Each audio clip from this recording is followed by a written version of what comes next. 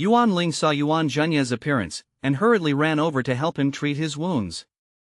"Boy, let me ask you, where did you learn your palm technique?" As soon as Hanako asked, Leng Feng immediately remembered that he had gotten a message from Leng Dashao's memory. An old man with gray hair and beard, Hanako, was half crouching on the ground looking at a little boy who was clutching a chicken leg in his fat hand. "I see that your bones are strange, and in the future, it will be up to you to fight against violence and righteousness." Hanako, who was always called, took a book in her hand and put it in the little boy's hand, and at the same time took the chicken leg in the little boy's hand, put it to her mouth and bit it hard. "It's you!" Leng Feng blurted out subconsciously. At this time, a flash of inspiration flashed in his mind, and he finally remembered who this old man was called Hanako, who turned out to be the old beggar who exchanged half a cheat book for Leng Dashao and a chicken leg in Linjiang City a few years ago. Whether it was Leng Dashao at that time, or Leng Feng later, they couldn't have imagined that the old beggar who looked like he was about to rot back then turned out to be the top master now. It seems that it is indeed a person who cannot be seen. Over the years, this old name Hanako has hardly changed, and it seems that the years have left no trace on him. Of course, it may also be because he is too old. He was full of gray hair many years ago, and no matter how much he changes, he is still like this. "I didn't lie to you back then. The palm technique given to you is the first magic skill in the world, and now that you have practiced this set of palm techniques, you are equivalent to my disciple. It is natural for an apprentice to have a difficult master's help, so a good apprentice does not need to thank the teacher." As soon as the old name Hanako said this, Leng Feng immediately fell to the ground on his knees and hurriedly bowed to the teacher. "The master is above, please accept the apprentice's worship." Leng Feng is not stupid, he knows that the strength of this old man called Hanako is boundless, and with such a cheap master in his face, who will dare to bully him in the future? As for reserve, as for arrogance, they all have to stand aside at the moment. "Okay, good boy, get up." The old man called Hanako to see Leng Feng so upright, and she was also smiling. With a person of his strength, his wisdom is also very high, and he can naturally see Leng Feng's thoughts. But this seems normal to him. If there is no benefit, who wants to worship you as a teacher? The reason why he wanted to accept Leng Feng as an apprentice was that he took a fancy to Leng Feng's talent and character. Although Leng Feng has a good foundation and his strength is not weak, he can see at a glance that Leng Feng has not been practicing martial arts for a long time. Being able to achieve this kind of achievement in a short period of time, and still cultivating several different superior exercises, is definitely a rare good seedling. As for Leng Feng's character, he has been observing it for a long time along the way, and he has already recognized it. Of course, the most important thing is that he recognized Leng Feng as the little boy in Linjiang City back then. That time, Hanako thought that he would be in danger of falling, and he gave Leng Dashao half of the secret book of the 18 palms of the dragon descending palm, also to leave a glimmer of hope. At that time, he thought that this little boy was destined for him, and he didn't think so much about the rest. Now that he saw that Leng Feng had really practiced his palm technique, and he might have also cultivated his innate divine skills, this made him rise to the heart of accepting disciples. As for Leng Feng's cultivation of the 12 heavenly gods and demon-forging divine skills, even he didn't see it.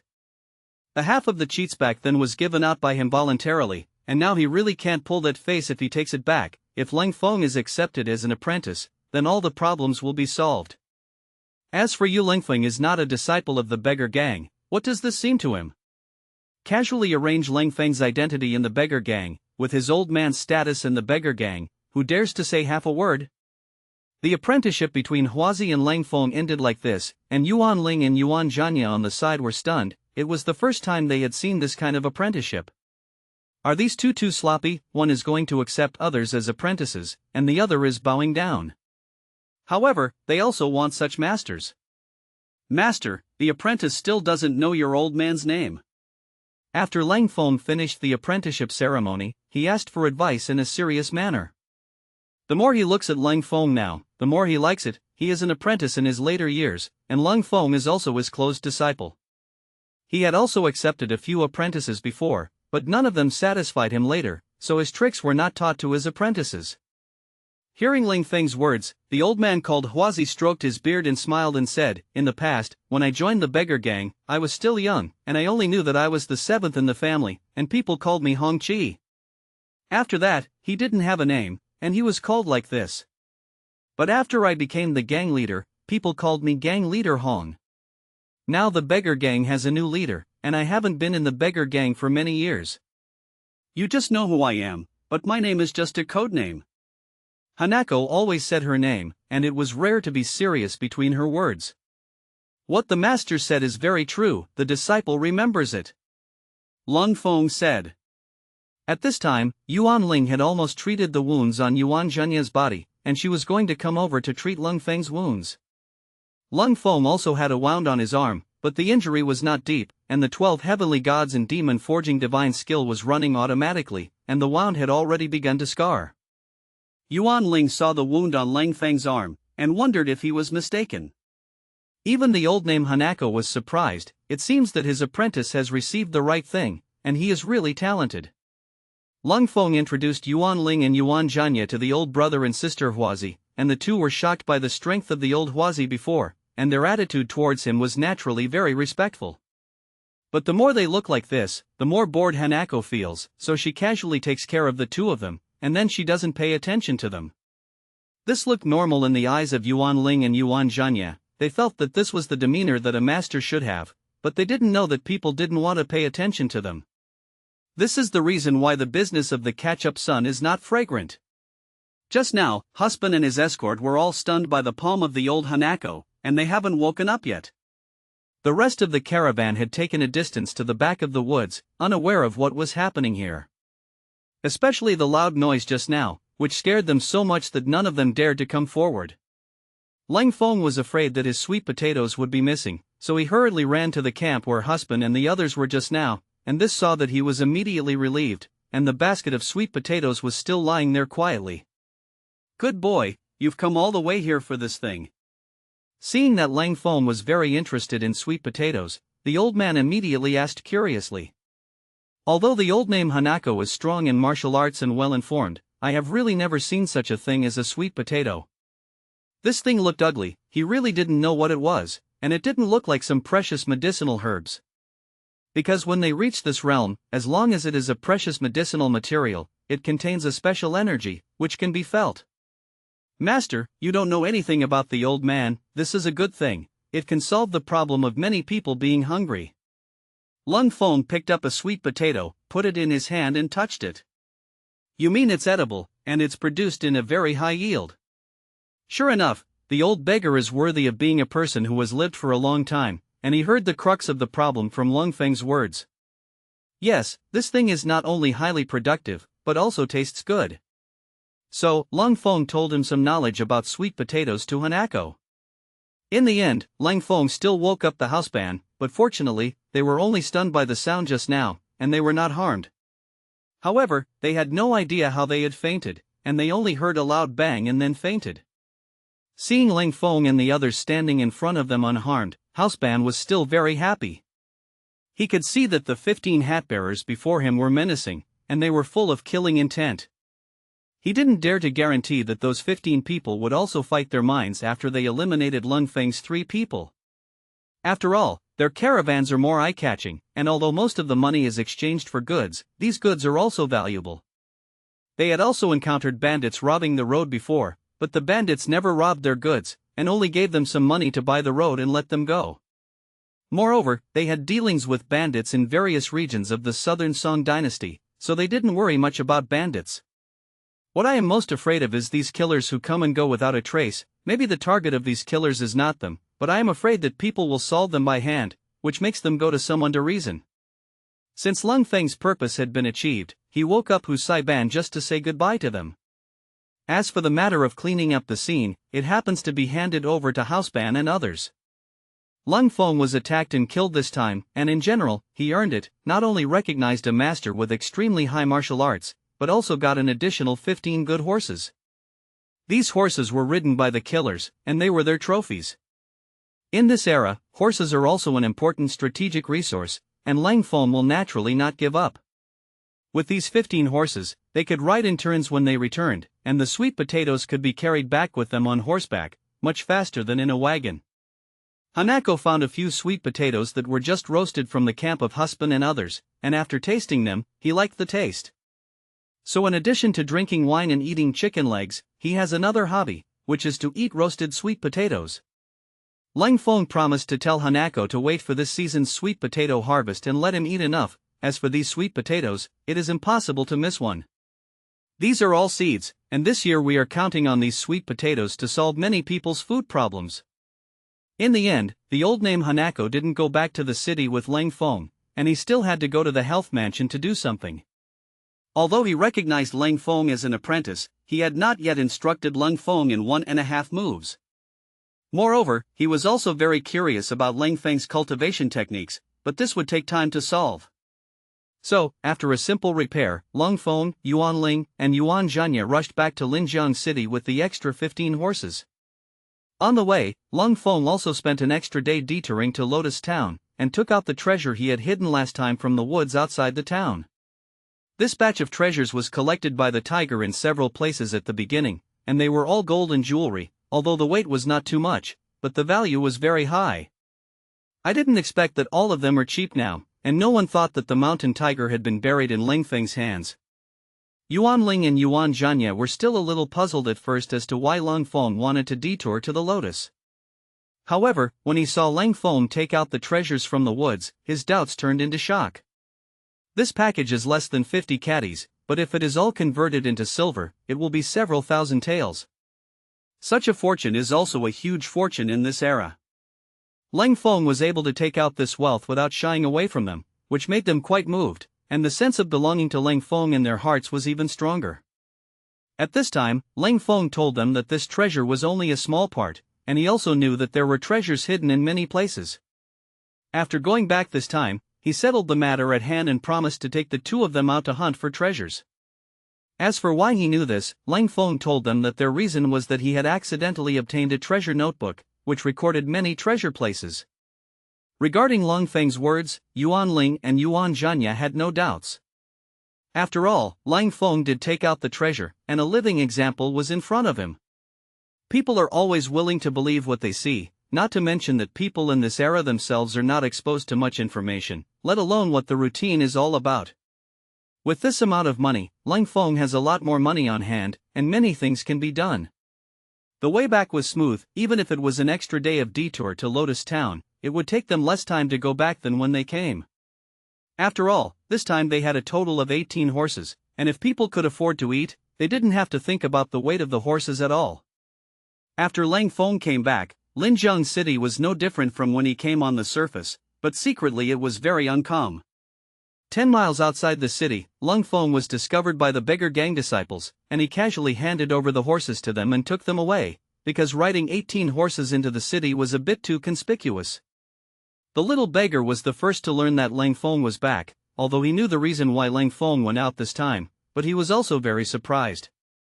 He was confident that Leng Feng would be able to return safely, but he didn't expect to bring back so many horses.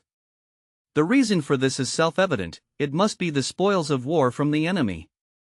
At that time, after Leng Feng left the city, he had already found out that the Iron Palm Gang was going to attack Leng Feng. Moreover, Elder Feng personally led people to follow him, but he didn't expect that in the middle of the way, Elder Feng and the others were all knocked unconscious. The people who knocked them out also left a mark unique to the beggars. What does that mean? I can stun my own people, what do you want to do? And if he can knock Elder Feng and the others unconsciously, without harming them, then this person's strength should be very strong. If that person wanted to be unfavorable to Elder Feng and the others, it should have been very easy. Why did he just stun them? This is where the little beggar is puzzled. The little beggar also found out that the Iron Palm Gang dispatched 5 ghosts and 10 evils this time. These 15 people are somewhat famous in the rivers and lakes, but they are all notorious. The little beggar also knew the strength of the 5 ghosts and 10 evils, and in the face of any one of them alone, he was confident that he would be able to solve the other party within 30 moves. But if those people join forces, they are no match for them. However, now that he and Leng Feng both have pistols on them, they are not too worried about Leng Feng's safety. It's just that he was puzzled by the one who knocked Elder Feng and the others unconscious, and the beggar gang mark left by that person implied that Elder Feng and the others should go back and leave the rest to him. Thinking about it from another angle, this is also a good thing. Maybe the beggar helped a certain senior to make a prank. Not to mention, the little beggar really guessed it, and it was with this psychology that the old man Hanako followed up with this mentality. When Leng Feng told the little beggar what happened along the way, the little beggar's expression was quite exciting. Unexpectedly, he really guessed it, and according to Leng Feng's description, the predecessor of the beggar gang was likely to be the leader of the Taishan gang who had been missing for many years. Therefore, the little beggar looked at Leng Feng with a very strange look. Leng Feng still didn't understand what the little beggar's eyes meant, and it wasn't until the old name Hanako came that he understood the meaning. Of course, the little beggar was just expressing surprise, and the one who was really shocked or even frightened was the yellow hall master of the Iron Palm gang. After Leng Feng entered Linjiang City, he was discovered by the eyeliner of the Iron Palm gang. However, there was no news from the 5 ghosts and 10 demons he sent out, which made the Huang Hall master feel a sense of unease in his heart. At this time, on the road more than 200 miles away from Linjiang City, there were 4 ragged people walking forward with each other's arms. Their heads were covered with dust, and their tattered clothes were stained with dried blood, which was absolutely conspicuous if it were not covered with dust. These 4 men were the only 4 men in black left among the 5 demons and 10 demons, and their cloaks were gone, and their blades were gone. The clothes could barely be seen to be black, but they were tattered, more like a beggar's suit than a beggar's suit. Although he saved his life, he was seriously injured one by one, and his strength was not 1 in 10. Looking at them like this, they won't be able to reach Linjiang City without 18 days. Hallmaster Huang didn't know about this at this time. Except for him, the 15 most powerful members of the Iron Palm gang in Linjiang City had already been abolished. These people are the backbone of the Iron Palm gang in Linjiang City, and if the 5 ghosts and 10 evils are over, then the Iron Palm gang will be finished in Linjiang City. However, there was still a trace of luck in his heart, thinking that the 5 ghosts and 10 demons did not catch up with Leng Feng, and the 2 groups of people went apart. In fact, Hallmaster Huang's subordinates didn't investigate carefully, and they didn't notice that Leng Feng and the 3 of them had brought back 15 more horses. If he had seen the 15 horses, he wouldn't have thought so. In fact, all this is the credit of the disciples of the beggar gang. Since Elder Feng and the others entered Linjiang City, they have far surpassed the Iron Palm gang in terms of intelligence ability. Every word and deed of the Iron Palm gang spies is under their surveillance. This is poor intelligence. Leng Feng, as the king of special forces, knows the importance of intelligence. This is also the reason why he was very happy after the arrival of the beggar gang disciples. Before leaving, he had already communicated with the little beggars, and asked him to form a complete intelligence network with the beggar gang disciples. Second Master Lang and Third Master Lang were the last to learn the news of Leng Feng's return, but they didn't know the arrangements of Hall Master Huang, so they didn't have the worry that Hall Master Huang was worried about. What they were most concerned about at this time was the implementation of the plan, and just now, they had also summoned some treasurers and listened to their progress reports. In the few days that Leng Feng has been out, many shopkeepers have already started to act, and the people who move fast have already put the first batch of goods into storage. Of course, warehousing is only the first step of the plan, and the second step is how to deliver the goods that Leng Feng wants to him. In the eyes of the 2 of them, Leng Feng was killing himself. They don't know why Leng Feng wants so many useless things, and they are still looking at Leng Feng with their previous thinking. Leng Yuri and Leng Sanny did a great job this time. They not only let shopkeeper Du take the lead in purchasing a large number of goods on the list issued by Leng Feng, but also let these shopkeepers and other merchants borrow a lot of goods. On the table in front of them were a large number of lists, the results of which the shopkeepers had just reported. Now these things didn't cost a tael of silver at all, and all of them were pledged by the store. All the cash in the Leng family's shop has been collected by the second master of Leng Feng, and all of them are placed in the cellar of the house. At this point, they're just waiting to see a good show. What the 2 of them didn't know was that the game that they thought was perfectly arranged had been investigated by Leng Feng to find out all the secrets. Intelligence, that's the benefit of having an intelligence advantage. In this era, there may be no one who understands the power of intelligence better than Leng Feng, and no one knows how to operate the intelligence system better than him. In the Lang family compound in Hongshan Villa, Leng Feng and his party are all here. Due to the fact that the silkworms were about to form cocoons during this time, the mulberry silkworm garden of Leng Feng's family was particularly busy, and the Yuan family also went to help. That is, after Leng Feng brought the sweet potatoes back, he recruited them. The Yuan family was not used for farm work in Leng Feng's plan. Leng Feng had already arranged a place for them to go. Good horses, these horses are good horses. Yuan Hongji was very interested in the 15 horses that Leng Feng brought back, and he kept circling around these horses, as if he sought his beloved eldest girl. The horses are yours, you look at the arrangement. Seeing Yuan Hongji's appearance, Leng Feng hurriedly said with a smile. Isn't Gongzi Mo joking with Xiao Lauer? These horses are all high-quality war horses, isn't it a waste for me? Although Yuan Hongji likes these horses in his heart, he is not a person who is not contented. Leng Feng settled them in Huashan Villa, and gave them a place to live and land, and it would be too unreasonable to ask for these horses again. Brother Yuan, tell Uncle Yuan how you got these horses. Leng Feng looked at Yuan Zhenya and gave him a look, meaning that he would ask him to pick and choose what he could say about the origin of these horses and tell Yuan Hongji. After listening to Yuan Zhenya's story, Yuan Hongji said with a smile, it seems that being hunted down and killed is not all a bad thing. Yuan Zhenya's description was still conservative, he didn't say the danger at that time, but only said that at the critical moment, there were senior masters who helped them solve those killers. Yuan Hongji didn't doubt it. After all, when Leng Feng and the three came back, only Yuan Zhenya's back was still a little injured, and it was covered by clothes again, and he didn't see it. There's a reason I'm handing over these horses to you, because I'm going to form an armed team of 100 men next. So Leng Feng told Yuan Hongji about his plan, and Yuan Hongji readily agreed to Leng Feng's proposal. After all, their Yuan family is not the material for growing crops, their old business is to dance and play with swords, and he still has a secret that he did not tell Leng Feng, that is, their ancestors were the generals of the previous dynasty. Once they also wanted to revive their family style, but they couldn't meet the master. Yuan Hongji is not as simple as it seems on the surface, he understands the art of war and strategy, and he also knows how to forbear. Now that Leng Feng has shown everything, he has seen everything in his eyes, and he has a high evaluation of Leng Feng in his heart, otherwise he would not have listened to Leng Feng and stayed in Hongshan. Yuan Hongji has seen extraordinary things in the past few years, and he can feel that the world is about to be turbulent, and his personal life seems insignificant in the troubled times.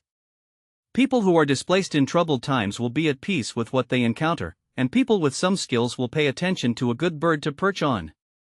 In this era, the heroes in various places have some doormen and villagers, among whom there are chickens and dogs, and there are also chivalrous and courageous people. This is the state of composition of various civil forces, just like the description in the Water Margin novel. Once the troubled times broke out, these people were the team of the uprising, and finally through the big fish eating the small fish, after a round of mergers, the winner was the king to achieve supreme hegemony. This is a major event in the world. Although Yuan Hongji can't see the doorway clearly for the time being, he can also feel it. What Leng Feng's purpose is to establish a private armed force, he is still not sure, but one thing he can be sure of is that once the troubled times come, with his own armed forces, then he will be able to gain a foothold in this troubled times. In the past few days, Yuan Hongji has also taken a general look at Hongshan. Although it is a zhuangzi, the surrounding land is very vast and has great prospects for development. Moreover, behind Hongshan Villa is an endless mountain, and there are several natural hazards in the mountain, forming a natural barrier. That is to say, as long as the road in front of Hongshan Villa is guarded, thousands of troops and horses do not want to attack it, and the topography here determines that this is a good place for development. What's more, he feels that Leng Feng is trustworthy, not only in terms of character, but also in terms of ability, and he is also the best among the young people he has seen over the years. Leng Feng thought that it would take a lot of words to get Yuan Hongji to agree to join his armed team. I didn't expect Yuan Hongji to answer so quickly. However, this was a good thing for him. Leng Feng asked Yuan Ling and Yuan Zhenya to help Yuan Hongji pull the 15 horses away. So the three members of the Yuan family drove away together. Looking at the backs of the three leaving, Leng Feng's heart began to surge with pride. He was finally about to step onto the stage of this era. This time, Yuan Ling and Yuan Zhenya followed Leng Feng out, which can be regarded as birth and death, and the relationship between the three has become very iron. And when they were on the road, the two of them had already promised Leng Feng to work with him. Now that they came back, they were also very happy to see that Yuan Hongji had agreed to Leng Feng's request. After the Yuan family left, Wang Xiaoxi's father and son were also called over by Leng Feng. Although the father and son of the Wang family are tenants of the Leng family, they are also good at hunting. As hunters, although they don't know much kung fu, they are quite agile and have better physical fitness than ordinary farmers. What's more, Wang Xiaoxi and his son know many hunters around him, as well as some other homeless people. Leng Feng also knew about the situation of Wang Xiaoxi's father and son, and was ready to ask the Wang family father and son to help him gather people. Leng Feng, a farmer in Huashan, is not ready to recruit them into the team, at least at this stage. He will not recruit farmers from Huashan. Because a large amount of land in Huashan is idle, there is a lack of people to cultivate, and Leng Feng wants to promote sweet potato planting, which requires many people to farm. We will strive to plant all the land this year in order to solve the problem of food and clothing this winter. After all, although sweet potatoes can be eaten to a full stomach, they are not a staple food and can only temporarily replace staple foods in famine years. Moreover, there is still a lot of work to improve grain varieties, and he plans to set aside a field in Huashan and find some experienced people to conduct research in this area. Although Leng Feng is not an agricultural expert and does not know the research knowledge of agriculture, he knows where those high-yield crops in later generations are. Leng Feng has already made plans to train some farmers to become professionals in this area. After all, the people take food as their sky, and if they don't have enough food and clothing, they can't do anything. In this era, as long as you can manage food and drink, you don't have to worry about not being able to gather people. Through the last conversation, Wang Xiaoxi, father and son, had a good impression of Leng Feng, and now they heard that Leng Feng had obtained permission to form a team from the county magistrate, and they were also very excited. After all, Leng Feng is the young master of Huashan, and the armed team he formed is also the people of Huashan. What's more, the conditions offered by Leng Feng are very attractive. The first month belongs to the training and inspection stage, and at this time, there is food and shelter, and there is meat to eat every day. After 1 month of training, those who pass the test remain as official armed personnel, equipped with standard swords, guns and weapons, and are treated the same as the regular army of the imperial court, and they have monthly money to be paid. This is definitely enough temptation for hunters and homeless people who do not have any land. Even if they can't pass the selection in the end, Leng Feng also promised to arrange things for them to do in Huashan Villa, and they will also be paid according to the amount of tasks completed. Although Wang Xiaoxi's father and son had a different impression of Leng Feng, he was still a little skeptical of Leng Feng's words at first. However, when Leng Feng took out the documents that Lin Shengyan gave him, and then opened a box, revealing the white silver inside, the Wang family father and son no longer doubted it. After all, the official paperwork and logistics support Leng Feng have all been done for them, so what doubts are there? And they also knew that Leng Feng's current identity was different from before. He had the fame of the imperial court, and he couldn't joke with them on this matter. Of course, even if Leng Feng laughed, there was nothing to lose to them. Originally, they were people with nothing, and Leng Feng could deceive them for anything. After arranging the tasks of Wang Xiaoxi and his son, he gave them 30 taels of silver to buy some materials for camping, and the three of Wang and his son left with excitement on their faces. Next, Leng Feng found out whose family alone, and Arrow's family is the long-term worker of the Leng family, and they are currently living in Leng Feng's mulberry garden. The 5 sweet potatoes he got from Yuan Hongji before were handed over to Ahu's father, and he asked him to find a vacant land in the mulberry garden and plant them. Sweet potato sowing is as simple as finding a piece of fertile land and burying it in the soil every foot. Of course, in order to ensure that it sprouts and grows as soon as possible, it is necessary to keep the soil moist and watered every once in a while. Since the temperature in the south has reached about 20 degrees Celsius, sweet potatoes at this time will sprout on their own if they are not stored properly in the open air. The sweet potatoes of those merchants were transported as grain from the sea with the caravan, and they arrived at the land of the Great Song Dynasty after 10 days and half a month of wandering at sea. If you want to take the land route, no matter how well it is preserved, it will rot even if it does not germinate after arriving in the Great Song Dynasty. In his previous life, Leng Feng had never planted sweet potatoes, but he had watched a video of how to grow sweet potatoes and knew that this thing was very easy to grow. Leng Feng handed over the basket of sweet potatoes to Ahu's father, told him to plant them according to the previous method, and repeatedly warned him to take care of them. Even in order to take care of these sweet potato seedlings, he cannot work in the mulberry garden. Fortunately, Ahu's father is an old dealer, although he has never planted this thing, but when he heard Leng Feng say this, he felt that this thing was very easy to plant. However, looking at Leng Feng's appearance of paying so much attention, he also knew that this unsightly thing might not be simple. Leng Feng didn't tell him the yield of sweet potatoes, but he could also tell by the size and weight of the sweet potatoes that if this thing was harvested well, the yield should not be low. After explaining the matter of sweet potatoes, Leng Feng finally dealt with these trivial matters. He and the little beggar began to discuss important matters in the Leng family's compound, and the two of them each took a charcoal pen and kept drawing lines on a piece of paper. For the current Leng Feng, the most important thing now is to solve the problem of ownership of the family industry. He already knew the plans of the two uncles, and now was the time for him to counter them. During the time Leng Feng left, the little beggar had already figured out the whereabouts of the two uncles and the actions of those shopkeepers.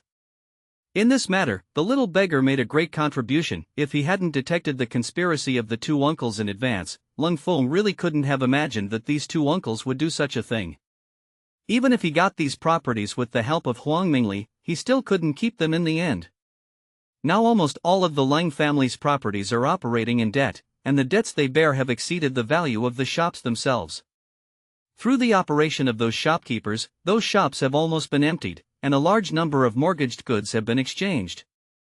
Fortunately, they did not favor one over the other, and some of the goods were those listed on the cold front list. However, since many of the items on the list are uncommon goods, it will take some time to prepare, and it may take some time for Leng Feng to see those things. Absolutely, this method is really a must. After hearing the news that the little beggar said, Leng Feng couldn't help but sigh with emotion.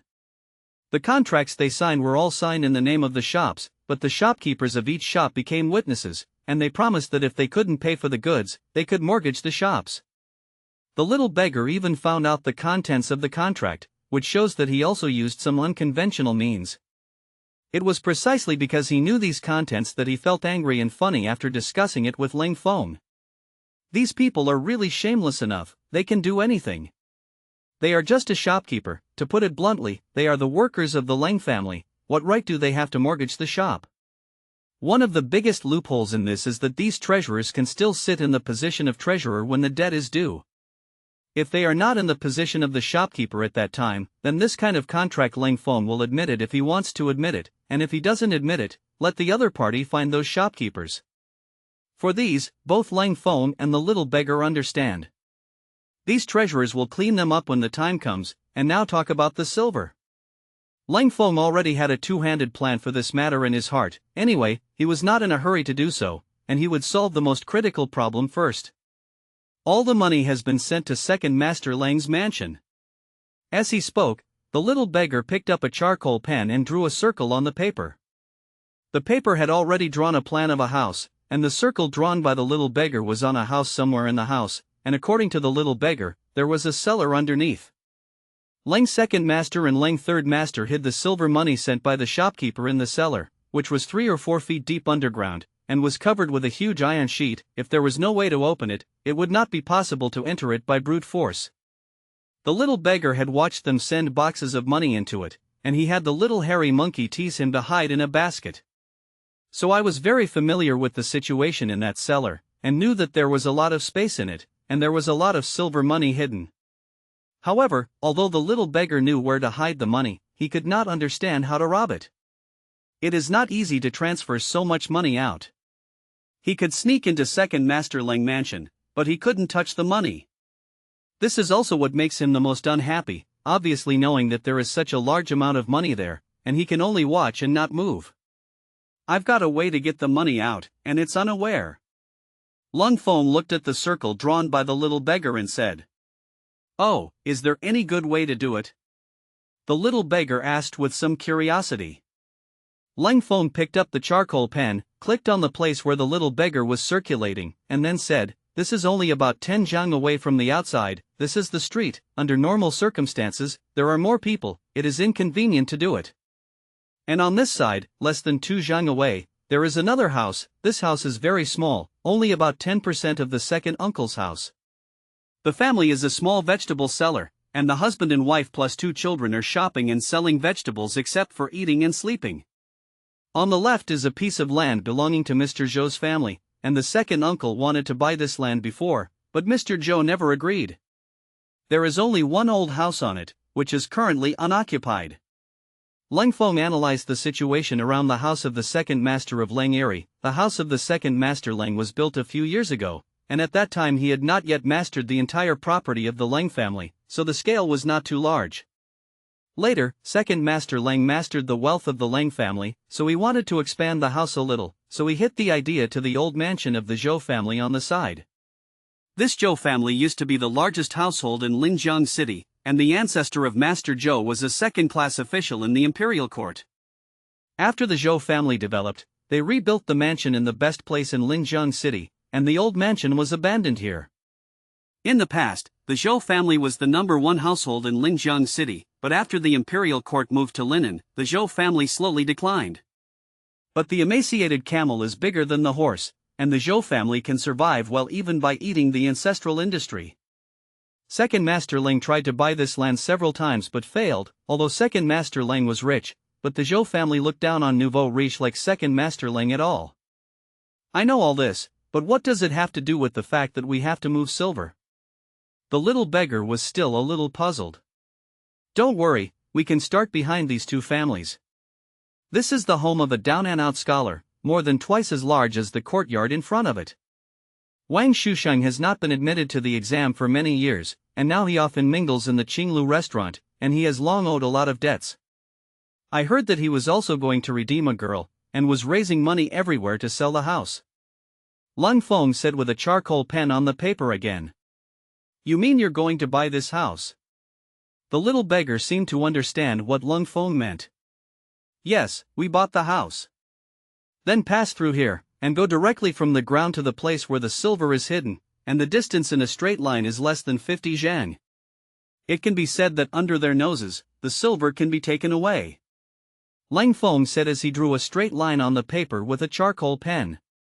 This charcoal pen is made by Leng Feng after the pencils of his previous life, and the writing feels slightly stiff compared to the pencils of his previous life. However, it is much more convenient than the brush at this time, and it is more suitable for drawing delicate things. Looking at the straight line drawn by Leng Feng, the little beggar also understood that this straight line was not far away, but according to Leng Feng's meaning, they also said that they drilled through the ground. In this era, it is not that there is no digging tunnel, but the tunnel is not so easy to dig, the workload is very large, and the movement is not small. If Leng Feng wants to dig a tunnel, although the distance is less than 50 zhang, can the movement be hidden from Leng Eri and the others? Leng Feng saw the little beggar's doubts, he smiled and said, yes, just dig a tunnel from this house. Of course, what I'm talking about may not be what you think. Next, Leng Feng drew the figure of the tunnel to be dug on the paper, and explained it to the little beggar while drawing. Based on the experience of the tomb robbers in later generations, he carried forward the technique of digging holes. You see, this hole doesn't need to be dug very big, as long as the normal passage can accommodate 2 people to crawl. Leave a 1-person high activity point every 10 zhang or so, and arrange people to use ropes to pull the things inside out. Listening to Leng Feng's description, the little beggar's eyes became more and more shining. He had already understood Leng Feng's plan, but he didn't expect that the tunnel could be dug like this. And Leng Feng also showed him the tools for digging tunnels, which were the famous Luoyang shovels. There is no such hole-punching weapon in this era, and when Leng Feng explained the advantages of the Luoyang shovel to the little beggar, he really understood Leng Feng's plan. It seems that Leng Feng has been prepared before, and even the tools for digging tunnels have been created with Ahu's help. In fact, before Leng Feng knew the little beggar, he had already thought about the second uncle's house. He knew that the second uncle must have hidden a lot of silver over the years, and there was no bank in this era, although there was a rich bank, but people like the second uncle would not send the silver to the bank. Then there is only one possibility: the second uncle's money can only be hidden in his own cellar. Although Leng Feng didn't know how much money their family's industry could make, he knew that it was definitely a huge number. Even if he hadn't met the little beggar, he would have done it himself, but it wouldn't be as convenient as it is now. Eventually, Leng Feng and the little beggar finalized the details of the operation. Although it is an exaggeration to have thousands of disciples of the beggar gang, it is undeniable that there are 3 gangs and 9 first-rate characters among the disciples of the beggar gang, and naturally there is no shortage of talents who dig tunnels. And these beggars are not noticed, they change their clothes, and they can appear in front of others in a different way. On the same day, a wealthy businessman appeared in the Yingchun Pavilion, the largest green building in Linjiang City, and this person is said to have taken a fancy to a girl named Kyer in the Yingchun Pavilion and was ready to redeem her. This Kyer girl is not a famous character in the Spring Pavilion, but she is also a little beautiful, and the most important thing is that she can also read and write. There are also talented women in this era, but they are all women from large families. And what is the Qinglu? That is the place where the women at the bottom of the society will go. The women in the Qinglu are basically women who have been sold. They may have even had a problem eating before, let alone being able to read and break. It is said that this woman named Kaya used to be the maid of a young lady from a large family, and later after the family was defeated, she was sold to the Qinglu. The wealthy businessman seems to have a soft spot for Kaya and threatens to redeem her in the next 2 days. Of course, most businessmen are playing on the spot, and this is not necessarily true. But since these words were spoken, they attracted the attention of a person. This person is dressed as a scholar, although the clothes look clean and tidy, but it is obvious that they have been changed and washed many times, which shows that the family conditions of this scholar are not generous. However, he is an amorous species, and the reason why he appears here is for Miss Kyer. After hearing that the rich merchant wanted to redeem Kyer, his eyes almost burst into flames, and he immediately rushed up and quarreled with the rich merchant. The old bustard and his buddies in the Yingchun Pavilion are very familiar with this scholar, and they are no strangers to his behavior. Because this scholar has done this kind of thing more than once for the sake of Miss Kyer, they will stop it at first, and even kick this scholar out. But later it turned out that as long as this kind of thing happened, other guests watched it with relish, and even promoted other guests to spend. In this way, the old bustard of the Yingchun Pavilion also went with him. In addition, as long as this scholar has silver, almost all of it is spent on the Spring Festival Pavilion, no matter how much this is also a frequent visitor to the Spring Festival. Sure enough, after such a trouble, the atmosphere of Yingchun Pavilion became more lively. Phew, aren't you just a poor scholar? If you have the ability, you can take out 500 taels of silver, and the color is yours. In the end, it was the rich businessman who prevailed. After all, people are poor and short-minded, and it is still the rich businessmen who have the advantage in terms of more money. And the rich businessman bluntly said that he was just talking casually, but the scholar made such a fuss that made him feel very shameless. If the scholar couldn't come up with 500 taels of silver tomorrow, then he would have to redeem Kyer. In fact, anyone with a discerning eye can see that the rich businessman is deliberately stimulating the scholars, and as for redeeming Kyer, the possibility is very small. But the scholar took it seriously. He was already red-eyed at this time. If you wait for me, isn't it 500 taels of silver? Tomorrow I will use it to redeem Kyer. The scholar waved his sleeves and left the Spring Festival Pavilion with an angry face. He is not like a rich businessman. It is not just a talk. This thought has been hovering in his heart for a long time, but he has not made up his mind. After all, he is penniless now, and his only reliance is on the ancestral house, and he was still wavering about whether to sell the ancestral house or not. Now that he had been stimulated by this, he decided to sell the house at once, and throw the silver in the face of the rich merchant, and at the same time show the old bustards and his fellows who looked down on him that he could come up with 500 taels of silver. As for the question of how to settle down after the house is sold, he has not considered it now. It was only after he rushed out of the Spring Festival Pavilion that he slowly calmed down when he walked down the street. He had already decided to sell the house, and now he was worried about who would be willing to spend a few hundred taels of silver to buy his house. After all, now is not the past. When the Great Song Dynasty was still intact in the past, the real estate was still very valuable, and his ancestral house could not be taken without 1,000 or 2,000 taels of silver.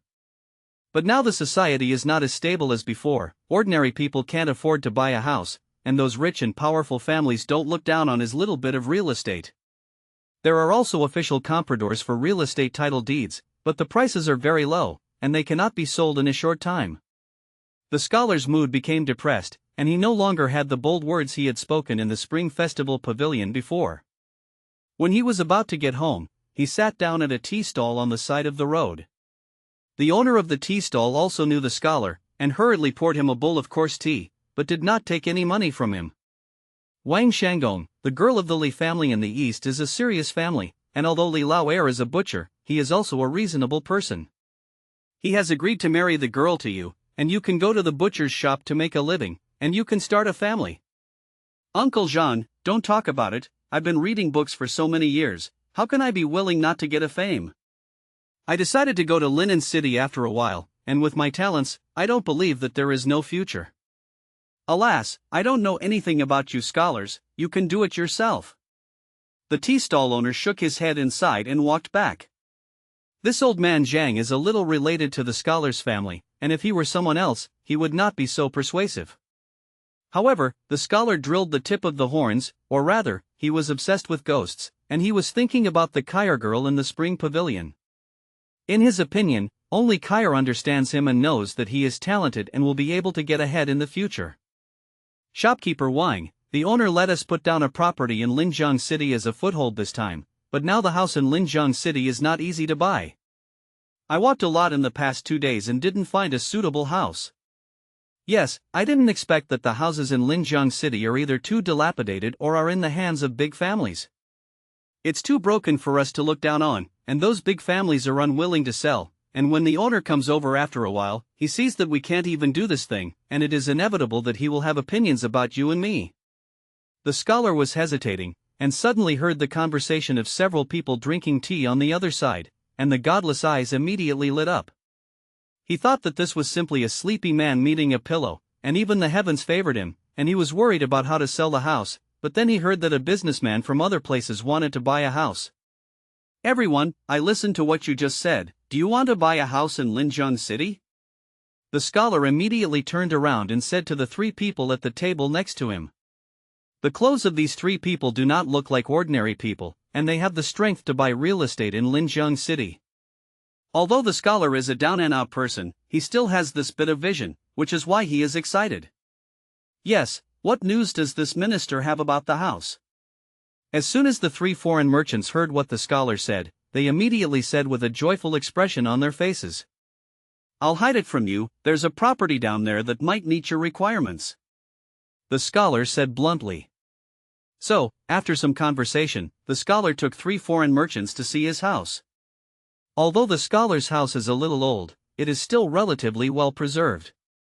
Especially because this scholar is a scholarly family, the style of the house and the layout of the courtyard can be regarded as elegant.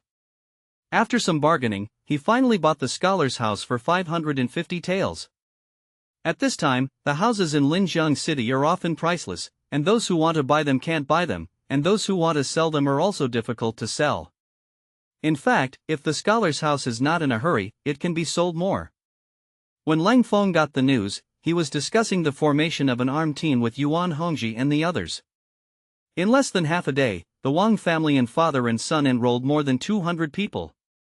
I have to make Leng Feng sigh, people in this era are really worthless, as long as you take care of food and housing, you can recruit as many people as you want. More than 30 of these people were hunters from the surrounding areas, and the remaining 200 or so were outcasts from the north. These people were people who had lost their homes, and they did not want to become slaves under the rule of the Jin, and they had fled with their families to the south before the Jin attack came. All of these people now live in shantytowns outside Linjiang City, and the clever ones can barely make ends meet by doing a small business. The rest of the people are all working hard, doing some sporadic work, often eating the last meal without the next meal, and living a very hard life. As soon as Wang Xiaoxi, father and son, said the conditions for recruitment, they immediately surrounded a large group of people, and they selected more than 200 young people who looked quite strong from among these people. After the first inspection of the cold front, it was barely passed. The reason why I say it is reluctant is because although these people are all young people, they all seem to lack energy, and many of them even show that they are malnourished. Of course, Leng Feng knew that it was caused by this era, and there was no way to do it. Fortunately, these people's foundations are not bad, and after a period of cultivation and exercise, it should be easy to improve their physical fitness.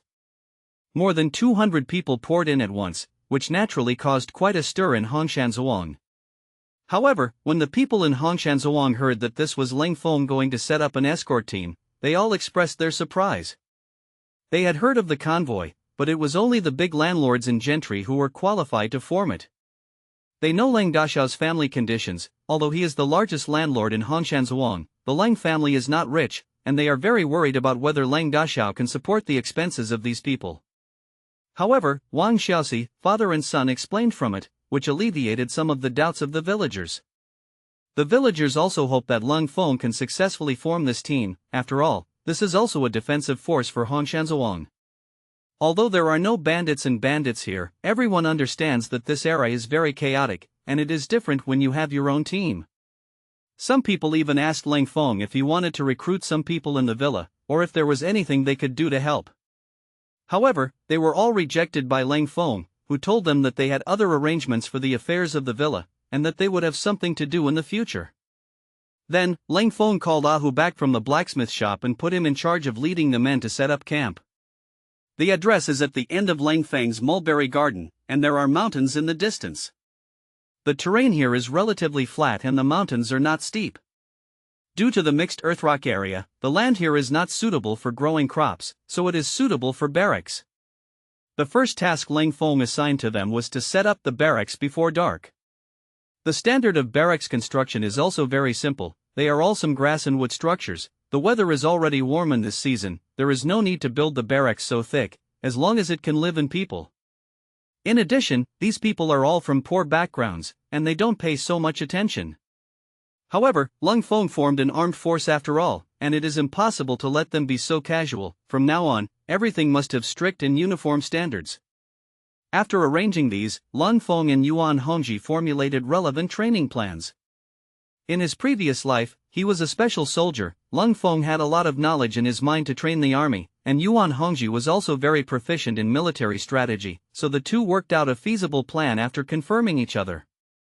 What Yuan Hongjuan didn't expect was that Leng Feng knew so many military training methods, which made him value Leng Feng even more again. For example, the simplest steps may not seem like much to people who don't know the way. But Yuan Hongjuan knew that it was these two steps that could train the fine style of the army's orders and prohibitions. In view of the physical condition of this group of people, Leng Feng felt that the training plan had to be done in a step-by-step manner. Otherwise, many people may not survive the first day. As for those high-intensity trainings, as well as the devilish training methods used to train special forces in later generations, they were all reserved for the later training of elite personnel. In the early stage, it is only necessary to train them in pace and simple military drills, and to instill in these people the idea of obedience to orders and loyalty. Leng Feng was personally in charge, Yuan Hongji was in charge, Yuan Ling and Yuan Zhanya were in charge of ideological work, and Yuan Zhanjiang, another adult man of the Yuan family, was responsible for assisting from the side. Regarding such a big move made by Leng Feng, Longli and the three ants still maintained a supportive attitude as always. Fluttershy, who was also assigned by Cold Feng as the logistics director and treasurer. Fluttershy is also literate, and when Leng Feng used to study, he often studied together and learned to recognize some words. Coupled with Leng Feng's dedication to guiding her in martial arts practice during this time, Fluttershy can now do some things as Leng Feng asks. Leng Feng snatched a batch of treasures from the mountain tiger, and after exchanging them into silver, it was only more than 5,000 taels. Before buying a house, it cost 550 taels, and gave the beggars 1,000 taels of activity funds, and after Wang Xiaoxi's father and son recruited people back, they purchased a batch of materials and spent more than 200 taels of silver. At the end of this day, more than 1,700 taels of silver were spent, plus tomorrow there was a lot of silver to spend on the purchase of medicinal herbs, meat, and grain for these people. This made Leng Feng feel that he had to get the second uncle's batch of silver as soon as possible, which was only the upfront expenses of more than 200 people, and there was still a lot of silver to spend in the later stage. If you want to expand the manpower, the speed of spending silver will not last long with his 5,000 taels of silver. It seems that the saying that the poor are rich and rich is very reasonable, and every soldier is piled up on silver. An army that is reluctant to spend money has no combat effectiveness. Leng Feng also knew that the reason why the army of the Southern Song Dynasty was weak was because the silver was not spent on the army. It was not because the imperial court was reluctant to spend money at the beginning, but because after the military salaries that were pulled out were deducted from the layers of deductions, almost none of them were actually sent to the army.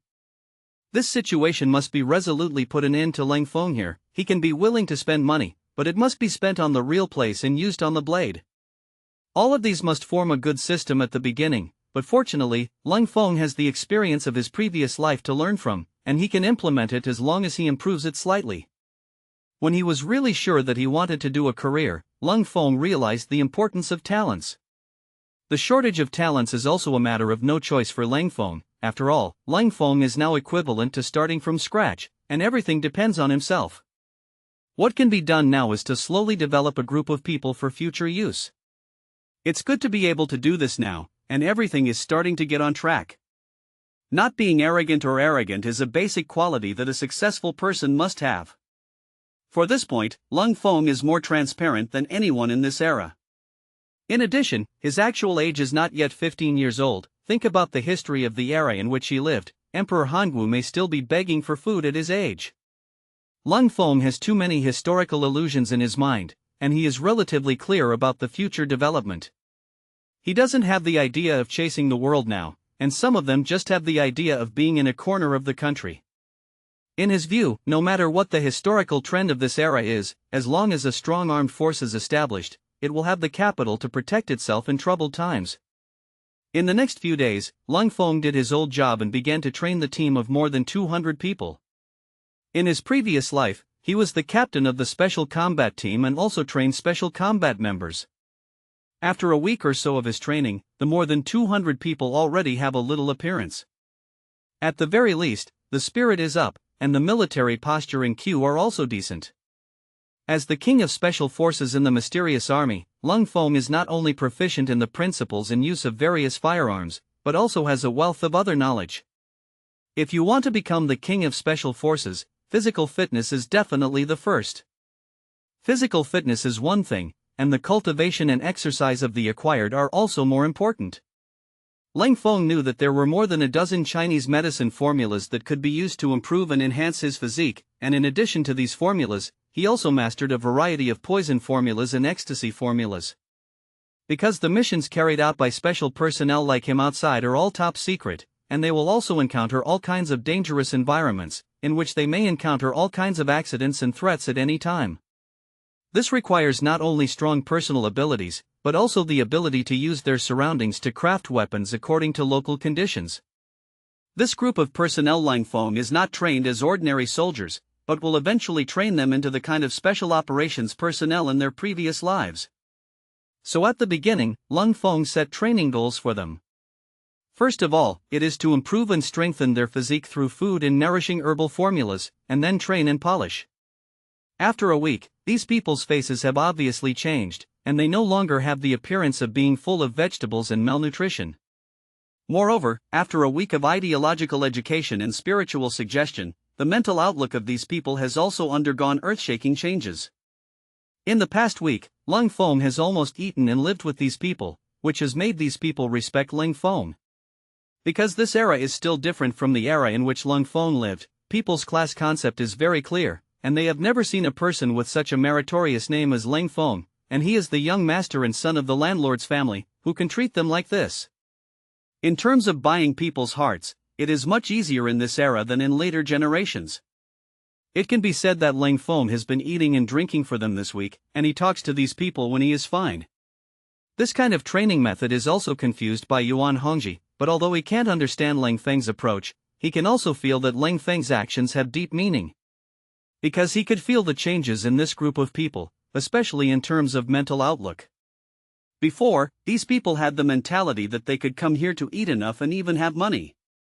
But now one by one's thoughts have risen to the realm of working hard for a better future, and not hesitating to shed their blood for future generations to no longer be enslaved. In fact, not only Yuan Hancheng, but others also couldn't understand Leng Feng's training methods. Yuan Ling and Yuan Zhenya agreed very much with Leng Feng's approach, and the two of them had become Leng Feng's right-hand men at this time. It can be said that the ideological education of these people would not have achieved such obvious results without the assistance of the two of them. Of course, this cold front didn't let go of other things, and he was staring at everything. The sweet potato seedlings planted some time ago have begun to germinate, and in about half a month, they can be transplanted. Transplanting. Sweet potato seedlings is as simple as cutting them into chopstick-length sections. Divide the soil into ridges and plant trees every foot or so. Leng Feng had already told Ahu's father about this planting method, so that he had already tried to plant some. Originally, the 5 sweet potatoes that Leng Feng gave him had already grown vines, and he had cut a few of them before, and found that it was particularly easy to survive after planting. Ah Hu's father also made a suggestion to Leng Feng, saying that through his observation during this time, he found that the vines of sweet potatoes grew very fast. If you continue to grow at this rate, it won't take long for the freshly planted sweet potato vines to be pruned again and transplanted elsewhere. In this way, after 2 or 3 transplants, the planting area can be expanded several times that year. Regarding this, Leng Feng really didn't expect it. After all, he had never farmed in his previous life. Sure enough, professional things must be handed over to professional people to do, so that they can get twice the result with half the effort. Leng Feng handed over the cultivation of sweet potatoes to Hu's father, and asked him to gather a group of people in Huashan Villa and start to ridge the abandoned land. After a week, Leng Feng spent nearly 1,000 taels of silver. Of course, most of it was used in the training of the army. In order to cultivate these people, Leng Feng also spent a lot of money, not only providing them with meat every day, but also buying a large number of medicinal materials to nourish their bodies. The clothing and training equipment of these people, as well as the configuration of temporary equipment, are all a large amount of unlocking. However, the regular equipment Leng Feng had other plans and did not buy it from the market. Huashan Sword had ready-made blacksmith shops and tailor shops, and he had already handed these over to Hu to be in charge of. These days, Hu has also recruited more than a dozen helpers according to Leng Feng's instructions and is cultivating them. Leng Feng is not asking for apprentices who can only strike iron, but in the direction of training craftsmen. Therefore, when recruiting personnel, it is mainly young people. And these young people have to go through the investigation of Leng Feng and Hu, mainly depending on the character of these people and whether they have talent in this area. There was already a lot of ore in the open space in front of the blacksmith's shop, and there was a lot of coal, and people of this era did not know that coal was coal. The courtyard inside the blacksmith shop was also full of iron and copper, and I have to say that Leng Feng's second and third uncles really helped him a lot in this regard. They thought they were digging a pit for the cold front this time, so they spared no effort to purchase these items for the cold front. If it weren't for the rarity of these items, there would have been more of them. In their opinion, even if Leng Feng wants these things to be useful, they won't be used much in a short period of time. After all, they still have basic common sense. Copper and iron can be used to make items, but what those stones are used for, they really don't know. In their opinion, the most it is used to build a house. However, what happened in Huashan Sword was unknown to outsiders. Huashan Sword is a relatively special place, and few people enter it except for the officials who collect taxes every year from the county government.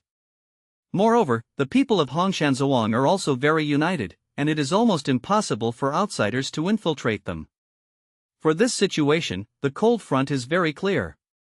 He just turned the world upside down in Huashan Sword, and no one outside knew what he was doing. All this is also thanks to the legend of Dahong Mountain, which has a taboo on Dahong Mountain, and people outside Huashan Villa are not allowed to set foot in the scope of Dahong Mountain. Dahong Mountain is also the mountain behind Huashan Villa. Huashan Villa is the only entrance to Dahong Mountain, and it also belongs to the scope of Dahong Mountain. This is a legend from time immemorial. Some people say that there are gods in Dahong Mountain, and some people say that there are demons in Dahong Mountain. In short, those who do not believe in evil will eventually remain in the Great Flood Mountain forever. As for the people who live in Huashan Sword, they are said to be the people of the mountain gods, and only they can operate in the Great Huashan. Up to now, there has never been any mysterious incident in Dahong Mountain. However, in recent years, Huashan Sword has become a forbidden place for characters in the rivers and lakes. No matter how strong you are, as long as the characters in the rivers and lakes enter here, almost there is no return. No one knows exactly what this is all about, but after this incident has happened many times, the people around Linjiang City have designated this place as a forbidden place. Leng Feng had also heard of this legend, but he didn't understand what the specific reason was. In his opinion, this is still a good thing. He can develop here with peace of mind, and he will not worry about someone affecting him. These days, he stays in Huashan Sword during the day, and at night he sneaks into Linjiang City like a ghost. With his current skills, the low walls of Linjiang City couldn't stop him at all. Every night he would come over to check on how the tunnels were going, and in general, he was satisfied with the progress of the tunnels. In order to create an atmosphere, the beggar disciples selected by the little beggar this time were all northerners, and they moved around with a northern voice. And all of them were very generous, which made the people around them believe that they were businessmen from the north. People around will often see that people are driving horse-drawn carts in and out of here, and experienced people walking through horse-drawn carriages can tell that there should be a lot of goods pulled on it. All this superficial work was done very well, and the neighbors around thought that the northern businessman who bought Wang Shuxing's ancestral house was doing serious business. The little beggar has been sitting here lately, and in the past 7 days, he has dug more than half of the tunnel. According to Leng Feng's estimate, it would take 3 or 5 days at most to reach the location of the cellar of Leng Eri's house. I have to say that the skills of these beggar disciples selected by the little beggar are good, although most of them are doing this for the first time, but the tunnels are very standard. Everything is developing in an orderly manner, and Leng Feng is not in that eager mood now, waiting for the day when the tunnel is dug with peace of mind. However, a strange thing happened in the rivers and lakes of Linjiang City. On this day, the entrance of the Iron Palm Gang in Linjiang City was suddenly closed, and all the personnel disappeared. Even Second Master Leng didn't understand what was going on, because Hall Master Huang suddenly ordered to leave, and he didn't pass any news to him at all. It was also on this day that the 4 black-clothed killers finally returned to Linjiang City. When they reported the news to the Yellow Hall Master, they immediately scared him away. Huang Tang's identity has been able to access some secrets and legends in the rivers and lakes, and he understands better than the 4 of them what the old man Hanako represents. At this time, the Huang Hall Master had already made up for everything he didn't understand before, and he felt that he was constantly tempting on the way to death, but fortunately he didn't take action in person, otherwise he would have to confess. Of course, this move of the Huang Hall Master did not escape the ears and eyes of the beggar gang spies. When Leng Feng heard about it, he couldn't help laughing. It seemed that the trick of pulling the tiger skin banner had finally succeeded. Of course, Leng Feng also knows that this is not a long-term solution. After all, the two sides have already formed a bond, and sooner or later there will be a time when there will be another conflict. However, Leng Feng believes that by that time, he can completely level the opponent with his own strength. Just when everything was developing according to plan on Leng Feng's side, wars began to break out in the north one after another. The previous warring parties were almost all Mongolia and Jin, but during this time, a mysterious force suddenly emerged. The size of these people is not large, almost all of them are 300 or 500 people, and the most is only 1,000 or 2,000. But these people are extremely strong in combat, and they are also quick to enforce the ban. They do not attack cities and plunder, but mainly encircle and suppress the lone Jin soldiers, and often retreat after taking a bite. Originally, at this time, the general trend of the Jin people had gone, and under the attack of the Mongolia, there was no way to fight back. Coupled with the covert encirclement and suppression of this force, the Jin people had basically lost a large area of land in the north. According to common sense, this time is the best period for the Southern Song Dynasty to regain lost territory. But what was the Southern Song Dynasty court doing at this time? It is a difficult battle against a small rebel force in the south.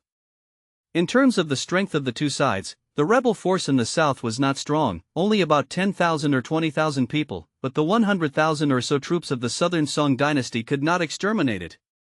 And in the imperial court, the various factions are still fighting happily for each other's interests. This information had already been gathered in Leng Feng's hands at this time, and he had no ability to collect this kind of information before.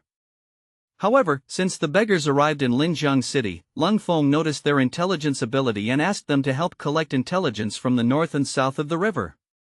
Since the beggars did not have any professionals in this area, although they had personnel all over the world, they did not form a complete intelligence system. Under the guidance of Leng Feng and through the hands of the little beggar, a complete intelligence chain system has been faintly formed at this time. Some things that happened in the north and south could be delivered to Leng Feng one after another through specific channels. Is the so-called scholar who knows the world without going out, which is a grade worse than Leng Feng. Of course, this is Leng Feng using the ready-made system of the beggar gang, and he just plays an integrated role. If he left the little beggar, he would not be able to do this. After all, he could not command these people who moved the beggar gang. Moreover, Leng Feng felt that it was still relatively simple for the beggars to come to investigate intelligence, and once this line was cut off, then he would have no other way to obtain information. Although he recognized the shortcomings, with his current ability, there was no way to make corresponding arrangements. However, there is still a plan. He is already cultivating Yuan Ling's ability in this area, and asking her to pay attention to selecting some talents among the more than 200 people.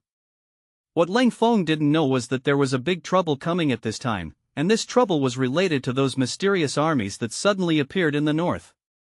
Although he detected the movements in the north, he did not know who those people were and what kind of impact they would have on him. The village, thousands of miles away from Linjiang City, was the same place where the last meeting was held, and now some people gathered again. Most of these people are still the old faces of the last time, but the person who is in the main seat is already a young man, and there are 2 rows of people sitting on either side of the young man. This meeting was much larger than the last one, and it was also more organized, and it was no longer as chaotic as before. This young man was the young marshal of the beginning, and now he has become the leader of this group. The meeting is a summary of the recent military operations, and at the same time, it is also to point out the direction for the next development. Young Marshal. After this period of active attack, we have destroyed tens of thousands of Jin people, and we can no longer find a decent Jin army and horses in the current Great Song Dynasty territory. A general in light armor said. Although we have achieved great results in recent times, our brothers have also suffered casualties. Because we have not committed any crimes in the autumn, our consumption cannot be replenished, and as far as the current military expenditure is concerned, it is no longer enough to support us to continue to consume like this. I don't know what to do here. The young marshal first affirmed the recent results, and then went on to talk about the problems faced. These people are all Yu Shuai's old subordinates, and they have been lurking for many years just to drive away the Jin people. And these people are not good at management, plus the military discipline is strict, and they have not done those bandit activities that rob homes and houses, so they don't have much savings in their hands. It's good that you don't have to fight in peacetime, and you can basically maintain your expenses, but now that you start fighting, you need a lot of money to support it.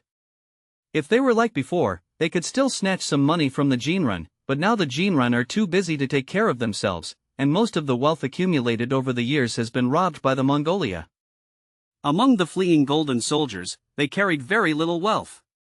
Back to the young marshal, our department seized 30,000 taels of silver in the previous battle with the Jin people. Then one of the generals stood up and said, our department also seized 10,000 taels of silver. Our department has seized 5,000 taels. The golden dog we met is a poor ghost, and he doesn't have a tael of silver. One by one, these generals reported their spoils of war during this period, and summed up that they did not even have 30,000 taels of silver. Most of them just wiped out some of the golden soldiers, but there was no loot. In fact, the Jin people have accumulated a lot of wealth over the years of ruling the northern region, but the Jin people are not stupid, they have long transferred part of their wealth to Guanwei. Most of the remaining wealth was in the hands of the Jin nobles, but because the Mongolians attacked too fiercely and raided their hometowns, most of this wealth fell into the hands of the Mongolians. These funds don't play a big role in the next trend, we have to find a way to raise funds. An old man at the head of the young marshal said that this old man was the one who sat on the rostrum last time. Yes, in the past, we followed Yu Shuai to fight, and we never had to worry about military spending. That was because there was a special person responsible for raising military spending. The old man on the other side also spoke. Lang Woya, you haven't moved much lately, it's not like your style. After the old man finished speaking, he turned his gaze to Leng Woya and said, the old general has wronged me. During this time I have distributed a large amount of silver and supplies to the generals, and this one cannot get in and out, and I have no money in my hands. In the past, when the army was marching and fighting, all the loot that was collected was coordinated to me, and now I am also a clever woman who has no rice to cook. When Lang Woya heard that the old man seemed to blame him, he immediately explained. If these people here have won many battles recently, everyone is proud, but he is cold and depressed. After the young marshal commanded these people, they were different from Yu Shuai back then, and many people had different thoughts. The most obvious thing was that no one handed over the spoils of war to him, the financial officer, to be in charge. On the contrary, everyone received enough military funds from him at the beginning, and his family foundation was emptied. Everyone knows what is going on. This time the main goal is to eliminate the Jin soldiers, and they have not occupied any city, so naturally there is not much loot. Moreover, all the men and horses were damaged, and the little war money they captured was not enough to make up for the shortfall. Now that the North is in chaos, the Southern court has done nothing, and it has not paid us a single soldier. In the future, in addition to the various ministries and horses themselves, the military expenditure in the future will also depend on General Leng to continue to play in order to raise military spending for us. The young marshal glanced around, and then looked at Leng Wuya's body and said, "Yes, General Leng's financial ability is unmatched." Some people said that the word financial energy was also highlighted. Some people have opinions about Leng Wuya's words just now, and Leng Wuya still wants to collect and distribute the loot they finally got as before. At this time, after all, it was different from before. They were no longer the regular army of the great Song Dynasty, and their ideas and practices naturally changed. Leng Wuya naturally understood the meaning of the young marshal and the man. The young marshal hoped that he would return to his old business and give full play to his ability to make money for the development of the army. Some generals expressed their displeasure with him, meaning that you can still fancy our little money. Back to the young marshal, now is different from before. After the famine, business was not doing well, and now I have no capital in my hands. In order to cooperate with this incident, I have already taken out all the family resources I have accumulated before. Leng Wuya said with an embarrassed expression. I remember that the Leng family in Linjiang City is rich and flowing, and all of us have taken out all our family resources. Why can your Leng family be alone? Another general said. Don't say that you Leng Wuya really earned that net worth with your own ability. If it weren't for the wealth that Yu Shuai handed you back then, how did you get this family business?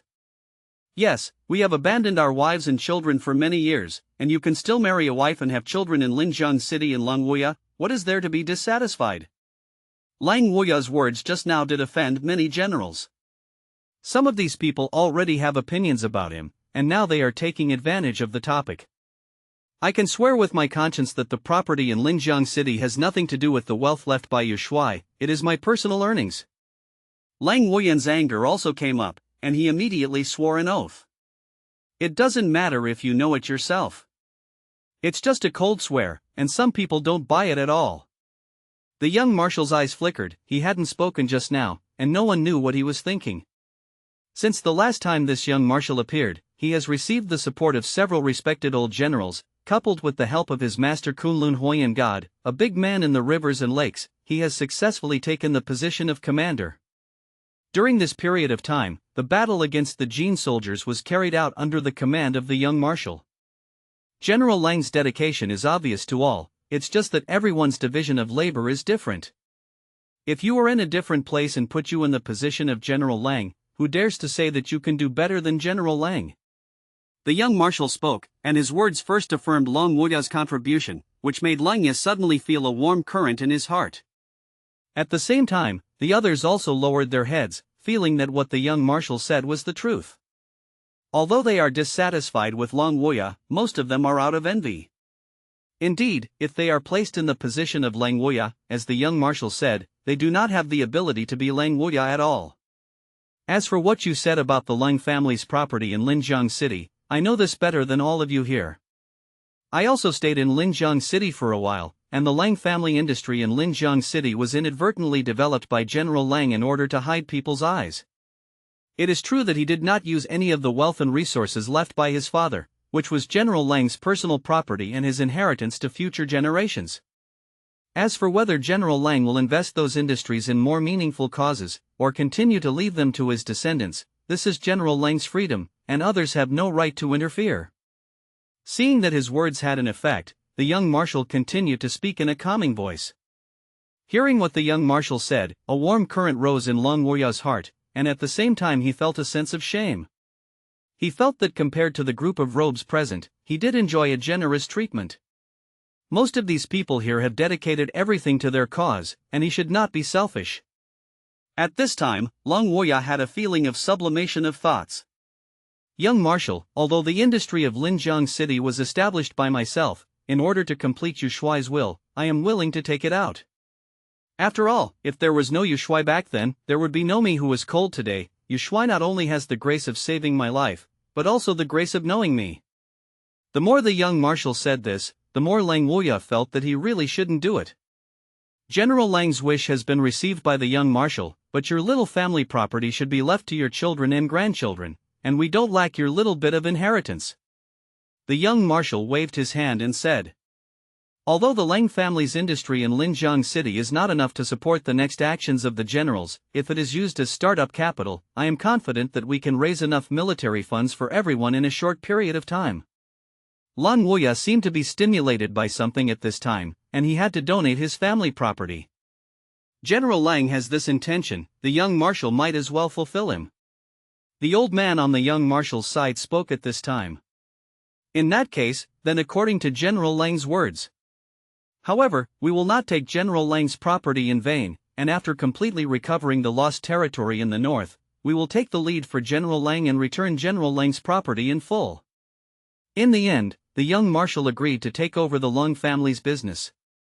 Of course, what he said was very good, not to directly ask for the Leng family's industry, but to let Leng Wuya use the Leng family's industry in Linjiang City as the foundation to provide them with blood and military expenses. All the generals present had smiles on their faces, and their expressions became kind. Leng Wuya was just like them, and the same smile appeared on his face. At this time, even Leng Wuya himself didn't know why he made such a decision. He hadn't had that idea before.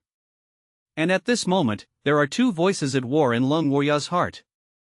One is that the voice tells him that the industry in Linjiang City has nothing to do with others, and it is the foundation that he left for future generations.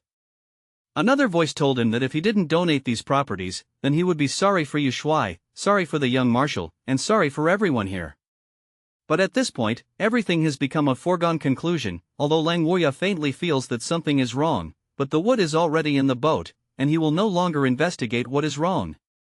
Leng Feng didn't know that the Leng family industry he was thinking about had been decided to contribute by his cheap father. Of course, even Leng Wuya himself didn't expect that the property he left behind had been occupied by his two younger brothers.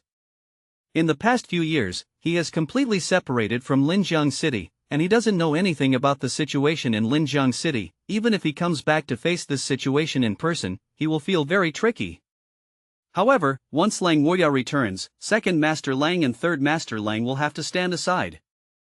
After all, the young marshal's gang are not vegetarians. If Yu Shuai didn't take it as his responsibility to serve the country loyally, he would be absolutely unstoppable. Even if there is not one of Yu Shuai's old subordinates now, the power of these people is very huge. Of course, most of the northern part is now occupied by the Mongolians, and the Mongolians are more difficult to deal with than the Jin. These people had also fought with the Mongolia Iron Cavalry before, and they could feel that the combat effectiveness of the Mongolian cavalry was much stronger than that of the Jinrun. But everyone who fought with the Mongolian cavalry had more or less losses, which is why everyone gathered here, because the next thing they had to focus on was the Mongolian cavalry. Before making a complete plan, Leng Wuya couldn't leave here and return to Linjiang City for the time being, but presumably that day wouldn't be too long. It wasn't until after that day that Leng Feng sighed that he had only heard of the Pit Father before, but he didn't expect to meet the Pit Son after crossing into this world. Of course, that's all for later. Leng Feng felt that no one in this Linjiang City could threaten him, and the county commander Lin Shengen was already in the same boat as him. At least now the official would not cause him any trouble. And the people in the rivers and lakes of Linjiang City, the branch of the Iron Palm Gang, who threatens him the most, has been withdrawn, and the remaining Tiger Gang has been scared by Ahu, and has now become much more honest. As for Zhou Tong and Liang Dong and others who didn't deal with him, one hid at home and didn't dare to come out, and although the other hated Leng Feng in his heart, he deliberately stammered Leng Feng on the surface. For these people, Leng Feng has never looked at them as opponents. In his eyes, they are just children, and if they really deal with these people, it will be a bargain. The ones who can really fight him are the two cheap uncles. Of course, those two uncles thought they had dug a pit and waited for Leng Feng to jump down, but they didn't know that Leng Feng had dug another big pit under their pit. Who fell into the pit, no one knows until the end. Just when Leng Feng thought that he could sit back and relax in Linjiang City, the person who could cause him trouble came. On this day, a building boat came to the river outside Linjiang City, which was an official warship. On board the ship was a group of Praetorian guards of the Imperial Court, which belonged to the most elite troops of the Southern Song Dynasty Imperial Court, and were normally used to guard the capital. This building ship belongs to the defenders of Jiankang Mansion, and the combination of the two means that this thing is not ordinary. However, the biggest official on the ship was not a civil and military official of the imperial court, but a eunuch. In addition, there is a group of richly dressed young people, one of whom is Leng Feng's old acquaintance, Yang Kong, who had a conflict with him when he was in Jiankong Mansion. The target of the building boat was very large, and it was seen by the guards of Linjiang City from a distance. Naturally, these defenders recognized the origin of the ship, and someone immediately greeted it. After the boat docked, a Praetorian Guard came down from above, and the defense army of Linjiang City was also a regular army of the imperial court, but they were far from the status of the Praetorian Guard. "This military master, I don't know what you have to do?" the city guards asked cautiously. "Go, tell you the county commander, and say that the will of the imperial court has arrived, let him bring people here quickly." In front of the city army, the Praetorian Guard had a natural sense of superiority, and the tone and tone were like that of a court official seeing a local official. Yes, but I dare to ask the military master, which adult is here, and I will report to the county commander." Although this city defender is sincerely afraid of the Praetorian Guard, he still has some ability to do things, and he also knows how to ask the Praetorian Guard about the situation. "You just said that the imperial court sent the prince to come to deliver the decree, announcing that the scholars who were on the list this time would enter Beijing to face the saint." After the soldiers of the city defense army in Linjiang City got the news, they immediately ran to the county office. After a while, a group of people quickly rushed out from the direction of Linjiang City, and it was a group of officials of all sizes led by Lin Shengshengen, the county commander. When the officials of Linjiang City came to the building boat under the leadership of Lin Shengen, Wang Gongongwei walked down the building boat surrounded by a group of janissaries. Then, a group of young people in Chinese costumes also walked down. Lin Shengen and the others immediately stepped forward to pay their respects, and the prince accepted the courtesy of Lin Shengen and the others with an expressionless face. In fact, Lin Shengen's heart was unhappy. He knew that these eunuchs could not afford to offend, but in fact, he had scolded this eunuch to death in his heart. "It's just a message, why do you have to make such a big show?" Although the eunuch is not an official of the imperial court, he also has a rank. According to the grade, this prince has reached the 5th grade, which is several levels higher than Lin Shengen. There is a saying in the officialdom that officials crush people to death, not to mention this kind of eunuch, who usually comes into contact with the emperor lousy, and even those high-ranking officials and nobles in the capital have to give them a good look. Although Lin Shengan knew that the prince was putting on a show, he had to deal with it head-on. It is not possible to read the decree here, and it is normally not read until you arrive at the prefectural office. The reason why the prince notified Lin Shengen to come over was that kind of feeling. After all, it is rare for a eunuch to have a chance to go to the local place to announce the decree, and it is his greatest pleasure to brush his presence in front of these local officials. Of course, the local officials are also very cooperative. No one will take the initiative to offend these eunuchs, and they are entertained with delicious food and drink everywhere, and they have to express some thoughts before leaving. Lin Shengen is also an old man in officialdom, so he naturally understands what to do. So he beckoned, and several sedan chairs and carriages came behind him, and invited these people up one by one. As for the Praetorian Guards, although their status is also very noble, they are soldiers after all, and they can only follow the large and small officials of Linjiang City. This kind of lineup immediately attracted the attention of many people in Linjiang City. Of course, they didn't know what these people were here for. Most people don't know the Praetorian Guards, but seeing that the county magistrate can only follow behind, he can guess that the identities of these people are not simple. The prince came from afar, and the lower officials have prepared a banquet for the prince to pick up the wind and wash the dust. After arriving at the county office, Lin Shengan immediately arranged it.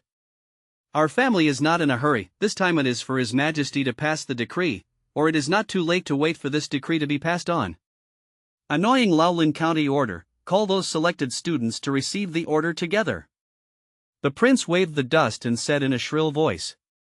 The prince doesn't know that some of these students live outside the city, and it is a waste of time to come and go. It doesn't matter if you delay our family's time, as long as you don't delay the holy things. The prince continued to shake the dust and said. Lin Shengen saw the virtue of this old thing, and he couldn't wait to slap him away, but he could only think about it in his heart, and he had to smile on his face. Lin Feng understood that this old gelding was deliberately arrogating, and he also deliberately made things difficult for him. You can't say what you can't say if you see through it, and you have to pretend that you don't understand anything, which is the most uncomfortable. However, Lin Feng hurriedly sent someone to find Leng Feng quickly, and the others arrived okay. They were all in Linjiang City, and they would soon be able to reach the yamen. Leng Feng was giving lectures to those more than 200 people at this time, and from today, he was going to officially start training for these people. The previous treatment remains the same, but the training has to be added. At this time, Wang Xiaoxi ran over from the end of the mulberry garden. Leng Feng's training of this group of people is based on modern special forces, although there are not many people, but there are all branches of the army. There are reconnaissance and there are open posts and secret sentinels. Although there were no outsiders disturbing Huashan Sword, Leng Feng also classified this training base as a forbidden area, and no one was allowed to enter except for the training personnel.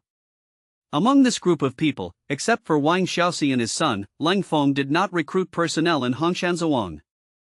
Today, when Wang Xiaoxi was on duty at the head of the village, he sent a messenger from the yamen to Huashan Sword. If it was placed in the past, Wang Xiaoxi would never dare to stop the poor people of the county government, but now after Leng Feng's 7 days of training, he is not afraid of these poor people.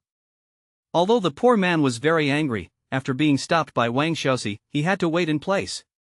Hearing that Wang Xiaoxi said that someone from the yamen was sent to him to listen to the order, Leng Feng understood what was going on in his heart, and it seemed that the imperial court was finally going to announce that their group of people who had entered the list had entered Beijing to face the saint. In the past, Leng Feng still had expectations for entering the capital to face the saint, but now he doesn't take this matter to heart.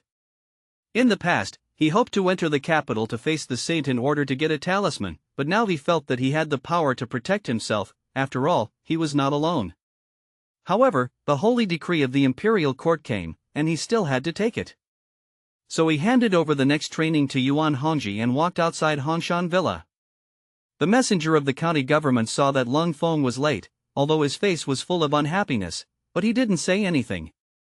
After all, Leng Daxiao's name is well known in Linjiang City, and Leng Daxiao is already the top of the list. Whether it is now or in the future, it is not something that a bad person like him can offend. I'm sorry to keep my brother waiting. Leng Feng also knew that this poor person was just running errands, and he still had to have the due courtesy. After finishing speaking, he also stuffed 1 or 2 silver and 5 silver for this poor man. Lang Gongzi, please, the old man is already waiting at the county office. The effect of the banknote ability is really powerful, and the messenger touched the silver given by Leng Feng, quickly turned over and dismounted, and handed the reins to Leng Feng. After all, 1 man is better than 2, and he already knows what is going on when he arrives. Although Huashan Sword is not far from the county seat, it takes time to ride a horse back and forth for 1 or 2 incense sticks, plus it was stopped outside Huashan Villa just now, which delays half a stick of incense time. If you send someone back with Leng Feng, you will inevitably be blamed. In this way, let Leng Feng ride the horse by himself. Even if Leng Feng goes late, he will not be unlucky with him in the first place. What's more, Leng Feng also gave him a silver tael of happy money, and it was also appropriate to give the horse to Leng Feng to ride. Leng Feng didn't care about this poor person's careful thinking, and rode away directly. After entering Linjiang City, Leng Feng found that the atmosphere of Linjiang City was a little unusual. Usually there were many pedestrians on the street, but today he rarely saw people wandering on the street. As a port county, Linjiang City is not a big place, but it is very prosperous, and it is indeed a little different today. Leng Feng knew that this was the reason why someone from the imperial court came to announce the decree, but it was not a big deal to announce this kind of holy decree, and it should not be like this. Leng Feng didn't expect that the eunuch who announced the decree this time was a person who loved to put on a score, and there were Praetorian guards to follow, which made the officials of Linjiang City have to be careful. The yamen of Linjiang City was already familiar to Leng Feng, and when he came to the yamen, Leng Feng found that there were 2 rows of earth soldiers standing at the yamen. At first glance, these soldiers were not the local defenders of Linjiang City, and their shiny armor marked their status. Lang Gongzi, you're here.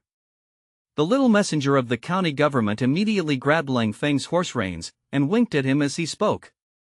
What's going on inside? Leng Feng asked. At this time, it can be seen that the few taels of silver that Leng Feng spent before were worth it, and Leng Feng learned about the situation inside from the mouth of the little errant officer. It turned out that everyone else had already arrived, and only he came now. The little errant told him that the father-in-law who delivered the decree had a very ugly face, and reminded Leng Feng and the others to pay attention. Leng Feng nodded to the little messenger, handed over the horse to him, and then strode into the county office. Leng Feng, come over and listen to the order. As soon as Leng Feng entered the county government compound, he was seen by Lin Shengen, and he immediately beckoned to Leng Feng. You're the top Leng Feng. It's bigger than our shelf, so many people are waiting for you. Before Leng Feng could speak, he heard a voice that was neither male nor female. Following the sound, Leng Feng found that there was a Taisher chair next to Lin Shengen, and on it sat a eunuch without a beard, looking at him with a gloomy face. Wang Gonggang doesn't know, this Leng Feng's family lives outside the city, some distance from the county government. Lin Shengen immediately explained for Leng Feng. He had already dealt with this eunuch just now, and knew that this eunuch liked to put on music, and he was afraid that Leng Feng would annoy him without knowing the severity. In this way, then our family will declare the decree. The prince glanced at Lin Shengen, and then stood up from the Taisher's chair. Seeing this, Lin Shengen immediately stepped forward to help, and the prince nodded with satisfaction. Leng Feng noticed Lin Shengen's brows frowning for a moment, but the next moment he held back. When Lin Shengen helped the prince walk in front of Leng Feng, his brows also furrowed. Only then did he understand why Lin Shengen was frowning before. Because he smelled a very special smell. Although the prince had a few sachets hanging on his body, it was difficult to hide the smell of urine. This is the embarrassment of eunuchs, because without that thing, compared to normal people, men and women will always have a strange smell on their bodies. I don't know what kind of hobby those emperors Lao Tzu is. Let these people serve 3 meals a day. Is that food really fragrant? Kneel down and take the order. The prince took out a scroll of holy decrees from his sleeve and sang loudly. The people on the side of Linjiang City immediately knelt down in a large area, and Leng Feng also knelt in the crowd. This is not the time for the head iron, and it is still necessary to kneel. Carried by heaven, summoned by the emperor. The prince read the holy decree in his unique voice, and Lin Shengen took the holy decree, and everyone got up. At this moment, outside the Praetorian guards, someone from the group of young men in fancy clothes came over. Since it was the time of the prince's decree, irrelevant people should be avoided. Yang Kong walked in front of these people, only to see him step forward quickly, staring at Leng Feng with his eyes. Yang Kong is still very proud, and after coming to Linjiang City, he didn't take the scholars here seriously at all. If it weren't for the family's mission, he wouldn't even bother to get off the ship. The reason why these sons and brothers followed Lu Chuan to the south was because most of them had the task of making friends with these students. To put it bluntly, it is to win over people. Doesn't the emperor want some innocent people to be used by him? The upper echelons of the various factions have reached a compromise with the current saint in this regard, but that doesn't mean they won't make small moves. Let the junior disciples and their family contact these people, show favor in advance and even secretly fund, and in the future, after these people rise, they will also be their people. The infernal affairs between the monarch and the minister have been played to this extent, and it can be seen that the Southern Song Dynasty court will not perish. All the eunuchs in the palace who went out to read the decree this time were eunuchs, and the emperor thought that these people did not have a good relationship with the ministers outside, and it was impossible for them to wear a pair of pants. But there are not many of these eunuchs who are really talented, and most of them are only flattering, and they also like others to do this to them. Along the way, the prince was warmly welcomed by officials from all over the world, and at the same time, he also secretly received a lot of benefits. In addition, the elders in Yang Kong and the others' families are all important members of the imperial court, so they can naturally give him some benefits. Along the way, Yang Kong and others were also very secretive. Everywhere they went, they didn't have too much contact with those scholars. At most they chatted and drank, and set off the next day. Even if the prince is a saint, he can't see any clues. Moreover, Yang Kong and these people know the rules very well and show enough respect for the prince. Before the will of the prince is not heard, they will avoid it in advance. It was the same when he came to Linjiang City, but Yang Kong recognized Leng Feng at first sight, the person who made him hate itchy teeth. When he was in Jiankang Mansion, Yang Kang asked people to investigate Leng Feng, but in the end, he did not find out the details of Leng Feng.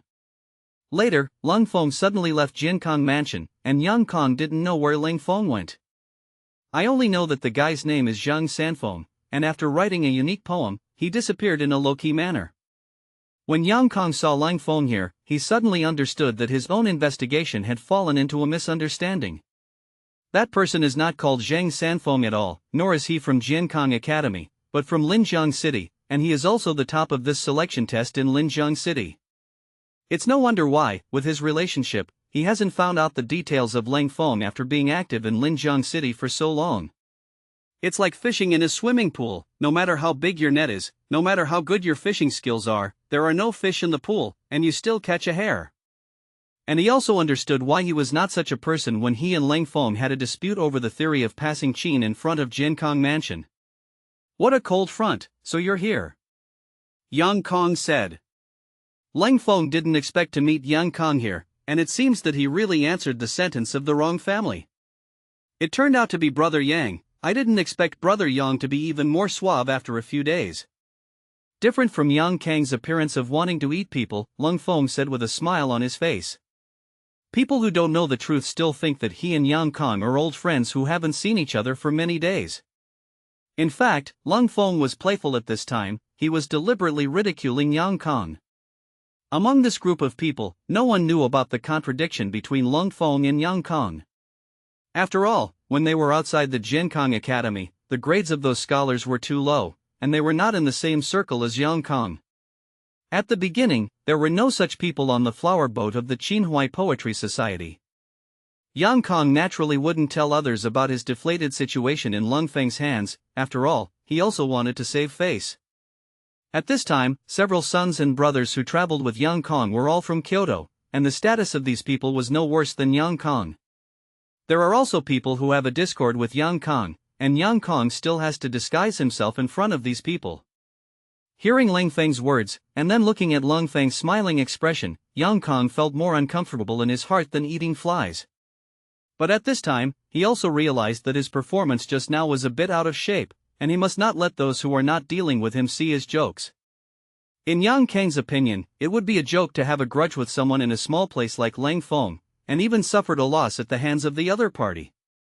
Brother Leng is really a hidden person. I really admire him. Yang Kang also showed a smile, but his words were full of a hint of mockery. What he meant was that Leng Feng was hiding his head and showing his tail, and he didn't dare to show his true face. I'm just a scholar in Linjiang City. In front of a sharp and handsome man like Yang Gongzi, he naturally hides it deeply.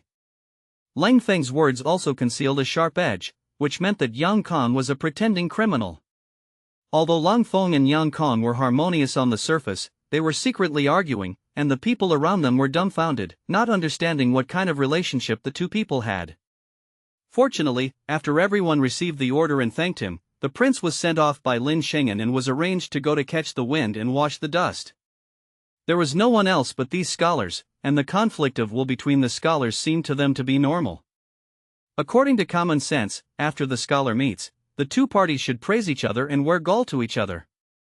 The so-called de gall means to be happy when you put on a top hat.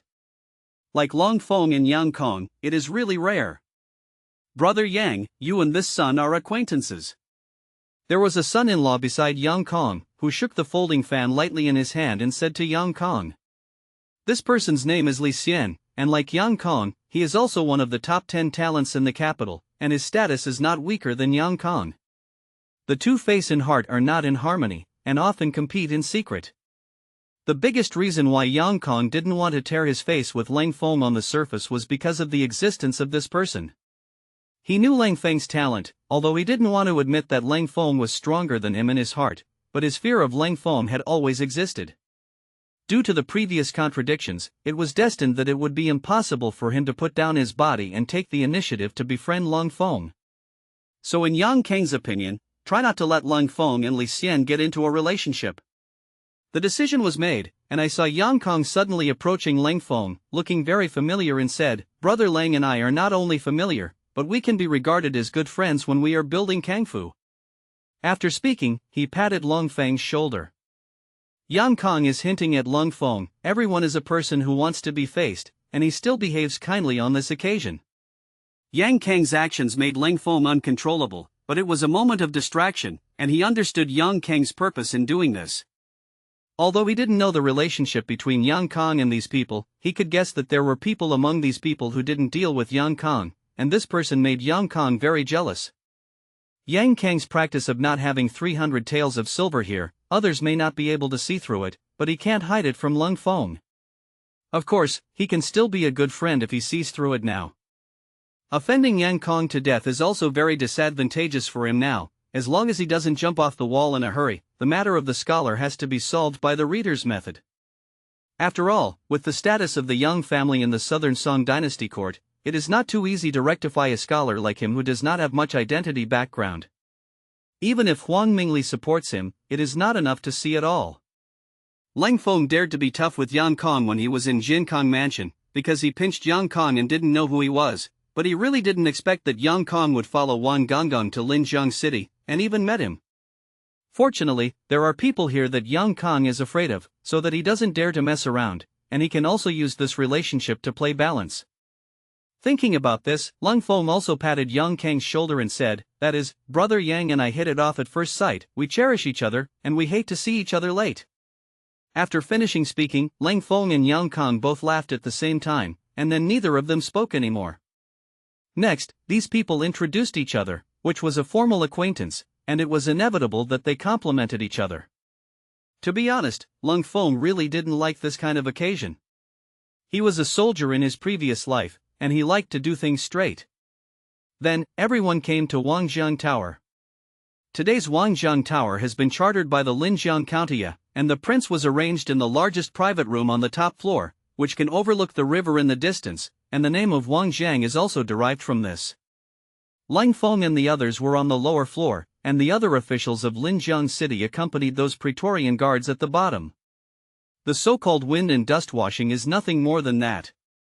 Fortunately, the prince is a eunuch and does not need to be accompanied by a singer, and others are naturally embarrassed. So this feast is just a simple drinking and eating. During the period, the cup was changed, and everyone behaved with grace. Leng Feng is not interested in the wine of this era. The wine at this time is only 1 or 20 degrees, and there is a faint taste of water in the mouth, and the taste is still a little astringent. Leng Feng didn't think about getting some liquor out by himself, but first, because he was not available, and secondly, he needed food to make wine. Now there is not enough food to eat, and where is the surplus used to make wine? Of course, winemaking is a must for Leng Feng in the future. Because in this era, many soldiers do not die directly on the battlefield, but die from infection after being wounded. Even a small wound can become inflamed and inspired, killing you. If you have disinfectant alcohol, combined with some anti-inflammatory drugs, you can definitely save many people's lives. After seeing the wine on the table, Leng Feng thought that although he couldn't make a lot of liquor now, he could buy some ready-made liquor, and after secondary distillation, increase the concentration of the liquor, and it would reach the level of modern liquor. This may be a low yield, but after he does this, the price will definitely increase several times. Not only is this a good lucrative business, but it can also be distilled many times to get a high number of alcohols. In the past, he only thought about winemaking, but he didn't think about it. Today, seeing the way these scholars push cups and change lamps, it gave him an inspiration.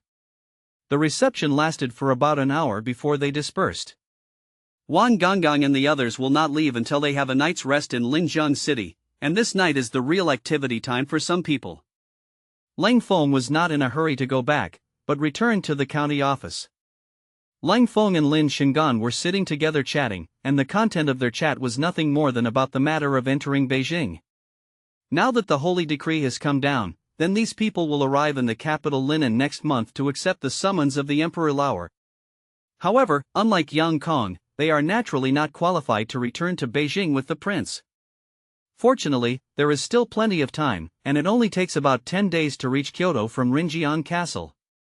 I don't have any experience to pass on to you this time in Beijing, but Master Shuedo will be waiting for you in Kyoto. Master Shuedo is still quite experienced in this area, and now you have learned from Master Shuedo. However, I would like to warn you that Kyoto is no worse than Rinjiang Castle, or the water is very deep, so don't be too obvious to favor one side or the other. Lin Shengyan said to Leng Feng.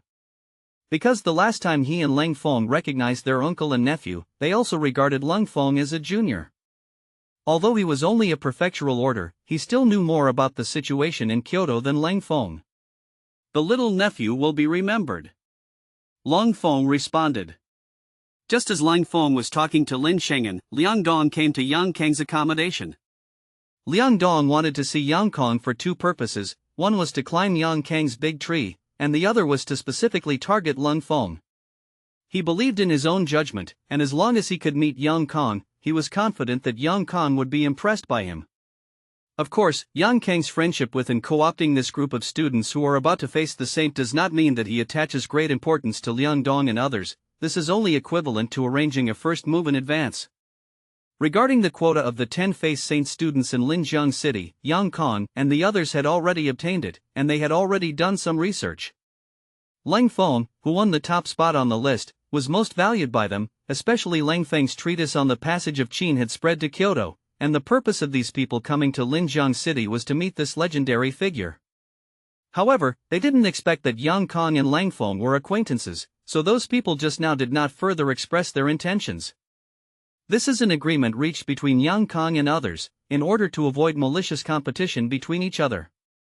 As for the rest of Liang Dong and others, he will not take the initiative to solicit them, he only needs to release an attitude, and these people will definitely take the initiative to contact him.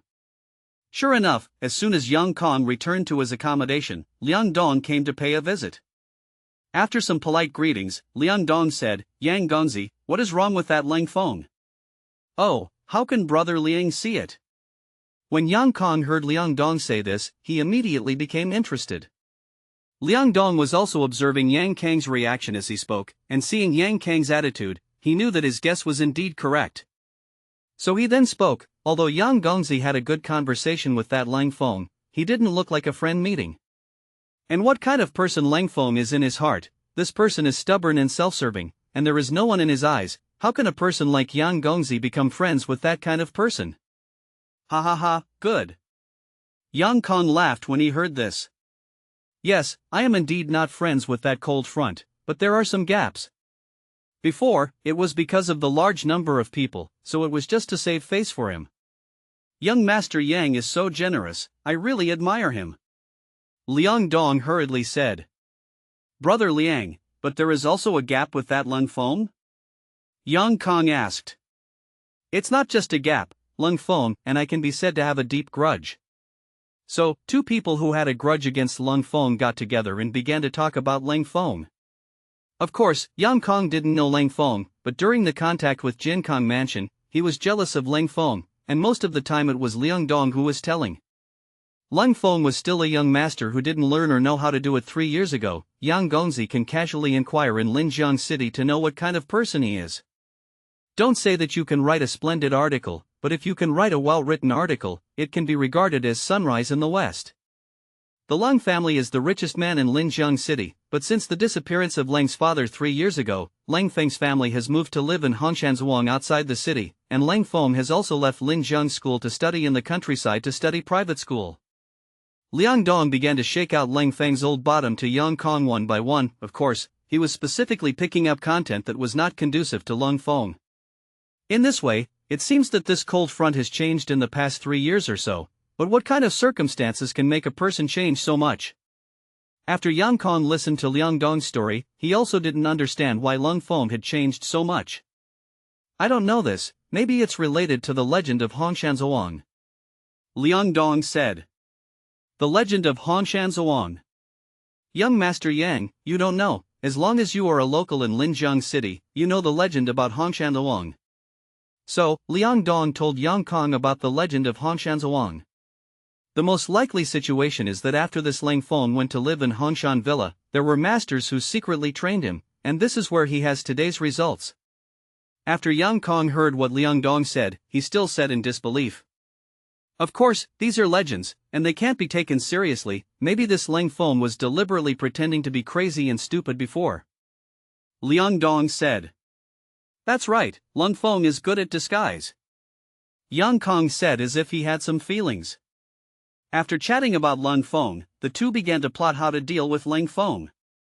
In the end, they came up with a poisonous plan to deal with Leng Feng. In their opinion, the name of the scholar in this era is the most important. Once the name is broken, then no matter how talented he is, he will be looked down upon.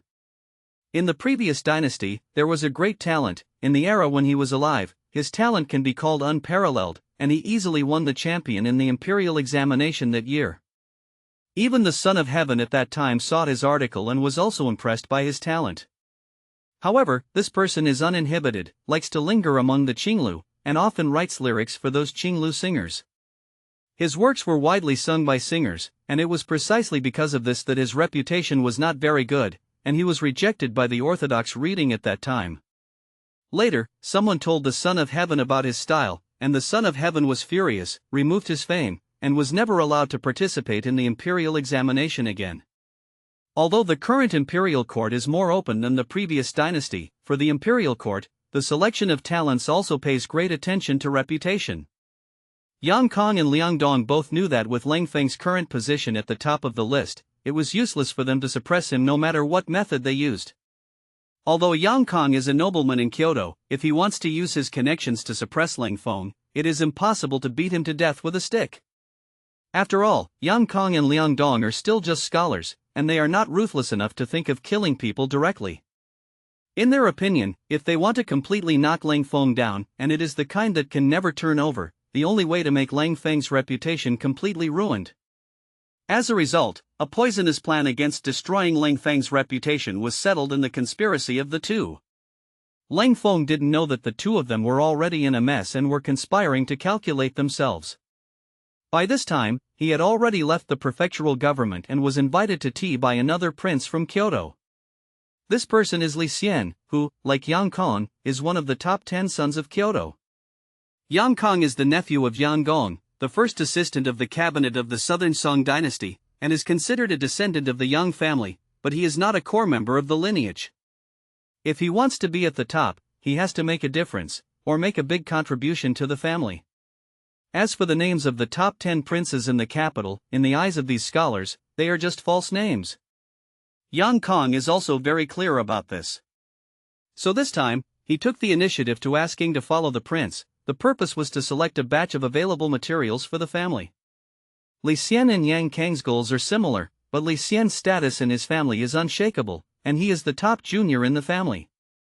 Although the status of the Li family in the imperial court is not as good as that of the Yang family, the head of the Li family is the head of the household department, and Li Xian's father is a servant of the ministry, so with such an identity background, Li Xian is not afraid of Yang Kong. Before, the interaction between Yang Kong and Leng Feng was not only Liang Dong who saw some clues, but Li Xian also saw that there was a gap between the two. Before going to Lingjiang City, Li Xian had read Leng Feng's information, and he had also studied Leng Feng's article deeply. He felt that Leng Feng was a very talented person, and he also knew that Leng Feng had written about the Spring River Flower Moon Night and won the first place in the Qinhuai Poetry Conference. In other words, among their group, no one knew Leng Feng better than Li Xian. The reason for all this is that Zhang Yuanji, the master of Jiankang Mansion, is Li Xian's brother-in-law. Li Xian had not seen Leng Feng before, and this time he also followed the prince directly out of Beijing.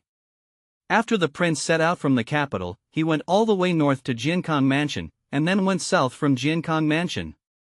When he was in Jiankang Mansion, he met with Zhang Yuanji and got news about Leng Feng from Zhang Yuanji.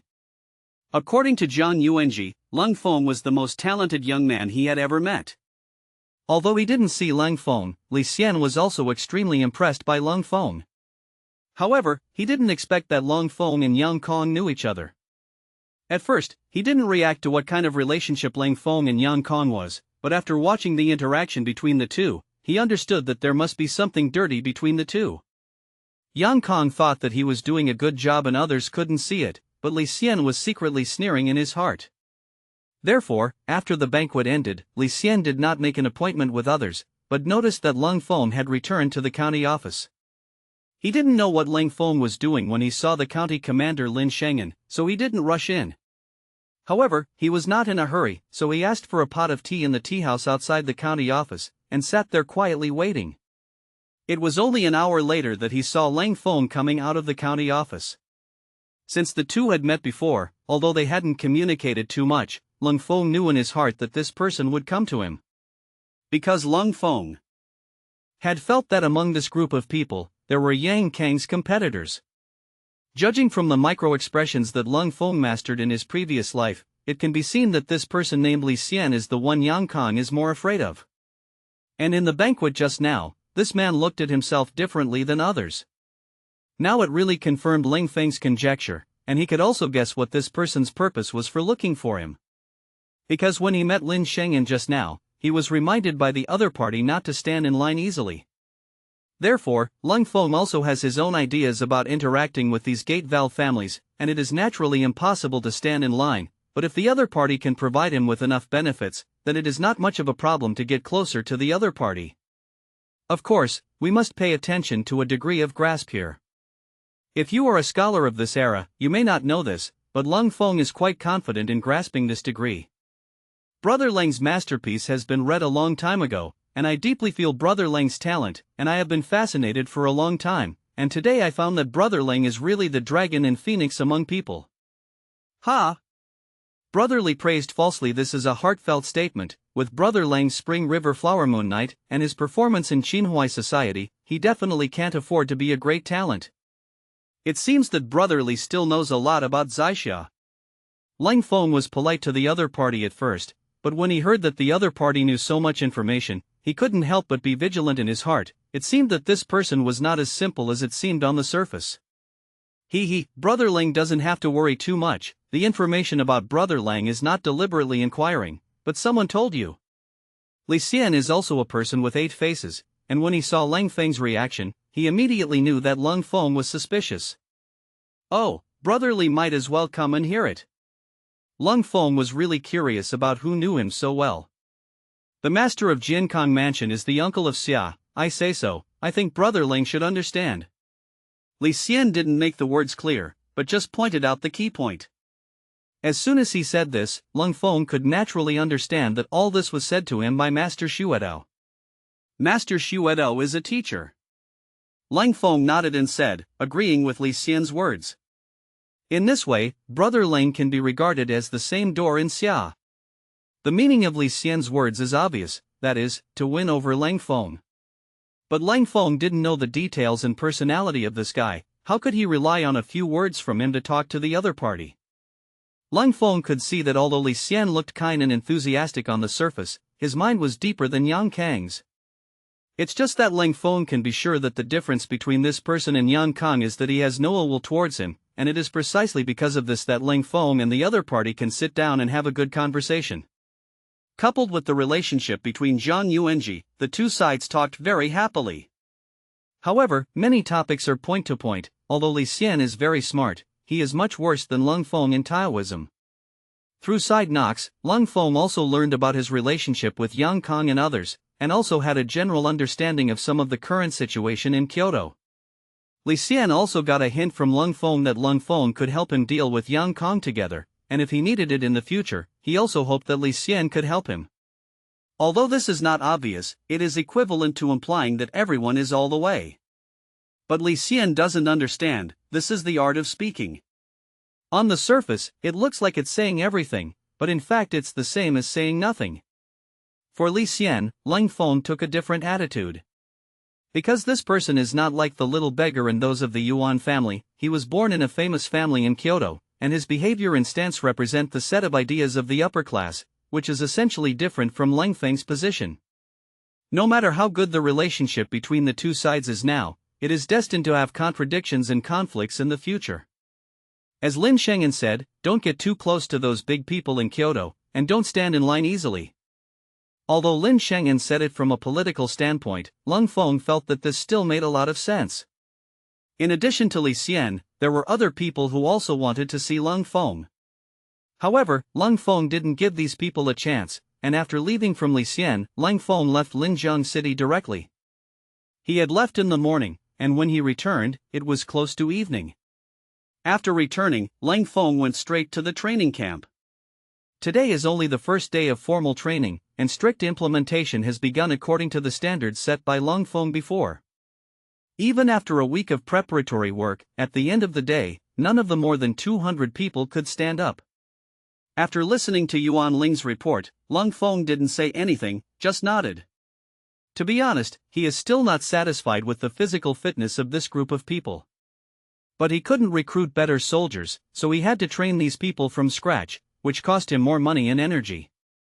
The best performers are the more than 30 hunters. These people's physical foundation is already good, plus they often go into the mountains to hunt. They have developed keen observation and vigorous skills. Leng Feng is going to train these people to be scouts of the special brigade, and the trump card in the army is actually scouts. In every army, including special forces, the scouts are the most physically fit. As for the others, Leng Feng decided to continue observing. Anyway, this group of people only requires that 100 people be qualified, excluding these more than 30 hunters. These more than 200 people only need to select 50 or 60 people. Inform everyone, come over for a meeting when it's over. Just then, Fluttershy walks over, and Leng Feng immediately speaks to her. Now he has received the holy decree to enter the capital to face the saint, although there is still a period of preparation, but it is not far from departure. Some people choose to set off in the past 2 days in order to arrive in Kyoto early, and Leng Feng feels that he still has a lot of things to deal with now, and he wants to delay this time. Looking at a large number of people lying on the ground panting, Leng Feng quickly stepped forward and shouted, "All of them, stand up." The crowd, who was still lying on their stomachs like a dead dog, struggled to get up one by one after seeing Leng Feng. However, less than half of them succeeded. Among them, the fastest ones were the more than 30 hunters, and a few others could barely struggle to stand up. At this time, you can see the quality of the individual's physique. Leng Feng stood quietly like this, watching them say nothing. For the next half a pillar of incense, everyone stood up. Leng Feng took a step forward and said, "Everyone, what I want to train is not a rabble, but an elite army, and you will all be able to block 10 or even 100 in the future. Tired of training today? Seeing your performance, the answer is yes, but only by enduring hardships can you become a master. If any of you feel that you can't persevere, you can say it in advance. I can approve you to quit training, and I can also arrange things for you to do in Hongshan. But if you want to join in the future, there will be no chance. Not tired, we can persevere." After hearing Leng Feng's words, these people said in unison. Although many people are tired and out of strength, none of them have the idea of giving up at this moment. After all, compared to these, the kind of life that is hungry and even precarious every day is much better. And as Leng Feng said, how can you become a master if you don't suffer hardship? Hearing these people's answers, Leng Feng nodded with satisfaction. It seems that the ideological work some time ago was not done in vain. I didn't see your performance today, but there is one thing I'm not happy with is how you did after training. I know you've been training hard, but it's not a reason to relax after training. Remember what I told you earlier. Able to stand and try not to sit, and able to sit and try not to lie down. But seeing your current spirit, I am also very satisfied, and I hope you can persevere until the end. I'm going to Kyoto in a while, and I don't have the opportunity to supervise you all the time, but I hope you can form a conscious habit. Excellent people are obtained through self-discipline, and I hope that when I come back, I can see you differently. After Leng Feng finished speaking, these people still stood in place and did not move. It seems that Leng Feng's lecture has worked. No one is lying on the ground regardless of the image. Even if they grit their teeth, they have to insist. Since the previous 7 days were for physical cultivation, and there was no training of this intensity, there was no such situation. Even Yuan Hongji has no experience in facing this situation. After all, although he understands the art of war, the framework of the knowledge system is from this era, and in his opinion, there is nothing wrong with this after training. After hearing Leng Feng's lecture to these people, Yuan Hongji didn't feel that Leng Feng was unkind. But he could see that Leng Feng really wanted to build these people into an elite army, and some of his concepts had also changed at this moment. At this moment, Yuan Zhanyat and Yuan Zhanjiang came over with their burdens. This was the medicinal soup prepared. After training, each person drinks a large bowl of this medicinal soup, which can not only help them recover their strength quickly, but also relieve fatigue and enhance their physical fitness. After arranging for the staff on duty to distribute medicinal soup to these people, Leng Feng left with Yuan Hongji and the others. In the tent temporarily set up in the training camp, all the relevant personnel of Leng Feng's whole class were gathered here, and the little beggar also rushed back from the county seat. Today, the imperial court has issued a decree, and it will be soon to enter the capital to face the saint, and there will be 10 days to set off at most. I'm going to take care of what I'm going to do in the meantime, because a lot of things are getting to the point of being critical. Leng Feng looked at everyone and said. Next, Leng Feng gave a detailed explanation of the things that everyone was responsible for. Especially on Yuan Hongji's side, because Leng Feng's training method is relatively special, it is different from the training system of this era.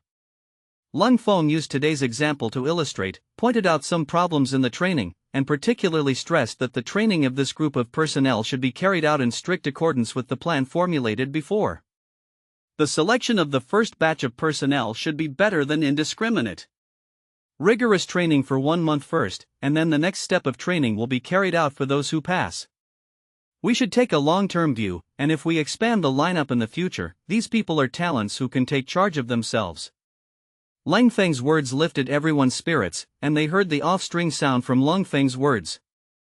Young master, there is not much money on the books, and if it is expanded, the money will not be enough. As everyone is immersed in their imagination of the future, Fluttershy suddenly says, I'll solve this problem, money is not a problem.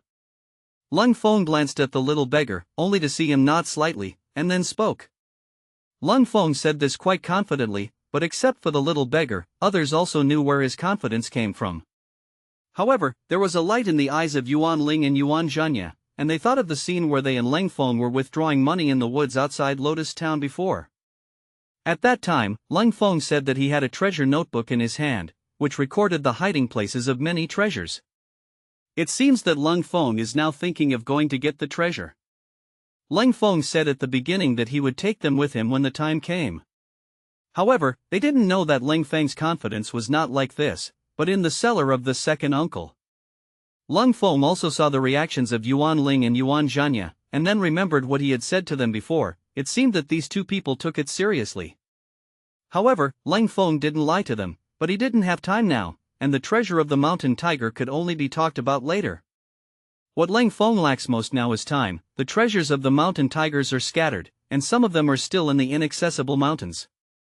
If you don't have enough time, there's no way to get all these treasures out. Moreover, the mountain tigers and others are just a bunch of rogues, and they may not have many treasures in their collections. Now Leng Feng has an idea in his heart. After this group of people pass the training, they will use those treasures as a task to evaluate them. As for the people who led the team, they were Yuan Ling and Yuan Zhenya, so Leng Feng could be regarded as fulfilling what he had said to them at the beginning. Seeing that Leng Feng mentioned the matter about money, there seemed to be a brief silence, and Fluttershy thought that the young master was worried about money, so she continued, according to the training plan, it won't cost much money in the next month, and it shouldn't be a problem to support a few months. Leng Feng smiled and said to Fluttershy, don't save, you'll have an endless amount of money to spend soon.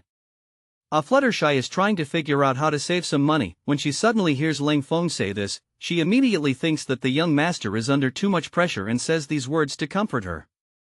You don't have to think about the silver, that's for me to solve. You just need to do your own thing.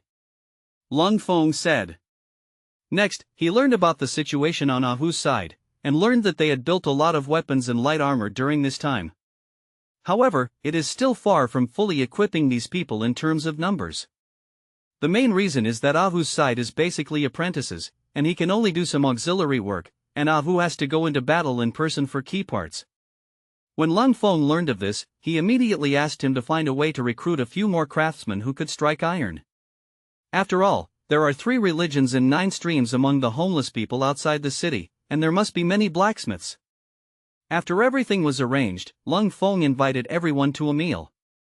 Leng Feng was in a good mood today, and he personally cooked for everyone to show his hand. Although the condiments of this era are not as abundant as those of later generations, this era also has its advantages, that is, all the ingredients are pure natural green pollution-free food. After a set of frying and frying, a dish with good color and flavor is formed. In fact, when it comes to condiments, there is no shortage in this era, it's just that people don't use them. The only regret is that there are no chili peppers in this era, although there can also be some substitutes, such as dogwood, pepper, mustard, ginger, etc. This is also the reason why Leng Feng is a little unaccustomed to eating after crossing into this era. In the past, he liked spicy food, although it didn't reach the level of no spicy and unhappy, but dishes without chili always felt that they lacked soul. Retreating to the next best thing, Leng Feng used pepper, dogwood, ginger, etc. instead of spicy. The next time you meet someone from the house band, see if you can bring in the peppers in advance. The origin of chili peppers is Mexico, and Mexico is located in North America, which is relatively far away from the Great Song Dynasty. Only those maritime merchants who do business all over the world can get their hands on it. In fact, historically, many alien species were brought by these maritime traders. When Leng Feng got the sweet potatoes from Huashan before, he forgot to mention it to him. But there is no hurry, Leng Feng will go to Kyoto soon, and there are many foreign businessmen in that place. Once some space is cleared, the speed of removing is much faster. It is not necessary to pull back and forth, but you can pull all the iron baskets in at once. Then Leng Feng filled these iron baskets one by one, and the little beggar kept signaling for people outside to pull out. Leng Feng and the little beggar worked in the cellar for more than an hour before emptying all the boxes. Leng Feng calculated, they moved a total of 223 boxes. Even if all these chests were filled with silver, it would be more than 2 million taels. What kind of concept is this? The tax revenue to be handed over to the imperial court in the entire Linjiang city in a year is only tens of thousands of taels of silver. And this is because Linjiang city is a place of commerce, and the tax is much higher than that of ordinary county seats. Of course, now there are many taxes in the imperial court, and the Sultan tea taxes are doubled, and if it were to be changed to before, the taxes of Linjiang city would only be 10,000 taels of silver. When the Southern Song Dynasty was first established, the total annual tax was only about 10 million taels. Now it has increased several times, and the common people are getting poorer and poorer, but the dignitaries are getting richer and richer. Juman's wine and meat stink from itself, and there are frozen bones on the road. Leng Feng couldn't help but think of this poem when he thought that Ling Eri alone had so much wealth. The little beggar's eyes lit up when he heard it, and he felt that Leng Feng's poems were very good, and they were not appropriate to describe the current situation in the world. Due to the particularity of the beggar gang, most of the characters in the gang come from the bottom of the society, and they have the deepest feeling about today's situation. Child, this poem is well written. The little beggar said embarrassedly when he saw Leng Feng looking at him. When I heard Leng Feng's poem just now, it was obvious that I was distracted. Poetry is good poetry, but it's not a good thing. Leng Feng was also very emotional. In the era when I lived in my previous life, although there was also a bloody storm that was unknown to the public. There is also a dark side in society, and corruption is even more prohibited. But no one who lived in that era would be hungry, and as long as you were not hopelessly lazy, you wouldn't worry about life. What to do here? The little beggar pointed to the empty cellar and said, "How's the preparation going outside?" Leng Feng didn't answer directly, but asked. "We have a total of 5 carriages, each of which can pull 20,000 taels of silver, and it takes 20 trips to pull it all." After Leng Feng pondered for a while, he said, "There is no need to rush the time, use our own boxes to fill the silver, and then put these empty boxes back." After Leng Feng and the little beggar returned from the tunnel, they found that the more than 200 silver boxes had been neatly stacked on the surface, which looked very spectacular. One of the advantages of this era is that there are no buildings that are too tall. The terrain nearby is almost the same, but the place where Wang Shuxing's ancestral house is still the highest. In addition, the walls around the house are planted with bamboo and pine trees, and the whole yard is very hidden. Whatever they do here, as long as they don't make a sound, they won't be noticed by outsiders. 5 wagons were parked in the middle of the yard, each loaded with large wooden boxes. These wooden chests were twice as large as the standard chests for storing silver, that is, one large wooden chest could hold 2 chests of silver. If Leng Feng hadn't tried to confuse the second uncle, he wouldn't have moved the silver into the big wooden box in one more move. But fortunately, the 10 disciples of the beggar gang selected by the little beggar are all loyal and reliable people, and in their opinion, the things they are doing now are not thefts, they belong to the family infighting of the Leng family. They are just helpers invited by Leng Feng, although the silver is good, it does not belong to them. Of course, this also varies from person to person, and people who are not pure in mind will not have this kind of thinking. It is impossible to see so much silver in front of you and not be moved. But so far, no one has thought out of the ordinary. This saved Leng Feng a lot of trouble, and if something happened to these people, it would really not end well.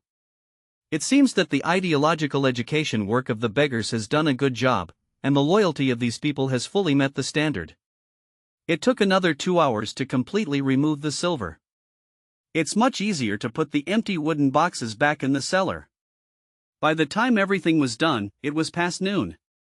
This batch of silver will definitely not be shipped today, at least one more day. The boxes brought by Leng Feng could hold 2,000 taels of silver. Fortunately, the beggar disciples who carried the goods were all strength players, and the weight of more than 100 caddies was not much of a burden for them. The weight unit of this era is different from that of later generations. 1 caddy is equivalent to 16 taels, so there is a saying of half a caddy and 8 taels in ancient times. 1 tael is not 50 grams, but close to 38 grams. So if 2,000 taels are counted in modern times, it is equivalent to 125 caddies. But a discerning person can still see that their burden should not be light, so it is necessary to be extremely careful in transporting this batch of silver. Leng Feng set off with the first batch of carriages carrying silver, and after leaving the city, he did not go straight to Huashan Sword, but headed north. 10 miles away from Linjiang City, when passing through a forest, the carriage entered the forest to rest. When the carriage came out again, it was obvious that the 5 carriages had become much brisker in the process. In the afternoon, 5 more carriages set off from the ancestral house of Wang Shuxing's family. The same route, the same way through the woods outside the city, and then the 5 carriages departed briskly again. Throughout the afternoon, a total of 6 groups of horse-drawn convoys passed through the woods. On this day, the training team of more than 200 people in Huashan Sword was divided into 2. He has been staying in Huashan Sword to continue training, and the other team has 80 people, under the leadership of Yuan Ling and Yuan Zhanya, to do special training. This team is the best of the best, with the 36 Orions as the main force, and they set out from the river at the foot of Dahong Mountain to move forward secretly. No one knew where they were, and no one saw when they came to the grove outside the city. After arriving at the destination, several batches of wooden boxes were transferred to a hidden place at the foot of Dahong Mountain. This place was chosen in advance by the cold front, with a hidden cave and no people around. In the next few days, more than 200 people in the training camp will undergo a special training in the evening, that is, the boxes will be carried from the hidden place in Dahong Mountain to their training grounds. Every night at this time, it is also the busiest time for the cold front. The army needs not only combat personnel, but also logistics and support personnel. For these eliminated people, Leng Feng has a plan to arrange their whereabouts. Among this group of personnel, we will continue to select and promote them, and retain a number of personnel who are ideologically sound and have passed the professional test to engage in logistical and political work. As for those who are really eliminated, then arrange for them to engage in related production. It can be said that this group of people is lucky, as long as they don't give up on themselves and die by themselves. The future path Leng Feng has already worked out for them. Of course, among these 200 people, there are also many good seedlings. The 80 people who were assigned to carry the boxes were the talents who could continue to be trained. At the beginning, these more than 200 people were also carefully selected by Wang Xiaoxi and his son, although the father and son did not have any military literacy, but they were all experienced hunters. Especially Uncle Wang's eyes are very vicious. Whether a person can be a good hunter or not, he can know at a glance. Leng Feng also knew this, so he assigned Wang Xiaoxi, father and son, to help him recruit personnel. A good hunter can basically become a good soldier. Sometimes, the requirements for hunters are even higher than those of soldiers. After all, soldiers may not necessarily go to the battlefield to fight, but hunters must face those cunning and even fierce beasts. For hunters, it is necessary to have both keen observation and judgment, as well as vigorous skills. These more than 200 people are placed among ordinary people, and they can be regarded as carefully selected, which is one of the reasons why Leng Feng does not intend to give up this group of people. As for Yuan Hongji, after these days, he has adapted to Leng Feng's training plan. Later, there was no need for Leng Feng to give him any more guidance, and he could train these people according to the requirements. And Leng Feng also saw Yuan Hongji's strength, although this little old man didn't look good, but his martial arts were very good. Especially with a spear in hand, even Leng Feng is not his opponent. Moreover, Yuan Hongji's martial arts are more suitable for playing a role on the battlefield. It seems that Yuan Hong said before that his family's ancestor was a general, which should be true. The reason why Yuan Hongji didn't keep up with Leng Feng's train of thought at the beginning was because Leng Feng's thoughts came from another era, and he couldn't adapt to it for a while. After running in the past few days, Leng Feng also saw Yuan Hongji's military literacy. All he lacked was a stage. This made Leng Feng feel that he had really picked up a treasure when he decided to pull the Yuan family into the gang. From childhood to adulthood, everyone in this family has real talents and real learning. Is the youngest Yuan Tongjian, who is only 7 or 8 years old, and he is also a good seedling. This little guy has a good martial arts skill at a young age, and he was able to train with these people without falling behind. And this little guy's ability to accept knowledge is particularly strong. After Leng Feng noticed this, he likes to train this little guy for a while, and has taught him a lot of ideas and knowledge.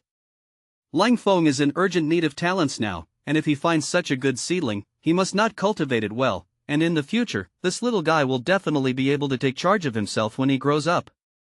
Now that there are people and there is no shortage of money, Leng Feng has temporarily completed a small goal. Although he has been busy these days, his life has been very fulfilling. In addition, when he was free, he also made the first batch of liquor, which made him drink the long-lost taste of his previous life again, and his mood was also very comfortable. Wine is really peculiar, although it is all distilled, but different grains ferment. The taste of distilled wine is different. The wine of this era is definitely made from pure grains, so the quality of the wine is not bad, but it is not good in the process and level of post-processing.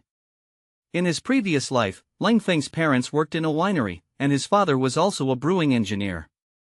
Since he was a child, Leng Feng knew a whole set of brewing and processing processes about liquor. Leng Feng has seen the actual operation process of the winery many times before, and he has taken some of his classmates to visit the winery when he was in school. A simple set of distillation and processing equipment is not very technical for the cold front to operate. It is nothing more than pouring the purchased liquor into a sealed cauldron, which has only one outlet hole, connected by a sealed slender bamboo pole, and one section of the bamboo pole passes through the cold water sink. When the wine is heated, the alcohol evaporates more easily than water, and when the evaporated alcohol gas passes through the cold water tank through the bamboo pole, it will condense into drops of liquor and flow out along the other end of the bamboo pole. There are 2 points to pay attention to here. The first point is to ensure the tightness of the container, and the second point is to keep changing the water in the cold water tank to keep the temperature of the water from rising. According to Leng Feng's previous instructions, Fu Bo bought 1,000 caddies of wine. After the distillation of Leng Feng, more than 200 caddies of liquor of about 40 degrees were obtained. The main reason is that there are no tools to measure the alcohol content in this era, and Leng Feng can only judge the alcohol content by feeling. The taste of the wine is infinitely close to the national standard high-quality liquor of the previous life, but unfortunately, there are no glass bottles and glass wine glasses in this era. Leng Feng always believes that liquor can only be felt when it is bottled in glass. In theory, the liquor jars of this era may be better for baijiu, but it always feels like something is missing. As soon as the wine came out, Leng Feng specially invited Yuan Hongji, Chaibo, and others to taste it. They were all amazed by this liquor, although they were not old drunkards, but they were deeply impressed by the taste of this liquor for the first time. A strong aroma that is far beyond the ordinary drinks of this era, with a spicy sensation at first, but the next moment, it will produce a wonderful experience with endless sweetness. And this hot sensation pours into the abdomen, and the stimulation of the human senses is absolutely incomparable. Judging from the color of the wine, even if the wine of this era is brewed well, the wine has a somewhat cloudy feeling. Therefore, when poets of this era describe wine in their poems, they all describe it as cloudy wine. The liquor produced by Leng Feng is transparent and clear, and the smell of the wine is strong, and there is no trace of impurities. Although it is not in the throat and the hand, it also makes people feel intoxicated. Of course, Leng Feng also took this opportunity to distill a small amount of liquor 3 times to obtain alcohol above 60 degrees. He put these alcohols in small porcelain bottles, and told Yuan Hongji and others the effect of this alcohol and how to use it. So, why is the alcohol content of this era generally low? The main reason is related to the brewing method of this fermentation, which is explained by scientific knowledge that alcohol is a product of yeast sugar metabolism and has a certain inhibitory effect on yeast fermentation. When the alcohol content reaches about 10%, the yeast stops multiplying and the fermentation process slows down. Even yeasts that are highly resistant to alcohol do not tolerate more than 18% alcohol. Therefore, the highest alcohol content of the wine produced by this method is only about 18 degrees. In Leng Feng's plan, the brewing workshop he wants to start is not like this. Due to the limitation of the level of production technology, he could not copy the modern industry of later generations, but he could combine the technical level of this era to establish a shochu workshop. Shochu is a brewing process that uses the distillation method to brew the original liquor produced in this way as a high-alcohol distilled spirit, which does not need to be distilled twice, but needs to be blended and diluted. Modern brewing technology is actually an improvement in the shochu process. After watching the Xingzhou wine workshop, Leng Feng asked them to send a batch of wine to Linjiang City every 7 days, and then went to Hongshan Villa to contact Chaibo. Since Leng Feng knew that he was going to pass through Kangqiao town before he set off, he had already agreed with Chaibo that he would personally go to some workshops in Kangqiao town to have a look. He will negotiate the terms of cooperation with these wineries, so that they can deliver the wine to Hongshanzhuang on time. This business model was still relatively rare in this era, and most merchants came to buy in person, and then shipped the purchased goods to be sold elsewhere. It took Leng Feng less than an hour to walk through all the wineries that Chaibo had told him. In the end, there were 3 companies that agreed to his method of cooperation, mainly because all 3 of them had done business with Chaibo before, and their wine production was also very large. The reason why Leng Feng is interested in this is because he feels that the alcohol business in this era is really profitable, and more importantly, it can make high profits in a short period of time. Moreover, Leng Feng also understood the production situation and cycle of liquor in this era, and in his opinion, in addition to the low degree of liquor produced, the production cycle is also relatively long. If the solid-state fermentation method of later generations in shochu technology are adopted, this situation can be completely changed. Of course, Leng Feng also knows that if his own winery is opened, it will definitely have a huge impact on other wineries in this era. But there is no way to do it. A new thing to replace the old thing will go through this step. And this kind of turbid wine is not completely without a market, that is, in modern society, rice wine and rice wine still have a large market. Leng Feng is not a saint, and he can't take care of the impact of other wineries. However, in this way, those wineries reduced their shipments, which was equivalent to saving food in disguise. After all, wine is made from grain, and after the impact on the business of other wineries, it is natural that they will not increase their production efforts as before. If this food is saved, it can be transferred to other places without much impact on the overall productivity of society. Therefore, Leng Feng felt that after he really promoted the wine business in the future, it would also be a good thing for the people at the bottom of this era. He also needed food to make wine, but the sake made by his method could produce more sake using the same raw materials. And his wine is basically sold to the rich, and after the rich people pay for the wine, Leng Feng will take out the money to buy food and do other things, which is tantamount to revitalizing the economy in disguise. In economic terms, this is called stimulating consumption and promoting economic circulation. Just as Leng Feng was thinking about this, he was walking down the street. Because Leng Feng was walking on the streets of Kangqiao town at this time, there were a lot of people on the streets, and there were horse-drawn carriages passing by. Most of the wagons were filled with jars and jars, and few people rode horses on the streets, let alone rampage. At this moment, a figure stumbled over in front of the crowd, and there seemed to be someone chasing behind him. The man was very thin, dodging left and right in the crowd, and occasionally being hit by pedestrians on the road and overturning on his back. That's it, he stumbles away from the crowd every time and continues to run forward. Leng Feng didn't notice this person at first, and it wasn't until the other party hit him straight that he reached out and pulled the other party. Leng Feng's eyesight is very good, and he can see at a glance that this person is a guy dressed as a woman. However, Leng Feng is not a curious baby, and he is too lazy to pay attention to this situation. If it weren't for the other party crashing into him, he wouldn't have reached out to pull the other party. It's not cold-blooded, after all, they know that curiosity kills cats. Ha! To Leng Feng's surprise, the other party avoided his hand intentionally or unintentionally. With a tilt, he passed in front of his outstretched right hand and slammed into his arms. The corners of Leng Feng's mouth couldn't help but show a smile. It seemed that this person did it on purpose. His purpose was to steal the silver money from Leng Feng's body. Leng Feng knew in his heart that he was a master of stealing in this world. Although Leng Feng just subconsciously stretched out his hand to support the other party just now, he did not use any special ability. But in terms of Leng Feng's physical fitness at this time, it is a knee-jerk reaction, and ordinary people can't hide from it. Leng Feng went out this time. He didn't bring much yellow, white and soft on his face. He had a money bag on his body, which contained 50 taels of silver. Huang Duo, who was really valuable, was put in the saddle by him. After all, there were more places to use money in Linen City this time, and he also wanted to negotiate business with those Huashan, so it was necessary to bring more money. Experienced thieves can tell at a glance whether a person has money or not, and Leng Feng found that this woman dressed as a man was a master in this regard. Just when the other party bumped into Leng Feng's arms, her hand also quietly touched Leng Feng's money bag. With the touch in her hand, she secretly rejoiced in her heart. It seemed that this was a fat sheep. However, at this moment, Leng Feng's money bag suddenly slipped and fell directly to the ground. With a snap, the man was startled, and like a frightened rabbit, he immediately bounced out of Leng Feng's arms.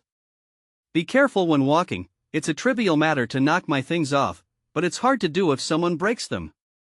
Leng Feng reached out and picked up the money bag on the ground, and then spoke. As soon as the man saw Leng Feng holding the money bag in his hand, he knew that his plan had failed, and after glaring at Leng Feng fiercely, he immediately turned around and ran away. I have to say that this guy's moves look really pleasing to the eye. Putting aside the power, just say that this force is absolutely full. Call. There was a sound of wind in his legs, and he slashed directly at Leng Feng's head. Leng Feng seemed to be stunned by the other party's amazing leg, and he was still motionless at this time when he saw that the powerful leg was about to hit his head.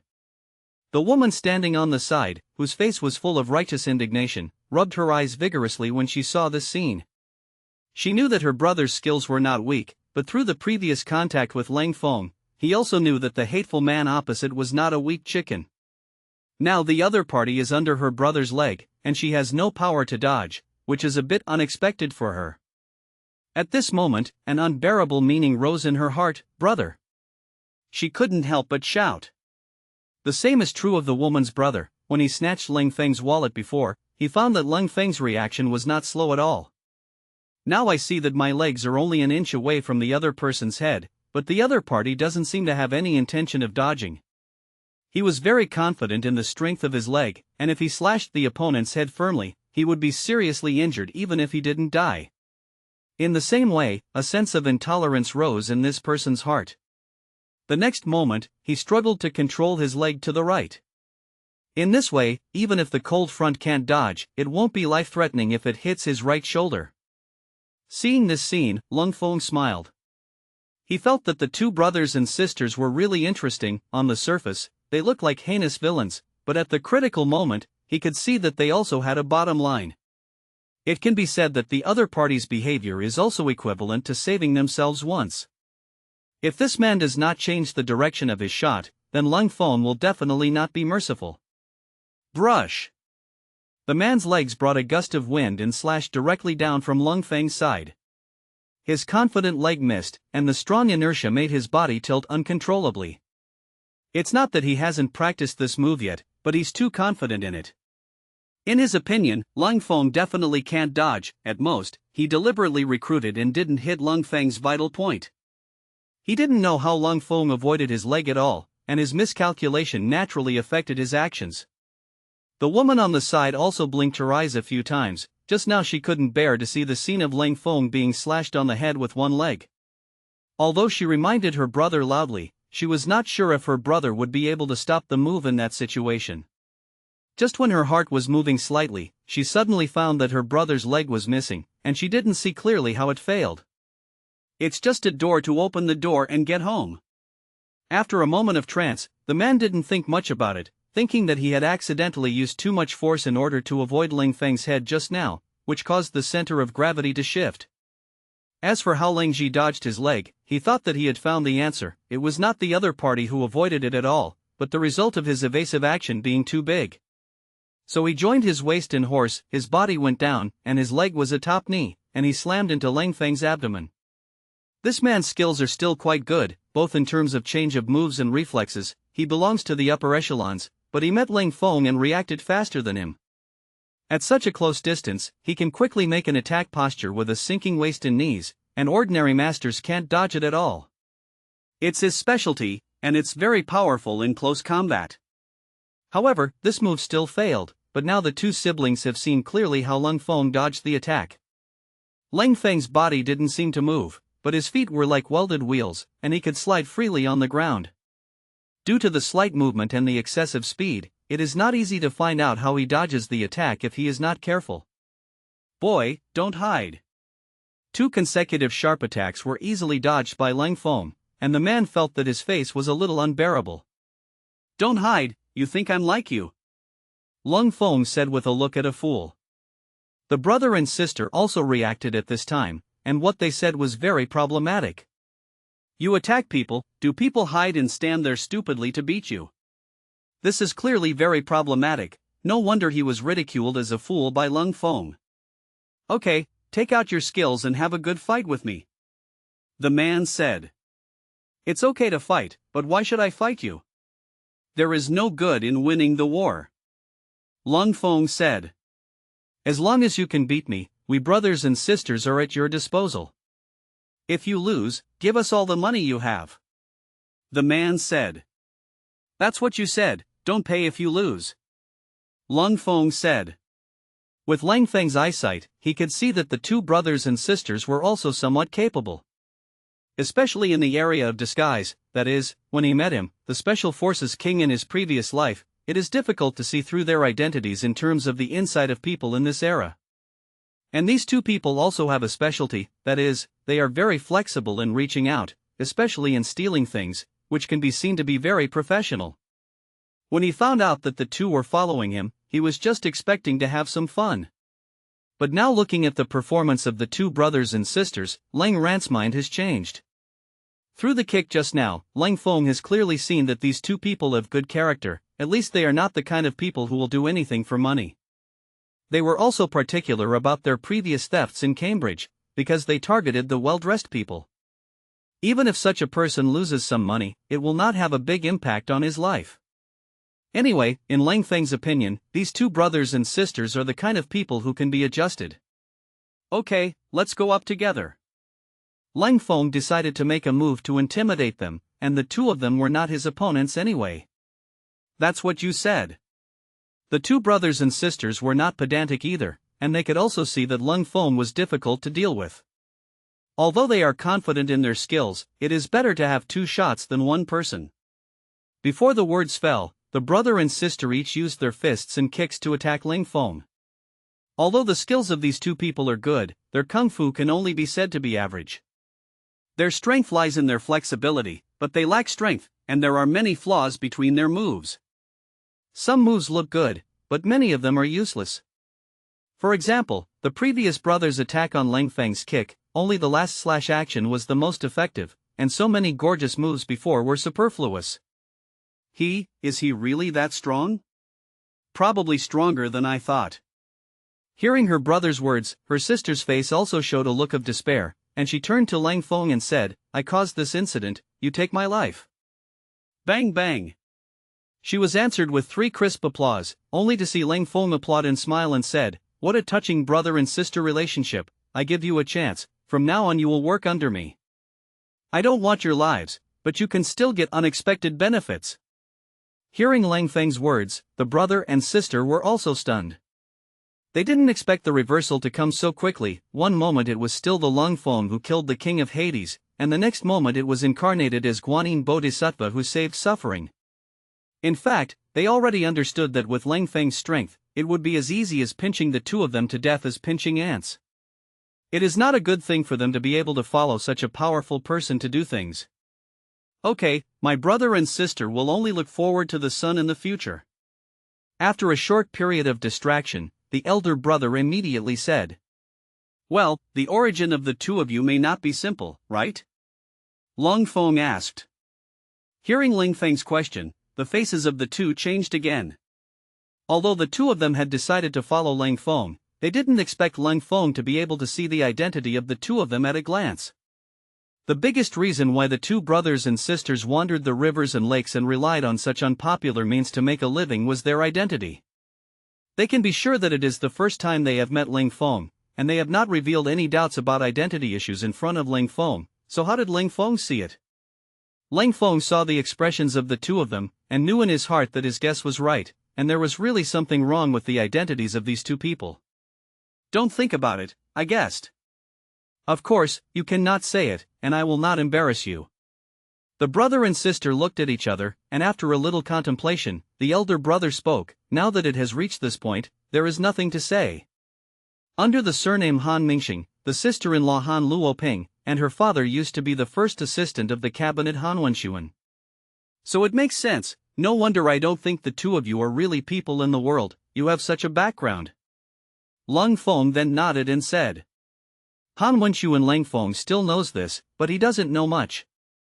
I only know that this person used to be the first assistant of the previous cabinet, but the end was very tragic, and he was beheaded all over the house, and he was also infamy. It seems that the two brothers and sisters belong to the Han family. Fortunately, this is a troubled era, and there is no Tianyan system in this era, so the two brothers and sisters can escape the tracking of the imperial court, otherwise they would have followed the Han family all over the house.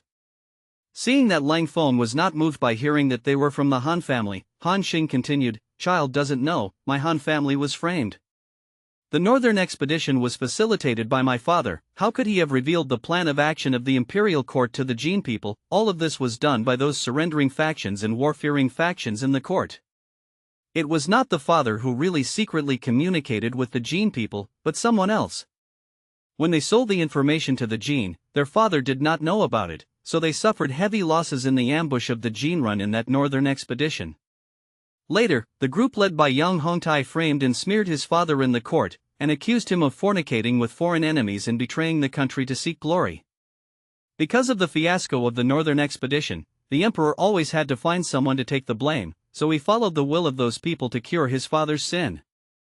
At that time, my brother and sister were still young, and they were hidden in the haystack by the old housekeeper and narrowly escaped their lives." "Well, I believe what you said is true." Leng Feng nodded and said. In fact, Leng Feng didn't know anything about Han Wenxuan, but he knew that the world he lived in had people like Han Wenxuan in the history of the Southern Song Dynasty. However, the man's name was Han Yanxian, who was a prime minister of the Southern Song Dynasty at the time, and this person advocated cutting gold. And after many preparations, it contributed to the largest northern expedition in the history of the Southern Song Dynasty. However, due to the fact that the Korean and Chinese peace factions and the surrender faction secretly colluded with the Jin people and betrayed the northern expedition plan of the Southern Song Dynasty to the Jin people, the northern expedition failed miserably. At that time, the Southern Song Dynasty court compensated for the land cessation and pacified the Jin people. And Han Yanxian was killed by a passerby in the last dynasty, and at the same time, he was framed as a traitor to seek glory and was infamous for a lifetime. "Child, you believe what I say?" Han Xing saw that Leng Feng believed his words without hesitation, but he felt a little untrue. After all, in this era, people still believe in the official announcements of the imperial court. Han Wenxuan has been characterized by the imperial court as a traitor to the country for adultery with foreign enemies, and most people in society are willing to believe this statement of the imperial court. The information of this era is blocked, and because the consequences of the failure of the northern expedition are too bad, someone must bear this infamy. Most of the people don't know the truth, and they believe what the court says. There are many things in this world that may not be true, not to mention that the DPRK is corrupt and incompetent, and the political struggle kills people without seeing blood, and there are still fewer grievances, false and wrongful cases over the years. There were too many doubts in Han Shofu's case back then. If it was really Han Shofu's fornication with foreign enemies, then he deserved more benefits. But after being raided and destroyed, I didn't get much property from your Han family. From the perspective of who was the biggest beneficiary, who did this thing, then it is naturally self-evident. It's a pity that some people added fuel to the fire, and some people deliberately pretended not to see it, so that the real scum who brought disaster to the country and the people succeeded. Leng Feng also expressed his opinions and feelings. If it was any other person, he would not say this in front of the other party. But the Han brothers and sisters on the other side are different from others. They have a blood feud with the imperial court and those in power. And Leng Feng revealed his attitude in front of them, which could also make the two brothers and sisters do things for him desperately. Sure enough, hearing what Leng Feng said, the brothers and sisters were already flushed with excitement. The body that had just stood up fell to its knees with a thud again. The last time they were on one knee, this time they were literally on both knees. It can be seen that at this moment, in their hearts, they are completely at home to Leng Feng. Child understands righteousness, and my brother and sister will swear to follow in child's footsteps. At this point, Leng Feng once again included two loyal subordinates. Later, these two people did their best under Lang Ran's command, burning their lives like candles, just to repay Leng Feng for his kindness today. Leng Feng couldn't help but sigh in his heart, who said that the ancients were relatively simple. I don't believe you crossed one to try it. Zhang Yuanji is very familiar with the situation on Rui Street, and he knows the situation here as he walks through the streets and alleys. It turned out that Zhang Yuanji had stayed in Linen for a period of time when he was young, and Rui Street had begun to take shape at that time, and Zhang Yuanji and a group of scholars and students were frequent visitors here. After all, back then, it was not like it is now. It was still a pure literary and artistic place. Leng Feng could see that Zhang Yuanji still missed the former Rui Street very much. It seems that this scholar was also a merry and talented man when he was young. The location of Shiling Hall on Rui Street is not obvious. Almost the whole street is walked, and there is a small archway near the street, with two stone lions standing on both sides. On the forehead of the archway, there is a piece of writing with the four big characters of Shiling Hall. These four words are written by everyone in calligraphy at a glance. The momentum is strong, the pen is strong. Behind the archway is a courtyard wall with a vermilion gate, which is so large that if it were all opened, it would allow two carriages to run side by side. Although I haven't entered it yet, just looking at it from the outside, I can see that the momentum of this Shiling Hall is very strong. Leng Feng and Zhang Yuanji talked as they walked inside. The two talked as they walked, and soon walked into the Shiling Hall. I have to say that although the Shiling Hall is a bit backward in the location of Rui Street, this scale is definitely second to none in the entire Rui Street. Zhang Yuanji took Leng Feng and walked in from the small door on the side of the Vermilion Gate. Although the Vermilion Gate was very large, but for Leng Feng, including Zhang Yuanji, he was not qualified to let the gate open. I couldn't see anything from the outside, and as soon as I entered the door, Leng Feng realized that there was a hole in it. I have to sigh that the cultural people of this era really know how to play. Although it is hung with the sign of Shiling Hall, the pavilions, small bridges and flowing water, the layout is staggered. In the shade of the trees, several delicate-looking buildings loom in the background. Looking up, Leng Feng found groups of young scholars, strolling and chatting on the winding forest paths. Through the gap in the woods, you can also see an open area ahead, with a long circle of corridors, and there are even more people in it. When I got closer, I found that almost all of them were scholars who were about the same age as him. These people have a common characteristic: they are all dressed in gorgeous clothes, and they all seem to be relaxed. At first glance, they have been trained hard, and Leng Feng can naturally see that these people's behavior has a faint demeanor of court etiquette. Then, the identities of these people are naturally self-evident. They are all scholars who came to the in-face saint like him. Some people are shaking their heads and chanting poems, and some people are struggling to write. No one paid attention to the arrival of the cold front. After all, Leng Feng didn't know these people, and these people didn't know him. As for Zhang Yuanji, he only met two people who greeted him respectfully along the way. Because Leng Feng followed behind Zhang Yuanji unhurriedly, it did not attract the special attention of these two people. It wasn't until two middle-aged people who looked slightly older than Zhang Yuanji came in front of him that Leng Feng's identity was revealed. These two people are the other two scholars who have a good relationship with Zhang Yuanji, and these two people belong to the two East and West Zhejiang roads respectively. One of them is also related to Zhang Yuanji. This person is Wang Huayu from Liang's Hejiang East Road. This person is also Li Xian's cousin, and Zhang Yuanji's wife is a cousin. The other person is Zhang Haoming from Zhejiang West Road, who is a protege of Zhang Yuanji's father-in-law. It is precisely because of this relationship, coupled with the fact that the three of them have similar personalities, this relationship is naturally iron. Under Zhang Yuanji's recommendation, Leng Feng also met these two scholars. The so-called people in the DPRK are good officials, and Leng Feng will not exclude getting to know more such people. Although he has no plans to be an official in the imperial court for the time being, these scholars from all walks of life are equivalent to modern department-level cadres, and it is also good to have a relationship with them. This is called the accumulation of contacts, which may not have any obvious effect at the time, but it may be of great use in the future. It turned out to be Leng Feixian's nephew. I have heard of your name for a long time, and when I saw it today, it was really a talent. The two of them did not hesitate to praise Leng Feng. The new bamboo is higher than the old bamboo branches, and it all depends on the old cadres to support it.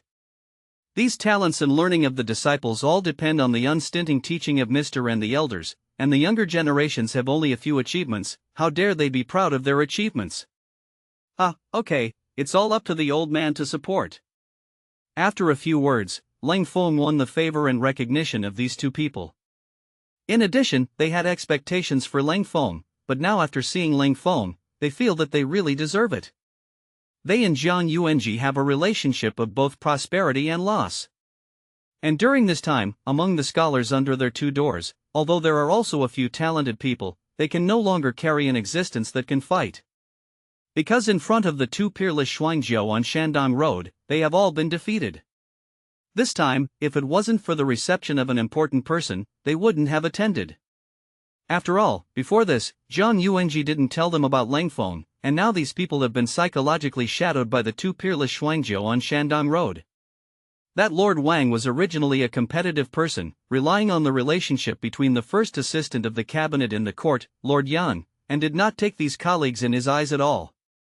In addition, no one can suppress the limelight of those two peerless double pride. So many people are too lazy to look at the face of that Lord Wang. Now that he sees Leng Feng, he naturally pins all his hopes on Leng Feng, hoping that Leng Feng can suppress the arrogance of those two peerless double arrogances. After some exchanges, Zhang Yuanji and the three of them let Leng Feng go and let him participate in the activities of those scholars on his own. After all, in this kind of gathering, it is impossible for a scholar of Zhang Yuanji's level to get involved with these scholars. Leng Feng also knows the rules here. After all, young people can only have fun together. As long as it is not a special link, these Taoist adults will not participate. It is not once or twice that Shilin Hall has held this kind of poetry meeting, and it has already formed a tradition. Basically, these scholars are allowed to give full play to their talents, and unless there is a special theme activity, the older generation will participate. The biggest role of the Shilin Hall is to provide a place for these people to communicate with each other. Leng Feng walked around the group of scholars as a bystander, and then he remembered what the little fat man he met before said: this kind of party is really boring.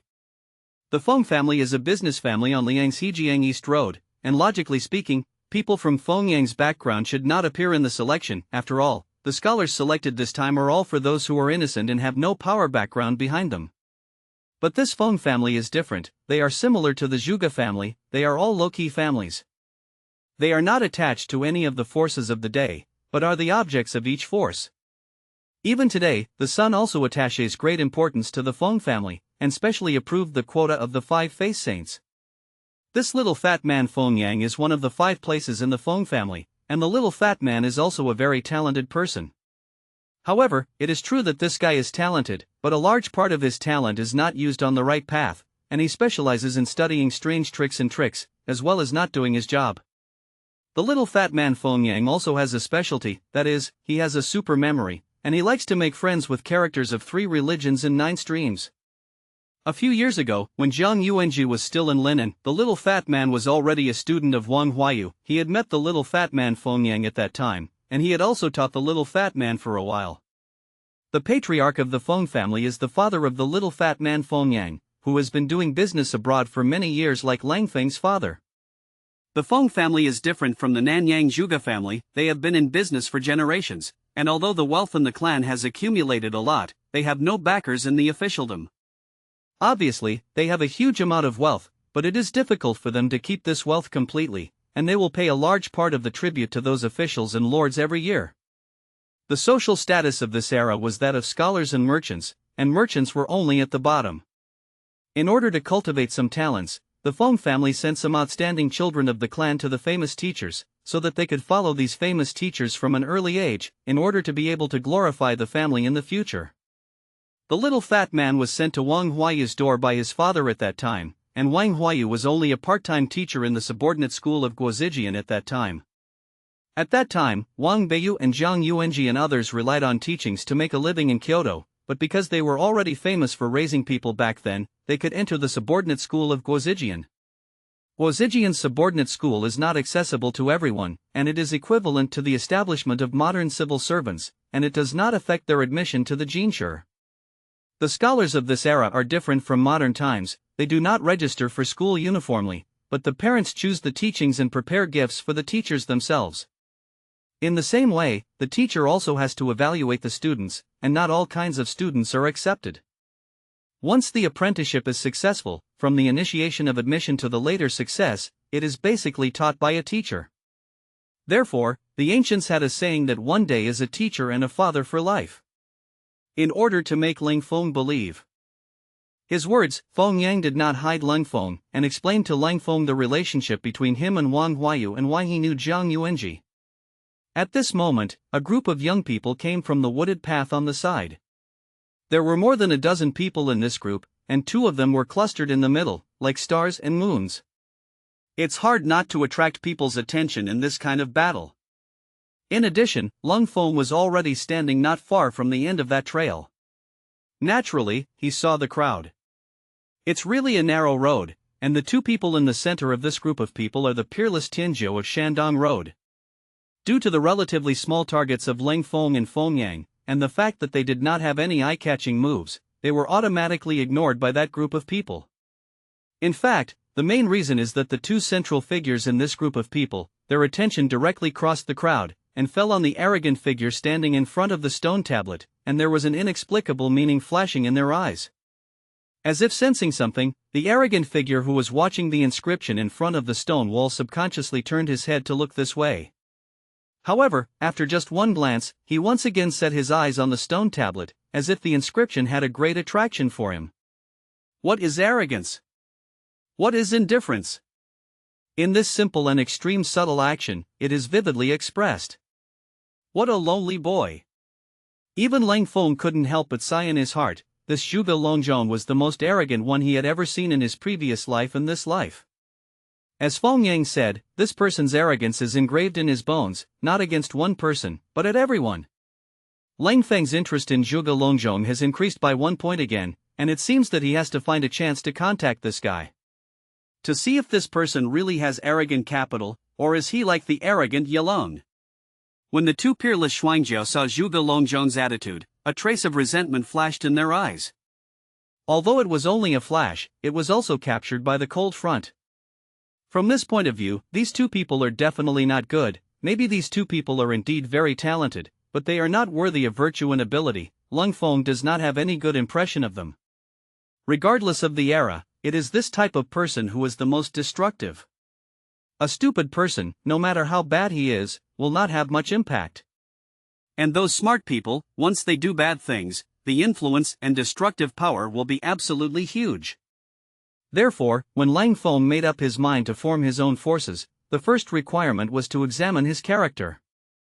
Although it is not possible to exclude 100% of people with bad character from his ranks, it is also possible to minimize the possibility of such a thing. Moreover, in the course of building the contingent in the future, it is all the more necessary to pay close attention to investigation and management in this regard. At this moment, the two of them turned their eyes and suddenly saw Leng Feng standing on the side. His eyes rolled and he smiled on his face, but this smile had a deep meaning at first glance. Seeing the change in the expressions of these two people, Leng Feng knew in his heart that these two people must be playing some bad idea at this time. After all, these two people are very young now, and they are in the time of youth and frivolity, especially talented people like them, who are sharp in everything they do. Although they also wanted to deliberately hide their thoughts, this kind of hiding seemed very clumsy in Leng Feng's eyes. The cold front of Jiankong Road. My two brothers have long admired Your Excellency's name, and they met in too much of a hurry before, so they didn't have time to catch up with Brother Leng. What the eldest brother said is very true. Now that I meet Brother Leng, we must be closer to each other. The two of them walked forward quickly and said to Leng Feng, The group of people behind him, hearing the words of these two people, also instantly understood Leng Feng's identity. At this moment, many people's expressions became wonderful. They knew that these two peerless duo of Shandong Road had already listed Leng Feng as their biggest competitor, and even threatened to learn from Leng Feng many times. Leng Feng had never shown up before, and this kind of thing has never happened. However, everyone knows that once these three people meet, there will be a dragon fight. Looking at the insincere smirk of these two people, Leng Feng's heart felt very tired. At this time, he finally understood why Zhuge Longjong sent them unworthy when facing these two people. These two people really looked like they were underbeaten, but Leng Feng felt that these two guys were even worse than Liang Dong in terms of pretending to be forced. Bai Dong Liang is purely pretending to be forced for the sake of pretending, and he is professional in this regard. Of course, it is also related to status and personal experience. Liang Dong is just a child of a family in Linjiang City, and these two Wen brothers in Shandong were born in an orthodox scholarly family, and they are the descendants of Master Wen.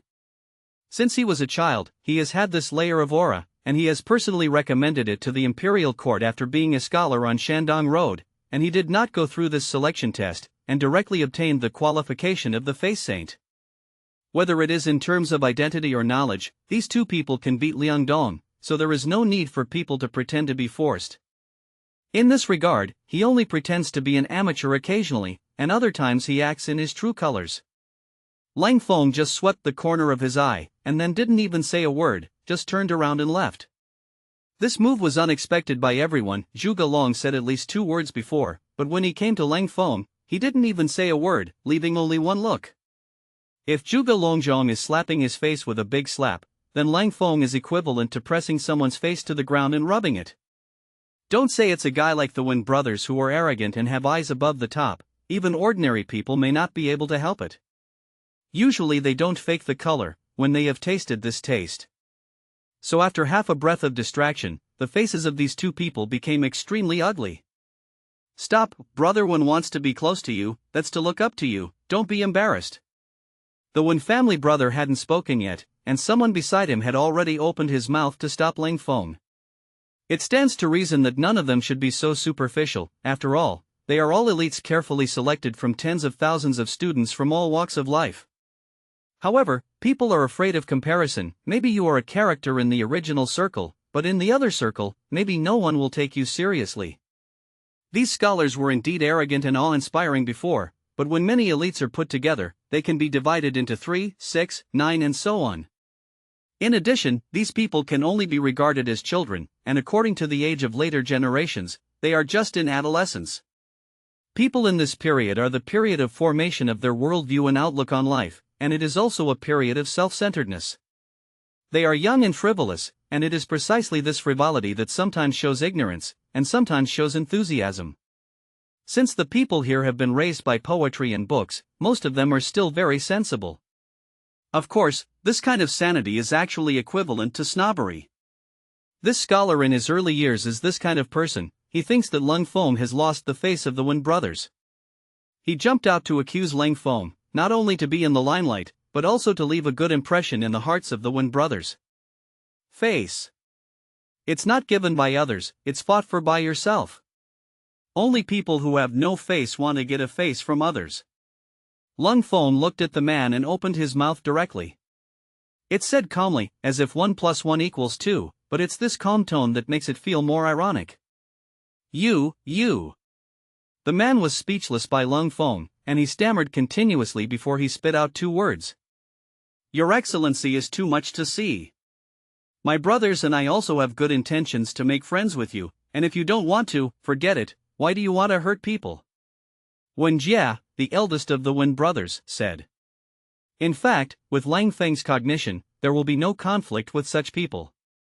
The reason why he has this attitude towards the Wen brothers is not only because he can't get used to seeing these two people look like the second and third in the world, but also because he knows that the relationship between himself and these two people is irreconcilable, which is related to the issue of position and reputation.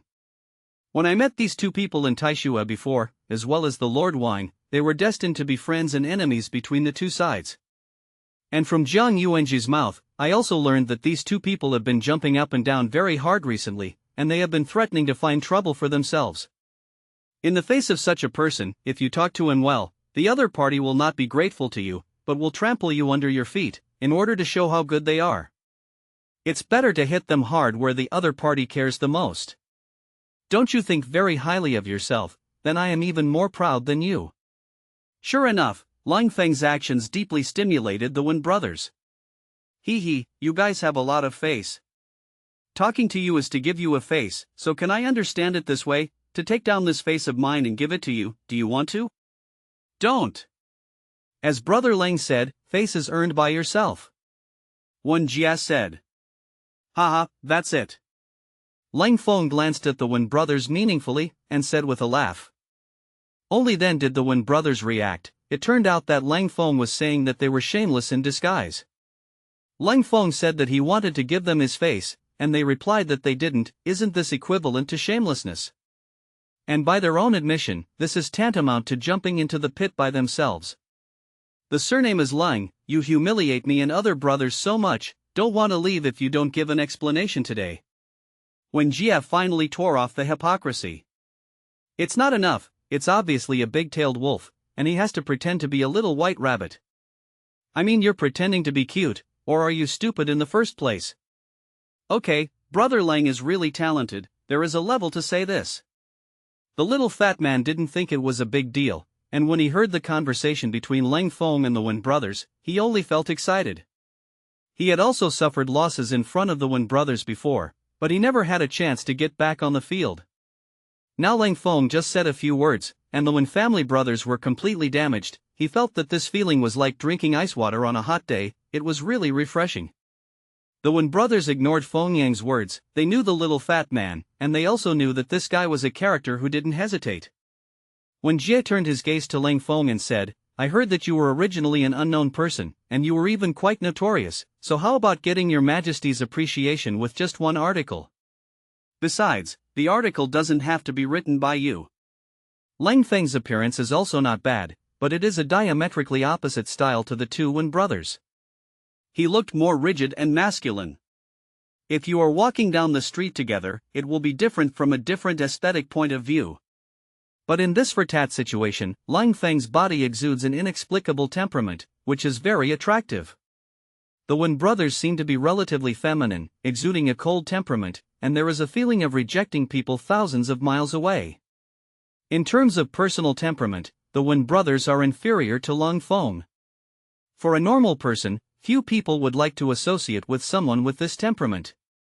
Of course, this society is also a society of interests, and the reason why the Wen brothers are surrounded by a large group of people is precisely because this large group of people think that the Wen brothers will be able to go further in the future, and befriending him now is equivalent to investing in the future. In such a situation, the motivation of human beings is put in the first place. When Leng Feng first saw the Wen brothers, there were only a dozen or so people gathered around them, and there were 1 or 20 more people during the period of conflict with him. However, there are nearly 100 scholars here, and a large part of them have not chosen to completely fall to the Wen brothers, and there are even some people who are very disgusted with the Wen brothers. This is Brother Leng Feng. In Xia Nanyang Xingrong, I had read Brother Leng's theory of Qin before, and I deeply felt that Brother Leng's views were unique and his style was sharp. After today, I invite Brother Leng for an episode. I don't know if I can appreciate my face. Just as the two sides were tense, a scholar with a Chinese face stepped forward and said to Leng Feng with a fist, Brother criminal, I'm glad to be there. Leng Feng also returned the salute with his fists clenched. He could feel that this person was indeed genuinely invited, and he also had the intention of standing up for him. Although he didn't understand why, Leng Feng also knew that the other party must be unpleasant to the Wen brothers. Sure enough, I only heard Wen Jia, the eldest of the Wen brothers, say, Xingrong, I know that you are still not convinced by my defeat, don't make trouble now, and I will give you another chance to compete with me later. I, Nanyang Xingrong, have never been the same, no matter what the reason is, I am defeated. Although I think that my talent is not weaker than the two of you, I can still afford to lose. Xingrong said very calmly. I'm not here to make trouble, I just want to see how you were defeated by Brother Leng. It's just that I'm afraid that after Brother Leng wins, others will say that I am tending to be inflammatory, so I said hello to Brother Leng in advance. What Xing Rong said directly made the Wen brothers speechless. Even Leng Feng also gave him a big thumbs up in his heart. It seems that this person is also a wonderful person and a person who can be befriended. Thank you, Brother Torture, for taking it so seriously. Leng Feng said with his fists clenched. Ha, like this, let's watch Brother Leng show his skills. The conversation between Leng Feng and Xing Rong directly broke the defense of the Wen brothers' side. Xing Rong's words were obviously aimed at the Wen brothers, and the group of people around him immediately stopped doing it, and they all spoke out to accuse Xing Rong. Xing Rong, you, the defeated subordinate of Gongzi Wen, also have the face to make a big fuss here. The people of Nanyang are just fame and reputation fishing, and you, the top of Nanyang, are vulnerable in front of Gongzi Wen. Even Zhuge Longzhong, who is known as the genius of Nanyang on the first day, does not dare to respond to the challenge of Wen Gongzi. What face does he have to jump in front of Wen Gongzi? This man speaks very harshly, and it has obviously risen to the level of regional blackness. You are not qualified enough. It's almost the same to let your Nanyang's Zhuge Long come out. This made Leng Feng look dumbfounded, and the style changed too quickly. Obviously, there was tension between him and the Wen brothers just now, but in the blink of an eye, it became a group of people from Xing Rong to the Wen brothers. Are you calling me? At this moment, a cold voice suddenly came. I saw the arrogant figure standing in front of the stone monument, and I don't know when it had appeared behind everyone. Zhuge Longzhong. Everyone couldn't help but be surprised. After all, the shadow of the famous tree, Zhuge Longzhong was known as the first genius of Nanyang, and he was also a genius. His reputation is not blown out, but actually made. Someone once compared the current generation of young people together, and most people generally thought that Zhuge Longzhong could become the first genius of today, but the two peerless double arrogances on Shandong Road together were not enough to see. It is precisely because of this evaluation that the Wen brothers have always wanted to find Zhuge Longzhong to compete. After Zhuge Longzhong appeared, his eyes looked at Leng Feng's body for a moment, and as for the Wen brothers, he didn't look at them at all. You're Leng Feng. You are Zhuge Longzhong. Not bad. Good. Leng Feng and Zhuge Longzhong said 2 sentences correctly. In fact, each person only said 7 words, but the meaning revealed from them was obvious. This is the first time the two of them have met. Zhuge Longzhong said that Leng Feng was good, and Leng Feng said that Zhuge Longzhong was very good, which made people experience a sense of mutual appreciation and sympathy. This is in stark contrast to the previous Wen brothers. When Zhuge Longzhong faced the Wen brothers, he only gave them 2 words of unworthiness, and Leng Feng didn't even look at them. This kind of gap, the Wen brothers naturally felt it, and they had reached the verge of going berserk. At this time, it can be seen that the cultivation skills of the Wen brothers are still a little worse, or they have always been used to smooth sailing, and if they have not encountered such setbacks, their mentality is naturally prone to fluctuations. If this matter is to be put on Leng Feng or Zhuge Longzhong, it will naturally be a different performance. With Zhuge Zheng's character, he won't pay attention to it at all. As long as he doesn't want to do something, no matter what you say, it won't affect his mood. If you change it to a cold front, you will basically use practical actions to tell the other party how wrong what you said. Zhuge Longzhong, since you are here, then this topic is up to you. For the sake of fairness, let you lose your heart, let Zhuge Longzhong come up with the question. Wen Jie and Wen Zhuo looked at Leng Feng and Zhuge Longzhong with provocative eyes and said.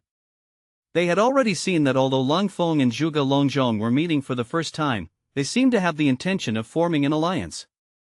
It's true that the two of them are arrogant in their hearts, but they are not the kind of arrogant to the point of boundlessness. They investigated the situation in Zhuge Longzhong in great detail, and knew that Zhuge Longzhong was indeed a genius, but Zhuge Longzhong also had shortcomings, that is, he was not good at martial arts. Zhuge Salam's articles and strategies, as well as his attainments in strange tricks, even they have to admit the strength of the other party in their hearts. They didn't know much about Leng Feng's situation, but they only knew that this person had written a splendid article about the Qin. And Leng Feng's reputation was not good before, and as for Leng Feng's ability in other aspects, they didn't know either. If Leng Feng and Zhuge Longzhong formed an alliance with each other and complemented each other's shortcomings, then the two brothers might not be able to shake each other. Let Zhuge Long come up with the question, and the two of them also thought about it. In their opinion, if Leng Feng loses the topic of Zhuge Long's, then there will be a gap between the two, and the possibility of joining forces again in the future is very small. On the surface, this is a manifestation of their generosity, but in fact, it is they digging a pit to make Leng Feng and Zhuge Liang jump in. However, this is a conspiracy, which naturally leaves people speechless. Zhuge Liang glanced at the two of them lightly. How could he not see the other party's thoughts? But who Zhuge Liang is, he doesn't care about the other party's tricks at all. And even if his first impression of Leng Feng is good, he will not be biased towards Leng Feng. I saw Zhuge Liang pointing to the stone tablet behind him and said, "The topic is there." "Where?" someone asked. "That chibi stone has existed for thousands of years, and it is engraved with the historical deeds of the Great War. It is said that this stone was carved by Zhou Lang in that year, and unfortunately sank in the river, and then there was too much to guard Li Gongguan chibi. Li Gong deeply felt Zhou Lang's talent, and made a red cliff fu. Recently, I have been deeply touched by this article, so I ask you to take this background as your intention and write an article about watching chibi from the perspective of Li Gong, with no restrictions on the genre of poetry and songs." The people looked at the stone wall, and then they realized that this stone still had such a history. Most people only know that this stone records the Battle of Chibi that year. In that war, the ancestors of Zhuge Liang played an extremely important role, creating a classic example of winning more with less. Everyone thought that Zhuge Liang watched the stone tablet to commemorate the glorious achievements of his ancestors. However, everyone is very interested in the topic of Zhuge Liang. This method is relatively rare, and everyone has never seen an article with this intention before. Although this form is relatively new, it is more difficult for the questioner. From this point of view, Zhuge Liang really has the name of a genius, and any topic can be so different. After Leng Feng heard Zhuge Liang's words, his heart was happy. To be honest, if Zhuge Liang asked them to write articles in a decent manner, he really didn't have the bottom in his heart. But with this intention, Leng Feng is confident that he has already won the game. On the other hand, the Wen brothers, the two are also full of confidence. They were also frequent visitors here before, and they still knew a lot about the Red Cliff Steel, and even wrote some articles about that battle. Although the idea is different from what Zhuge Liang said, they are also confident that they can write a blockbuster work. Immediately, someone moved the case table and the four treasures of the study for the Wen brothers, and Leng Feng walked in front of the chibi stone and slowly circled around the stone stele. Then he put his hand on the stone tablet and closed his eyes. Seeing Leng Feng's performance, many people were stunned and didn't understand what Leng Feng was doing. The Wen brothers were standing in front of the case, and Wen Jia was cranking the folding fan, also closing his eyes and thinking. Wen Zhuo was pacing back and forth in front of the desk, and there was a flash of light in his eyes. Compared with the two, the Wen brothers looked more reliable. However, although there were many people gathered here, no one spoke out again. They all know the rules, and in this case, if anyone dares to interrupt someone else's train of thought, then this responsibility cannot be borne and will make themselves the target of public criticism. Of course, there were also people who ran to tell the students about the situation here. At this rally, a total of 12 scholars came, and they were divided into 3 groups and were drinking tea and chatting. There are 4 people on Zhang Yuanji's side, and in addition to the 3 of them, there is also an old man. On the side of Wang Shuedo on Shandong Road, there were 6 people. There were also 2 people facing each other by the pavilion next to the rockery in the forest, but their eyes looked at the 2 groups of people from time to time. When someone informed them of what was happening outside, all 3 groups of people got up and walked over. Of course, they, like those scholars, just watched quietly from the side. Still, someone whispered something that had just happened to them. These Taoist masters are human spirits, and they naturally understand the reason for this. Everyone's eyes first looked at Wang Shuedo and Zhang Yuanji, and then turned their eyes to the venue. When they saw Leng Feng with one hand on the stone tablet, looking like he was wandering out of the world, Wang Huayu and Zhang Haoming cast an inquiring look at Zhang Yuanji. Although Zhang Yuanji didn't know what Leng Feng was doing, he still had a lot of confidence in Leng Feng. In his opinion, the more unusual the cold front's performance, the more likely it is that there will be surprises. So he nodded to Wang Huayu and Zhang Haoming, indicating that they had no problem. Wang Shuedo is the same here, he is very confident in his protégé. However, when he saw Leng Feng's performance, a hint of sneer appeared on the corner of his mouth. In his opinion, Leng Feng is pretending to be a gesture. It is not good to write articles. Can he put his hand on the stone tablet like divine help, and write a splendid article again? In fact, what everyone didn't know was that Leng Feng really felt something. At the beginning, Leng Feng had already thought about the article he wanted to write, and it was in his historical era that the great writer Su Shi's masterpiece Nian Nujio Chibi Nostalgia. This poem is just in line with the artistic conception that Zhuge Liang said. It is Su Shi's nostalgic feeling in the face of chibi, and it is also one of the representative works of the ancient words of the bold school, which can be called the swan song of ancient and modern times. And Su Shi's experience back then was quite similar to Li Taisho in this era.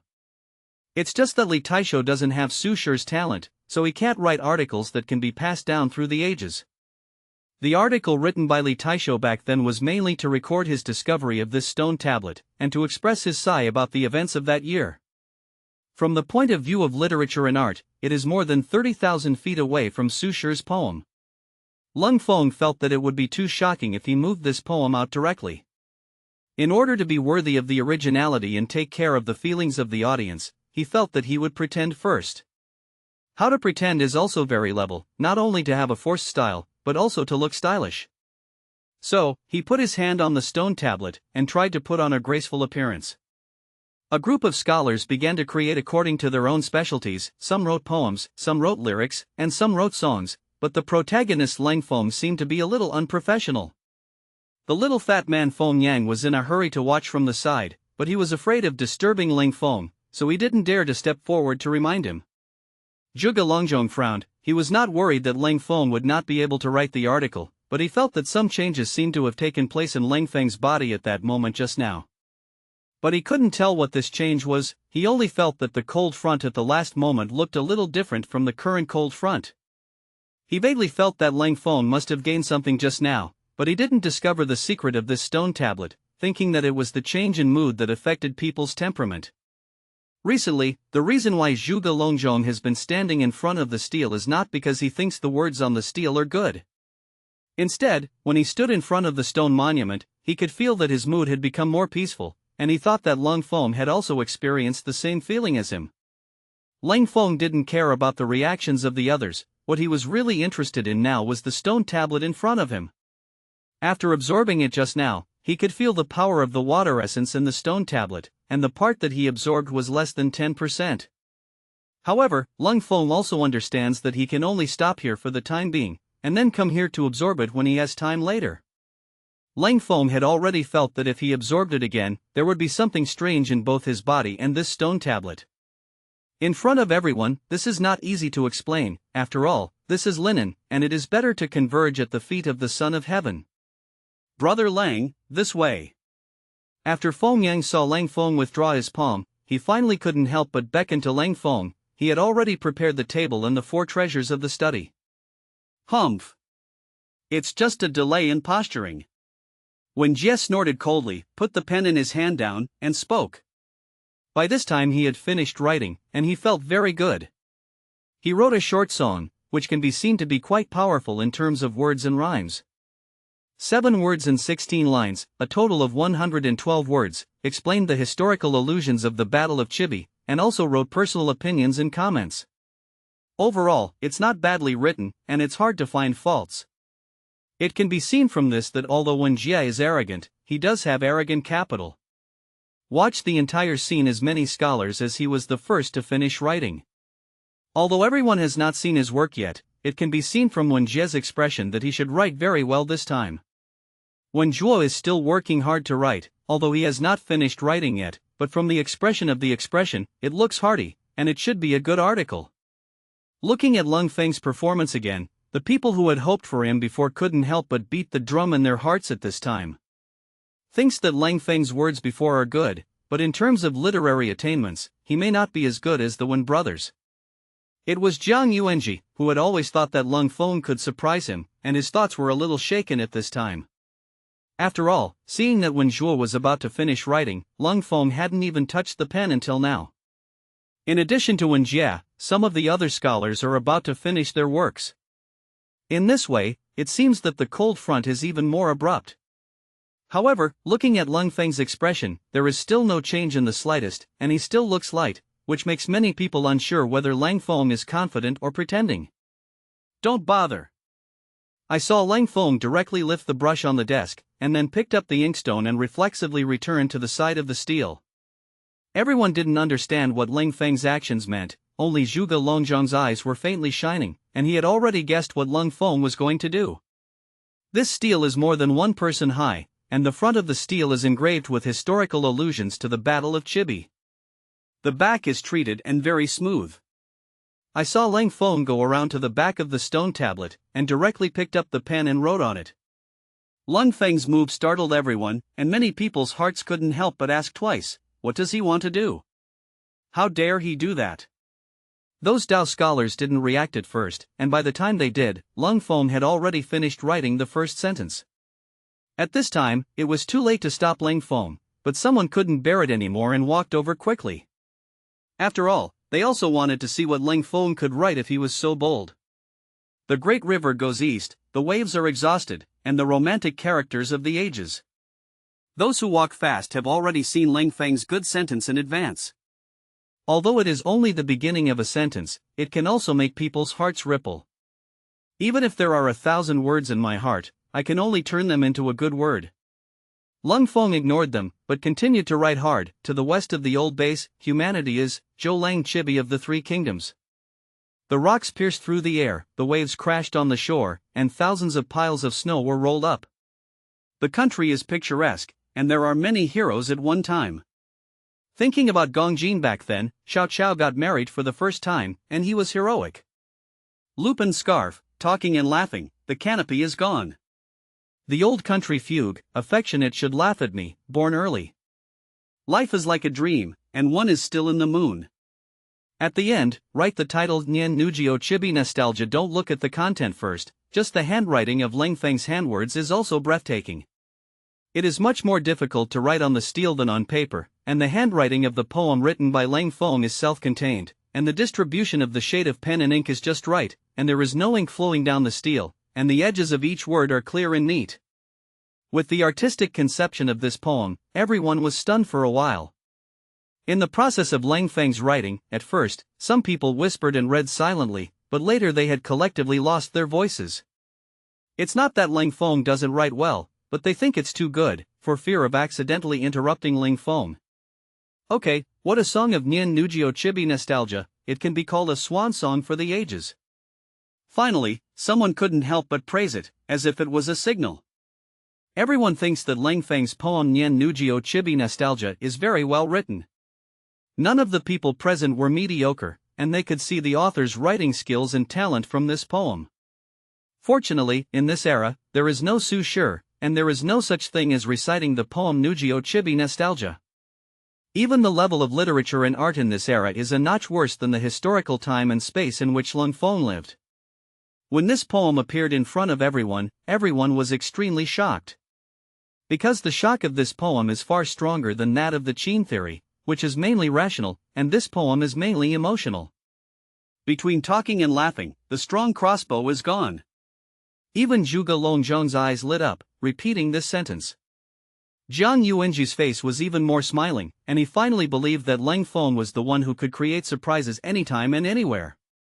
At this moment, no one thought that Leng Feng directly wrote the words on the back of the stone tablet and felt that he was arrogant.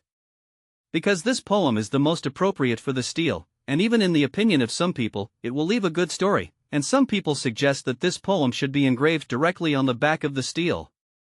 It was Wang Xuedo and those people on Shandong Road, although they wanted to say 2 rebuttals, but they didn't know where to say. After all, facts speak louder than words, and everyone's eyes are bright, and they can naturally distinguish between good and bad. When Wang Jie's short song, although it is very well written, can be played alone, but after being put together with Leng Feng's song, the grade was immediately opened. Even after Wen Jie saw Leng Feng's Nian Nujio Chibi Nostalgia, his face was ugly, and even if there were thousands of unwillingness in his heart, he could only shut up. The more he understood, the more he slapped his face, how arrogant he was before, and how embarrassed he was now. His brother Wen Zhua has also finished writing and is confidently hanging his work on the display wall. Although he was also curious about the situation on Leng Feng's side, he didn't come to watch it at the first time. In addition to Wen Zhuo, there are also some scholars gathered in front of the display wall, commenting on the articles hanging on them. Most of these people are supporters of the Wen brothers, and they surround the works of the Wen brothers, and they praise them one by one, and they almost sing them for the ages. Wen Zhuo was also full of joy when he heard this, and many pairs of works had been hung on this display wall. Wen Zhuo took a general look, and none of them could catch up with his two brothers. Just when Wen Zhuo was full of self-confidence here and was about to burst, he found that there were more and more people on Leng Feng's side. So driven by curiosity, he also walked over, and then followed in the footsteps of his brother Wenjie. The Wen brothers' faces were ugly, and Leng Feng's side was full of energy. There are also many people who quietly hide the work they just wrote, because they feel that it is simply humiliating to see Leng Feng's words and then take out their own articles. Regarding everyone's reaction, Leng Feng had already expected it in his heart. He knew that after this poem was written, it would definitely be able to beat everyone present. Seeing Leng Feng's unwavering performance made many people nod secretly in their hearts. At this time, they felt that compared to the arrogant performance of the two Wen brothers, Leng Feng looked much more pleasing to the eye. Those who have attained the Tao have much help, and those who have lost the Tao have little help. This is a truth that will never be broken. Leng Feng didn't understand that since the Wen brothers were descendants of saints, they should understand this truth, why they were going farther and farther on the rampant road. Could it be that these two people are like this, or that there is something wrong with their tutors? Of course, this is not something that Leng Feng has to care about, and he is not the parents and teachers of the Wen brothers, so he has no obligation to educate them. When it comes to article writing, Leng Feng won undisputedly. There is no need to evaluate it at all, even the Wen brothers have no objection to this. This is definitely a huge blow to the Wen brothers, who have always been arrogant. Although they knew that Leng Feng's style was good, they never thought that they would lose so badly in terms of style. After all, this is their strong point, and they have always regarded themselves as the descendants of the Holy Master Wen. In the previous exchanges with many other scholars, it was always them who made others embarrassed, but I didn't expect that now Feng Shui is taking turns, and this slap in the face comes quickly and painfully. Of course, the Wen brothers will not admit defeat easily. After all, they have already said before that they will have two competitions. The first game was poetry and songs, and they lost without pretense, but they were very confident in the second game of preparing for archery. For scholars, archery is also one of the 6 arts of a gentleman. Readers in this era must not only be able to write good articles, but also have a skill that can be used in martial arts. Most scholars almost always choose archery because it is easier to do than other aspects. But it is indeed very difficult to master. After all, scholars have always been advertised as powerless, and most scholars will choose the bow and arrow with the least tension. The Wen brothers are different. Their ancestor Wen Xingfu was also unique in archery, and almost all the Wen family children are also proficient in archery. What's more, the Wen brothers are born with divine power. They can easily pull the horn giant bow, and it is not a problem to penetrate Yang in 100 steps. This is also where their confidence lies. If there are still people who can compete with them in terms of literature, then in terms of archery, the Wen brothers are definitely difficult to find opponents. Even Zhuge Longzhong is not their opponent, which is also where they dare to challenge Zhuge Longzhong before. In the eyes of the Wen brothers, if they win the second game of archery, they can at least have a draw with Leng Feng. If they have to decide the winner, they can also play a third match, when they will use their secret hole cards. No one knew that Wen Jie and Wen Zhuo were the sons of the dragon cultivated by the Wen family's generation. The reason why Wen Shangren has been able to alternate dynasties for thousands of years has always been the supreme existence in the minds of scholars. In addition to his own talent and contribution to later generations of scholars, there is another reason that cannot be ignored, that is, whenever the Wen family is approaching troubled times, they will cultivate a group of dragon disciples. The so-called sons of Zonlong are not to help today's sons to correct the country, but to take refuge in all walks of life and build a new empire. This game of chess is not small, and it is also the biggest secret of the Wen family for thousands of years. Whenever chaos in the world manifests, the Wen family began to prepare decades ago. Will secretly cultivate a group of children in the clan. Some of these children are put on the surface, some are hidden in the secret, and even change their names and surnames. As early as when the Southern Song Dynasty established the capital of Linen, the Wen family already felt that this dynasty was on the verge of decay and decline. So over the years, there have been several generations of Wen family children who have gone out of the mountains and followed the dragon. At that time, Ushuai also had the children of the Wen family, and even the Wen family existed in the war in the north now. The political stances of these Wen family children are not the same, and the Wen family also allows this situation to exist. After all, they are not sure who is the real dragon. As long as one of the people assisted by the children of the Wen family succeeds, then it can be guaranteed that the status of the Wen sage will not be affected in the rise and fall of a dynasty. Wen Jie and Wen Zhua are the new generation of the Wen family, and the Wen family can also see that these two people have more flamboyant personalities, and they belong to the kind of people who can't hide their edge, so they are the characters who are pushed to the surface by the Wen family. It is true that these two people are talented, and their talents are considered top-notch, but their personalities determine that they cannot be the kind of people who really follow the dragon. On this point, the words of the Wen family are very clear. The reason why these two people were cultivated was to let them cover for the Wen family on the bright side. In fact, there are already more outstanding Wen disciples who have come out of the mountains and begun to stir up turmoil in various places. As for why the Wen family didn't just do it and achieve an imperial hegemony by themselves, there are deeper reasons for this. Wen Jie and Wen Zhua, as the people trained by the Wen family, are not only capable of these, but their biggest specialty lies in the art of war and strategy. Especially in terms of the role of the military bureau and the marching formation, these two have also been affirmed many times in the Wen family. Now that they have begun to walk out of the Wen family, the reason why they are acting in a high-profile manner is to make a name for themselves as soon as possible. They can go all the way, but they can't afford to lose, and once their reputation is affected, for people like them, it's basically a disadvantage. They had already shown their literary talents and martial arts in front of everyone before. Even if they were defeated by Leng Feng, as long as they could win in other aspects, it would have no impact on them. After all, fighting the world is different from governing the world, and literary talents must be ranked last. Leng Feng is not clear about the situation of the Wen family. The historical trend of this era is almost the same as the historical time and space in which he lived in his previous life, but many of them are different. Not to mention Leng Feng, even in this era, very few people know about the situation of the Wen family. Maybe Zhuge Longzhong knows who Wen Jie and Wen Zhui are, and this is why Zhuge Longzhong said to the two brothers of the Wen family before is not worthy, and these two words are aimed at this. Zhuge Longzhong knew that the two brothers were good at the art of war and the arrangement of troops, but in this regard, Zhuge Longzhong had absolute confidence that he could crush these two people, so he didn't want to deal with these two people. After this poem of Nian Nujio Chibi Nostalgic appeared in this world, it once again established the name of Leng Feng's first talent. Everyone only knew that although Qin theory was good, it was not necessarily liked by everyone. After all, it is an article with a very strong stance and sexual tendency, and this article is more emotional and easy to resonate with everyone. At this time, Zhang Yuanji said again about the Spring River Flower Moon Night that Leng Feng had written before, as well as his performance at the Qinhuai Poetry Conference. Only then did everyone suddenly realize that Leng Feng was not an unknown person, but he was just too low-key. Not to mention the rest, just take the moonlit night in the Spring River. This poem has been widely circulated in Linen City, but many people don't know that the author of this poem turned out to be Leng Feng.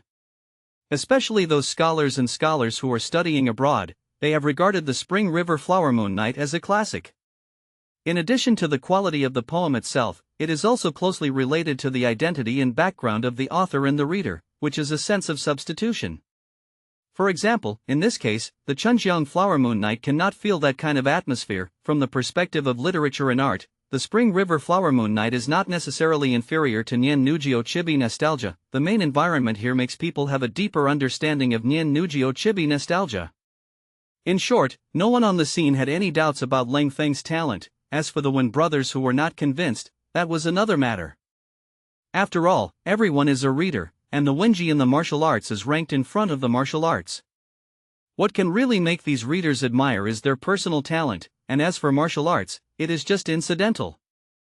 Just like the current college entrance examination, it is compulsory to take the test except for the number of languages, and other subjects can be selected. After the article competition, everyone came to the archery field to prepare for the archery competition. The Shilling Hall covers a very large area. In addition to the front row of buildings, there is a huge courtyard at the back. In addition to the rockery pool pavilions, there is also a small martial arts arena. Aside from not being able to ride a horse, all martial arts can be displayed here. The 2 rows of weapon shelves are also filled with various weapons. Of course, for safety reasons, these weapons are unfrayed, and there are no heavy weapons. After all, everyone is a scholar, first, to pay attention to safety, and second, these scholars can't play with heavy weapons. When Leng Feng came in just now, he saw a few people dancing and playing with sticks here. However, Leng Feng can also see that most of them are empty shelves, looking bells and whistles, a bit pretty, but they don't have much actual combat ability. It can be seen from this that the martial arts of these scholars are really not very good. When Leng Feng and the Wen brothers came over, those people also stopped what they were doing. Leng Feng's sight attracted most of the people just now, but a few people here have been having fun, and they are one of the few people who don't know what happened on Leng Feng's side. They didn't know Leng Feng, but they knew the Wen brothers. Seeing the posture of this group of people, they naturally understood what they were here for. After all, the Wen brothers had done this kind of thing more than once. "Brother Huang, can you borrow your horn giant bow?" Wen Zhuo said to one of the sturdy scholars.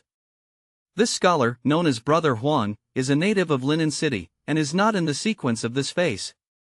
The ancestors of his family have been martial artists for 4 consecutive generations, and he himself is also proficient in martial arts, and he is also quite literary, and he can be regarded as a famous man in Linen City. Shilling Hall is an industry under the name of the 9 Princes, and some of the ancestors of the Huang family do things for the 9 Princes, and they are one of the agents of Rui Street. The Shilling Hall is also taken care of by the Huang family. Of course, the Huang family and Huang Mingli are not from the same family, and the two have nothing to do with each other. "Brother Wen, who are you going to show your archery with?" Huang Jun also clenched his fists and said. He is still familiar with the Wen brothers, especially in the area of archery, even if he thinks he is inferior. The horn giant bow that the Wen brothers said was that he couldn't pull it completely, but the Wen brothers could not only pull it apart, but also be able to hit the target in 100 steps, and the arm strength and archery skills were very rare. Huang Jun is well aware of this kind of strength, and it is not possible to have 1 or 2 such archers in an army of tens of thousands. This horn-hard bow was inherited by the Huang family, and every descendant of the Huang family must be able to draw a full bow if they want to take the martial arts test. Therefore, since Huang Jun wanted to take the martial arts test, he would often bring a bow to the Shilling Hall to practice. "I don't dare to show it, it's just an ugly offering." Although Wen Zhuo said that he was ugly, his attitude was clearly saying that I was awesome. "Brother Wen, wait a minute." Hearing Wen Zhuo say this, Huang Jun knew in his heart that the Wen brothers had found another challenge. And it seems that this time they either met a strong opponent or pretended to be forced in front of each other. Because he knew very well that most of these scholars present were weak chickens in terms of force. The standard bow and arrow of the army in this era was a stone bow, and for these scholars, most of them could pull this kind of bow apart, but it is difficult to say whether they could shoot at the target within 60 paces. The standard of bows and crossbows in this era was calculated in stone and bucket, that is, a bow was fixed to the wall, and then a weight was hung on the bowstring, and when the bow was completely pulled away, the weight of the weight hanging on the bowstring was the bow force of the bow. In today's unit of measurement, 1 stone is equivalent to 60 kilograms, 2 stones is the ultimate of the bow, and then the crossbow is higher. The reason why the Jin soldiers are strong is because their elite troops are all existences that can pull away the 2-stone bow. And Huang Jun's horn-hard bow has reached 3 stones in 6 buckets, which is not something that ordinary people can play. Seeing Huang Jun go to get the horn-hard bow, everyone's faces showed expectant expressions. Most people here know that the Wen brothers can pull out the horns of the hard bow, and they can also use the Huang family's special feather arrows to shoot at the target from 100 paces away. Since the Wen brothers arrived in Linen City, they have challenged more than 20 geniuses from all walks of life, and 2 of them have used the horn-hard bow. "How's that, are you sure?" Zhang Yuanji stood beside Leng Feng and asked softly. Although he was very confident in Leng Feng's literary talents, he had never seen Leng Feng show his martial arts, and Leng Feng's appearance didn't look like he was very powerful. It is normal for Zhang Yuanji to be so worried. "Brother Leng, these 2 people are indeed a little different from normal humans in terms of archery. We are all civilized people, so let's not compare with them." The little fat man Feng Yang also said on the side. "It's okay, I just want to try the power of the horn bow too," Leng Feng said. So, you haven't pulled such a bow? Zhang Yuanji asked with a frown when he heard Leng Feng's words. Not really, we don't have such a bow in that place. Leng Feng nodded and said. Hearing Leng Feng's words, whether it was Zhang Yuanji, Feng Yang and the others, they couldn't help but beat a drum in their hearts. Looking at Leng Feng's appearance, he doesn't know what the horn-hard bow is that thing something that ordinary people can pull open? Even Zhuge Longzhang's eyes when he looked at Leng Feng at this time were full of questions. He knew that people like Leng Feng would never be arrogant to the point of ignorance, so Leng Feng would have something to rely on, and he couldn't see what this reliance was. After all, no one is perfect, and Zhuge Longzhang also has his own shortcomings, and he just has no experience in personal martial arts. However, he believes in Leng Feng's character. Since Leng Feng dares to agree to test the archery with the Wen brothers, then he should have a certain degree of certainty. Just when everyone was sweating for Feng, I saw Huang Jun walking over with a longbow on his back. An ordinary bow is only about 1 meter 3 or 4, but Huang Jun's hornbow is more than 1 meter 8. The production process of the hornbow is extremely complicated and exquisite. The ordinary hornbow is a buffalo horn, and the Huang family's hornbow is obviously not an ordinary horn. At a glance, you can feel the strength of the bow. I saw Wen Zhuo take the hornbow from Huang Jun's hand, and then said to Leng Feng, I will compete with you in this game. Wen Zhuo is also learning to be smart now, because they lost the last game, and if the two of them play at the same time this time, they are too thick-skinned and they are inevitably afraid of being laughed at by others. Coupled with his attainments in archery, he is slightly better than his brother. If he can't win against Leng Feng, there is no need for both to play at the same time. It can be seen that although Wen Zhuo is arrogant, he is quite careful. It doesn't matter, the two of you can go up together. Although Leng Feng hadn't touched this bow yet, he could also feel that the tension of this bow was definitely not light. But is this difficult for him? The answer is naturally no. The current physical strength is that he himself does not have an accurate positioning.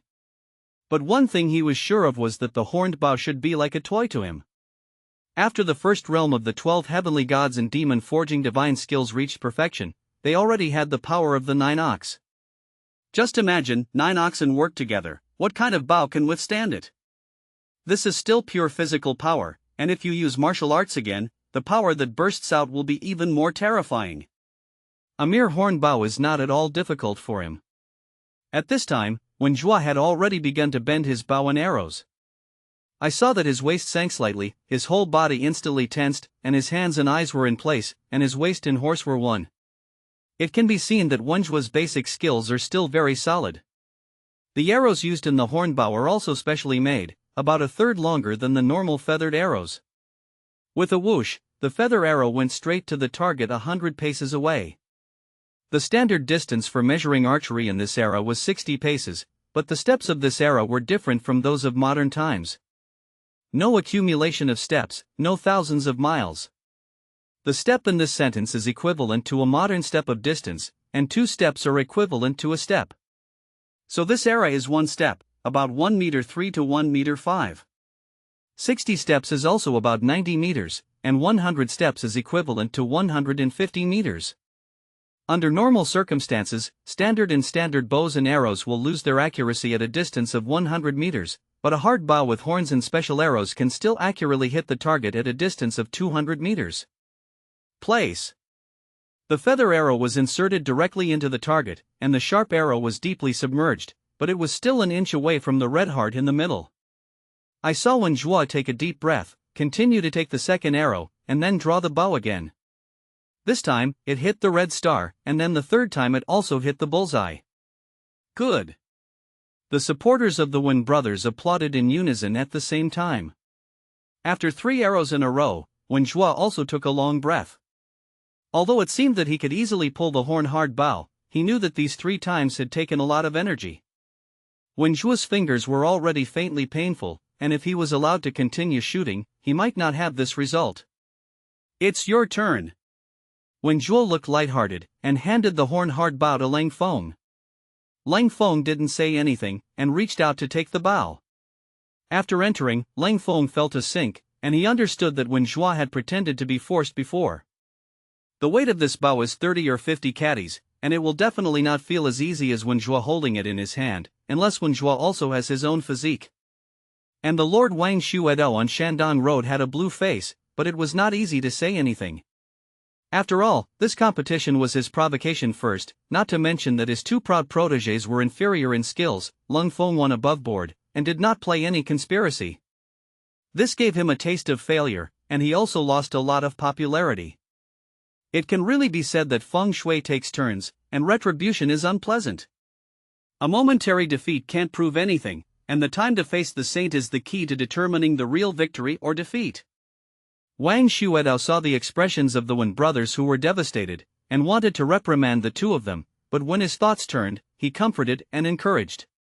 In fact, this is not only to comfort the Wen brothers, but also to comfort Wang Shuedo's self-comfort.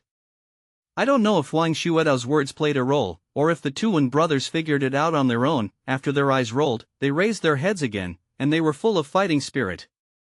Leng Feng naturally saw the performance of the Wen brothers. Whether they were blindly confident or had an indomitable spirit, he didn't pay attention to the two of them anymore.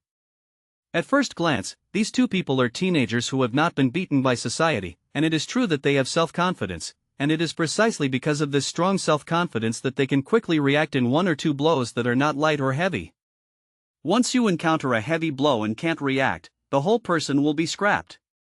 After returning the horn-hard bout of Huang Jun, Leng Feng was already surrounded by a large group of people, and this momentum completely surpassed the previous battle on the side of the Wen brothers.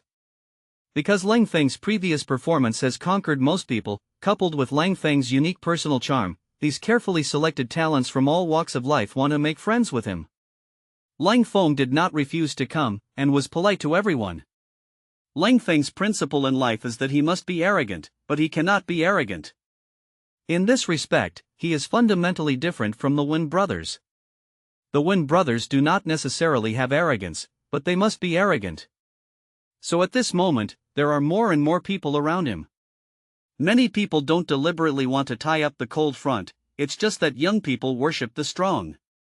After all, scholars in this era are still a little simple, and their personal preferences are often directly expressed on their faces. Zhuge Longzhong didn't join in the excitement, he just nodded to Leng Feng, and then turned around and left.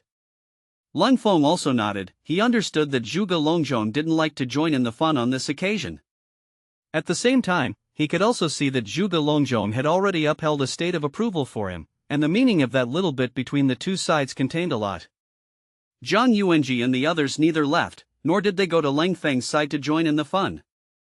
The results they wanted had been achieved, and even far exceeded their expectations. There is also a small circle among these scholars. Originally, there were only 3 people in Zhang Yuanji's circle, but now everyone has seen Leng Feng's performance. Master Shuedao, who had no conflict with Zhang Yuanji before, also approached his side. Officialdom is very relationship-oriented. Not only do you need someone behind you, but colleagues also need to be able to support each other to go further.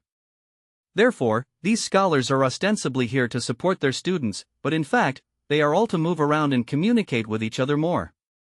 And this time the poetry meeting has not officially started, and they are still waiting for the arrival of an important person. As for the competition between Leng Feng and the Wen brothers before this, in their opinion, it was just a battle for face, and it could not determine the final result. But in the process of Leng Feng and the Wen brothers, they have seen a lot of things. In the past, the Wen brothers challenged all kinds of geniuses, although the Wen brothers won, but to be honest, they didn't take the Wen brothers very seriously. After all, no matter how talented a young person is, there are many reasons why he wants to really grow up. Each of these Taoist scholars has read countless people, and they are very clear about whether a person can go far and what qualities they need to have. But from Leng Feng, I saw different traits from the Wen brothers. Leng Feng was not only more talented, but also had that kind of invisible attraction and cohesion, which were all personality charms that the Wen brothers did not have. They believe that in time, the cold front will not be a thing in the pool. In addition, today's saints are very fond of promoting and reusing talented and capable young people. Once they are appreciated by His Majesty, the prospects are definitely brighter than those of them. And they all know that in this kind of world, only a young man like Leng Feng, who is both civil and military, can go further. As Zhang Yuanji, who unearthed Leng Feng, he naturally contributed a lot, and this promotion was almost a certainty. Regarding the situation on Zhang Yuanji's side, Leng Feng is also clear. But this is also what he is happy to see. If Zhang Yuanji can go further in the officialdom, then it will also be a boost for him. Officially introducing, under Huang Jun. Brother Leng's archery just now made Zai Xia deeply admire. I don't know if Brother Leng can find time to give advice in the next two. Huang Jun also squeezed into the crowd and said to Leng Feng with a fist. Huang Jun and these scholars present are not in the same circle. Strictly speaking, he belongs to the children of the capital.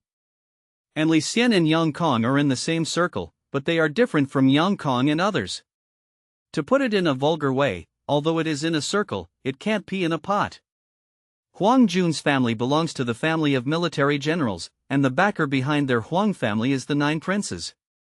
Although the 9 princes are notoriously idle princes, after all, they are the younger brothers of today's saints, and even Yang Hongtai, the head of the cabinet who leans towards the government and the opposition, does not dare to have a hard time with the 9 princes. It is true that the 9 princes do not ask about government affairs, but he has a close relationship with the military, and many generals have a very good relationship with the 9 princes.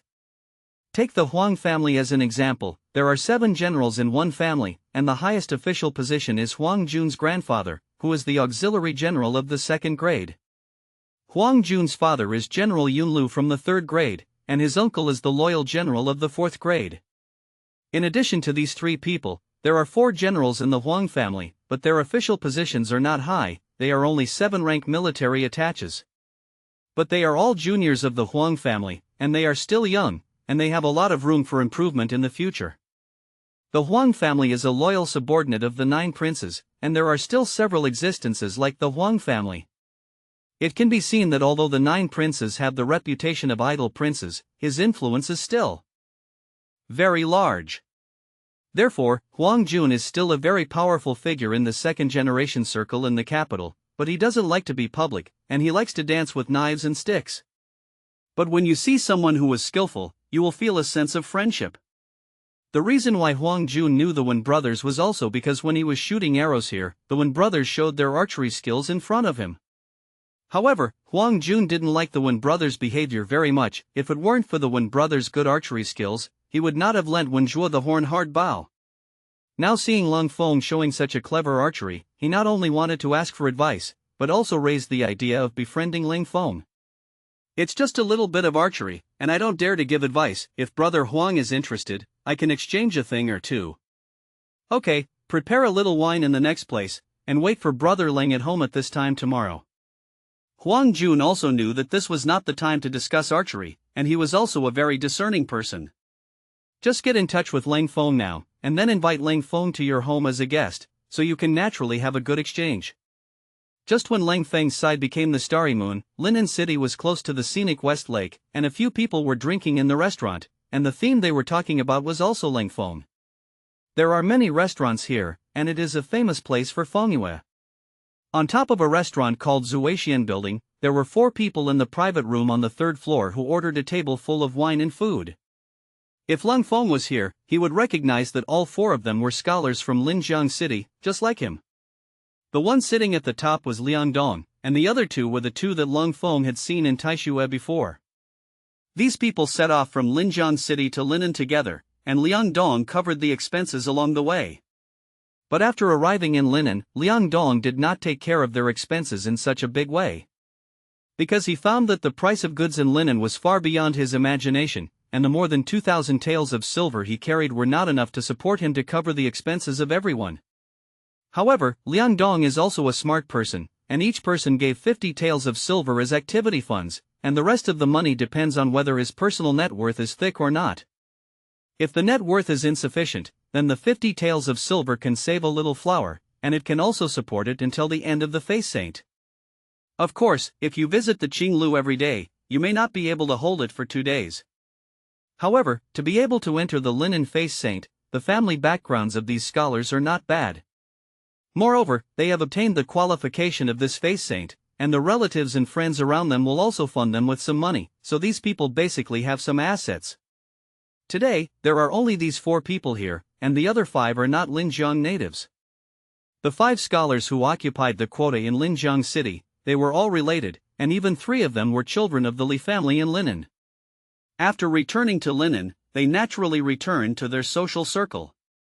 Except for the first 2 days, when Liangdong and others were invited to eat 2 meals, there has been no contact between the two sides in recent times. Liangdong also understood that those 5 people were unreliable, so they were not included in his plan. Since arriving in Linen, these 4 people are still led by Liangdong, and their small group is getting closer and closer. After all, in such a strange place, these 14 or 15-year-old young scholars can only better adapt if they are in a group.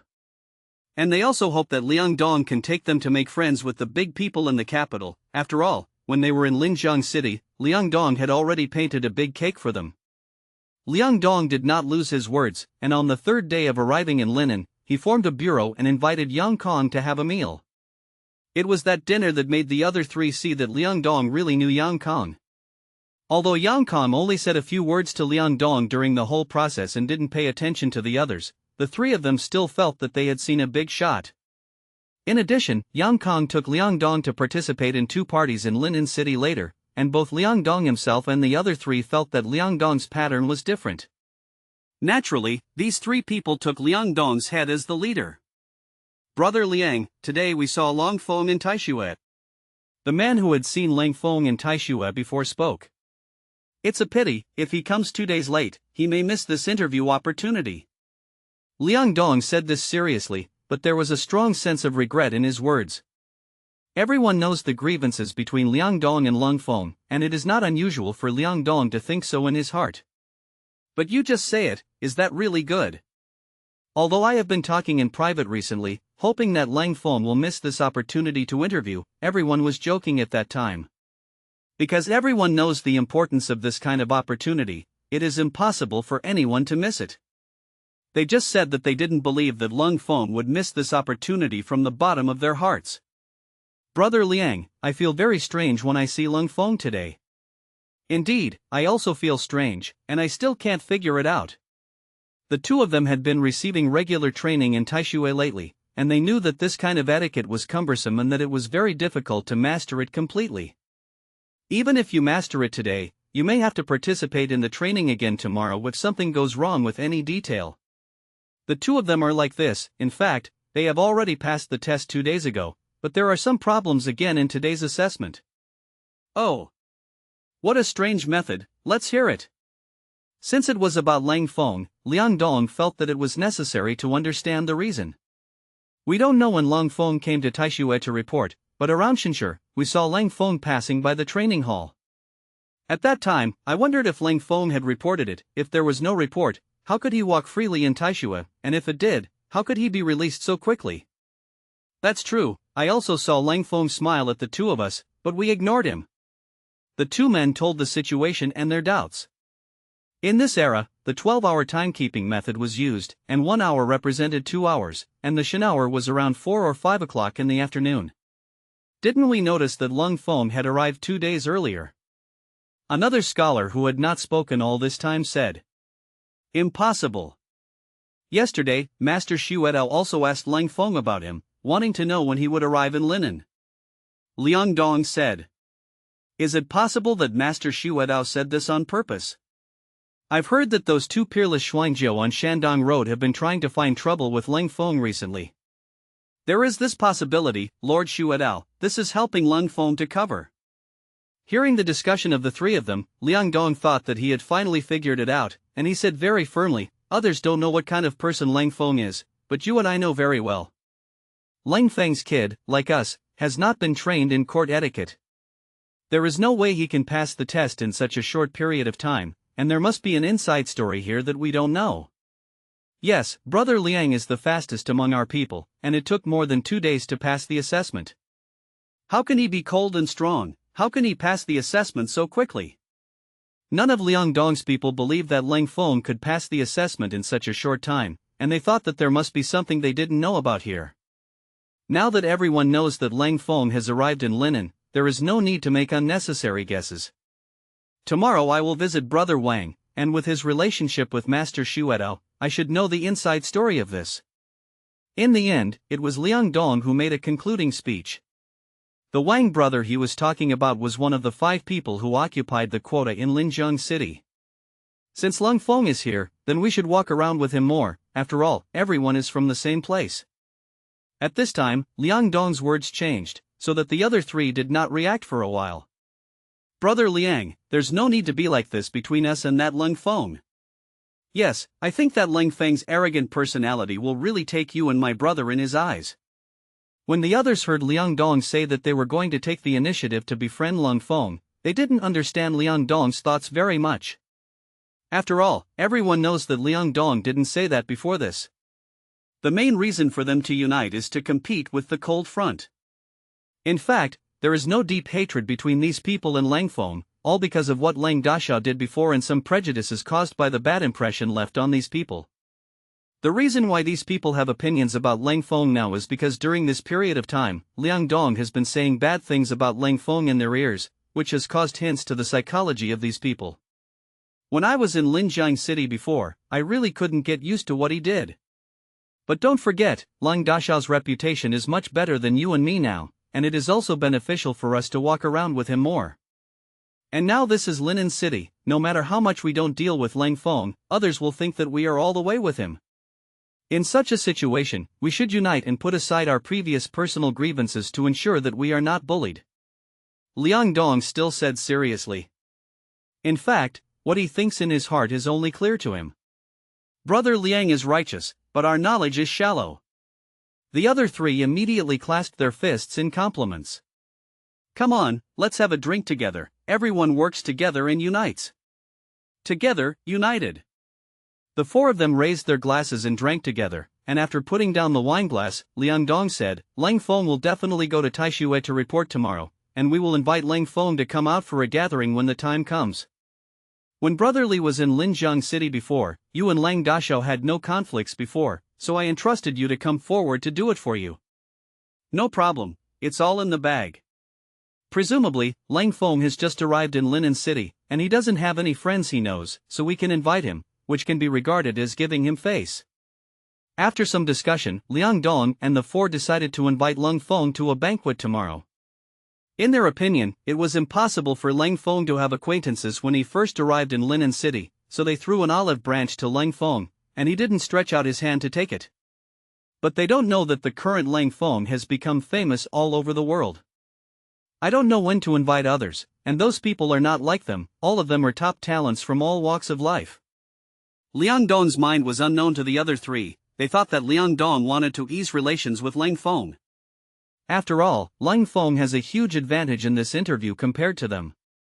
Because Leng Feng's article has been praised by His Majesty himself, this is equivalent to Leng Feng already leading them a lot at the starting line.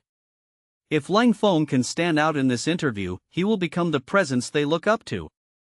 At this time, even if you don't deliberately tie up Leng Feng, it's best not to make the relationship with Leng Feng so stiff. Although these people said that Leng Feng was useless in front of Liang Dong, they still hope to have a good relationship with Leng Feng in their hearts. After all, there is no irreconcilable contradiction between them and Leng Feng. As long as the concept can be changed, everything will develop in a positive direction. But Liang Dong's true intentions are known only to him. From now on, he wants to implement the plan he made with Yang Kong when he was in Linjiang City before, and prepare to completely stink Leng Feng's reputation. This is only the first step, in order to get close to Leng Feng and confuse him so that Leng Feng can let his guard down before Leng Feng can get into the trap they have designed. Leng Feng didn't know that his fellow villagers were preparing to frame him, and they were talking to many elites in the Xiling Guild Hall. After the previous competition with the Wen brothers, everyone has seen Leng Feng's talent. So no one proposed that he write poems or articles, but one by one showed Leng Feng the articles he had done before, and asked him to comment on one or two. However, Leng Feng politely declined most of the time. Even when he spoke occasionally, he also grasped the shining points in the other party's article to praise and affirm. Leng Feng knew that although these people looked respectful to him, he also knew that all of these people were talented.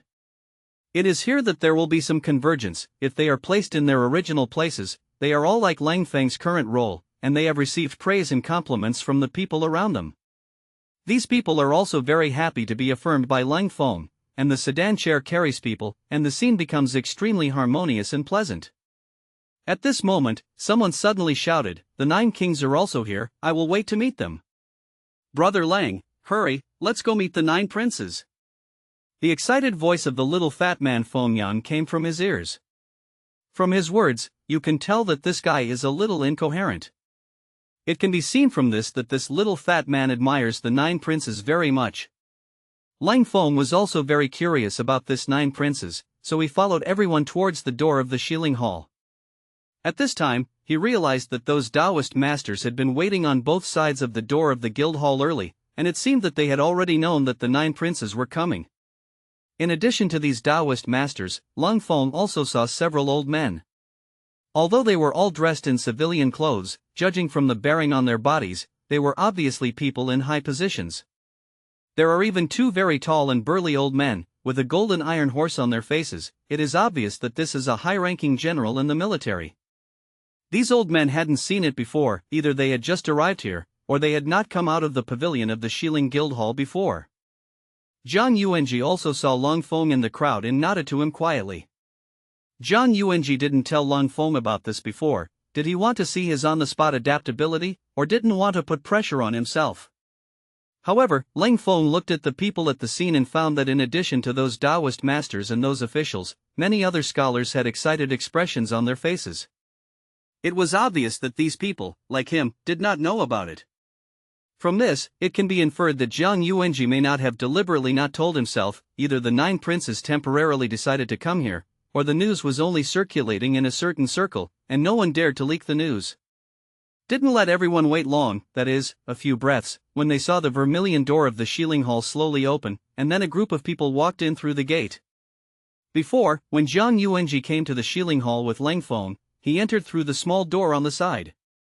At that time, he was still puzzled why the Shilling Hall built such a large door, and now it seems that this gate was built for the 9 princes. Rui Street prohibits horseback riding and sedan chairs, which is equivalent to a pedestrian street in this era. However, this rule is an exception for the 9 princes. After all, this era belongs to a privileged society, and the imperial power is still above the privilege. Although the 9 princes are not the emperor, they also represent the identity and status of the royal family on the outside. What's more, this Rui Street itself is the property of the 9 princes, and all these rules are formulated by him, and whatever he says, what is the rules? The 9 princes were a group of 9 people, followed by some slaves who led the horses, and it seemed that although the 9 princes exercised their privileges, they still dismounted and walked after entering Rui Street. The 9th prince is a middle-aged man with a slightly chubby body, white and clean, and if you look closely, you are 3 points similar to the little fat man Feng Yang. Of course, there is no blood relationship between him and the little fat man Feng Yang, maybe because all the fat people in the world have something in common. See the 9 princes. The 9 princes are Chitos, Chitos, Chitos. As soon as the 9 princes walked into the gate of the Shilling Hall, they bowed down a large area. The 9 princes are more easygoing and don't pay attention to so many red tape etiquette, but it doesn't mean that others will not pay attention to it. After all, this is the 9 princes. Even if he is relatively close to the people, it is very difficult for ordinary people to see him. Ha, please get up, there are not so many rules here. A smile immediately appeared on the fat face of the 9 princes, and he looked extremely friendly. Lord Xiejio. The crowd echoed in unison again, and then got up.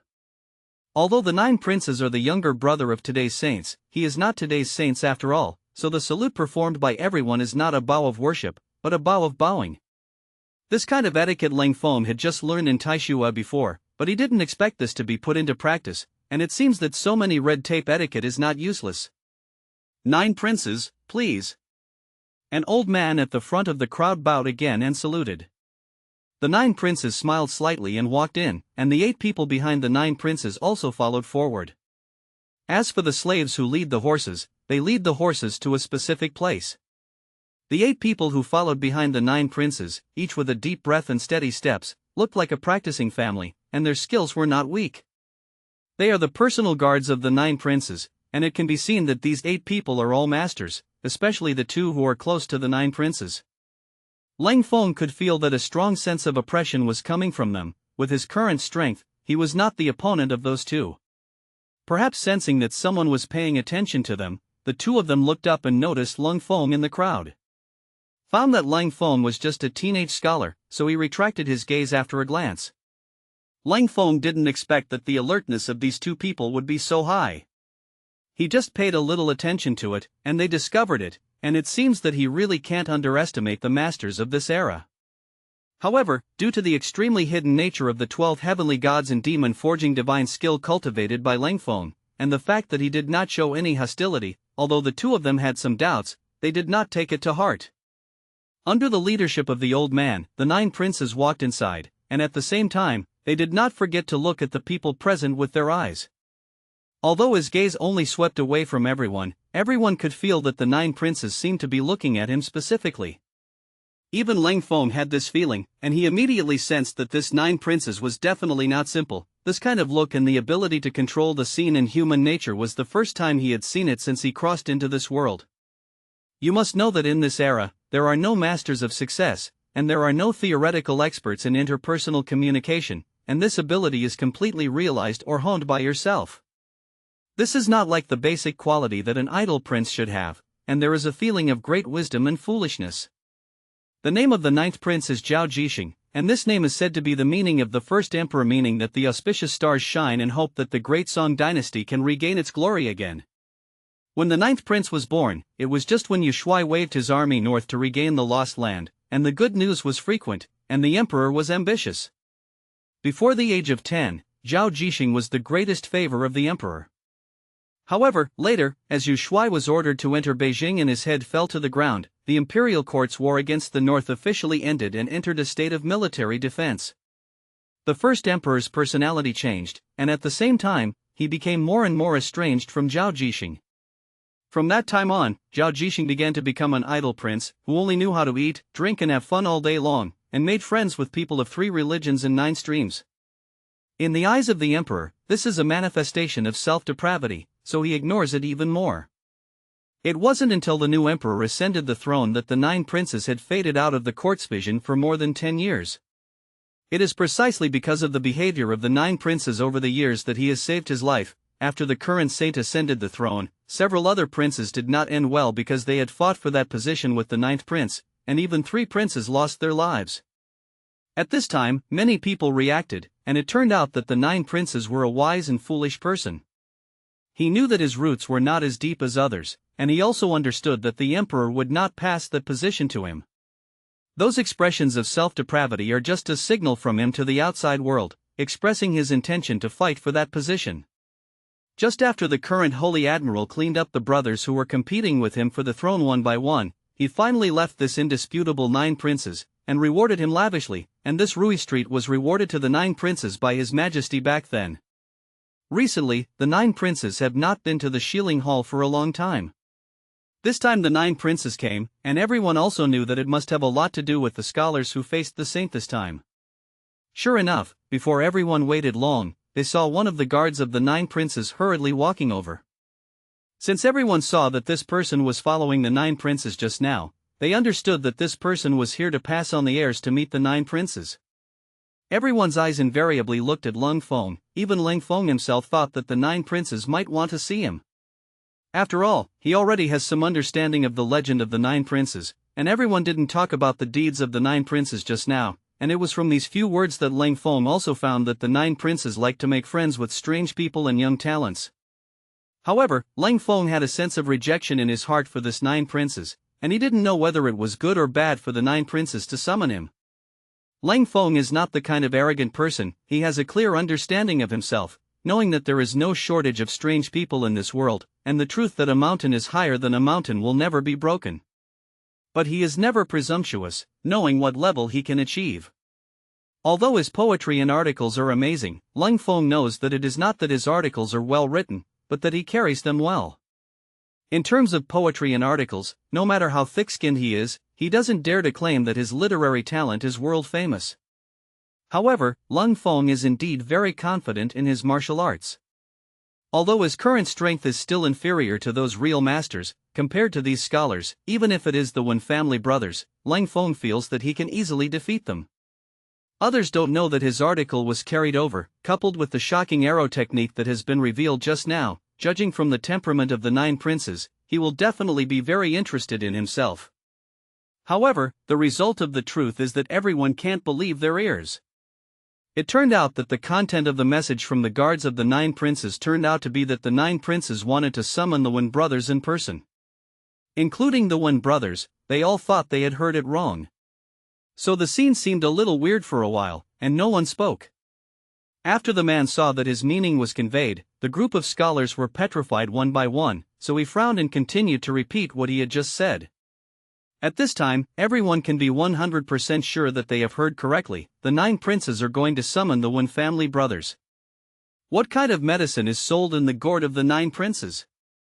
Or is there something secret between the 9 princes and the Wen brothers that no one else knows? A lot of people have this confusion in their minds.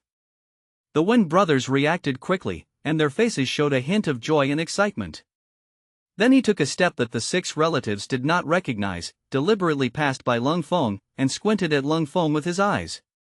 The meaning is obvious, that is, no matter how capable you are, the 9 princes will not look down on you. Although the result was beyond his expectations, Leng Feng's heart was still very calm. He didn't feel frustrated and unbalanced because the 9 princes didn't summon him in person, nor did he get angry because of this provocation by the Wen brothers. To be honest, he was a little confused about the person of the 9 princes. Although everyone says that the 9 princes are a wonderful person, they are also an idle prince.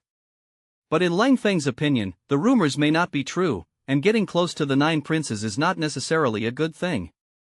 Although Leng Feng didn't care, but the little fat man Feng Yang had a look of indignation. In his opinion, the 9 princes definitely didn't know Leng Feng, and he didn't know that the competition between the Wen brothers and Leng Feng had been lost just now. In his opinion, the first person personally summoned by the 9 princes should be Leng Feng. Now that the Wen brothers have obtained this glory, maybe the 9 princes should have been deceived. In fact, the little fat man's guess was not bad at all, and the 9 princes didn't know what had just happened. After entering the main building of the Shilin Guild Hall, although those Taoist adults knew what had just happened in their hearts, they also wanted to talk to the 9 princes, but they never had the opportunity. Coupled with Wang Qingyun's relationship, they have no chance to say it, because Wang Qingyun has a good relationship with the Wen family, and he will naturally speak towards the Wen brothers. After the 9 princes sat down, they drank a cup of tea, and then they became interested and wanted to summon a few young heroes. So Wang Qingyun recommended the Wen brothers to him, plus the 9 princes had heard the names of these 2 brothers before, and he had faintly heard some legends of the Wen family. Originally he just wanted to meet the Wen brothers. Other people who know the situation here don't dare to say what happened just now. After all, at this time, the 9 princes are on the rise, and if they tell what happened just now, isn't this a slap in the face of the 9 princes? Although the 9 princes might know everything that happened just now, it was better than saying it themselves. This is the way to be an official. Sometimes it is not necessary to be very shrewd, but to be able to be difficult to be confused. Anyway, the people present were not the only ones who knew about it, not to mention that even Wang Shuedo of Shandong Road didn't take the initiative to talk about it. If they say this, they will not only lose the face of the 9 princes, but also offend Wang Shuedao's gang severely. Even if Jiang Yuanji had a conflict with Wang Shuedao, he would not take the initiative to mention this matter on such an occasion. After all, there are some things that you know and I know, and it doesn't matter if everyone knows, as long as you don't pierce this window paper, you can still hello, everyone. There is only one reason for hypocrisy and wrongdoing, even if this reason is a tattered fig leaf. As long as everyone still wants to play in the circle, then no one will remove this fig leaf. This is the unspoken rule of officialdom: when the water is clear, there are no fish, and this is the truth. Just when everyone had their own concerns, the Wen brothers were brought in. The Wen brothers' mood was a little uneasy. The 2 of them had always been arrogant, but at this moment, the 9 princes personally received them, which was still a lot of pressure on their psychology. If there is no situation where they were completely defeated by Leng Feng in the previous 2 consecutive games, their hearts will feel better. After all, the capital they rely on to be proud is still there. What's more, with their eyesight, they can naturally see that the 9 princes don't know what happened before. If the matter of their loss in the hands of Leng Feng in the competition is known to the 9 princes, they don't know how to explain it to the 9 princes. Although the 9 kings are not the saints of today, there will be no crime of bullying the king, but if the 9 kings have a mustard in their hearts and are dissatisfied with the 2 of them, then a good thing will become a bad thing. So in this case, the hearts of the 2 are both proud and apprehensive. In addition, the 2 of them were young and ambitious, and the journey was smooth, and this cultivation kung fu did not reach home, and the expression on their faces became very unnatural. A group of scholars looked at the performance of the two brothers, and naturally understood what was going on. Although no one has any abnormal performance, one by one looks at the nose and mouth and heart, but the eyes are meaningful. I have to say that those who can learn the Tao all the way are good at everyone's cultivation skills. Grass people when Jia, grass people when Zhua, meet the 9 princes Chitos. The Wen brothers glanced at each other, but bowed down at the same time. Two of you, please get up, this king doesn't like so much red tape. The 9 princes said that he didn't like red tape, but his face showed joy. I don't know if it was because he was happy after seeing the Wen brothers, or because he was so respectful to him. When the Wen brothers saw the performance of the 9 princes, they immediately felt a lot more relieved. The two hurriedly thanked them, then got up and stood aside. Come on, get closer to the king. The 9 princes beckoned to the Wen family brothers. This king has long heard of the names of the 2 sons, and when I saw it today, it was really a dragon and a phoenix among people, and this king likes to communicate with young people like you. The 2 of them don't have to be restrained. When they see each other today, they should be reminiscing about the old days between friends. I have to say that the 9 princes are still quite affable, and it doesn't seem to be a tall shelf. The Wen family brothers naturally relaxed a lot at this time, and with the attitude of the 9 princes towards them, the Wen brothers had a feeling that even if the 9 princes knew that they were defeated by Leng Feng just now, they would not despise them. After all, what the 9 princes value is their previous reputation, as well as the influence behind the Wen family behind them. When Jia and Wen Zhuo thought that they had guessed the mind of the 9 princes, and that feeling of flying spirits slowly returned. Seeing that the 9 princes had summoned the Wen family brothers, Wang Changyun and the 2 other elders retreated to the 2nd floor, and the entire 3rd floor was the 9 princes and his 2 personal guards. At this time, no one could hear what the 9 princes and the Wang brothers were talking about, and they could only see a few figures from the screen window that emitted light. It seems that they still talk very well. In the hall on the 2nd floor, there were a group of scholars and a few old men. Among these old men, there are civil officials like Wang Changyun, but their status in the court is not conspicuous, and most of them are retired officials who are engaged in academics or have retired to the 2nd line of the imperial court. As for the 2 tall old men, they were both military generals, and one of them was Huang Jun's grandfather. Although he is still serving as an auxiliary general in the army, this old man no longer has actual military power, and is only in the Imperial Military Department. Another military general is also a general of Zheng Erpin, and his situation is similar to Huang Jun's grandfather. It can be seen from this that although there are some civil and military generals around the 9 princes, almost all of them are not in power. In this way, the idle prince of the 9 princes can be regarded as being confirmed. It is precisely because of this that the sun will be at ease with the 9 princes today. Such a prince, even if he has a heart for that position, what can he do with the strength of these people? At most, it is to talk to these people about elegant things and indulge in their voices. Congratulations to Brother Leng. Zhuge Longjong walked up to Leng Feng and said. At this time, the enthusiasm of those scholars outside had greatly decreased, and no one was around Leng Feng anymore. When only the little fat man Feng Yan was still on Leng Feng's side, Zhuge Longjong came over. It's not because Leng Feng was not summoned by the 9 princes that these scholars felt that Leng Feng's future was not as bright as that of the Wen brothers. On the one hand, it is because people's enthusiasm fluctuates with climax, and after the climax passes, it will naturally calm down. If there was no sudden arrival of the 9 princes, I believe that everyone's climax would have lasted for a long time. But after the 9 princes came, everyone's interest had been attracted by the 9 princes. On the other hand, it is indeed related to the 9 princes summoning the Wen family brothers, and the original expectation of everyone was that the 9 princes should be the first to summon Leng Feng or Zhuge Longjong. After all, the idea of Wen Wu first and Wu Wu second has been deeply rooted in the hearts of these people, and in their opinion, no matter how high the reputation of the Wen brothers is, it is not as high as the fact that they lost to Leng Feng. If the 9 princes really wanted to meet these young talents, then Leng Feng was the best candidate. Coupled with some of the previous styles of the 9 princes, even if Leng Feng is not seen, the first person to see should not be the Wen brothers, but Zhuge Longjong. After all, the name of Zhuge Longzhong's genius is much more influential than that of the Wen brothers, and Zhuge Longzhong's talents are multifaceted, and he also has some special skills. Isn't this exactly what the 9 princes liked in the past? Therefore, the operation of the 9 princes is incomprehensible. None of the people who are qualified to participate in today's poetry meeting are mediocre talents, and they are basically protégés of all walks of life. They can't see their respective mentors now, but they also know that the atmosphere at this time is a little weird. Where do they still have any thoughts to have anything to do with Leng Feng? Coupled with everyone's compliments to Leng Feng just now the 9 princes have summoned the Wen brothers. Presumably, Leng Feng's mood will not be much better. In this case, you let them say something good.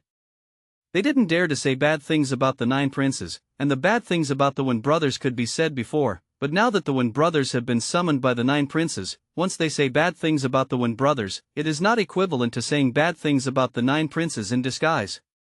At this time, Zhuge Longzhong said congratulations to Leng Feng, but fortunately no one heard it, otherwise these people would be thinking wildly again. Oh! Why did brothers Zhuge say this? Leng Feng didn't believe that Zhuge Longzhong was mocking him, but he really didn't know where this joy came from. Brother Leng, please. Zhuge Longzhong did not answer for Leng Feng for the first time, but made an inviting gesture to Leng Feng. The little fat man Feng Yang also showed a look of surprise. He subconsciously wanted to follow Leng Feng over, but he was stopped by Zhuge Longzhong with his eyes. It seems that Zhuge Longzhong doesn't want his words to be listened to by a third person.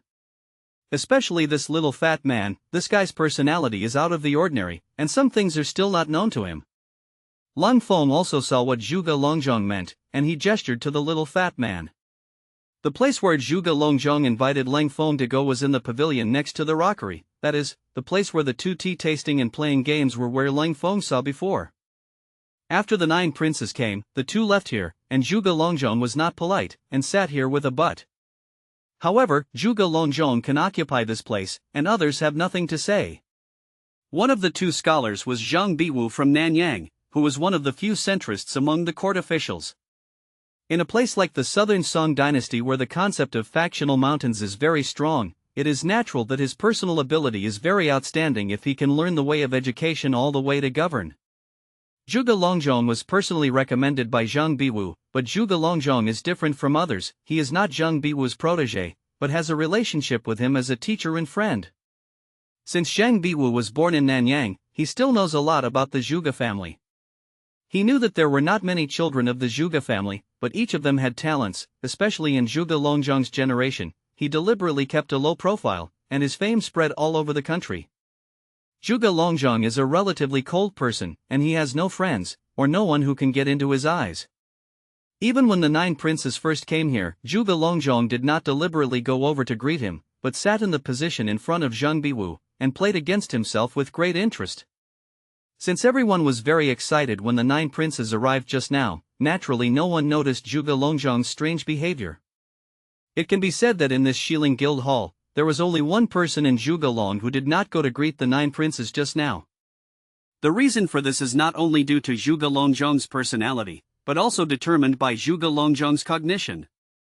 Leng Feng and Zhuge Longzhong sat in the positions of the 2 Dao masters just now, and this was an extremely private place. At the end of the pavilion is a rockery and a pond, opposite which is a bamboo forest, and only a stone path leads to the pavilion. On both sides of the stone path are small gardens, and although the surrounding area is empty, their voices will never be heard by outsiders. In addition, at the end of the stone road, there were several students from Nanyang who were standing there chatting, intentionally or unintentionally blocking the road, and it was impossible for others to come over rashly. Although Leng Feng didn't say anything, he saw all this, and naturally understood in his heart that what Zhuge Longzhong would say to him must be extremely secret, and he didn't want others to hear it. Brother Leng, I won't sell it to you, there is a reason why I congratulated you just now. After sitting down, Zhuge Longzhong said directly. Leng Feng didn't speak, just looked at Zhuge Longzhong and nodded, which means that you continue. It's not a good thing to be favored by the 9 princes, especially in the current situation of Brother Leng. It is not appropriate to have too much interaction with the 9 princes. Therefore, now that the 9 princes have summoned the Wen brothers first, it is definitely a good thing for you. Oh, how so? Leng Feng obviously listened to Zhuge Longzhong's words, and couldn't help but feel a strong sense of excitement. Before, he felt that these 9 princes were not simple, and it was not necessarily a good thing to have a close relationship with him. Now listening to Zhuge solemnly say this, it just verifies his previous feelings. However, since Zhuge Longzhong was able to say such a thing, it means that he must know some of the secrets. And these are exactly what Leng Feng doesn't understand. Presumably Brother Leng also noticed that the 9 princes were not the idle princes as others thought. When Brother Leng heard that the 9 princes were going to summon the Wen family brothers, not only did he not have any resentment, but he also let out a long breath, which is why I am telling you this. Let's go back to the question just now, why didn't the 9 princes summon Brother Leng first? Everything has 2 sides. Brother Leng's previous articles have been deeply appreciated by His Majesty, and there must be a place for Brother Leng in His Majesty's heart. As a person who has already entered His Majesty's key inspection list, even if a person like the 9 princes wants to come into contact with Brother Leng, he will not be too enthusiastic. Then let's talk about the person of the 9 princes. If the 9 princes are really an idle prince, then he will not pay so much attention to this aspect, and the more he avoids the more problems there are. According to my observations, the 9 princes have been idle princes for so many years, and his plans are very big. Moreover, the 9 princes are quite deep in the city, and he is one of the few people I can't see through. Why did Brother Zhuge tell me so much? Aren't you afraid of leaking these things out below? Although Leng Feng believed Zhuge Longzhong's words, he still spoke. He really couldn't figure out how this person's temperament in Zhuge Long could tell him this. Although he is also confident in himself, he is not confident enough to be able to kill both men and women. There's no reason for that. If there is a reason, it is an intuition. Presumably Brother Leng has heard such a sentence, geniuses are lonely. Although I don't hate loneliness, no one is born with loneliness, and I don't like fat people, especially scheming fat people. Zhuge Longzhong's words made Leng Feng feel very surprised, but it was reasonable to think about it. Indeed, as he said, no one is born with a love of loneliness, especially like Zhuge Longzhong, who thinks that he has seen through everything, and even if he has 1,000 words in his heart, he can't find anyone to talk to. As for the second reason, Leng Feng and Zhuge Long found a feeling of sympathy. To be honest, he doesn't like scheming fat people either, which has something to do with that special forces instructor in his previous life. Well, I can understand. Leng Feng nodded with deep feeling and said. Zhuge Longzhong raised his eyes to look at Leng Feng, and saw that he looked serious and unpretentious, and his eyes couldn't help but reveal a strange light. From this point of view, Zhuge Longzhong is not a cold-hearted person as the world rumors, and he is also eager to find a like-minded friend. Mountains and rivers meet bosom friends, and colorful clouds chase the moon to know themselves. Leng Feng couldn't help but sigh. Leng Feng could naturally understand the meaning from Zhuge Longzhong's eyes, and he had become a person who could be socialized in Zhuge Longzhong's eyes. Of course, Leng Feng was not overjoyed and excited by Zhuge Longzhong's recognition, but he still quoted a classic in time to pretend to be forced. Brother Leng is really talented, this statement speaks my heart. Zhuge Longzhong said with emotion. The reason why I said this to Brother Leng is that in addition to the reasons I just mentioned, there is also a strange feeling that Brother Leng made me rise when facing the chibi stone before. I could feel that the stone tablet and Brother Leng seemed to be integrated, a feeling of naturalness and detachment. This is a realm that I have been pursuing recently and has not yet touched, which is really admirable. After summoning Leng Feng's 8 people, the 9 princes did not summon the other scholars alone, but came to the second floor to chat with the adults who were waiting for him. This kind of performance is in line with the consistent style of the 9 princes, because in the reputation of the 9 princes, he likes to socialize with the old and the young. In the following banquet, the 9 princes once again staged a scene of enjoying with the people. It was not until the time of the year that the meeting was dispersed, which was equivalent to about 10 o'clock now. If this time is put into modern society, the nightlife may have just begun. But in this day and age, it is different, and there is a curfew in some important cities around 10 o'clock. If someone dares to wander the streets after the curfew, they will be punished if they are caught by the patrolling soldiers. Fortunately, the atmosphere of the Southern Song Dynasty was relatively open, and the curfew in Linen City was not strict, except for the Imperial City. The curfew in other places was virtually non-existent. However, due to the environmental restrictions of this era, there is no light outside after night, and it is dark, and few people will go out. After the poetry meeting, Leng Feng, Jiang Yuanji and other elders bowed their farewell one by one, and declined the invitation of several people to go on a night cruise. Having experienced the nightlife of modern society, Leng Feng is not interested in the nightlife of this era. The so-called night boat tour is nothing more than inviting 3 or 5 friends to charter a boat, and then rafting on the river. If conditions allow, or if you like to play tricks, you can also order a table of wine and food, and call 1 or 2 courtesans and dancers. I have to say that even in this era of lack of entertainment, some people will also play. The little fat man Feng Yang is such a person. Before he said that he invited Leng Feng to a fun place, which is what he was referring to. Of course, Leng Feng didn't agree, but he accepted the invitation of several other people and made an appointment to sit together. After all, he came to Wanqing with the goal of getting acquainted with the world's talents, and the pattern of lonely and self-appreciating people will never be opened, and only the sea can be tolerant and large. Especially in this era, no one who wants to make a career can succeed by working alone. Back at the inn, the Han brothers and sisters hadn't slept yet. After the encounter between the two during the day, it seems that their state has not fully adjusted. For this situation, Leng Feng can also understand. When the two of them left here, they were just small children. This kind of family destruction is also difficult to accept on anyone. After all, after seeing a family being arrested and killed, it is already very good to be able to keep the mentality from collapsing. After escaping from here for more than 10 years, it is very abnormal to come back and see the former home again and become a part of Taishue. Leng Feng looked at them. Although he didn't want to say some things, he had to make them clear. I know how you two feel, and I can understand that. But there is one thing I must warn you of. This is Linen City, and if you can't control your emotions, I advise you to leave here as soon as possible. If something happens, no one will be able to protect you. Speaking of this, Leng Feng's expression became more serious and said, if that really happens, then I will harm you by bringing you here.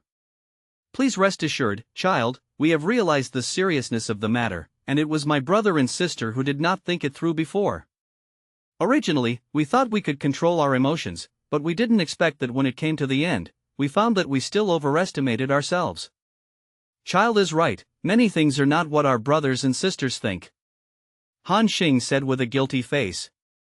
He understood that what Leng Feng said was for the sake of the safety of their two brothers and sisters. If they hadn't met Leng Feng outside Taishue at that time, with the state of their two brothers and sisters at that time, they would definitely be discovered by the patrolling Praetorian guards. Although both of them have been disguised, it is guaranteed that no one will recognize them. But if the Praetorian guards really want to check their identities carefully, they will also find many suspicious points. If you meet someone you once knew, then their identity is likely to be exposed. In this way, not only will they face danger, but it will also affect Leng Feng's body. If that happens, then their sin will be great. Seeing the attitude of the brother and sister, Leng Feng was also relieved. What he was most afraid of was not that the two brothers and sisters would enter Linen City, but that they would not recognize the seriousness of the problem. Now that the two of them are aware of the problem, with their intelligence, they will definitely not make such a low-level mistake again. Well, since I have come to Linen City, I will not restrict your freedom. But I suggest that you try not to go to the Imperial City. Leng Feng said. That's exactly what we think. After all, our brother and sister are more sensitive. And we are going to be separated from child, and we can't stay in an inn. Hearing them say this, Leng Feng felt surprised.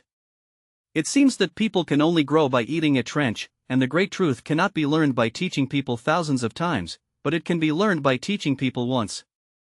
From this point of view, after experiencing this, the Han family brothers and sisters have indeed grown a lot. The benefits of living separately from Leng Feng are obvious. Even if the identities of the two are accidentally exposed, it will not affect Leng Feng. At the same time, the cold front will not bring danger to the two of them, which is mutually beneficial in both directions. Regarding the words of the Han family brothers and sisters, Leng Feng could also understand what they meant, and after thinking for a while, he nodded in agreement.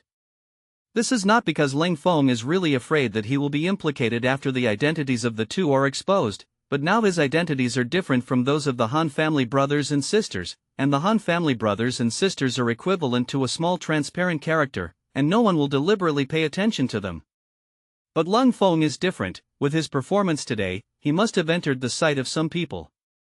If someone investigates or monitors him, it is very likely that it will affect the Han family brothers and sisters, and their identities may be accidentally exposed. It is based on this consideration that Leng Feng feels that it is definitely beneficial for them to be separated. Okay, my current identity may attract some people's attention, which will also increase the risk of exposure for you. The next day, the Han brothers and sisters left the inn quietly and lived on another street. Leng Feng and they agreed on a contact code, and they would not meet without special circumstances. After arranging the whereabouts of the Han family brothers and sisters, Leng Feng went to Taishué to arrive. Compared with yesterday, today's Taishué can be described as quite lively. When Leng Feng came to report yesterday, he only saw a dozen people who were training with him. Later, after completing the assessment, I saw dozens of guys who were receiving continuing education, and 2 of them were from Linjiang City. Leng Feng still understands the truth of having short hands and eating people's soft mouths. If he doesn't want anything, then he is on the side of righteousness. No matter what he does well or not, or what the final result is, he will not have any burden. Hearing what Leng Feng said, old lady Huan couldn't help but look at Leng Feng seriously again. Because he could feel that what Leng Feng said was not a lie. He had always thought that Leng Feng had guessed his thoughts, and he had been unmoved just to make more conditions for himself. Even although he has been praising Leng Feng verbally, in his heart he thinks that this young man is too insatiable. However, now Leng Feng said this, which was indeed beyond his expectations. Xiao Yu, this worry is completely unnecessary. As long as Xiao Yu is willing, no matter what the result is, the old man will thank Xiao Yu on behalf of all the soldiers of the Great Song Dynasty. Old lady Huang said as she stood up and solemnly gave a military salute to Leng Feng with her fists. The military salute of this era is different from that of later generations, and it is not a salute with a raised hand, but a fist salute. The old general said seriously, the younger generation was invited to come today. In fact, he also had the idea of discussing archery with Brother Huang. Since the old general said that the archery skills of the younger generations are helpful to the officers and soldiers of the 3 armies, then as a public citizen, he should serve the country. This is what the younger generation should do. How can you use this as a bargaining chip to gain benefits for yourself? This is not what the husband did. Leng Feng immediately got up and saluted with his fists in the same vein. After all, since it has been decided, then the posture must be sufficient. And the other party is an old general, no matter what the purpose is now. After all, the other party once thought that the rivers and mountains of the Great Song Dynasty had sweated and bled blood. Is also a soldier, Leng Feng still has some admiration for General Huang. Ha ha ha, good. When I saw Xiao Yu today, I let the old man be taught, and sure enough, he is a hero regardless of his youth. Where, the demeanor of the old general is what we juniors should admire, complemented each other, and the relationship between the two became more harmonious. At this time, the old lady of the Huang family was not like at the beginning. He wanted to fool Leng Feng by praising him, and he appreciated it from the bottom of his heart. After a while, there was the sound of footsteps outside the door, and 4 people walked in from outside. In addition to Huang Jun, there are 2 other men and one who is middle-aged. The other 2 men looked slightly older than Huang Jun, and the middle-aged man was clearly Huang Jun's father. Come here, I've seen Leng Feng's little friend. As soon as old lady Huang saw these 4 people, he immediately beckoned to them and said, "Let me tell you, the old man and Leng Feng's little friend had a very happy conversation, and they hit it off at first sight. Has become a friend of the year. You must maintain enough respect and courtesy when you see my little brother in the future. If you want me to hear someone disrespectful to Leng Feng's little friend, don't blame my family law for serving." Old lady Huang's words not only stunned Huang Jun and the others, but also made Leng Feng cry and laugh a little. This old man is really interesting, and he can be said to have spared no effort to win himself over. If he really became his old friend, that is, the little brother in the mouth of old man Huang, then what should Huang Jun call him? Before, the 2 of them called each other brother Huang coldly, but when Huang Jun saw him again in the future, he had to bow down and call Grandpa Leng, and then he said that his good grandson was exempt. Thinking about this picture makes Leng Feng shudder, let alone Huang Jun. At this time, Huang Jun also thought of this, and his face became as wonderful as he could. Even the middle-aged man who came with Huang Jun also became a little ugly. After all, he didn't know all this. Today was his time to rest, and he asked the old man to say goodbye not long ago, but he didn't expect the old man to make such a show now. In his opinion, he didn't know the young man next to the old man. I don't know when the old man got acquainted with such a young man, what kind of ecstasy was poured by the other party, and he actually found himself such an elder who was younger than his son. The other two people who were slightly older than Huang Jun also had ugly faces, but they couldn't help but say nothing. The Huang family's tutor is still very strict, and what the old man said is almost a word, just a question. At this time, there is no chance for them to speak if the second uncle is there. Why, you still dare not listen to what you say to me? When the old man saw his children and grandchildren lying in place like stakes, how could he not understand their thoughts, and he couldn't help but show a dignified anger on his face. Although he had not seen Leng Feng's skills, according to the previous exchanges, he could also see that Leng Feng was by no means a wasted name, and his future prospects were absolutely limitless. Now that I finally got Leng Feng's promise, I still don't take advantage of the situation to get a good relationship with Leng Feng. I didn't expect these children and grandchildren, who usually seem to be smart, to be so unenlightened at this time.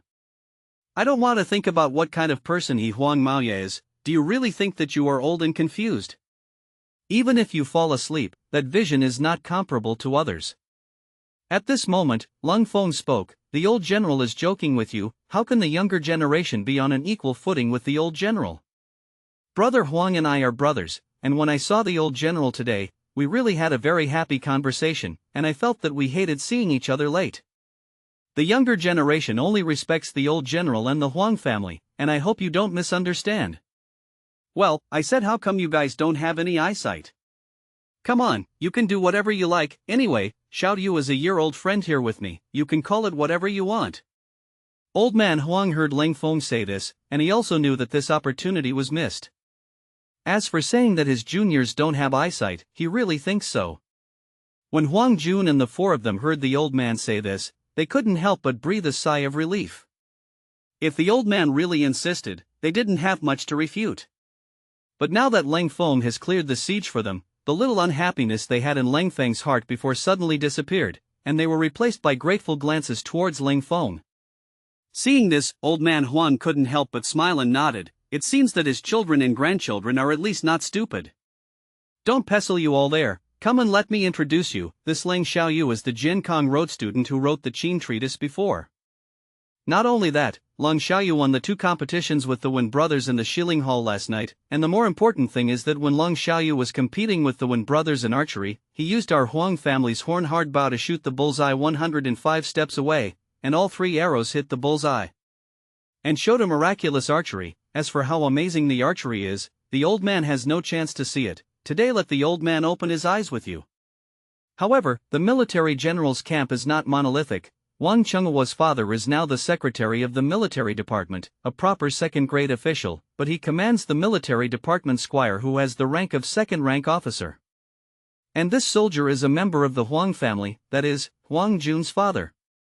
The reason for all this is because the Huang family is the person of the 9 princes, although the 9 princes are an idle prince, but he is the only prince of the dynasty after all. In addition, the current emperor has no defense against the 9 princes, but the few families that are good friends with the 9 princes are really not something that ordinary people can shake in the court. Although Wang Changhua has become a military attaché from the 6th grade, the people of their Wang family are not prosperous compared to the Huang family. In addition to Wang Changhua, there are several unsuccessful brothers in the Wang family. And the Huang family is just the opposite of them. Huang Jun's father's generation has a larger population than their Wang family, and even more so in Huang Jun's generation. At present, although the highest official rank of the 3 generations of disciples of the Huang family is only a 7th-rank military attaché, it cannot stand the large population of the Huang family's disciples. And now that the Huang family has the support of the 9 princes, it is definitely not a problem for Wang Changhua to surpass him in the future. The Huang family and the Wang family used to look down on each other, but now they have become a competitive relationship. If it weren't for the proximity of the Wang family and the Ho Yefu, maybe they would have been surpassed by the Huang family now. Between the 2 families, some of the actions of both sides are closely watching. The small matter of the Huang family's invitation to Leng Feng last night was also detected by the Wang family, but they didn't know the specific situation. Of course, they still conducted an investigation on Leng Feng, and they also knew about Leng Feng's competition with the Wen brothers in the Xiling Guild Hall. Since the Xiling Hall is the property of the Nine Princes, the relationship between a group of people led by the Ho Yefu and the Nine Princes is not harmonious. This led to the fact that the Wang family did not pay enough attention to what happened in the Xiling Guild Hall. Wang Chenghua, like Hong Gang, just knew that Leng Feng won the Wen brothers in both competitions, but they didn't pay attention to the specific situation. It wasn't until after last night that Wang Chenghua learned about the specific situation at that time, and he paid some attention to Leng Feng and his people. They didn't have the vision of old lady Huang, and they couldn't see clearly the meaning of Leng Feng's archery. After all, although the Wang family is a family of military generals, they are mainly responsible for military logistics. Although the Wang family found out about Leng Feng's visit to the Huang family, they didn't understand what Leng Feng and the Huang family talked about. Their intelligence was still only in the aspect of Huang Jun inviting Leng Feng, and they didn't know what the old lady of the Huang family did later, so they didn't pay much attention to the relationship between Leng Feng and the Huang family. However, since Leng Feng has become a guest of the Huang family, then for their Wang family, he is the object that needs to be beaten. When this kind of thing happens, Wang Chenghua can have a good attitude towards Leng Feng, then it is called a problem. Although Leng Feng didn't know the relationship between the Huang family and the Wang family, he could see some clues just by Wang Chenghua's subtle performances. This is also the reason why he was reluctant to have too much contact with these families in Linen City, because the forces in Linen City are very intertwined and very complicated, and if you befriend one party, you may offend the other party, or even several parties. Sometimes you don't even know how to offend people. This is also the reason why Lin Shengshengen warned Leng Feng that after coming to Kyoto, he should try not to have too much contact with those forces. Leng Feng was mentally prepared at that time, but he didn't realize that this situation came so quickly. It's only a one-sided relationship with the Huang family, and when I was competing with the Wen brothers in the Xiling Hall, I once borrowed the Huang family's bow and arrow. Unexpectedly, brother Huang Jun at that time was quite interested in the micro-end archery in the next place, so he invited him to go down to exchange archery. After understanding the reason, Leng Feng said he knew that in this case, there was no need to explain too much, and of course he would not hide anything, but only summarized the matter in 2 sentences. Although Leng Feng didn't pay much attention to these bureaucrats in the Southern Song Dynasty, he also knew that he couldn't afford to provoke these people at this time, and it was better to be less involved in some unnecessary troubles. Oh, so little brother Leng went to the Huang family just to drink tea and chat. Hearing what Leng Feng said, Wang Chenghua's eyebrows were raised, and his attitude was a little relaxed, but the tone of his speech was still not salty. Ha! The Major General laughed. How could anyone invite someone to be a guest just to drink tea and chat, and he still drank some wine? Leng Feng's words made Hong Gang and Wang Chenghua laugh. Although they all knew that Leng Feng might not be telling the truth, this scene was also skillfully resolved by him. Okay, I heard from the little Marquis that you have a good amount of alcohol, and you must have a good drink today. Wang Chenghua suddenly changed his attitude at this time, and he was obviously enthusiastic. Sure enough, none of the children of these wealthy families are easy to get along with. Leng Feng knew that Wang Chenghua's attitude towards him was deliberate, and it was naturally self-evident what his purpose was. Yes, little brother Leng's amount of alcohol is rare in my life. Brother Wang, you are known as 1,000 cups and not drunk. You may have met an opponent today. Hong Gang also laughed and said, well, I will not get drunk today. When Wang Chenghua heard what Hong Gang said, his eyes couldn't help but glow. Leng Feng knew at a glance that this person was indeed as Hong Gang said, and the amount of alcohol must be very strong. People are like this, and when they hear that their strengths are being challenged, they will definitely be motivated. Especially people like Wang Chenghua, who are well known in the circle. Hearing the two of them mention the wine, Yang Kong suddenly said at this time, Little Marquis, young general, today I brought 2 jars of rose dew, which someone brought from the north 2 years ago to give to my father. Rose dew. Is it brewed by the old brewery in the north in the past? That's a good thing. When Hong Gang and Wang Chenghua heard what Yang Kong said, they couldn't help but get excited. Speaking of this rose dew, it is a famous royal wine. When the imperial court was still in the north, rose dew wine was a wine that only the emperor could drink. Generally, the emperor will reward the minister of civil and military affairs only on important festivals or after making great contributions. Under normal circumstances, anyone who dares to buy and sell rose dew without permission is a felony and will be sent to a barren land. That is, after the imperial court came to the south, the control of rose wine was not so strict. Especially now, when the emperor of the north is far away, some people have begun to brew rose dew wine. However, when everyone drank Linjiang Xian brew, they felt that something seemed to be missing from the rose brew. Leng Feng's purpose was also achieved. He brought these 2 jars of wine not only to let Hong Gang and the others taste it, but to arouse their interest in Linjiang Immortal Brew. Judging from the performance of Hong Gang and others, they are not just interested in Linjiang Xianzhou. When they learned that this wine was actually brewed by Leng Feng's own mountain villa, they felt even more incredible. In terms of their status, they have never heard of the existence of this kind of wine. However, Leng Feng's next words dispelled their doubts. Leng Feng told them that this wine had just been brewed recently, and that it had only been sold in small quantities in Wangjiang Tower in Linjiang City not long ago. On the one hand, because the production of this wine is low, and on the other hand, because it is expensive, it has not spread to other places. And Leng Feng also emphasized that this wine was not made by him, but by a strange man living in his own mountain villa, and it was brewed after his guidance, and the cost of this wine was very high. As for the strange man in Leng Feng's mouth, he is an old beggar. Anyway, there is that tiger skin that does not pull in vain. Even if someone wants to investigate the truth of what he said, there is an old man named Hanako, and no one dares to make a mistake. Leng Feng's words, Hong Gang and the others really believed it, especially Yang Kong was convinced. After all, he had passed through Linjiang City before, and he had also eaten in Wangjiang Tower, and he knew the wine in Wangjiang Tower, and there was no such wine as Linjiang Xian at that time. When they learned that a jar of Linjiang Immortal Brew only cost 10 taels of silver, they were all very surprised. Not because they think it's too expensive, it's because they think it's too cheap. After all, the price of rose dew is there. In the case of Yang Kang's 2 jars of rose dew, you can't get it without 500 taels of silver, and it's still priceless. You can't buy it with money. With the quality of Linjiang Xianzhou, it is not worse than rose dew, but the price of the two is very different. This gave them a very unreal feeling. In their opinion, this altar of Linjiang Immortal Brew was not a problem to sell for 100 taels of silver. This also made them secretly sigh in their hearts that Leng Feng really came from a small place. This knowledge is really too little, and 10 taels of silver is expensive for 1 jar. Leng Feng seemed to see everyone's doubts, and explained, "You don't know, these 10 taels of silver are almost the cost price. Due to the relatively low production at this stage, our villa is not ready to make money in this area.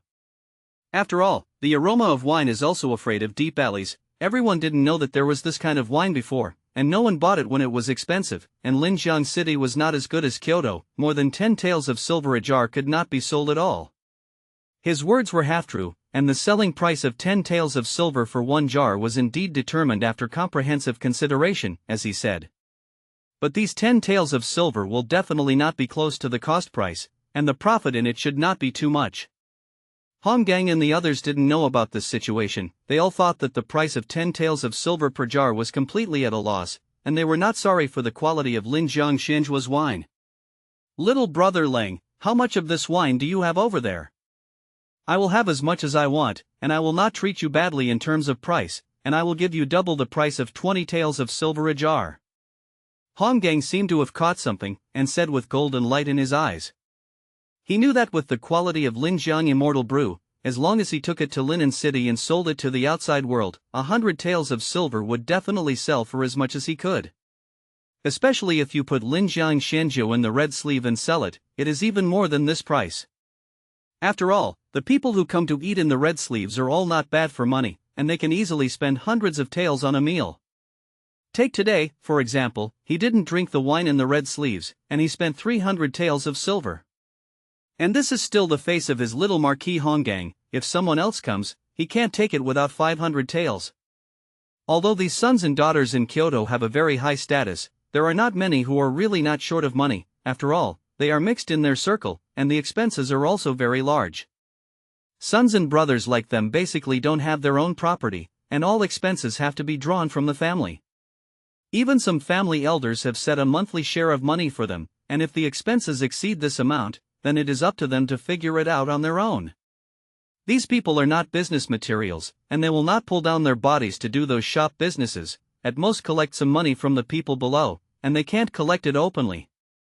Now an opportunity to make a lot of money is in front of them. If they can get a large amount of Linjiang Immortal Brew from Leng Feng, then this is definitely a lucrative deal. Not only that, as long as they have Linjiang Xianjiu in their hands, they can also expand their influence. Because they know too well the meaning of this wine, many high-ranking and aristocratic families will definitely flock to it. The point is that this business is too easy to do, and they don't need to sell it slowly, and naturally people will come to them to buy it. The others are not stupid, and they are also moved when they hear Hong Gang say this. However, since Hong Gang and Leng Feng knew each other first, and the relationship between the two was better than theirs, if they wanted to intervene, not only would they not be able to save face, but Leng Feng might not agree to them. After all, whether in terms of personal relationship or status, they are not as good as Hong Gang. Seeing the expressions of the others, Hong Gang naturally understood what was going on, only to see him smile faintly and say, "Of course, I just made a proposal, and it depends on the situation on the side of little brother Leng. If little brother Leng agrees, we can discuss a way to cooperate." This was said both to Leng Feng and to others. Leng Feng didn't immediately agree to Hong Gang, but after a little contemplation, he said, "It's an honor to cooperate with the little marquis, but the output of Xinjiang Immortal Brew is too low. There are only a few dozen jars per day, and if nothing happens during this time, the maximum number of jars accumulated at home is only a few hundred jars. If it is calculated according to this output, it can provide 1,000 jars a month. Isn't it the intention of the little marquis? 1,000 altars, too. I'll arrange for someone to go to Linjiang City," Hong Gang said. "Little Ho Yi, don't worry, you don't have to arrange people to go over there now, and there is no amount of 1 or 1,000 altars over there. In this case, I will send a letter back, and when I have gathered 1,000 jars, I will have them transported by water," Leng Feng said. The reason why Leng Feng said this was not because Hongshan Zhuang couldn't produce 1,000 jars of Linjiang Immortal Brew, but because he didn't want Hongshan Zhuang's secret to be discovered at this time. If Hong Gang sends someone to Linjiang City, he will definitely go to Hongshan Zhuang to pick up the goods. I'm not afraid of 10,000, I'm afraid of what happens, and it's not good if those people find something. Moreover, with the current liquor production of Hongshan Zhuang, it is not a matter of producing 1,000 jars a day. It is naturally impossible for Leng Feng to hand over all the sales rights of Linjiang Xianjiu to Hong Gang. After all, the other party is the little marquis, and the other party may not swallow Leng Feng's payment for 1 or 2,000 jars. But if it's a large amount, then it's hard to say. The human heart cannot withstand temptation, especially in the face of great interests. Then, according to what little brother Leng said, after your people send the wine over, pay the money with one hand and deliver the goods with the other. In addition, I will give you another 5 taels per jar for shipping. Maybe Hong Gang felt that he had taken advantage of Leng Feng for 20 taels of silver for 1 jar, so he gave an additional 5 taels of silver for 1 jar. In fact, if you take the waterway from Linjiang to Kyoto, the shipping cost of a jar of wine is only a few dollars of silver at most. 1,000 jars of wine, that's 5,000 taels of silver, Hong Gang gave it without blinking an eye. But compared to the profit he made from it, this little bit of silver was a drizzle. This also made Leng Feng feel that Hong Gang was really a bright person, and the business with him was negotiated. As for how Hong Gang will operate after getting this batch of goods and who to cooperate with, that is his business. Leng Feng could see that Hong Gang was not a person who ate alone. Everyone here today, except for Yang Kong, who is not qualified, the other 3 may partner with Hong Gang to do this business, but it must be Hong Gang who makes the most money. Of course, this is also a good thing for the cold front. After all, after Hong Gang's hands, they were able to raise the price of Linjiang Xianjiu to the highest, which was definitely the best advertisement for the series of drinks he was going to launch next. And it's the kind of advertising that doesn't cost money at all, but can make a lot of money. Although Yang Kong was also very greedy, he knew that he couldn't interfere with this kind of business. However, he was thinking in his heart that once his plan succeeded, he would not only be able to put Leng Feng in a situation from which he could not recover, but also be able to take Linjiang Immortal Brew into his own hands. Knowing that Linjiang Xianzhou turned out to be Leng Feng's own industry, this was definitely a surprise for him. So he just quietly watched Hong Gang and the others chatting with Leng Feng in full swing. He was not worried about the relationship between Leng Feng and Hong Gang. As long as his plan was successful, then Leng Feng and Hong Gang would definitely not become all the way.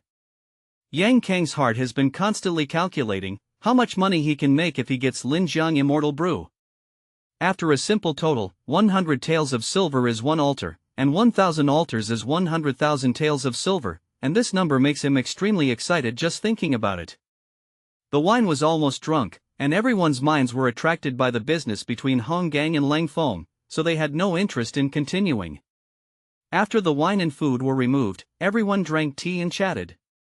Red Sleeves is not only a place to drink and eat, but also a place to meet and chat. Tea is a kind of agarwood tea unique to Red Sleeves, which is blended with several kinds of exotic flowers and plants, which tastes fragrant, and also has the function of refreshing the mind and relieving hangover. Guests who come to the Red Sleeves are a must-drink after the banquet. Yang Kong took on the role of serving tea and pouring wine again, filling everyone's teacups with tea one by one. At least in the eyes of others, Yang Kong is still very discerning. Even Leng Feng also feels that Yang Kang's performance today is very different from the past. From him, he can no longer see the previous arrogance, and he has been reduced to the role of Li Weizhong and others in front of Yang Kong. It's really this time, that time. Of course, everyone knows that Yang Kong must have something to ask for. The 3 people who were invited by Hong Gang also said that they could say a few words for Yang Kong, which made Yang Kong even more happy. Said that if the matter is done, he must keep in mind the affection of his brothers. In fact, in the final analysis, Wang Chenghua and others are selling the face of the little Marquis Hong Gang, and there is no need for them to take a character like Yang Kong to heart. Although the Yang family is one of the best families in Kyoto, there are many core children of the Yang family, and there are more than a dozen people in the core, and Yang Kong can only be regarded as the second echelon of the core children of the Yang family, and he is still the last one. The families of these people are not worse than the Yang family, and the more important thing is that they belong to the most core existence in their respective families, either the eldest son and eldest grandson, or the person who is most valued by the family. With 2 cups of tea in his stomach, Leng Feng suddenly felt dizzy in his head. Just as he felt something unusual, he suddenly saw that the others were already lying on the table. Oh no, I've been tricked. A thought flashed in Leng Feng's heart, and he saw Yang Kong looking at him with a sinister expression, and then he also fell asleep on the table with his head tilted. Leng Feng was still careless. He was too confident in his body, thinking that the poison in this world would not be a threat to him. There is one blind spot that he ignores, that is, if it is not poison, then his body will not react. Yang Kong did move his hands and feet in the rose wine, because some medicinal materials were added to the rose wine when it was brewed, so Yang Kong added a big tonic to it, and others couldn't drink it. This tonic is indeed beneficial to the human body, and even Leng Feng's 12 heavenly gods and demons forging divine skill does not feel any harm.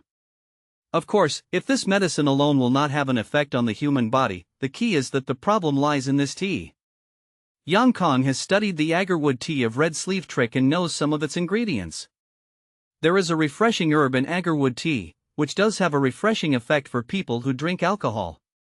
However, if combined with the same drug as in the previous rose wine, it can cause a person to fall into a brief coma. Yang Kong also discovered it by accident. Once after he came home from eating at Red Sleeves, he drank a glass of wine brewed with that tonic medicine, and it didn't take long for him to fall into a coma. It took him about a quarter of an hour to come to his senses, and then he tried several more times, each time. After his research, he finally discovered that the combination of the 2 herbs produced this effect. Yang Kong looks very sunny on the surface, but he is dark inside. He didn't tell anyone about his discovery, thinking that one day it might come in handy. Yang Kong had never had a chance to use it before, but when he was chatting with Liangdong in Linjiang City, he suddenly thought of using this method to frame Leng Feng. Yang Kong didn't know that Leng Feng was cultivating the 12 heavenly gods and demons forging divine skill, which could only be said to be a coincidence. If you were to use other poisons or drugs against cold front, it wouldn't have any effect at all. With Leng Feng's current special physique, he would not be afraid of any poison at all. But neither of these herbs is poison, nor is it a drug. Strictly speaking, it is still a great supplement. The reason why they fall into a coma is also a kind of self-reaction of the body, and falling into a coma is to better absorb the medicinal properties of these two drugs. When people come to their senses, they will become more energetic and will be able to recover quickly. This time, Yang Kong even calculated that Xiao Houyi and the others had calculated, if it was a drug that was harmful to the human body, he would not dare to use it on this occasion. At this time, only Yang Kong was here, and the woman playing the piano behind the screen had already retreated to the second floor before Yang Kong and the others' wine and food were served. The second floor is where the women of the red sleeves live, and no man can enter it without special permission. Of course, there have been cases where people have broken through, but those people have had a tragic end. At this time, in the room on the second floor, a 28-year-old girl was lying on the bed. Her face is beautiful, and just by looking at it, there is a feeling that people can't extricate themselves. At this time, she was lying quietly on the bed, breathing very evenly. Not long ago, she returned to her room, drank a cup of tea, and then suddenly fainted on the bed. This cup of tea was agarwood tea that had just been delivered, and the woman in the red sleeve was also very fond of drinking agarwood tea. Especially after performing a talent show for a period of time, drinking a cup of agarwood tea will make you feel refreshed. Squeak! With a bang, the woman's boudoir was pushed open. A head poked in, and the man walked in with an unconscious man on his back.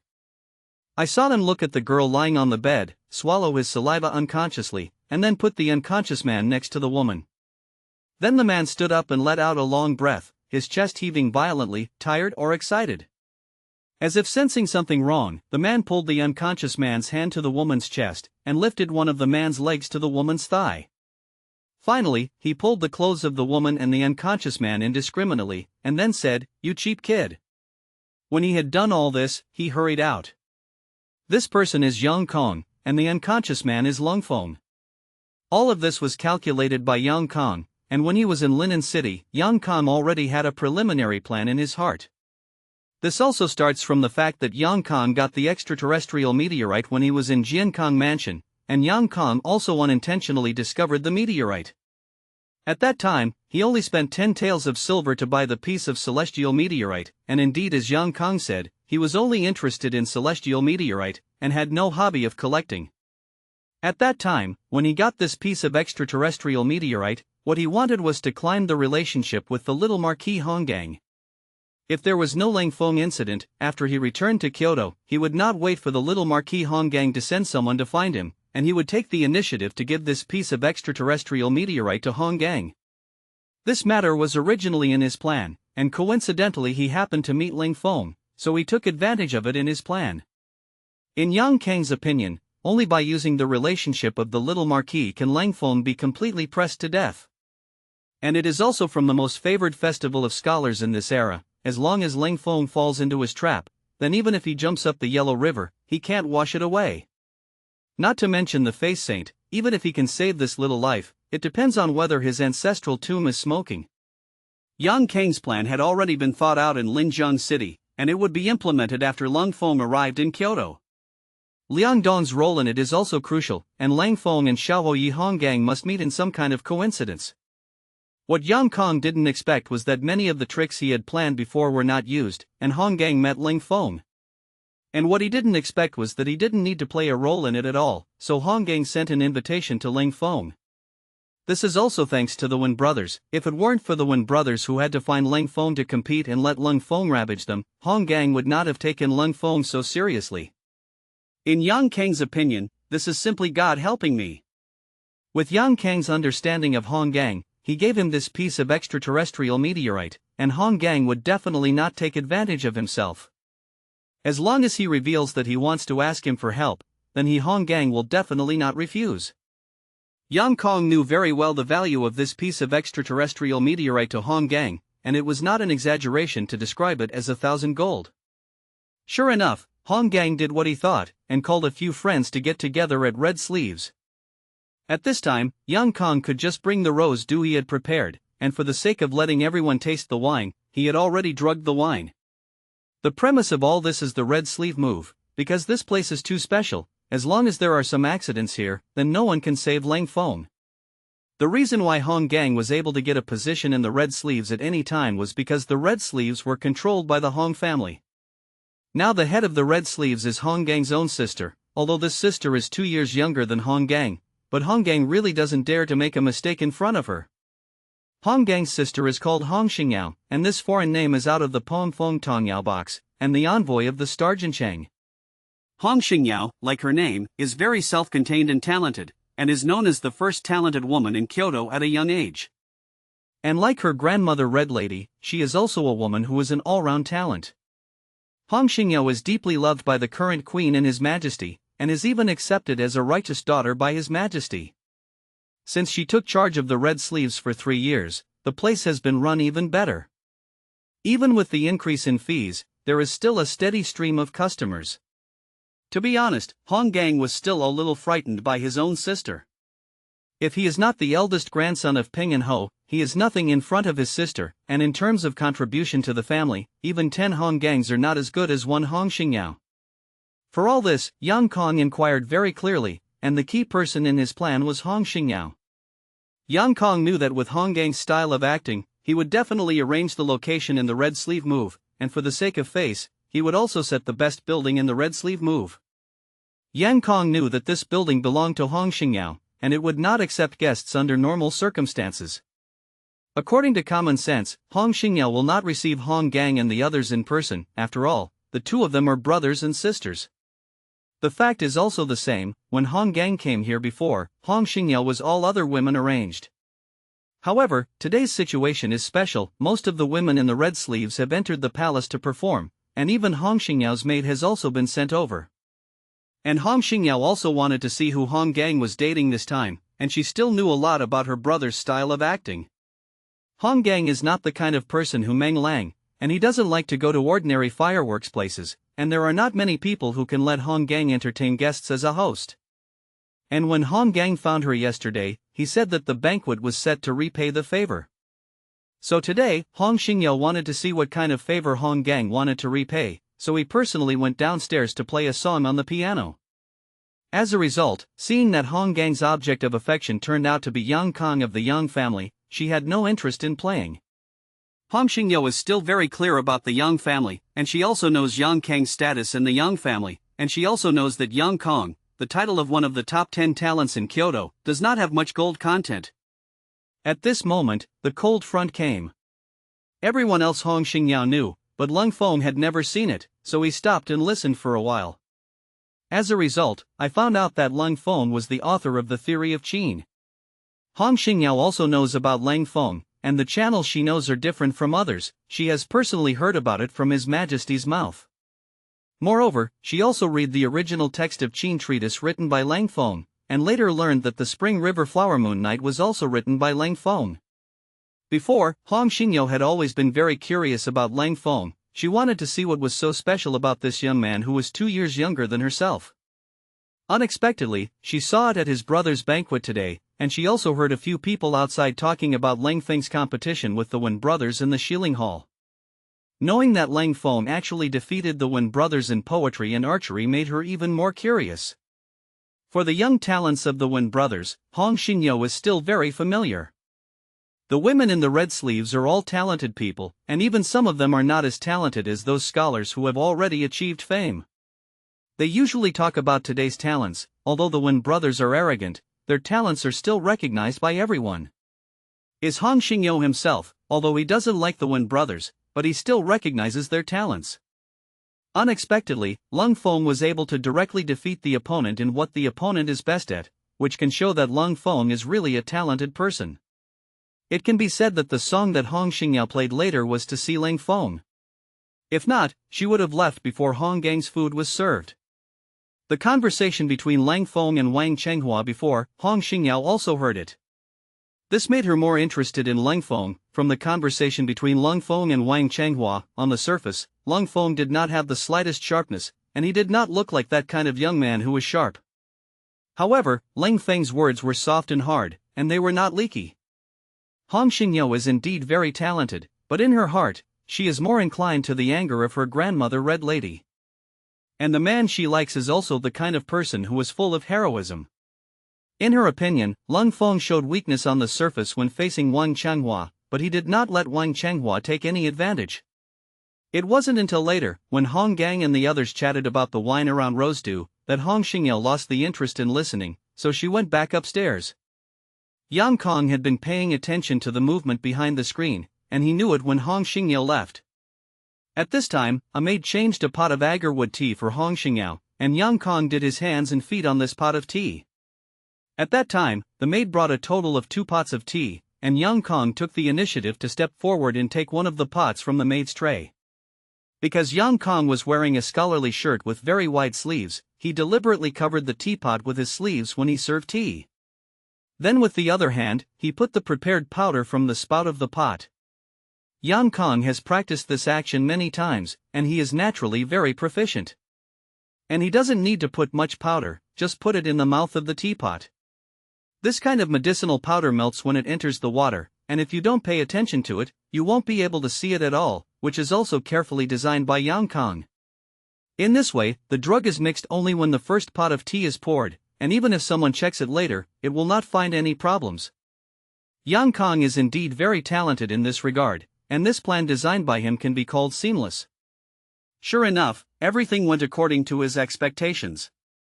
Except for him, everyone else fell into a brief coma, so there was a scene where he put Leng Feng on Hong Xingyao's bed. After closing the door, Yang Kong quickly came downstairs and took the teacup and drank it, and then he also fell into a coma. Since you are doing a play, you have to do the same as the real thing.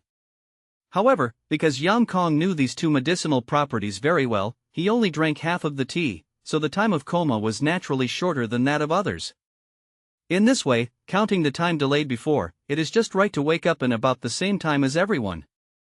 In less than a quarter of an hour, everyone came to their senses one after another. The first feeling when everyone woke up was that the feeling of drunkenness before had disappeared a lot. Everyone was drinking tea and chatting before, but the feeling of dizziness and swelling of the head was still very obvious. Now in comparison, it seems that the wine is half awake. There was no doubt as to why they fell asleep just now, and in their opinion, it was probably after the alcohol came up, and everyone didn't hold on. After all, the wine everyone drank before this time was different from before. One was an extremely rare rosedew, although they had drunk it before, but at most they tasted a small glass. The other is something that has never been seen before, and everyone doesn't know what it's like to be drunk. At this moment, someone noticed that there seemed to be one person missing, and this look turned out to be Leng Feng missing. At first, no one cared, thinking that Leng Feng was in a hurry to solve personal problems. However, Yang Kong was in a hurry, because he alone knew the reason. It stands to reason that all the people on their side are sober, and the same should be true upstairs. In his expectation, Hong Xingyao's screams should be heard upstairs at this time, and then after these people downstairs heard the movement, they would quickly rush upstairs to capture Leng Feng on the spot. Although Yang Kong was full of doubts, he could only suppress it alive and go out with everyone to find Leng Feng. Yang Kong knew in his heart that there was no one to be found outside, because Leng Feng was carried upstairs by him. But now things seemed to be unexpected, which made Yang Kong have a very bad feeling in his heart. And looking at Hong Gang's appearance, he is not cheating, and he shouldn't have found anything abnormal after going upstairs. And judging from Hong Xingyao's attitude just now, it doesn't look like something has happened. The performance of the Hong family brothers and sisters made Yang Kong puzzled. Where did Leng Feng go? Could it be that during the time he went downstairs, or during the period of time when he fell asleep after drinking agarwood tea, what happened to him? These 2 questions made Yang Kong feel that there must be something he ignored, or something he didn't think of in his plan. In his opinion, his plan was seamless. From the moment everyone fell asleep, Yang Kong thought that his plan was basically a success, but he didn't expect that Leng Feng was gone. Could it be that Leng Feng was the first to wake up? Yang Kong suddenly thought of this possibility. In Yang Kang's mind, only this possibility is the greatest. After all, only in this case, after Leng Feng woke up early, he was able to be the first to find out that the situation was wrong and leave in time, which allowed him to escape. The more Yang Kong thought about it, the closer he felt to the truth. From this point of view, his plan seemed seamless, but there was also a key loophole, that is, he did not calculate when Leng Feng would wake up. Everyone went out to look around, but for a quarter of an hour or so, they still didn't find any trace of Leng Feng, so they turned back. When they came back again, they were all stunned because they saw Leng Feng sitting there drinking tea. "Little brother Leng, it turns out that you are here, let me wait to find it." After seeing Leng Feng, Hong Gang was obviously relieved. This is not because of how much he cares about Leng Feng, but after what happened just now, Hong Gang felt more or less that something was wrong in his heart, but he didn't know what was wrong. And there is still a business to do between him and Leng Feng. Since Leng Feng did not appear in his sister's room, then he doesn't want Leng Feng to have an accident. Yang Kong saw Leng Feng sitting here in a big way, his eyes flashed with suspicion, and there was a flash of resentment. "Brother Leng, where did you go just now?" Everyone thought something had happened. Yang Kong looked at Leng Feng and said, while his eyes glanced towards the second floor intentionally or unintentionally, "I'm sorry to worry you. I was in a bit of an internal urgency just now, and I wasn't very familiar with the roads here, so I was delayed for a while," Leng Feng said, and at the same time cast a meaningful look at Yang Kong. Yang Kong understood what he had just done, and Leng Feng must have guessed something. However, Yang Kong was not afraid, although his plan did not succeed, but he did not leave a handle for others. Even if Leng Feng suspects that he did it, what can he do? For what Yang Kong was thinking, how could Leng Feng not understand? However, he secretly sneered in his heart, "Yang Kong is killing himself, don't think that others don't know what he has done ingeniously." With Hong Xingyao's ability, Yang Kong will definitely not be able to escape this time, and he will have to shed his skin if he doesn't die. With Leng Feng's understanding of human nature, the calmer a woman like Hong Xingyao is, the more ruthless her revenge will be. If this matter is made public, then Yang Kong will be punished at most, and he will definitely not lose his life. Judging by Hong Xingyao's attitude, she didn't intend to let the third person know about this at all, so Yang Kong might be on her death list. After some pleasantries, everyone dispersed. The meeting was finally over, but the events that ensued from it had just begun. Walking out of the door of the red sleeve move, Leng Feng looked back, and a lingering smile appeared on the corner of his mouth. He was almost planted here today. If Yang Kang's plan succeeded, and Hong Gang found him lying on Hong Xingyao's bed, he was really speechless. Although Leng Feng was not afraid of Yang Kong, in the face of the retaliation of Xiaoyi, Hong Gang and others, he knew that he would definitely not be able to resist it. In the end, he had to choose to flee in a hurry, even if he could escape from Kyoto now, but with the ability of Hong Gang and others, even if he fled back to Hongshan village, he would not be able to avoid the retaliation of the other party.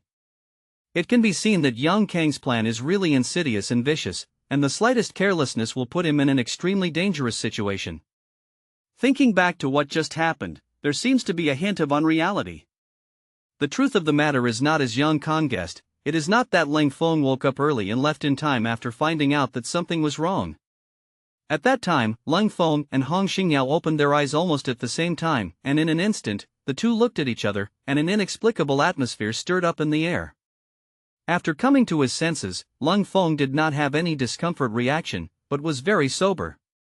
He felt a warm nephrite-like sensation in his arms, but before he could react, a soft, slender jade hand covered his mouth. This made Leng Feng feel that there was something wrong. Shouldn't this situation be opened in this way? Shouldn't the other party be shouting indecency? In fact, Hong Xingyao knew that although her body could not move, her consciousness was awake. Maybe it's because of her personal physique, or maybe Hong Xingyao has been drinking agarwood tea for many years and has become accustomed to this medicinal property. She only felt her body out of control for a while, and she could clearly perceive everything that was happening in the outside world. From the moment Yang Kong pushed the door in, Hong Xingyao felt that she was terrified in her heart at that time, for fear that her innocence would be tarnished by this disciple. But after Yang put Leng Feng by her side, and even put Leng Feng's hands and legs on her body, she was relieved. Because she had already heard who the person who was talking was, and with Hong Xingyao's intelligence, she could immediately judge what Yang Kong was going to do. Framed. Red Star Rumor didn't expect that the other party's guts were so big, and he actually dared to calculate on his head, although the target of the framing was not himself, but if Yang Kang's plan was successful, his innocence would be destroyed by the other party. Even if it does not cause substantial harm, the innocence of women in this era does not mean that they have to be ruined to be innocent, and honor is equally important to a woman. Of course, as long as it is not a loss of virginity, it is not the most serious. It's just that for a woman like Hong Xingyao, being so close to a man, once this matter is spread, it will have a huge impact on her reputation. After all, in this era, it is still important to pay attention to whether men and women give or receive kisses, and lying in the same bed with a strange man, whether there is an accident or not, is to damage the innocence. Fortunately, Yang Kong has not been bold enough to act recklessly, and he also knows that with Hong Xingyao's status, he can only do this at most. This can anger the Hong family, but it will not make the Hong family completely crazy. However, he didn't calculate that Hong Xingyao actually had a certain immunity to these two drugs. During the time when Yang Kong left, Hong Xingyao already had a plan in his heart. This matter must not be made public, and Yang Kong, a wicked person, must be subjected to the most cruel revenge afterwards. Hong Xingyao is not the kind of woman who twists and turns, and she has not suffered any substantial damage, so she will get over the situation in front of her first. Leng Feng was in a coma and didn't know about it, and he was also the target of being framed. Hong Xingyao just wants to take revenge, and she will not count Leng Feng in it, but she has other plans for Leng Feng, and she is not so easy to let go of this guy who took advantage. Just as she opened her eyes, she grabbed Leng Feng's mouth, just to prevent Leng Feng from making a sound. Hong Xingyao knew that the person below must be waiting for her to make a noise, and then rushed up to catch the scene. For this situation, Hong Xingyao will never allow it to happen. She would rather suffer a small loss now than let this matter not be discovered by others. Especially their elder brother Hong Gang, they can't let him know. Hong Xingyao knows Hong Gang's temper. Once he finds out about this, he will definitely not give up, and he will inevitably make this matter bigger. Hong Xingyao covered Leng Feng's mouth with her hand and winked at him. Leng Feng immediately understood what Hong Xingyao meant. It seemed that the other party cared about his reputation and didn't want to make a public announcement. This was of course a good thing for Leng Feng, and he immediately nodded to show that he understood. "Don't take your hands and feet away yet." Seeing that Leng Feng understood what she meant, Hong Xingyao said softly, and at the same time, her face was full of red glow. Leng Feng reacted at this time. It turned out that he had the feeling of warm fragrant nephrite, and the feeling was that Yang Kang's guy even set up a pose for him in order to make a full set of plays. I have to say that although Yang Kong is framing him the most, this thing is quite interesting. Leng Feng has never talked about a girlfriend in his previous life or in this life, and this is the first time he has had such intimate contact with a woman. Although he subconsciously didn't want to take it away, he still simply rolled over and got out of bed. Can I say, I don't know what's going on?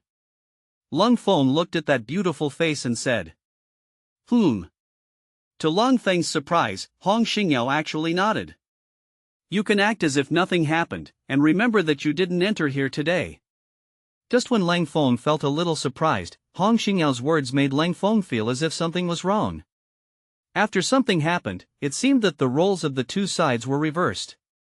Leng Feng didn't know that Hong Xingyao's consciousness had always been awake before, and if he knew, he would know why Hong Xingyao behaved like this.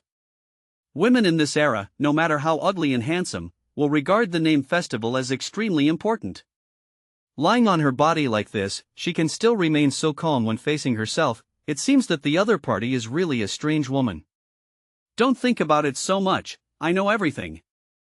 Although you were also framed by others, this girl knew that this matter had nothing to do with you, but after all, she took advantage of this girl. You remember, for me, you owe this girl a big favor for this matter today. Hong Xingyao seemed to see Leng Feng's doubts, and immediately said. Girl, you know all this, and you know that I was framed. Leng Feng really felt very surprised. That is, he could only guess that Yang Kong did it, but he didn't know how Yang Kong did it. Don't ask me how I know. You should be glad that if it weren't for this girl knowing that you were framed, you would think you would still be able to stand here and talk well. Hong Xingyao said. Leng Feng thought about it. Looking at this girl's situation, if he didn't know that he was also a victim, he would definitely not let himself go so easily.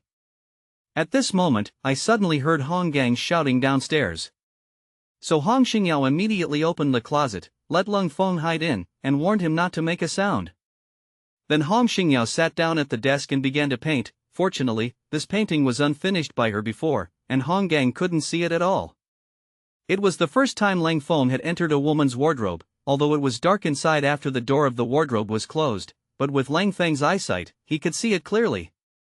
All kinds of luxurious clothes are hung in the wardrobe, and these clothes are basically slender and fitted styles, with exquisite materials and soft tones. These are Hong Xingyao's clothes, dozens of large and small. In addition, there are some women's intimate clothing, although they do not have the style of later generations, but they are also unique, and they look at Leng Feng's blood. Plus a faint fragrance kept drilling into the nose, making Leng Feng painful and happy. Just when Leng Feng was in pain and happy, Hong Gang pushed the door in. At this time, Leng Feng knew that Hong Gang and this girl turned out to be brother and sister. And according to the conversation between the two of them, Leng Feng could also feel that Hong Gang still respected his sister. Yes, it's respect. Maybe Hong Gang didn't feel it himself. But as a bystander, Leng Feng could clearly feel that Hong Gang seemed to be a little shorter in front of his sister. With the height and status of the little Marquis Hong Gang, among his peers in Kyoto, he really hasn't been afraid of others. But in front of his sister, he unconsciously seemed to be lacking in confidence. Then it can only show one problem, that is, his sister is more capable than him.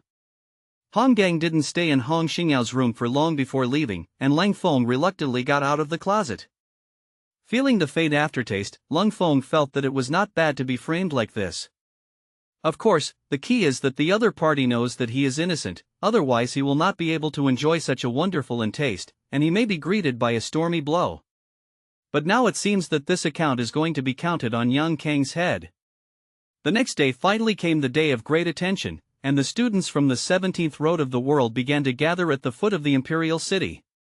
More than 1,200 students almost represent the backbone of the new generation of the Southern Song Dynasty. In general, the gold content of this selection is still very high. Even if there are a few people who go through the back door, they are all people with real talents. It can be said that this whim of the emperor still has a certain practical significance, and he can indeed select a group of useful talents. Leng Feng also left the inn early today, but he found that there were many people who were earlier than him. Along the way, there were scholars with serious faces everywhere, and at this time, it was rare to see people getting together to talk in twos and threes, and everyone was holding their heads high without squinting. In this moment, everyone brings out their best side. Although I have not yet met His Majesty the Emperor, we must be in a correct posture along the way. This is the attitude, because no one knows if there will be secret agents of the imperial court watching them. After all, this is a selection test personally presided over by His Majesty the Emperor, and it is not only about whether he can change his fate, but also about ensuring that he cannot make mistakes. This is not a normal imperial examination, and if there is a mistake, the most you can do is to be disqualified from the examination, but if you make a mistake in front of the emperor, there is a risk that someone will fall to the ground. Leng Feng also walked among them, and he found that those people who usually nodded their heads from afar when they saw him were now deaf to them even if they walked in front of him.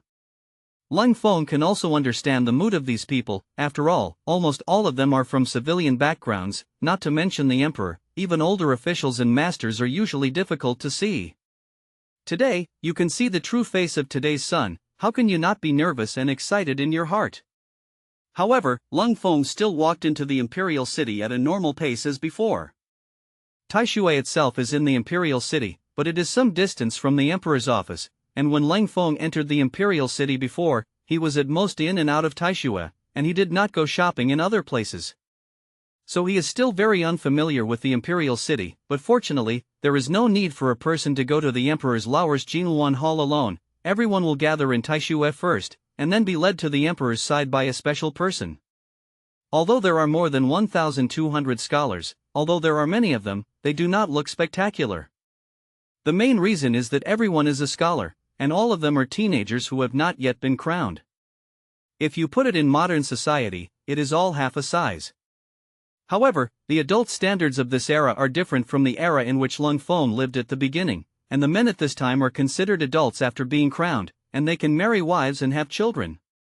Therefore, Leng Feng and these people are basically close to reaching the standard of adults. Now coupled with the admiration of young geniuses in this era, even the 9-year-old county order has been, not to mention those who are about to reach the age of crowning. These books are dressed in Confucian shirts, age clothes, and the temperament of readers, although everyone deliberately makes a solemn appearance, but still can't get rid of the childish image. Moreover, the scholars of this era do not have any concept of collective honor, and they all pay attention to their personal image. Therefore, although the more than 1,000 scholars all maintain a good demeanor, the whole scene together still gives people a sense of messiness. If it were to be a soldier, it would definitely be in a different state. Taishui is just equivalent to a transit station, and after everyone arrives, under the leadership of the Ministry of Rites and the celebrant eunuch, a team of more than 1,000 students walk towards the direction of the royal palace. The capital of the Southern Song Dynasty court was not too big, and Taishui itself was in the imperial city, so everyone walked outside the palace hall after a little more incense. Although this is the imperial palace, it is far inferior to the imperial palace of the Northern Song Dynasty in terms of momentum and scale. After the Southern Song Dynasty court set the capital here, they have not forgotten the glory of the Great Song Dynasty.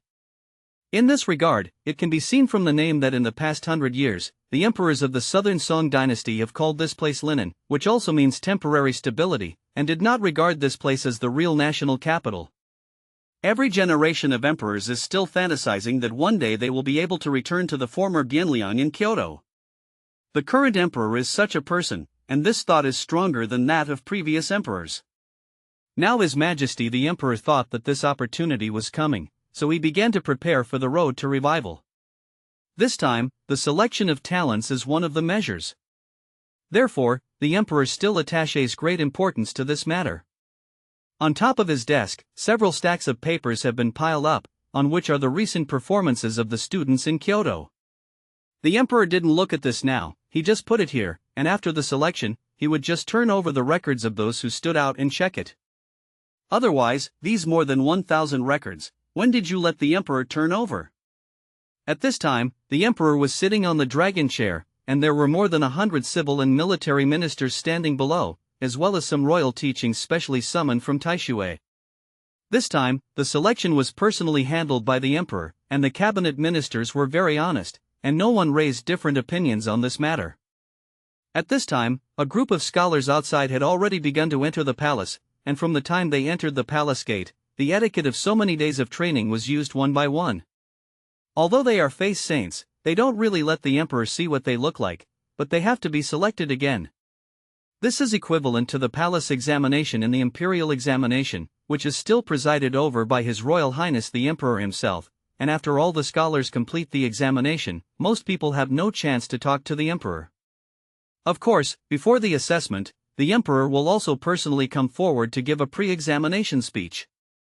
For these more than 1,000 students, a considerable number of them saw the Emperor for the first time, and it may also be the last. Only a very small number of more than 1,000 people will have the opportunity to be tested by the Emperor himself. Of course, even if you don't pass the selection for this interview, your roster will be noted on the record, and you will be the target of training when you return to each other.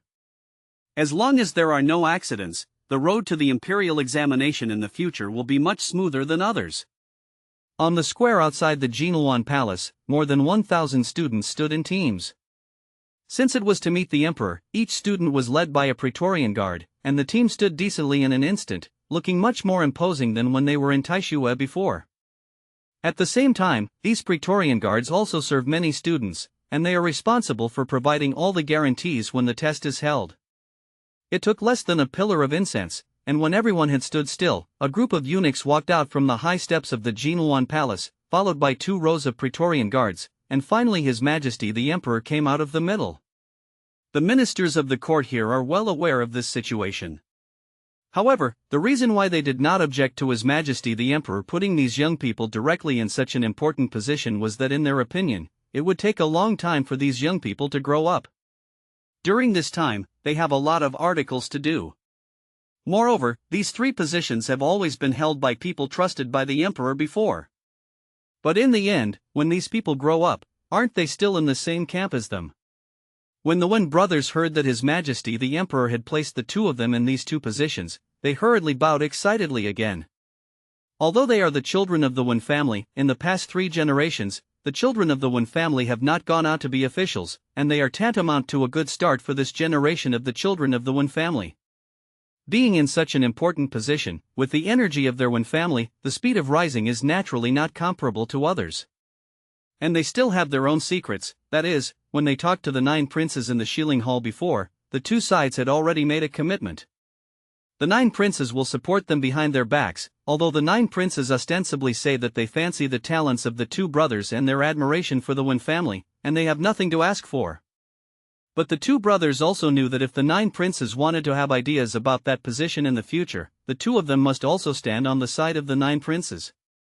The risks and rewards are also mutual, and once the 9 princes succeed in sitting in that position, they will definitely be the ministers of the dragon. Of course, this is a tacit understanding reached between the 2 of them and the 9 princes, and the 2 sides did not say it, but they both knew it. It can be seen from this that His Majesty the Emperor's deliberate talent selection plan has already died in half of it at the beginning, and I don't even know how many of them still have this kind of thought. Leng Feng is close to the seal. At this time, the Emperor called Leng Feng's name. Leng Feng also immediately stepped out of the queue and performed a standard worship salute. This set of etiquette he had practiced for many days, and he was already extremely familiar with it. Looking at Leng Feng's calm appearance, His Majesty the Emperor's face showed a slight hint of disappointment. After all, during the first selection test, Leng Feng's essay on passing Qin was personally approved by him, and everyone appreciated it. To be honest, in this face-to-face saint, His Majesty the Emperor also paid special attention to Leng Feng's situation, hoping that he would be able to write a surprising article again. Yesterday, when the selection was made in front of the palace, His Majesty the Emperor deliberately read Leng Feng's article and felt that the writing was indeed good, and he was fully qualified for the top 3. But unexpectedly, in today's most critical test, Leng Feng's performance failed to make him feel bright. Although the content is well written and looks impeccable, it does seem a bit conventional. The Emperor's selection of talents this time focuses on innovation. After all, he also knows that today's imperial court has seriously lost its vitality, and it is not enough to select some newcomers. The most important thing is to require these newcomers to have unique insights and innovative abilities. And these last 10 questions also focus on this aspect. Leng Feng's performance failed to continue to surprise him, so how high the expectations for Leng Feng were before, how much disappointment there is now. In fact, the answers to the 10 questions written by Leng Feng are not bad. If in the previous imperial examinations, there is no problem in getting the first place. It's just that in this selection, His Majesty the Emperor looks at the problem differently than before. What he wants is not a decent answer, but an answer that can make him feel bright, so Leng Feng's answer can only be set in the 4th place. Leng Feng, a person from Linjiang, wrote such articles on Qin as a teenager, and I felt his great talent and placed high hopes on his entry into Beijing this time. For my 10 questions, the answers are also pertinent and have something to say. Speaking of this, His Majesty the Emperor's words changed. However, it did not meet my expectations, so it cannot be ranked in the top 3, and it will be temporarily awarded to Qianleng from the 7th grade. Thank you, Lord Ron. Leng Feng hurriedly saluted again, but he had already made up his mind, and it was impossible to be this Qianleng. Although Asa Sanlang is only a civil and prose official from the 7th rank, he has no specific real power, but he can be regarded as entering the sequence in terms of official position. As long as the performance is good, it is easy to be promoted and granted real power after a period of time. According to His Majesty the Emperor's arrangement, almost all of the talents selected in this interview are awarded to civil and prose officials, and they are all under the jurisdiction of the Emperor. Because it is convenient for the Emperor to observe and assess, if you can feel the Emperor's heart, then it is very easy to promote. Leng Feng also knew the Emperor's intentions, but this was not what he wanted. Leng Feng did not get up after Leng Feng thanked Lord Lanzhen, but continued, "The minister is grateful for your Majesty's weight. I am afraid that I will not be able to shoulder the heavy responsibility, and in the future, I will have the merit that your Majesty appreciates today. The minister is willing to continue to study to enrich himself, and he will repay His Majesty's appreciation today with a superb posture." Leng Feng's words were beyond everyone's expectations. Only a smile appeared at the corner of Zhuge Longzhong's mouth. He had already noticed Leng Feng's meaning, and today's performance was completely in line with Zhuge Longzhong's thoughts. In fact, he, like Leng Feng, didn't want to enter the court as an official, and participating in this phase, like Leng Feng, was also to make a name for himself. All the important ministers in the court looked at Leng Feng with surprised eyes one by one. With their status, officials like Qianleng from the 7th rank naturally would not look at it, but they also knew that His Majesty the Emperor had high hopes for the 10 scholars selected this time. At the beginning, it was naturally impossible to allow high-ranking officials to be generous, and the scattered officials of the only 7 grades were only an assessment and training of them. I believe that it will not be long before these people will be in an important position. They didn't believe that Leng Feng didn't know this. After all, as the protege of every way of learning the Tao, the stakes should have been made clear to them a long time ago. The official positions are not large, but they are all people who can often come into contact with His Majesty. They couldn't figure out why Leng Feng gave up such an opportunity. Was it really as Leng Feng said? He was unhappy that he was not able to rank in the top 3 this time, and was willing to start all over again. Your courage is commendable, I am deeply grateful, and I will take the Jinshi and the first direct palace examination 1 year later. If you don't have the posture of champion, you will be severely punished. His Majesty the Emperor originally had high hopes for Leng Feng, but now Leng Feng took the initiative to say that he did not want to enter the court as an official, wanting to prove that he was a champion again. Then he also wants to see if Leng Feng made this mistake or has real talent. When these news spread among the crowd, He Bailu and the Wen brothers became the objects of everyone's pursuit.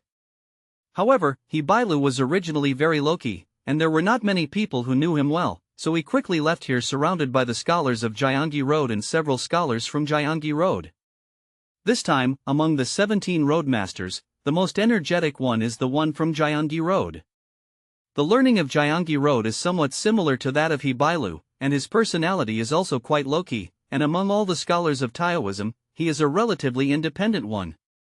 Although he also has intersections with other scholars, he is silent whenever he talks about the protege he has taken a fancy this time. This made others mistakenly think that there was no talent in Jiangyi Road and that there would be no performance in this selection. Unexpectedly, people are the real dark horses. The most depressed is Zhang Yuanji. It stands to reason that even if Leng Feng failed to enter the top 3, it is a great achievement to enter the top 10. In his tenure evaluation, it is also a big plus. However, because his expectations were a little too high before, there will be a feeling of imbalance in comparison between the two. At this time, Zhang Yuanji still didn't know the specific matters that happened in the court. If he knew that Leng Feng had rejected His Majesty the Emperor's gift, he didn't know how he would feel. After He Bailu left here, the Wen brothers became the focus of the audience. These 2 men were arrogant by nature, and there is no word for modesty in their dictionary. Today, they won the 2nd and 3rd among the Face Saints, and they felt that if they didn't make others envious, it would be equivalent to walking at night in brocade clothes. In fact, the Wen brothers are like this, and it has a lot to do with the previous defeat at Leng Feng's hands in the Xiling Hall. At that time, after they failed to compete with Leng Feng, they became the laughingstock of everyone, and everyone regarded them as clowns. Now they want to use this ranking to fight back against the fact that the Xiling Guildhall belongs to Leng Feng, and let everyone reacquaint themselves with their talents. In the eyes of the Wen brothers, Leng Feng's ability to defeat them that time does not explain everything. Brother Leng, congratulations! Liang Dong and the others were very self-aware. They didn't bother others, even the Wen brothers. They also avoided it from afar. In their opinion, the cold front is the thigh closest to them, and it is also the thigh that is the most promising to hold. In their opinion, even if Leng Feng did not get the top 3, as long as he was in the top 10, he could be personally awarded an official position by His Majesty the Emperor. Now that we have distanced ourselves from them, we are 2 levels of people from now on. Just now, there was already a well-informed person spreading it in private, and this time the 10 people who ranked first class would be the lowest and most awarded the official title of from the 7th rank by His Majesty the Emperor. What kind of concept is this? The lord of the relatively large county, that is, the county commander, is only 7 grades. Even some small county seats, or counties in remote areas, have county orders that are only 9-grade sesame officials. It was precisely because of this that several students from Linjiang City made up their minds to hold Leng Feng's thigh. Even Liang Dong is the same. He thinks that Leng Feng doesn't know the real inside story about what happened before, and now the relationship between himself and Leng Feng is still the same as before. Although he and Yang Kong conspired to frame Leng Feng before, and also implemented that plan, Liang Dong thought that he had done it very cleverly. Even if Leng Feng was lucky enough to let him escape in the end, he would not know the truth behind it. Since Leng Feng walked out of the red sleeve move intact 3 days ago, Liang Dong has not seen Yang Kong again. Yang Kong only asked people to bring him a few words, making him forget everything that the two had conspired before, otherwise he would not be able to get out of Linen. Also explained to Liang Dong, asking him to continue to maintain a good relationship with Leng Feng, and he must not show a little bit of sloppiness. For these two reasons, Liang Dong is more active than others.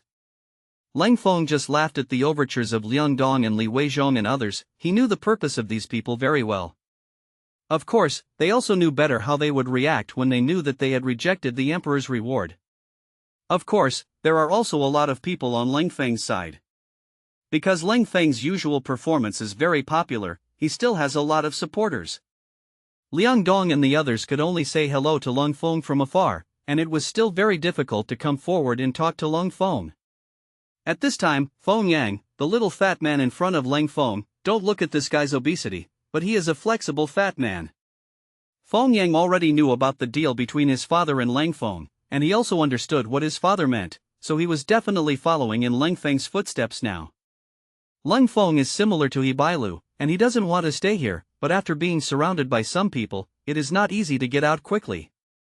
Just as he greeted everyone and was about to leave, the Wen brothers deliberately approached Leng Feng's side. The two of them had been secretly paying attention to Leng Feng's side before, and with the virtues of these two people, the reason why they were able to not say Leng Feng's performance in the main hall was to humiliate Leng Feng in public. In their opinion, this is the best opportunity, not only to prove themselves, but also to avenge the revenge of the Shilin Guildhall. Humph. Some people are usually famous, but they show their original form at critical moments, and my brothers are not like that. What Brother Zhua said is very true, to be a man is to live up to his name. The two of them sang and drank, and they were directly blocked in front of Leng Feng. Leng Feng looked at the Wen family brothers, his face was flat, he had already seen through the thoughts of the Wen family brothers. Even before this, he had already guessed that the Wen brothers would definitely not let go of this opportunity. However, in Leng Feng's view, these words are just some castles in the air, just the self-congratulatory of the Wen brothers. Brother Leng, congratulations on your good results this time. Wen Zhua, the elder brother of the Wen family, was the first to speak, his eyes full of mockery. Leng Feng smiled slightly, non-committal. He knew that these people's words were just to test his reaction, and the slightest hint of anger or resentment on his part would only make them more proud. My two brothers still have great respect for Brother Leng, and they were able to refuse His Majesty's gift in person. Brother Leng is really very human. Wen Zhua continued, his tone full of inexplicable meaning. Leng Feng glanced at Wen Zhua deeply, and said indifferently, the reason is very simple, I don't want to be subservient to fools. Wen Zhua was stunned, he didn't expect Leng Feng to answer so directly. I don't want to be under the fool. Wen Zhua repeated Leng Feng's words, his eyes filled with anger. Zhang Yuanji took a deep breath and decided to talk to Leng Feng. He felt that Leng Feng might have been impulsive and didn't realize his mistake. However, when he came to Leng Feng's residence, he pounced, and Leng Feng did not return to his residence. Zhang Yuanji's heart was full of helplessness and regret, he knew that Leng Feng might not be able to get ahead again. He couldn't help but think of the scene when he accepted Leng Feng as a disciple. When Leng Feng was still an unknown teenager, he looked at Leng Feng's eyes flashing with anticipation for the future, and his heart was full of expectations for him. However, now Leng Feng has chosen such a path, which makes him incomprehensible. At the same time, after Yang Kong learned that Leng Feng refused to give the seal, his heart was full of ridicule. He felt that Leng Feng was just deceiving himself, thinking that refusing to give the seal would prove his innocence. However, in Yang Kang's view, this is nothing more than Leng Feng escaping reality, and he simply does not have the courage to face his own failure. Yang Kong sneered and decided to continue to design and frame Leng Feng. He knew that as long as Leng Feng didn't get rid of it for a day, the unhappiness in his heart would not go for a day. He will not let go of Leng Feng easily, and he must make him pay the price. The 9 princes, who were listening to music in a garden, also heard his subordinates report everything that happened in the court. After learning that Leng Feng refused to give the seal, he just smiled coldly, his eyes full of disdain. In his opinion, Leng Feng's move was just pretending to be clever, and he thought that he would prove his talent by refusing to give him the title. However, in the eyes of the 9 princes, this was just Leng Feng cocooning himself, and he didn't see the current situation clearly at all. Originally, he was still going to find an opportunity to recruit Leng Feng, but now it seems that the other party has little value. In the eyes of many people, Leng Feng was too conceited, and even Zhuge Longjong fell into this kind of evaluation. Suddenly, these two people became the most talked about people in the mouths of many scholars. Those who claim to be knowledgeable think, the world is like chess, one wrong step, one wrong step. Leng Feng's refusal to give him the seal this time has already doomed him. Leng Feng and Zhuge Longjong were sitting opposite each other at this time, and a small stove was placed on the stone table in the middle, on which a pot of steaming tea was boiling. As the fragrance of tea overflowed, the expressions of the two became extremely relaxed, and they didn't take the discussions of those people outside to heart at all, and there was a feeling that everyone was drunk and I was sober. It's still in the inner city, but it's not in the middle of the city. It's a relatively remote place, but it's better than the quiet environment. The courtyard is not big, about the same size as Jiang Yuanji's house, and the layout of the courtyard can be seen to have taken a lot of thought, and the simplicity reveals elegance and generosity. This is Zhuge Longjong's foothold in linen, and it belongs to the industry of the Zhuge family. The courtyard is located in the southeast corner of Linen City, covering an area of about 2 acres. Judging from the layout of the courtyard, the owner's vision is still good, and when designing this courtyard, it fully integrates the essence of ancient architectural art, making the whole courtyard present a simple and elegant atmosphere. Stepping into the courtyard, the first thing that catches your eye is an elegant gatehouse. This gatehouse adopts the traditional architectural form of resting on the top of the mountain, with eaves and corners, and is magnificent. The bucket arches under the eaves are stacked, and the exquisite wood carving patterns present a strong classical atmosphere. There is a couplet hanging on the gatehouse, the pen and ink are swaying, the dragon flies and the phoenix dances, adding a bit of literary brilliance to the whole courtyard. After passing through the gatehouse, you will enter the main hall of the courtyard. The main hall is the main event venue, which can accommodate more than a dozen people to gather here. The architecture of the main hall is equally simple and elegant, with a beam-lifting wooden frame, and the interior is decorated with intricate wood carvings and vivid frescoes, demonstrating the high level of architectural art of the era. On both sides of the main hall, there are east and west wings respectively. The architectural style of the wing rooms is consistent with the main hall, forming a unified overall pattern. At the back of the courtyard, there is a small and delicate pavilion called Listening to the Rain Pavilion. The pavilion is surrounded by green bamboos and plantains, and is full of greenery. Leng Feng and Zhuge Longjong were sitting under this pavilion, and it happened that it was starting to rain outside. There is also a lotus pond next to the pavilion, which is filled with white lotus flowers. At this time, it was already early summer, and there was already a feeling that Xiuhua was showing its sharp corners. The courtyard of Zhuge family, whether it is architectural layout or landscape design, fully embodies the essence of architectural art in this era. The simple and elegant atmosphere permeates every corner of the courtyard, highlighting the elegant taste of the Zhuge family. Leng Feng and Zhuge Longjong were sitting under the pavilion, and today the two of them were above the court, and they refused the title of His Majesty the Emperor in public, and now they can be said to be sympathetic to each other. Although I don't know what the real reason of the other party is, one thing is for sure, it will definitely not be like what the two said in the court in order to win the top 3 in the coming year. Maybe others can't see this, but whether it's Leng Feng or Zhuge Longjong, they can more or less guess what the other party thinks. At that time, after leaving the court, Zhuge Longjong and Leng Feng signaled to wait for a while. Because Zhuge Long was cold and arrogant by nature, even if he did the same thing as Leng Feng, in the eyes of others, this was in line with his style and did not cause much repercussions. Moreover, Zhuge Longjong refused the title of His Majesty the Emperor, and in the eyes of others, Zhuge Longjong at this time was not much different from that time. It's not easy to get along, and there's nothing to talk about, except for a few people from Nanyang such as Xing Rong. No one cares how he left. When Leng Feng and the Wen brothers clashed, Zhuge Longjong was already far away from here. However, he still arranged for someone to wait for Leng Feng here, and when Leng Feng left, he took him to this courtyard in Zhuge Longjong. This is the Zhuge family's property in linen, and this house is as low-key as the Zhuge family, and there is usually only one old servant who takes care of it here. On May 25, 1273, two figures who influenced this era had a long conversation in a house in Linen City. The resulting effect, like a butterfly flapping its wings, will trigger a chain reaction. The historical trend of this era is basically the same as that of Leng Feng's era, but there are also discrepancies. For example, the changes of dynasties are almost identical, but some of the details, such as some important people or the time background of the events, will be different. In the era of Leng Feng, the Mongolia destroyed the Jin kingdom in the history of the Southern Song Dynasty in 1235 AD, and the Southern Song Dynasty was destroyed between 1276 and 1279. After the Mongolians destroyed the Jin people, they did not directly attack the Southern Song Dynasty, but first recruited Tubo, then Dali, and finally the Southern Song Dynasty.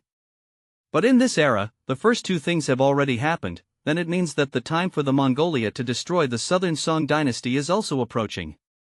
Leng Feng and Zhuge Longjong met on a quiet afternoon in the last years of the Southern Song Dynasty, and the two were in a quiet house, drinking tea while talking about the world's major events at that time. The external threat was that the Mongolia were about to go south, and the Southern Song court was in danger. The internal worry is that the rebellion in the south has not yet subsided, and there is a careerist like the Nine Princes, who has endured for many years, and is planning to seize the country.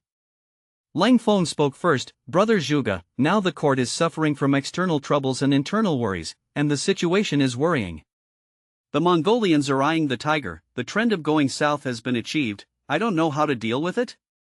Zhuge Longjong put down the teacup and said calmly, Brother Lang, there have been many external troubles in history, and in the end, they all turned the danger into a disaster, but the dynasty no longer has this ability.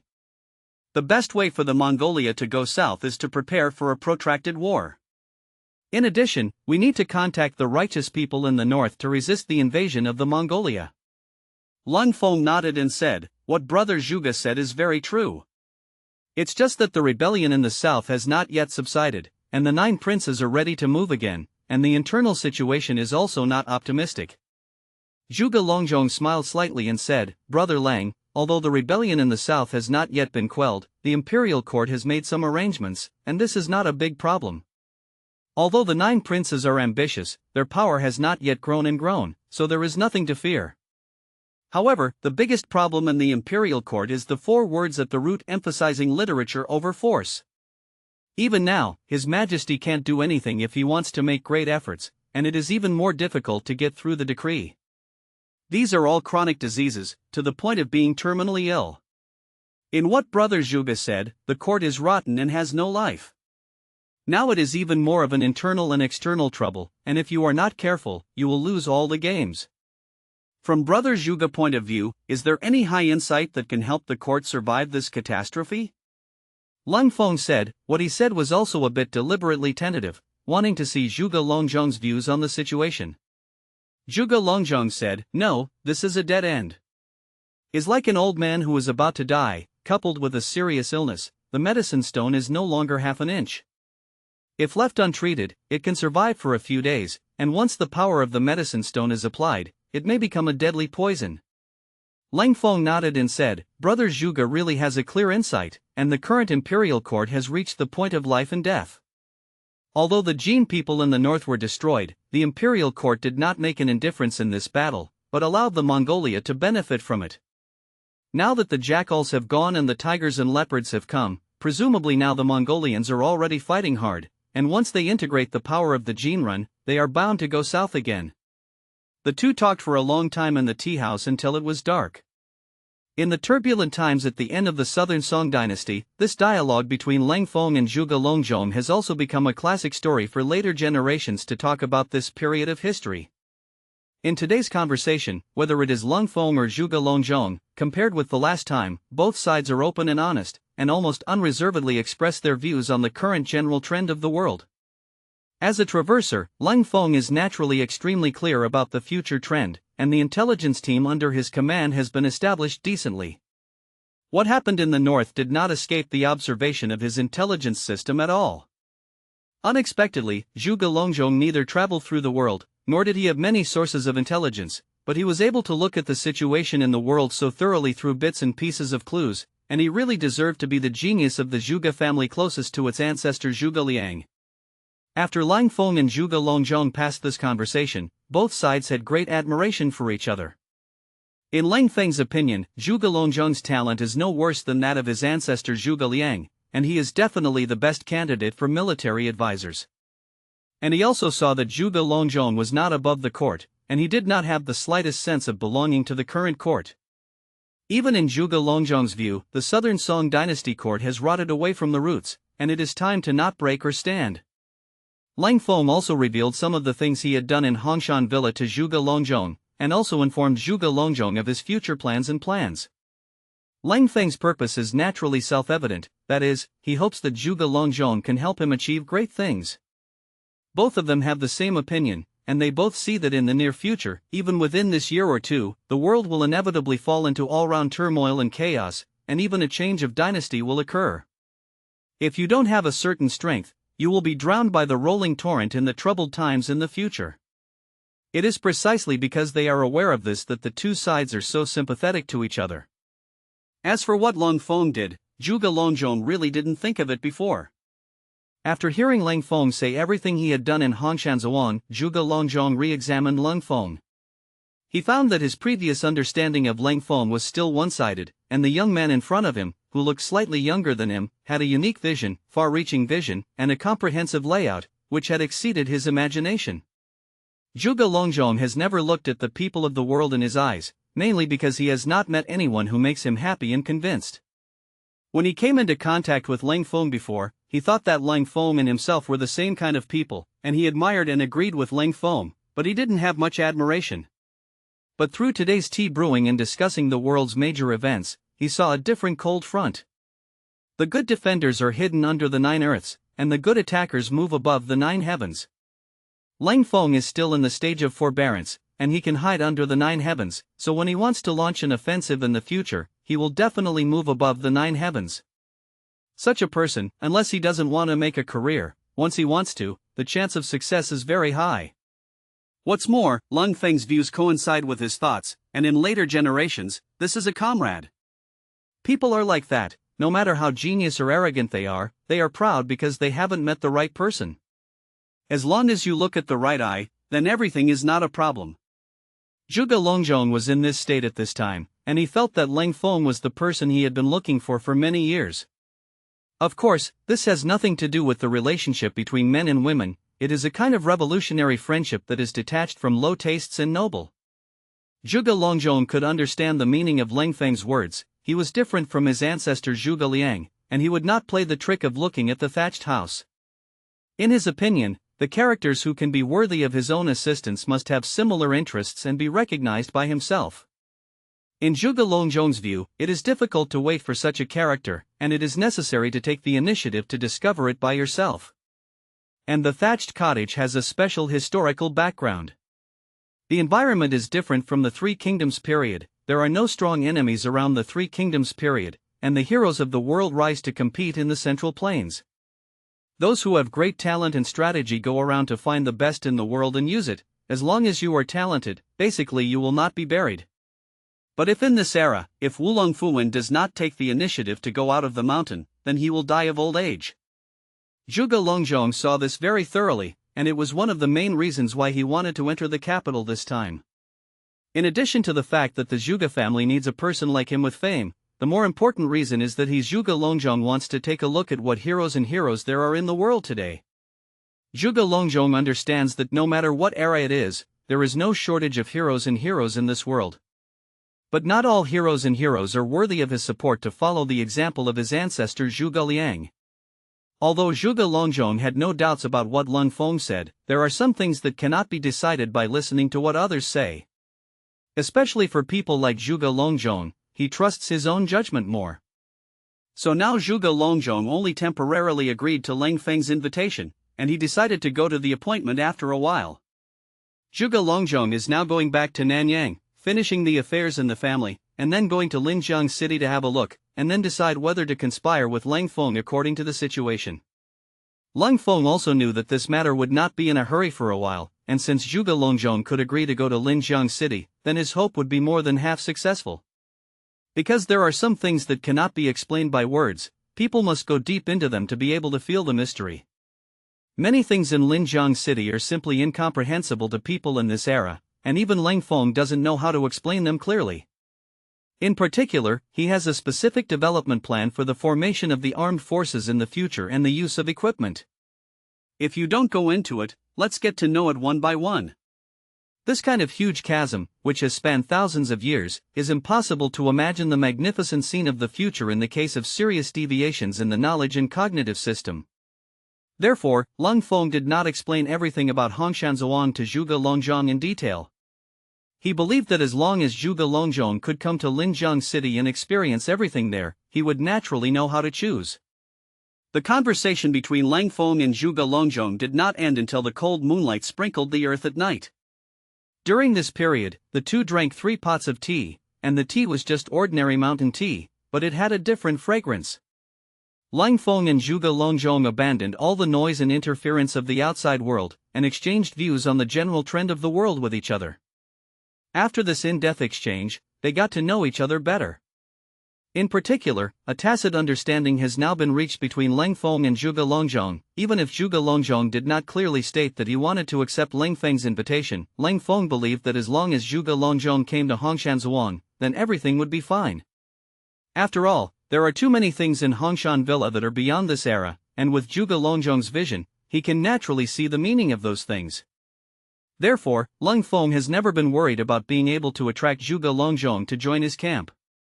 Leng Feng didn't know that during the time he was chatting with Zhuge Longzhong, the refusal of the Emperor Lauer to give him the title on the Jinluan Palace had caused a lot of repercussions in all aspects.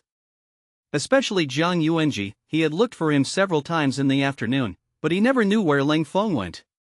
At first, Jiang Yuanji's mood was impatient, and even a wave of anger rose towards Leng Feng in his heart, but after the evening, his mood gradually calmed down.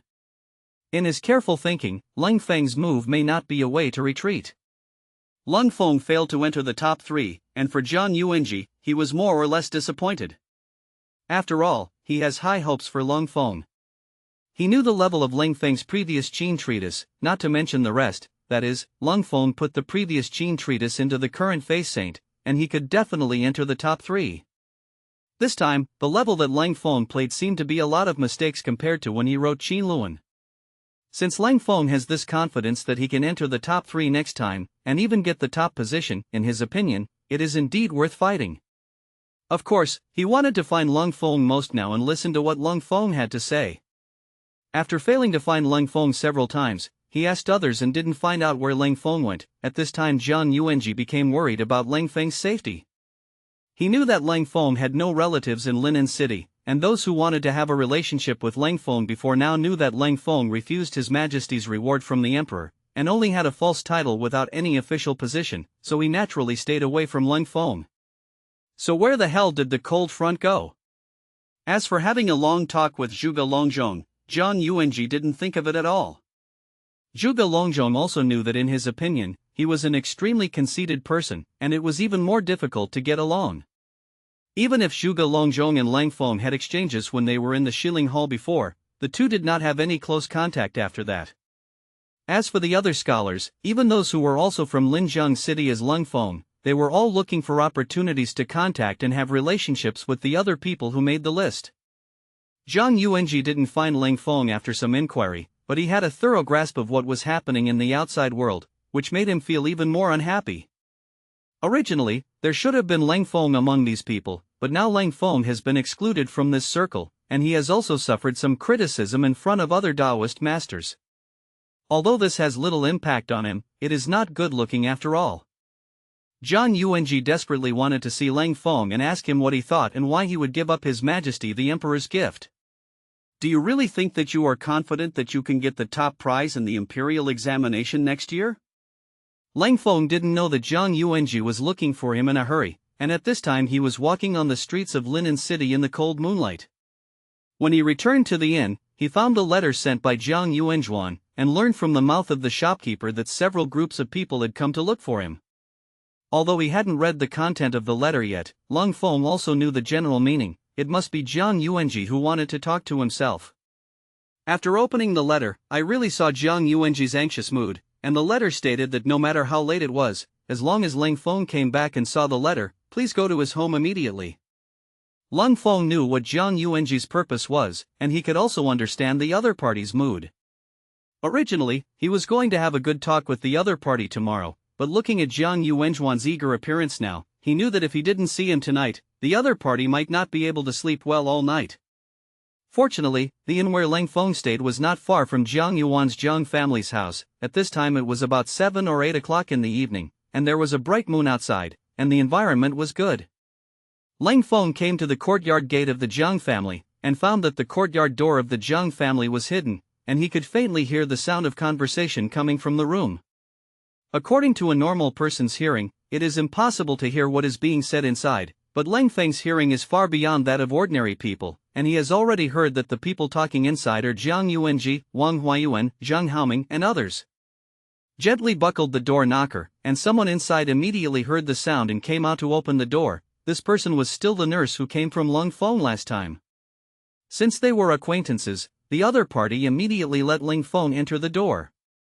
After entering the room, Leng Feng saw clearly the people seated. In addition to the 3 Taoist masters, there were also 7 scholars. Leng Feng saluted everyone, and the others also returned the salute, but everyone's gaze at him was quite meaningful. Jiang Yuanji didn't say anything, and after confessing to everyone, he came to the study with Leng Feng. Because some words are not good to say as other people, after all, Leng Feng's situation is special. After taking his seat, Jiang Yuanji said, "Leng Feng, why do you want to refuse the gift of His Majesty the Emperor? This is the glory that many people dream of." Leng Feng smiled slightly, and said calmly, "Teacher, it's not that I don't like this kind of glory, but I don't think it's time yet. I need to continue to build up, and I believe that I can win the imperial examination next year." Jiang Yuanji listened, and his mood relaxed a lot, but he still said regretfully, "I see, it's good that you have confidence, but this opportunity is also very rare. It's a pity to miss 10 people." The accumulation that Leng Feng said was different from what Jiang Yuanji understood, but it did not affect Jiang Yuanji's mood. And Leng Feng's words are not a pun, he is telling the truth, but he can't understand it except himself. The opportunity is indeed rare, and it can be seen that His Majesty really wants to select some capable ministers who can share his worries. However, His Majesty has promised the students that they can directly participate in the imperial examination next year, and the students are confident in this. Leng Feng said. Jiang Yuanji saw Leng Feng's resoluteness, nodded after a little contemplation and said, "That's fine, as long as you have confidence, I believe you will be able to achieve your goal. It's just that you really don't think about accepting the red bestow seal? This is a great opportunity." Leng Feng shook his head and said, "Teacher, I understand your intentions, and I also live up to your cultivation. However, students still hope to appear in front of you next year." Jiang Yuanji sighed and said, "I don't know if your choice is good or bad. Well, I respect your decision. Just hope you don't regret it." Leng Feng smiled and said, "Teacher, thank you for your understanding and support. I won't regret it." Through the dialogue between the two, Jiang Yuanji learned more about Leng Feng's character and determination. He knows that Leng Feng is an assertive person, and he respects Leng Feng's decision, while also believing that Leng Feng can achieve his goals. Of course, what Leng Feng and Jiang Yuanji said were his superficial reasons, and as for what he really thought in his heart, he had only revealed it to Zhuge Long so far. Although Jiang Yuanji has the grace of knowing him and is also his nominal division commander, Leng Feng will never tell him the true thoughts in his heart again. After all, Jiang Yuanji and Zhuge Longjong are different, the environment and status of the two are too related, and the more important thing is the difference in concept. Not to mention whether Jiang Yuanji can understand Leng Feng's true thoughts in his heart, that is, after he hears Leng Feng's true thoughts, it is difficult to say whether he will have strange thoughts about Leng Feng. In the final analysis, the main reason why Jiang Yuanji accepted Leng Feng as a disciple was that he took a fancy to Leng Feng's talent and placed high hopes on him. In Jiang Yuanji's opinion, if Leng Feng can stand out in this phase, not to mention the first place, or the top 3, then it will definitely be a great help for his political career. Although these officials of this level are not big officials in Kyoto, they are still very well informed about the news in the inner circle. After all, each of them has backers behind them, and those backers are all important ministers of the court.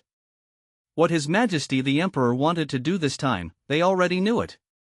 This is also the reason why scholars from all walks of life have spared no effort to recommend truly talented people. Not to mention the rest, this time in Gyeonggi Province, where Hebailu is located, his Taoist master Yang Chengchuan will definitely be rewarded by His Majesty the Emperor, and the promotion of the official to the next level is almost a certainty. The same is true for Wang Shuedo on Shandong Road, Wen Zhuo and Wen Jie were nominated by him, even if they didn't get the first, the second and third were all taken by the two of them. For Wang Xuedao, who recommended them, it is also a lot of credit, that is, he cannot be promoted to the next level, and he is also listed with the emperor. As long as he has the opportunity, he will soon be promoted. Of course, the more important thing is the 3 people who have won the top 3, they will be reused by His Majesty the Emperor in a short period of time, and the speed at which the official position has risen is definitely beyond everyone's imagination. Judging from the official positions given by His Majesty the Emperor this time, each of the 10 people who won the first class worked for the Emperor. Of course, except for Leng Feng and Zhuge Longzhong, they were originally in the 4th and 5th, and the official positions bestowed on them by His Majesty the Emperor were not bad. In the eyes of others, if it weren't for the fact that these 2 people had a convulsion and actually refused the title of His Majesty the Emperor, then the 2 masters who recommended them would also be rewarded by His Majesty the Emperor. Now His Majesty the Emperor is extraordinarily gracious. Not only did he not cure them for the crime of great disrespect, but also retained their official title from the 7th rank. It can be seen that His Majesty the Emperor still attaches great importance to Leng Feng and Zhuge Longzhong, and at the same time, it can be seen that the Emperor is really thirsty for talent. As long as the 2 of them can perform well in the coming year, they can still be reused, but the starting point is only a year later than others. In this regard, Zhang Yuanji also thought clearly. So after seeing Leng Feng, his face didn't look so ugly. And after some conversation, Zhang Yuanji could only accept Leng Feng's choice. And he can see that Leng Feng is a very assertive person. Although he was still a little skeptical of what Leng Feng said, he could feel that Leng Feng was no longer the young man he was when he first saw him, and he had a calm and atmospheric temperament. Leng Feng and Zhang Yuanji were talking in the study, and the people outside didn't know what the 2 of them were talking about. Seeing that after the 2 of them came out, they all had smiles on their faces, and they knew that Zhang Yuanji had accepted Leng Feng's choice. Although Wang Huayuan and Zhang Haoming are also adults who have learned Taoism all the way, and they have a very good personal relationship with Zhang Yuanji, they are not Leng Feng's division commander after all, and this kind of conversation should be avoided. They didn't talk too much about what Leng Feng and Zhang Yuanji talked about, and after seeing the expressions of the 2 of them, they had already guessed a rough idea. This time, except for Leng Feng, none of the proud protégés of these 3 Wei Dao masters ranked first. However, there are 7 people who have entered the list of assessment personnel, namely 3 from Jiankang Road, 2 from Zhujiang East Road, and 2 from Zhujiang West Road. If there is no accident on Leng Feng's side, even if he does not enter the top 3, then Zhang Yuanji's credit is also great. There are a total of 17 roads in the Southern Song Dynasty, and Zhang Yuanji counts Leng Feng here, and his 4 proud protégés are all on the list. This ratio is already very good, and it also shows Zhang Yuanji's ability to know people, which is also a big plus. Master Sanlu Xuedo and several people who made the list were all sitting in the living room of Zhang Yuanji's house, and they all knew that Leng Feng had already refused the matter of His Majesty the Emperor's grant. Gathered at Zhang Yuanji's house today, firstly, to celebrate the inclusion of several protégés on the list, and secondly, to do it for Leng Feng. If this moth incident hadn't happened on Leng Feng's side, it would have been a grand slam for Zhang Yuanji. This time, Zhang Yuanji accepted a total of 4 protégés. Among these 4, Leng Feng entered the first rank, and the other 3 were also among the 50 candidates. Today's banquet has the meaning of a celebration banquet. Even if they can't understand Leng Feng's behavior, it doesn't prevent Leng Feng from being the one who has achieved the most among them. Zhang Yuanji sent people to find Leng Feng several times to no avail, which made them anxious. Although everyone is still relatively relieved about the security situation in Linen, they are also puzzled, and they are also worried about Leng Feng's whereabouts. As Zhang Yuanji sent people to search for him again and again, everyone wondered if Leng Feng had something to do because he couldn't think of it. After all, they didn't know the grudge between Leng Feng and Yang Kong, thinking that Leng Feng had no grudge against anyone in Linen, and no one would harm him. If anything happened, it could only be because of Leng Feng's own reasons. After all, although some literati in this era are pedantic, they are relatively stubborn and pedantic, and they can't think of things that can be drilled for a while, but too many things have happened. If you put them in the position of a cold front, even if they don't win the top 3, this result is good. After all, it was an official position directly given by the Emperor, and although it didn't sound like a 7-rank literary official, it was directly for the Emperor.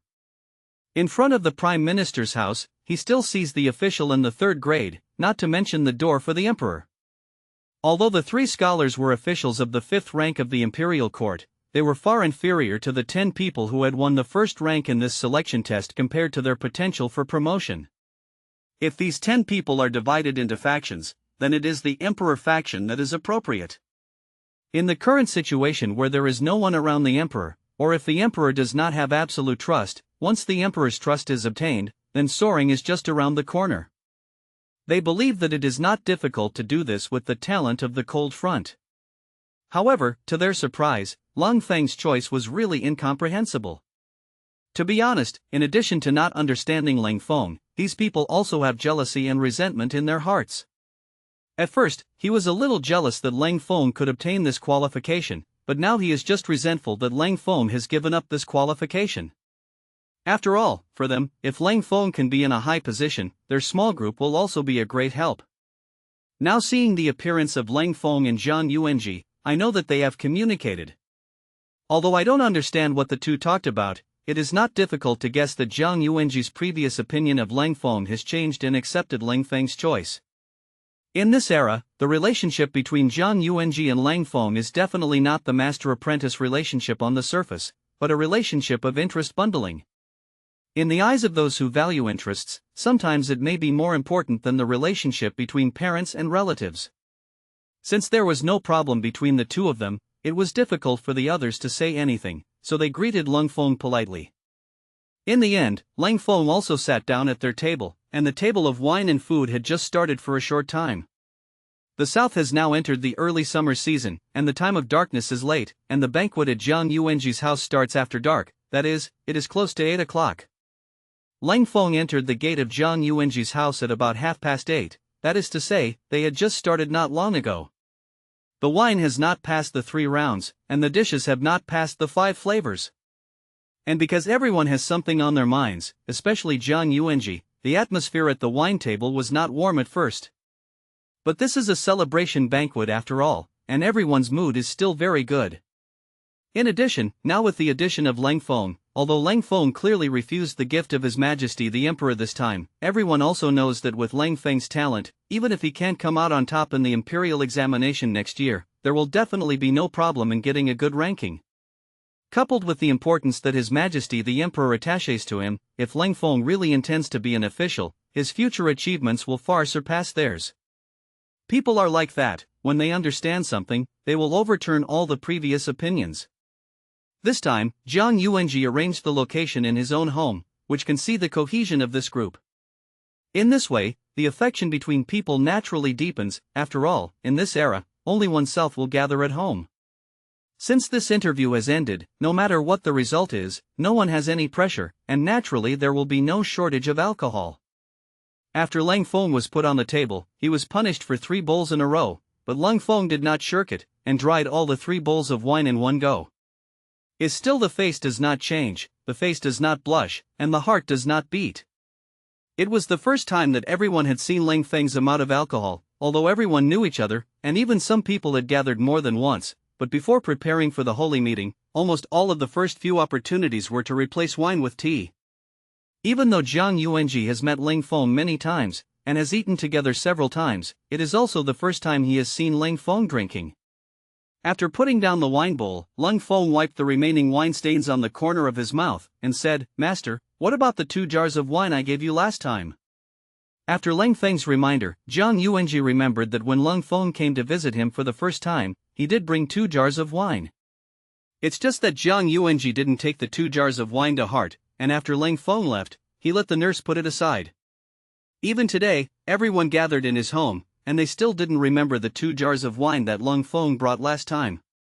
After all, in his opinion, Leng Feng came from a small place like Linjiang City, and the wine produced was still much worse than that of Linen, Kyoto. At that time, all he accepted was Leng Feng's friendship, and he didn't pay attention to the 2 jars of wine that Leng Feng brought him. Moreover, he also thought it was a bit unreasonable to entertain his colleagues and a few juniors to take out such wine. Now that he heard Leng Feng mention the matter of the 2 jars of wine, Zhang Yuanji looked at Leng Feng's appearance and understood in his heart that the 2 jars of wine that Leng Feng gave him might not be simple. After all, what kind of person Leng Feng is, he knows very well. If the wine is not good, it is not only him Jiang Yuanji who will be slapped in the face, but also Leng Feng, the wine giver. So Jiang Yuanji asked the nurse to move the 2 jars of wine out, and the packaging box was still the same as when Leng Feng gave it to Jiang Yuanji before, and there was no trace of it at all. It seems that Jiang Yuanji has indeed forgotten these 2 jars of wine, and it also proves that Jiang Yuanji does not regard Leng Feng's 2 jars of wine as good wine. After the wine was brought, Leng Feng personally opened the delicate wooden box. Everyone had just heard that Leng Feng had given Jiang Yuanji 2 jars of wine, but they had never seen it. Now when I first see this packed wooden box, I think it's a bit interesting. After all, for people of this era, when have they ever seen this kind of packaging? Watching Leng Feng open the wooden box with ease, and then took out 2 equally exquisite porcelain jars from them, as Leng Feng pulled off the wooden cork on the wine jar, a strong smell of wine instantly diffused. In fact, for liquor, the cork is not the best, because it is not conducive to the complete sealing of the liquor. As soon as the time is put for a long time, it is inevitable that there will be a phenomenon of running. Therefore, although the wine of this era was filled with jars, and the capacity of a jar was very large, it was often necessary to drink it in a short time after the altar was opened. Compared with the liquor of this era, Leng Feng's liquor has a higher degree and more volatile, and the requirements for sealing are also greater. His cork is specially treated, similar to the modern red wine cork, but it is still inferior to the materials used in the packaging of later liquors. Of course, this is subject to the materials of this era, and there is no way to do it. Moreover, Leng Feng's current liquor business is just beginning, and the amount needed is not large. After the liquor will become bigger and stronger in the future, it will definitely put a lot of effort into the packaging. After all, the packaging of this era is very difficult to accept compared to people who are accustomed to the packaging level of later generations. Not to mention the rest, whether it is a porcelain altar or a pottery altar, it is large and bulky, and there are many inconveniences compared to glass bottles. In fact, the glass firing process is not difficult, and there has been glass in this era. That kind of glass is actually the predecessor of glass, and it can already be produced occasionally. As long as the relevant craftsmen are recruited, under the guidance of Leng Feng, the process is improved, and the glass can be fired. Leng Feng had this plan for a long time, but because his career was just in its infancy. Now the first priority is to solve the problem of food and clothing, and the research and development of related processes and technologies is still in the second stage. After all, compared to this era, Leng Feng is still an uncrowned teenager, and it is not easy to do this now. It was at this table that there were 7 teenagers like Leng Feng, and if it weren't for the special selection of a group of talents by His Majesty the Emperor this time, they would definitely not appear here. For these young people, the road of life is equivalent to taking more than 10 years of detours. Leng Feng is different from these young people. He is a traverser. If you put aside this identity, he is not qualified to sit with these people at all. Leng Feng traveled to this era, and it was only 3 or 2 months, and he had to face many difficulties, and even the murder of his 2 uncles for money. From being cautious after being reborn to being high-spirited now, Leng Feng's progress has exceeded the speed of many people's brain reactions. This includes his 2 uncles, although the 2 of them are always paying attention to Leng Feng's movements, but what they hear is often outdated news, or self-righteous news. Of course, for this bit of progress, if compared with the previous cold, it is a proper taxi. 3 days should be impressive. But for a person who travels through himself, this little progress is nothing. So sometimes Leng Feng feels very angry, looking at the protagonists in the time-traveling novels. Others have crossed over either wearing gold fingers, or the identity of the emperor and the crown prince. Crossing over to a bitter young master like him really lost the face of a reborn person. But fortunately, some later circumstances gave him some psychological comfort. If not, with Leng Feng's current status, where would he dare to refuse His Majesty the Emperor's gift so justifiably? In the very short period of time when the wine was poured, Leng Feng's mental activity was very rich. For these people in front of him, whether it was 3 Dao masters or 7 students like him, how could Leng Feng not see what these people were thinking in their hearts? But they didn't know Leng Feng's true identity, so naturally they couldn't understand what Leng Feng was thinking. If you are not a fish, you don't know the joy of fish. This statement makes a lot of sense. When the wine was full, everyone looked at the glasses in front of them and was silent, because they had never seen a liquor of this quality. Among the people present, except for the 3 scholars, the other 7 students basically have no social experience and knowledge. The wine they had seen in the past was all normal wine belonging to this era, and only Zhang Yuanji and the other 3 had seen Rose Dew, and they were fortunate enough to taste it once or twice. With their knowledge of Rose Road, compared to the wine that Leng Feng poured into their cups in front of them, it seemed to be a great worse in terms of quality. Like the little Marquis Hong Gang and others before, it took them a long time to come back to their senses. Smelling the strong aroma of wine overflowing from the cup, Zhang Yuanji realized at this time what a big mistake he had made before. The 2 jars of wine that Leng Feng gave him, where was the courtesy and affection? It's completely more polite and affectionate. The wine, though not yet drunk, already knew that it was definitely not bad. Leng Feng, your wine is really a specialty of Linjiang City. Zhang Yuanji looked at the wine in the cup and said to Leng Feng, "It's not just a specialty of Linjiang City, but it's also a product of the student's own estate." However, due to the small quantity, there is no large amount of this liquor in the market at present, and a small amount of this liquor may flow into the capital after a while.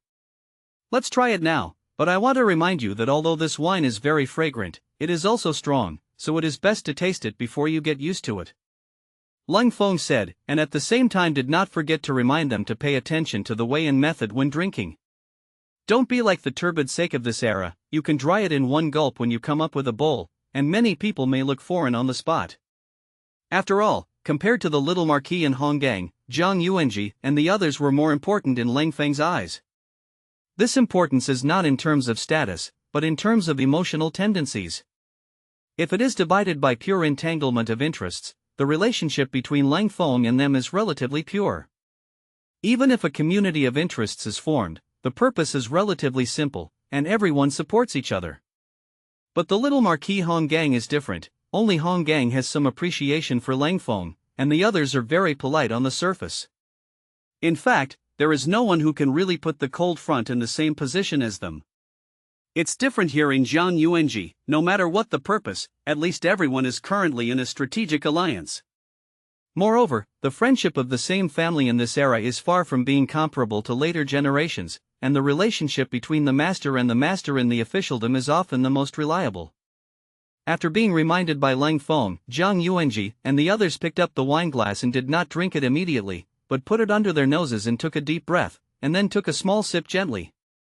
They are much more elegant than the last time they were in the red sleeve move, or they paid enough attention to what Leng Feng said, so none of them looked foreign.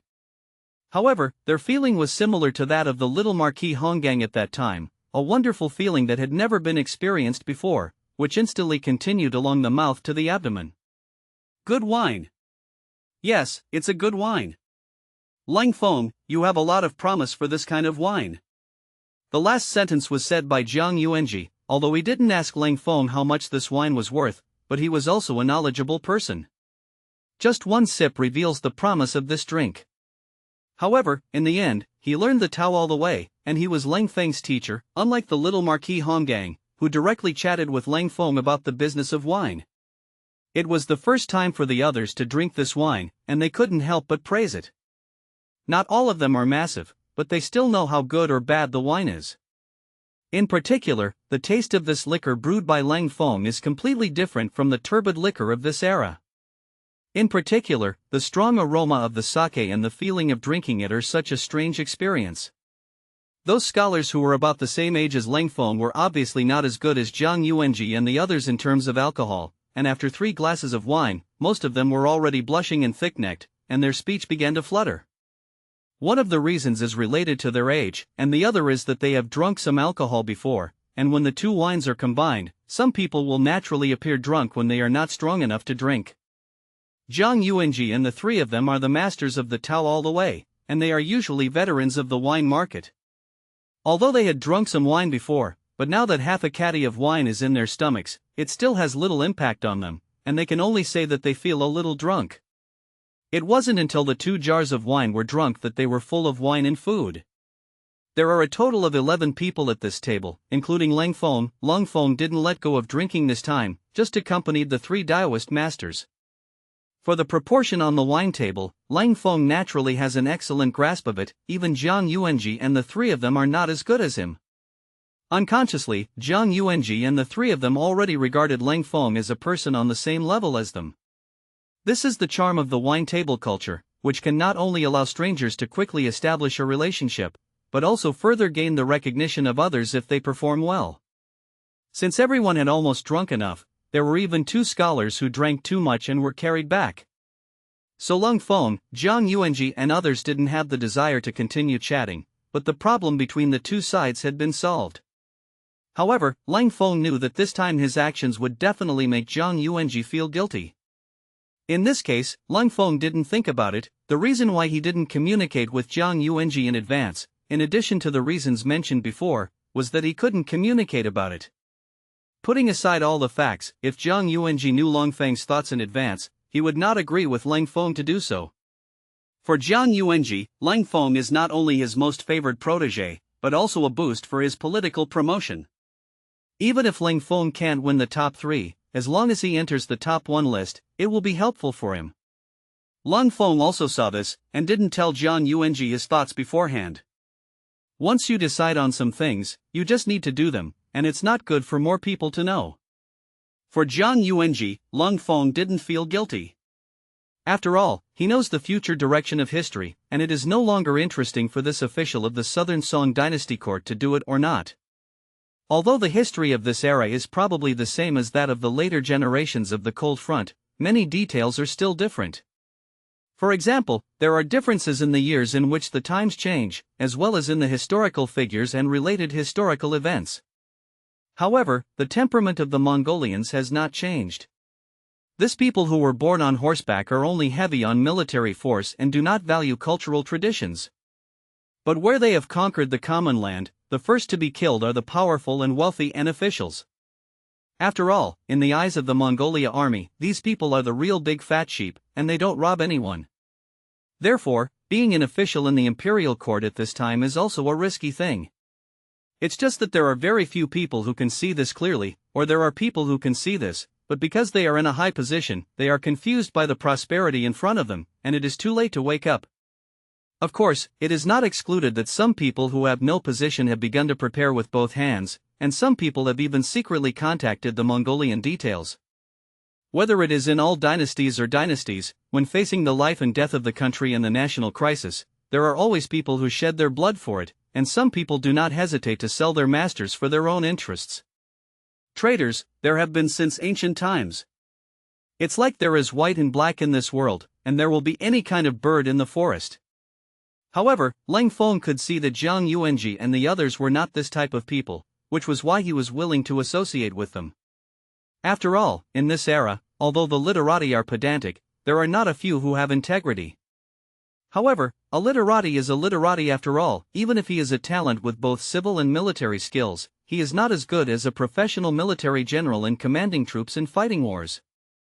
However, it is a pity that in the Southern Song Dynasty, the real military generals did not have much authority, and they were suppressed and contained by the Huashan. The literati commanded the army to fight with no enthusiasm, and there was a gap between them and the generals at all levels of the army, which was also a reason for the weak combat effectiveness of the Song Dynasty army. After leaving Zhang Yuanji's house, Leng Feng returned to the inn and found that the shopkeeper's eyes were a little wrong with him. Although the other party was well disguised, Leng Feng was the king of special forces in his previous life, and playing this trick in front of him, isn't that an axe from the class?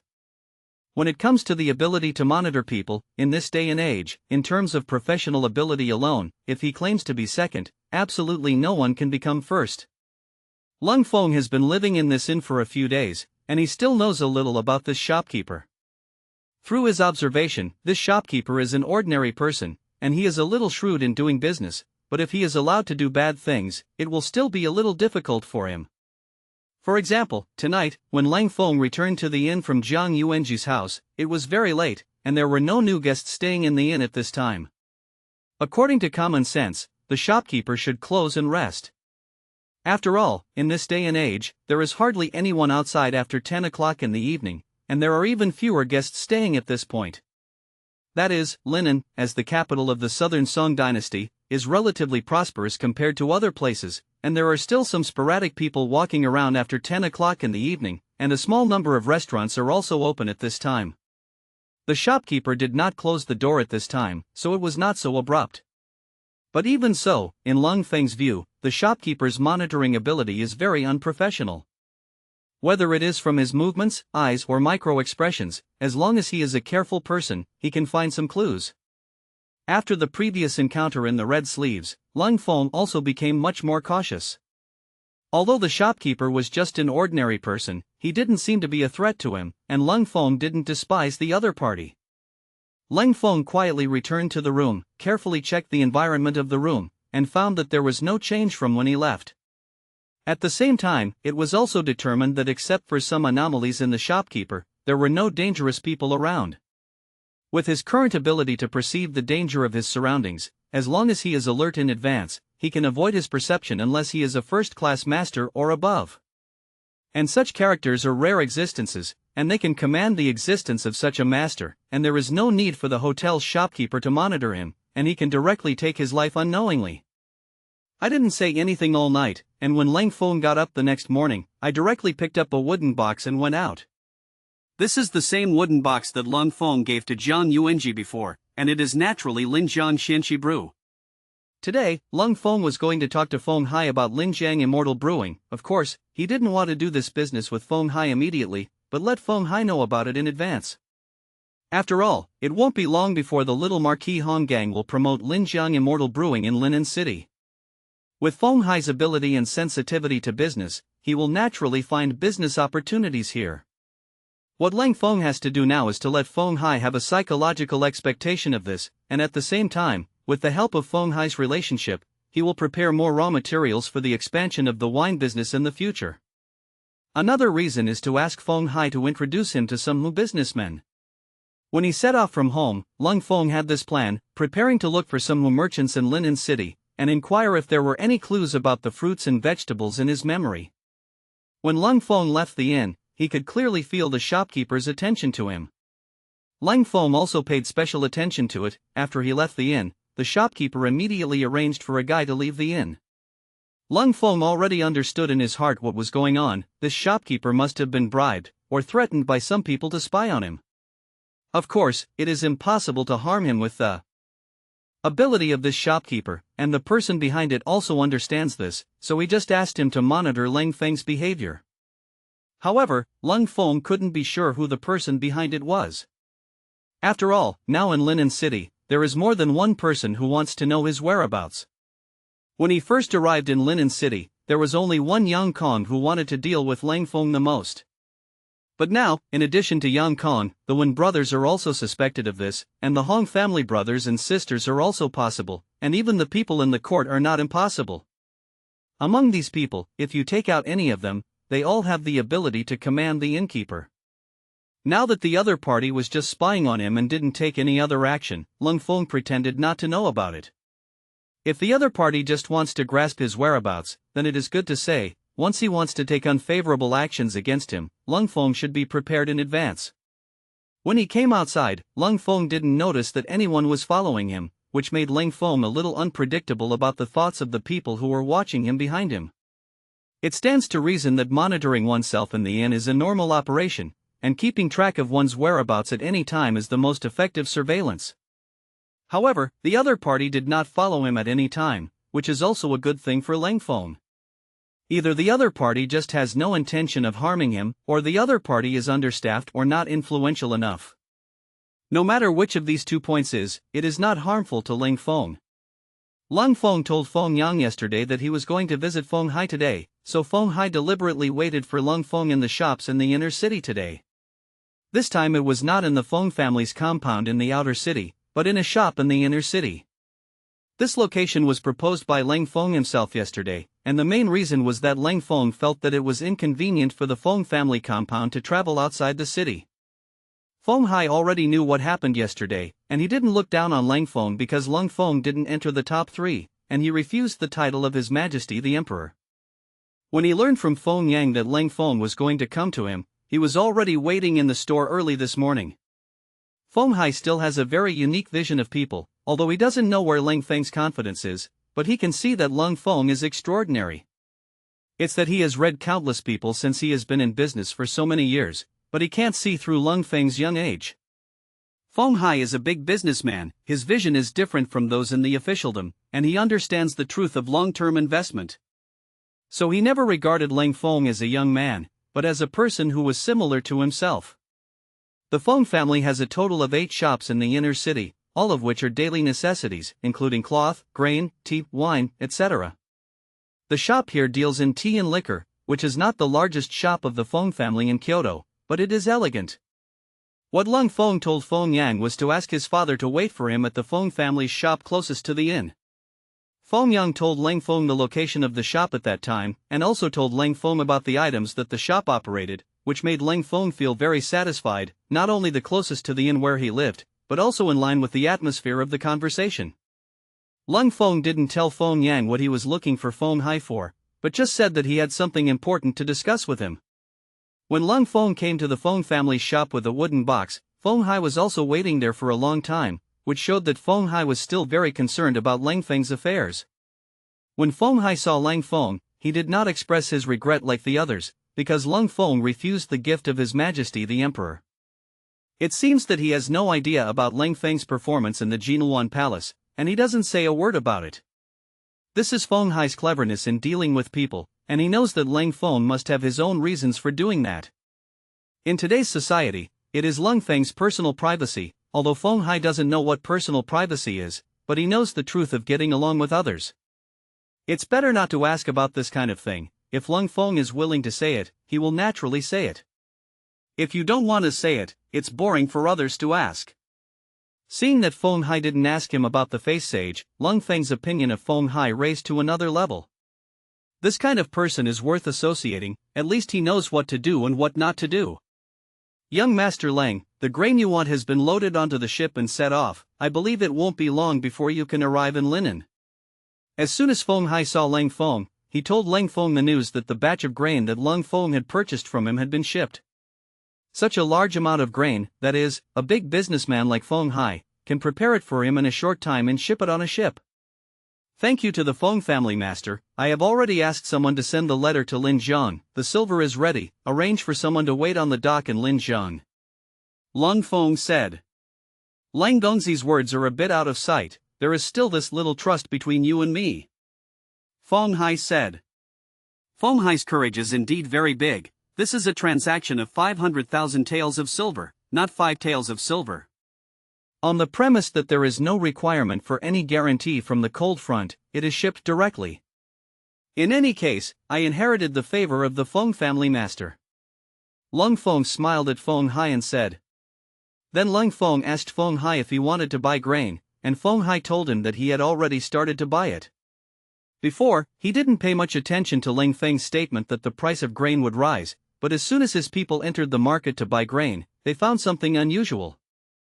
In the market, it seems that some people are secretly hoarding grain, although these people are doing it very secretively, but the Feng family is a big grain businessman. Moreover, they have been deeply involved in the southern market for many years, and they have ignored this aspect before, but after Leng Feng's reminder, it is naturally easy to find the problem. Moreover, with the Feng family's ability, they couldn't find out the other party's origin for a while. But to be sure, it is definitely not their local grain merchant in the south. Fortunately, several major grain merchants in the south are familiar with the Feng family, and although everyone has a competitive relationship in terms of management, most of the time they can still communicate with each other. After all, people in this era, if they want to make their business bigger and stronger, there is not only a competitive relationship between the same industry, but also a relationship of mutual support. Under the background of this special era, almost all big businessmen have encountered such a predicament as the Feng family. Even when facing the government, they are all fish and meat, and naturally they also want to huddle together to keep warm. Feng Hai and several others were also angry, and the news they fed back was the same as Feng Hai, and no one noticed it at first. Those people also bought some grain from these grain merchants, but fortunately the quantity was not large. Feng Hai was very concerned about this because he was reminded by Leng Feng, so their Feng family's grain is now not sold except to ensure the normal operation of the supplier shop. Moreover, the Feng family also took out a large amount of money to sweep a large number of goods in the market, and in just 3 days, the price of grain has been raised. Naturally, the Feng family's actions could not be concealed from other big grain merchants in the south, and they also inquired about the news from the Feng family, wanting to know why the Feng family would take out a lot of silver to hoard grain. None of these merchants were fools, and they were the first to perceive the turmoil in the market. In the face of other people's inquiries, Feng Hai did not deliberately conceal it, because his purchase of grain was also above board. However, Feng Hai also kept an eye on it, and said what Leng Feng told him in the future, but said that the Feng family had received a huge grain order. This situation is not uncommon for large grain merchants, but this kind of list is not so easy to get. Sometimes it's hard to say whether you're making money or not, and even a carelessness may bring disaster. Because the huge amount of grain orders in this era is not something that ordinary people can deliver. Either it's official procurement, or it's a bigwig with official connections. Is the money of these people so easy to make, and it would be good to be able to land safely in the end? After hearing Feng Hai's words, those big grain merchants in the south automatically made up for Feng Hai. This was a very risky deal.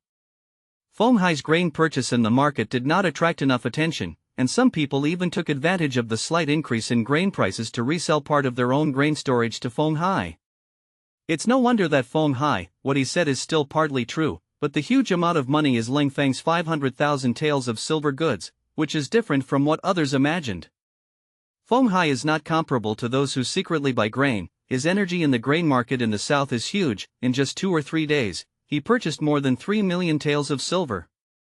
This time, the Feng family was also bold, and directly took out all the liquid cash, about 5 million taels of silver, and invested it in the purchase of grain. After the Feng family entered the market to purchase grain, even if the grain market in the south was huge, the Feng family's investment in this money also had a big impact on the grain market.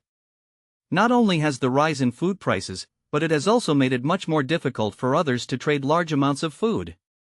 Especially those who secretly purchased grain. After the Feng family made a move, they could only hoard grain through sporadic purchases. For this situation, Leng Feng is also happy to see, but he knows who those people who are secretly attacking. Almost all of those people were guys who supplied food to the Mongolians, and they wanted to make a fortune or become compradors to the other side as a defector to the Mongolians. As a result, it will be difficult for those people to obtain enough food in the southern market. However, Leng Feng felt that this was not enough, and he couldn't let those people's conspiracy succeed, so he reminded Feng Hai from the side. When the purchase is about to end, let him disclose the information to some grain merchants who can be trusted, and let them also participate in the market purchase. As for whether it will affect the people, there must be some impact, but it will not have much impact on ordinary people. After all, the food in the hands of the common people may not be enough for their own food, whereas the surplus grain to sell. Most of the grain traded in the southern market came from large and small landlords, as well as some large grain merchants. Feng Hai was also a shrewd person, and he could naturally hear the deep meaning from Leng Feng's words. It seems that Leng Feng understands those who are secretly hoarding food, and even Leng Feng said 2 words that shocked Feng Hai. Rivals. What these 2 words mean, you can see from the literal word alone. Now the enemies of the Southern Song Dynasty are in the north, and neither the Jin nor the Mongolians are enemies of the Southern Song Dynasty. The meaning of the word capital enemy is already obvious, and it is almost said that those people are the enemy from the north who came to buy food. Feng Hai is not that kind of stupid person. He will not have the idea that Leng Feng has the idea that since he knows the identities of those people, why should he not report it to the imperial court? If anyone believes it, even if someone believes it, then Leng Feng is bound to fall into an extremely dangerous situation. If the court finds out something, it's okay to say, once the results are not found, then it is possible to cure Leng Feng for the crime of bullying the king. If something is found out, those people in the north will definitely hate Leng Feng to the core, and Leng Feng's safety will not be guaranteed. Of course, the most important thing is that no one dares to guarantee that there is no shadow of a big man behind this matter. Even if those people's behavior of collecting grain in the south was secretive, but so many people appeared in the grain market in the south at the same time, if there was no reminder from Leng Feng, even Feng Hai might not have noticed anything abnormal. Such a situation is not normal in itself, but if someone helps it, it makes sense. Feng Hai's mind was very transparent, and he had analyzed so much content from Leng Feng's words. Of course, he also knew that his actions would definitely be targeted by those people, but this was his home field, and the purchase of grain was also a normal business operation, and those people would not have thought of the deep meaning at all. As for blocking those people's grain collection behavior, it can only be said that it was an unintentional secondary impact, and of course this was also calculated by Leng Feng. Once a big grain merchant like Feng Hai participates in the grain purchase in the market, those who make small moves behind their backs will definitely be marginalized. After Feng Hai understood what Leng Feng meant, he said that he would contact several other grain merchants as soon as possible, and hinted that they would also hurry up to store grain. Anyway, the silver taels prepared by the Feng family now are about to be spent in the last day or two, and when the time comes, there will be no Feng family stirring up the storm in the grain market, and those who secretly store grain will definitely get what they want.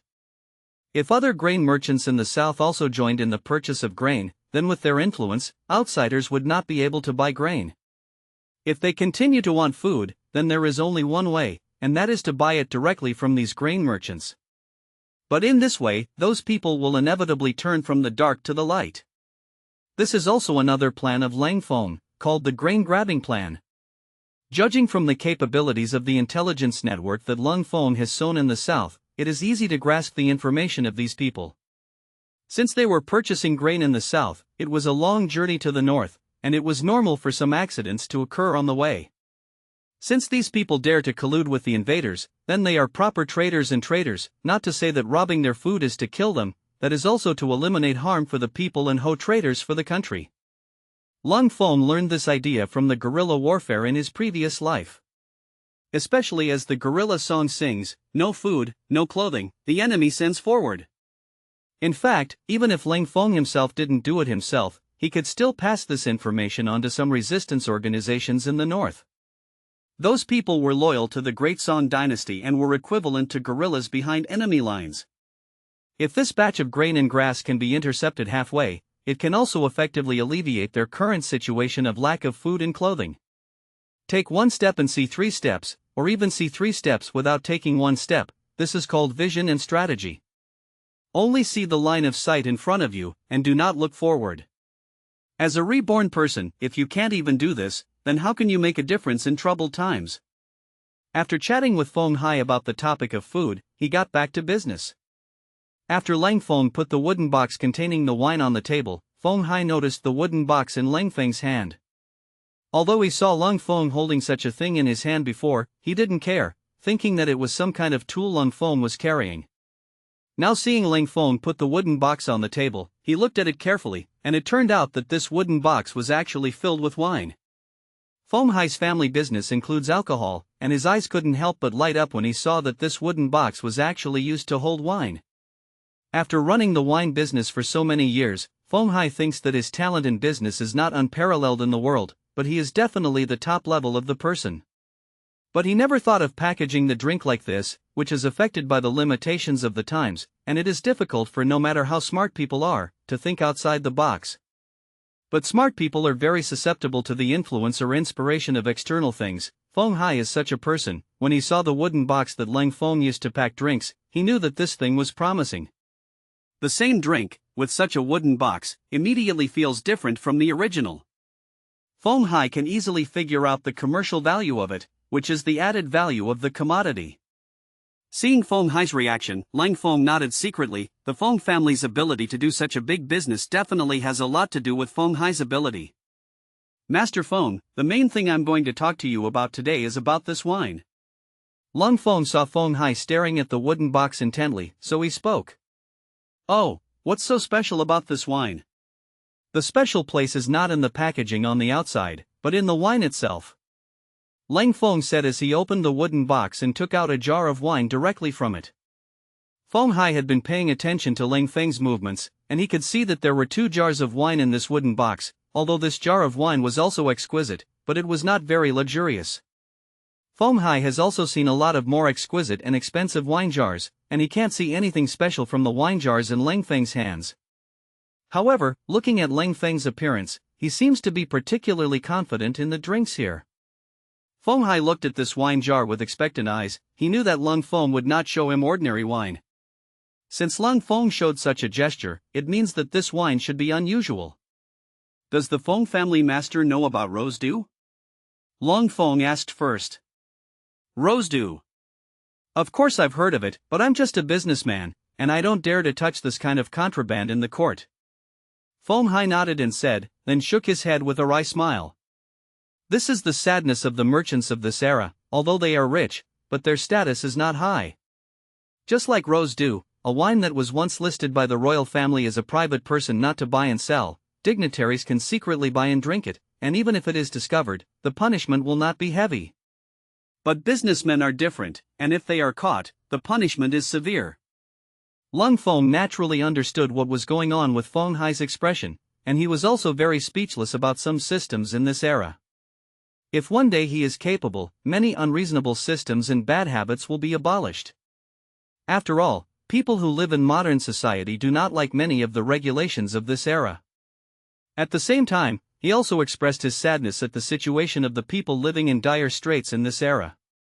In Leng Feng's opinion, the population of this era is much less than that of the era in which he lived, and it is not an exaggeration to describe it as having a lot of land and resources.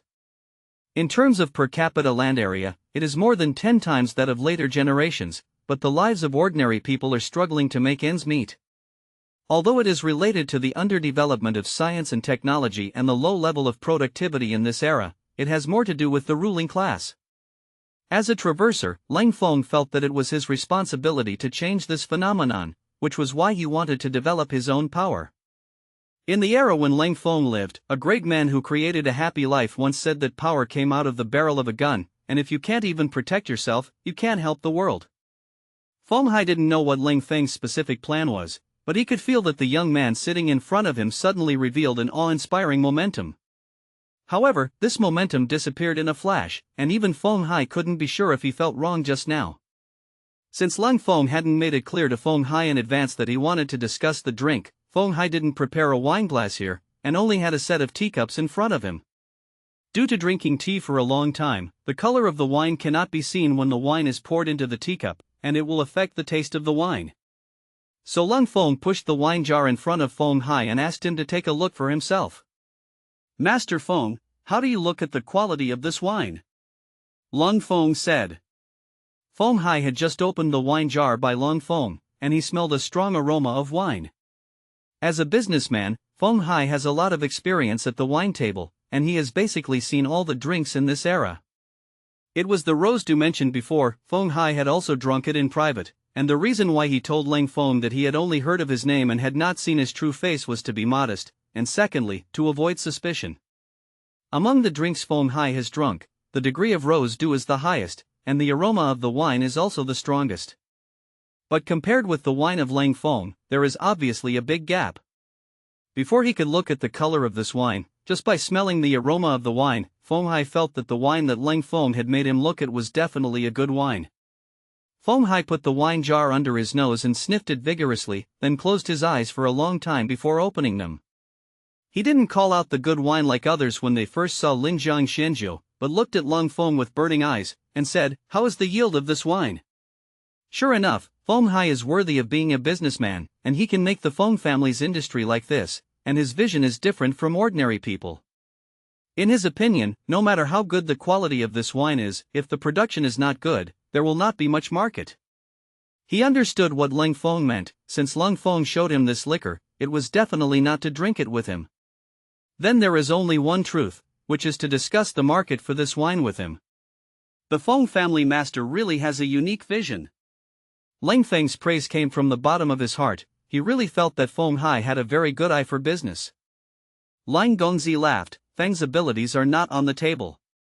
After the two exchanged polite words, Leng Feng said with a straight face, "Presumably the Feng family master has already guessed. The main purpose of my previous visit is to let the Feng family master take a look at this Linjiang Immortal Brew. This wine is produced on our own estate, and the yield is not a problem, as long as there is enough grain as raw material, as much as it wants." Leng Feng did not hide anything in front of Feng Hai, but told the truth about the output of Linjiang Immortal Brew. After all, Feng Hai is just a businessman, and he attaches great importance to Leng Feng. If everyone has to be on guard in this situation, then there is no need to interact with people. Hearing what Leng Feng said, Feng Hai's eyes lit up again. He already knew that the business of this wine was promising. Don't worry, head of the Feng family, come over with a wine glass and taste the taste of this wine first. When Leng Feng saw Feng Hai's expression, he knew that he had understood the key, but he still reminded Feng Hai to taste it first. Feng Hai realized that after he had smelled the wine just now, and heard Leng Feng say that the output of this wine could be very large, he was a little excited for a while. It stands to reason that a big businessman like him has a very old and spicy mentality, and the reason why this situation occurs is because the wine Leng Feng showed him was too advanced. Lao He, take 2 wine glasses. Feng Hai said to the shopkeeper outside. Feng Hai is the owner here, and the shopkeeper is an old man. The relationship between the proprietor and the shopkeeper is the same as the relationship between the boss and the professional manager. Of course, there are also cases where the owner is the shopkeeper himself, but those are small businesses, and the people who really make the business bigger will invite some capable people as the shopkeeper to help them operate. The shopkeeper sent 2 white porcelain wine glasses, which were not very delicate, but they were clean and square. This shop of the Feng family is engaged in the tea and wine business, which is a relatively large wine shop in Linen City, and many restaurants are provided by the Feng family. This kind of wine glass is for guests to taste wine, and the capacity is not large, only about 1 or 2. Of course, this amount is for this era, and under normal circumstances, people in this era drink with bowls. When the wine was poured into the glass, the clear liquor shocked Feng Hai.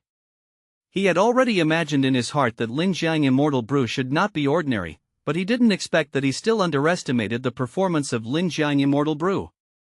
He had never seen a drink of this quality, not even rose dew. If you look closely, you can still see some impurities in the body of the rose dew, but the Linjiang Immortal Brew in this cup can't see the slightest impurity at all.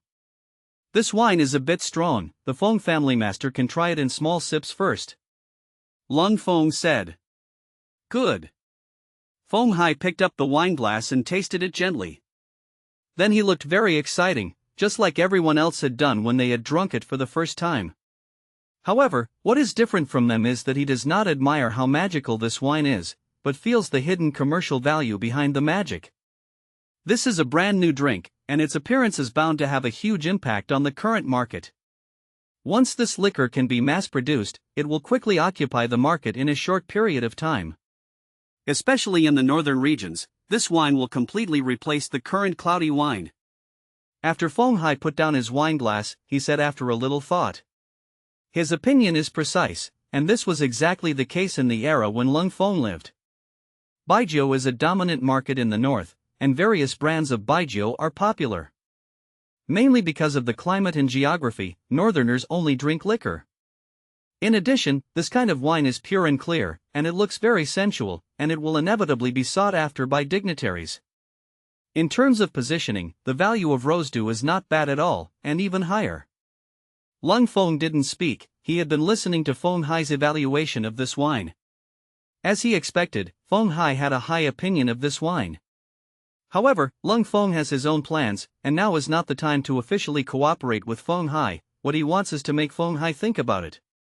What the head of the Feng family said is reasonable, but this wine is only sold for 10 taels of silver a jar in Linjiang City. Leng Feng said with a smile. Hearing Leng Feng say that 10 taels of silver were an altar, Feng Hai immediately showed disbelief. He didn't believe that with the business vision of the Leng family, the price of this wine would be set so low. Without waiting for Feng Hai to continue to question, Leng Feng continued, the Feng family master doesn't know, the yield of this wine was extremely low at the beginning, and a small place like Linjiang naturally couldn't sell it for any price. At first, it wasn't to make money, but to cooperate with the largest restaurant in Linjiang City and borrow their premises to promote this wine. Feng Hai let out a long breath at this time, and he also understood this kind of operation. Although there was no concept of advertising and merchandising in this era, the basic idea still existed. Especially a business family like him naturally understands the key. However, before Feng Hai could react in his heart, Leng Feng's next words disrupted Feng Hai's mood again. This time I went to Kyoto, and I also brought a few jars of Linjiang Fairy Brew. Now I have reached a cooperation with the little Marquis Honggang, that is, I provide him with 1,000 jars of Linjiang Immortal Brew every month, and he pays me at the price of 25 taels of silver per jar. Originally, Feng Hai thought that Leng Feng came to him with wine to talk to him about cooperating in selling wine, but now that Leng Feng said this, he immediately knew that this was impossible. Kyoto is not big or small, and once the wine is released, everyone will know the value of it. In this place in Kyoto, if you want to exclusively deal in this kind of drink, that is, the little Marquis Honggang has this ability. Once it is run by him, if a businessman like Feng Hai dares to intervene, it will be equivalent to looking for his own death. Of course, Feng Hai could realize this, and he could also think that Leng Feng must be the same. So what did Leng Feng mean by bringing Linjiang Immortal Brew to him today? Feng Hai didn't believe that Leng Feng was here to find happiness. Sure enough, Leng Feng seemed to have guessed what Feng Hai was thinking, and he spoke. I don't know if the Feng family master has noticed that, as I just said, the output of this wine is subject to the raw materials. Only when the raw materials are sufficient can a large amount of output be possible. Feng Hai then remembered that Leng Feng had indeed said so before, but he only noticed that Leng Feng said that this wine could be mass-produced, but he didn't think deeply about it. Now, after Leng Feng's reminder, he seems to have grasped the key.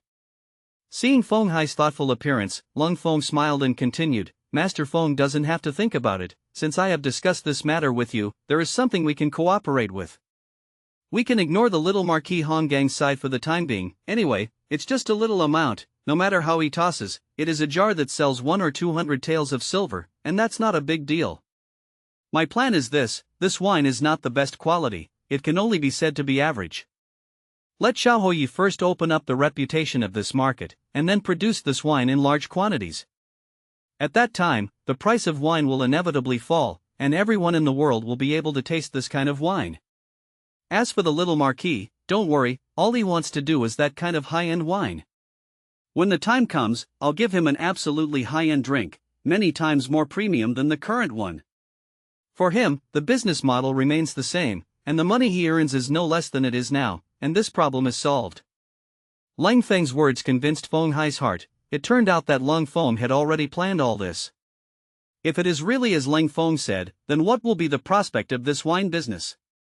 If everyone in the world can drink this kind of wine, and then divide the wine into 3 grades, high, medium and low according to Leng Feng's plan, then the daily income and gold are not enough to describe the speed of making money.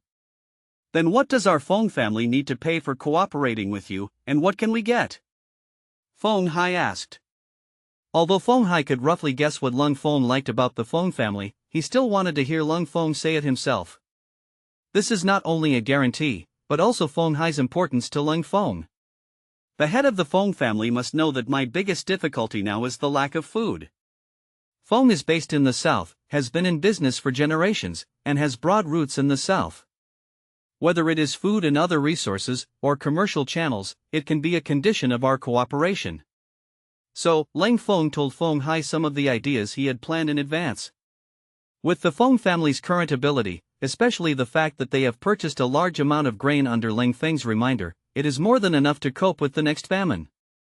And the reason why Leng Feng reminded the Feng family to hoard a lot of grain before was not only to repay the favor of the Feng family, but also his own next plan. Because in the next development plan, food is a very important link. Whether it is used as a basic guarantee to solve the problem of food and clothing, or as a raw material for business development, it is indispensable. Judging from Leng Feng's current situation, he has already purchased more than 1 million taels of grain before and after. Previously, he used the method of beggar gang disciples to break up the whole into pieces, purchased hundreds of thousands of taels of silver in the south in advance, and secretly transported it back to Hongshanzhuang. Due to the time when Leng Feng went to Kyoto, Second Master Leng and Third Master Leng had not paid attention to the situation in Hongshan Villa at all, so they didn't know about all this. Because in their opinion, the root of all problems lies in Leng Feng, and as long as Leng Feng is solved, all problems will be solved. As for Hongshan Villa, Leng Second Master and Leng Third Master never took it to heart. In their opinion, although there were tens of thousands of acres of land, it was not a good place to farm. In their eyes, the villagers of Hongshanzhuang are all Diao people, plus some legends about Hongshanzhuang, Lang Yiri and Lang Sani will not do that kind of thankless work. Most of the land in Hongshanzhuang belongs to Leng the rich lord, and Leng Feng's family has not lived well with these lands over the years. The main reason is that the rules set by the rich man at the beginning were that the rent for those lands was very small. But in exchange for the support of the villagers of Huashan for the Leng family, this is also the reason why Leng Eri and Leng Sani did not dare to do anything to Leng Feng and Huashan before. At the beginning, Leng Feng's overboard incident was also deceived by Leng Eri and Leng Sani into Linjiang City, and deceived Leng Feng and said that he agreed to return the property to him after he was crowned. Then deliberately lured Leng Feng to get drunk, and when Leng Feng passed the wooden bridge outside Linjiang City, he let people hide under the bridge in advance, so that Leng Feng rode the thin horse out of control and threw Leng Feng down the river. Originally, all this was done seamlessly, but in their opinion, Leng Feng accidentally fell into the water and died, so there was a reason to completely occupy the Leng family's industry. As long as Leng Feng is alive, even if they actually control the Leng family's industries, these industries still belong to Leng Feng in name. After all, the land deeds and house deeds of those properties were still in the hands of the Lengli family, and it was these things that they forced the Lengli family to hand over at the beginning. However, what they didn't expect was that the real Leng Dashao did die by himself, but it was a soul from another time and space that occupied this body, which was not something they could handle. So for everything that happened next, Leng's second master and Leng's third master have not fully adapted to it until now. Attacking Leng Feng twice in a row before, the group of people that Leng's second master and Leng's third master secretly raised have been lost. Even the iron palm gang they wanted to borrow from was located at the entrance of Linjiang City, and they disappeared into Linjiang City without a sound. That's why Leng Eri and Leng Sani came up with a poisonous plan to use the store as collateral to purchase a large amount of materials. Although this plan is very vicious, even if it succeeds, it will be a great loss for Leng's second master and Leng's third master. This is the last resort they have to use, and if they can directly solve the cold front, that is the best way. However, they have missed the best time, and now the plan to get rid of the cold front is no longer working.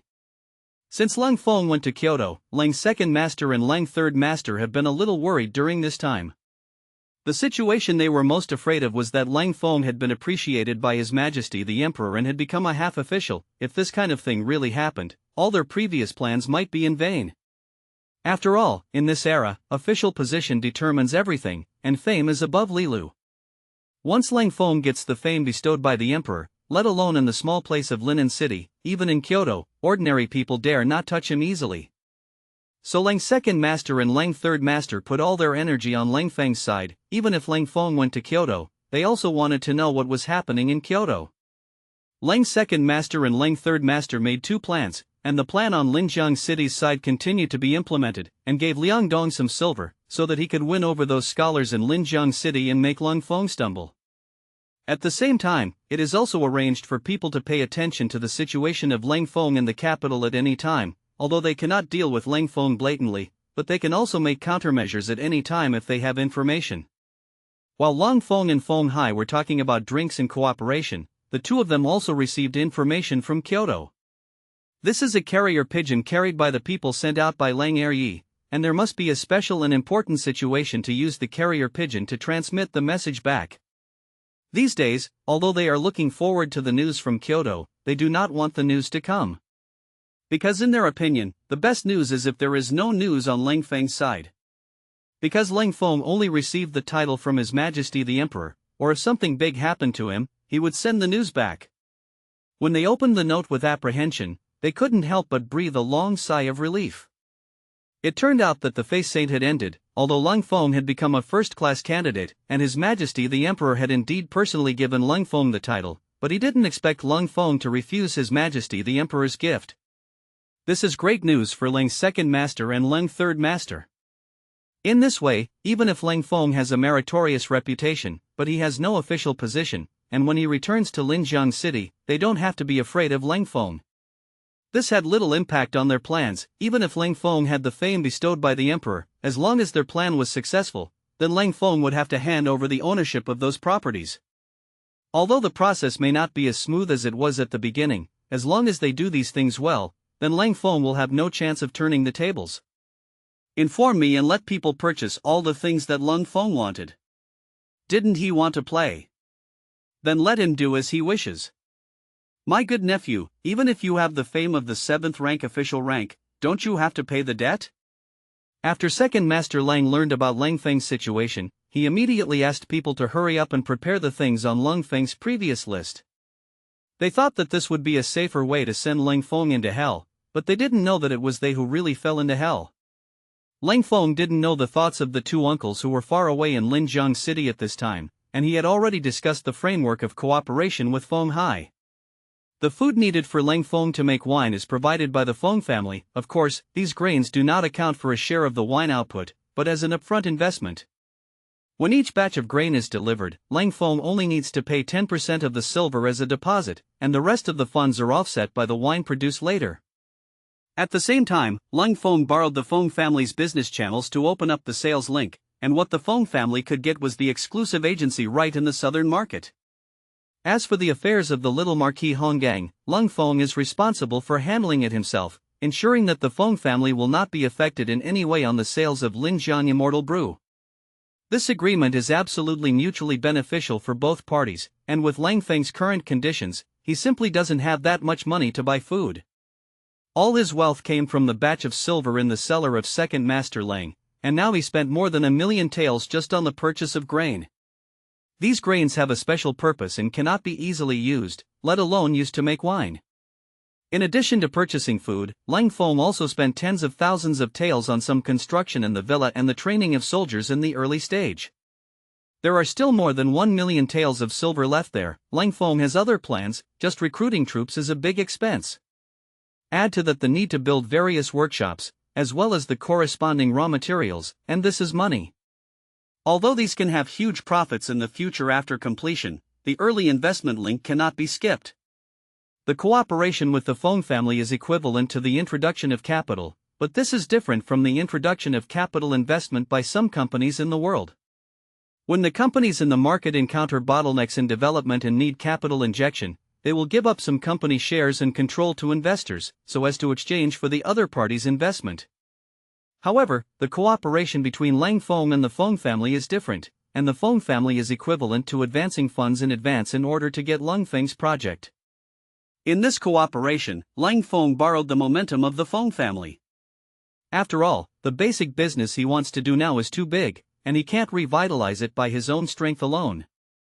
Or that it will be a long time before it develops itself. Once he borrows the power of the Hong family and completes the first step of business accumulation, then he has the capital to carry out the next step of development. This is just like the rock bird, only by borrowing the wind can it spread its wings and fly high. Once the Dapeng bird soars above the 9 heavens, then it is the overlord in the sky.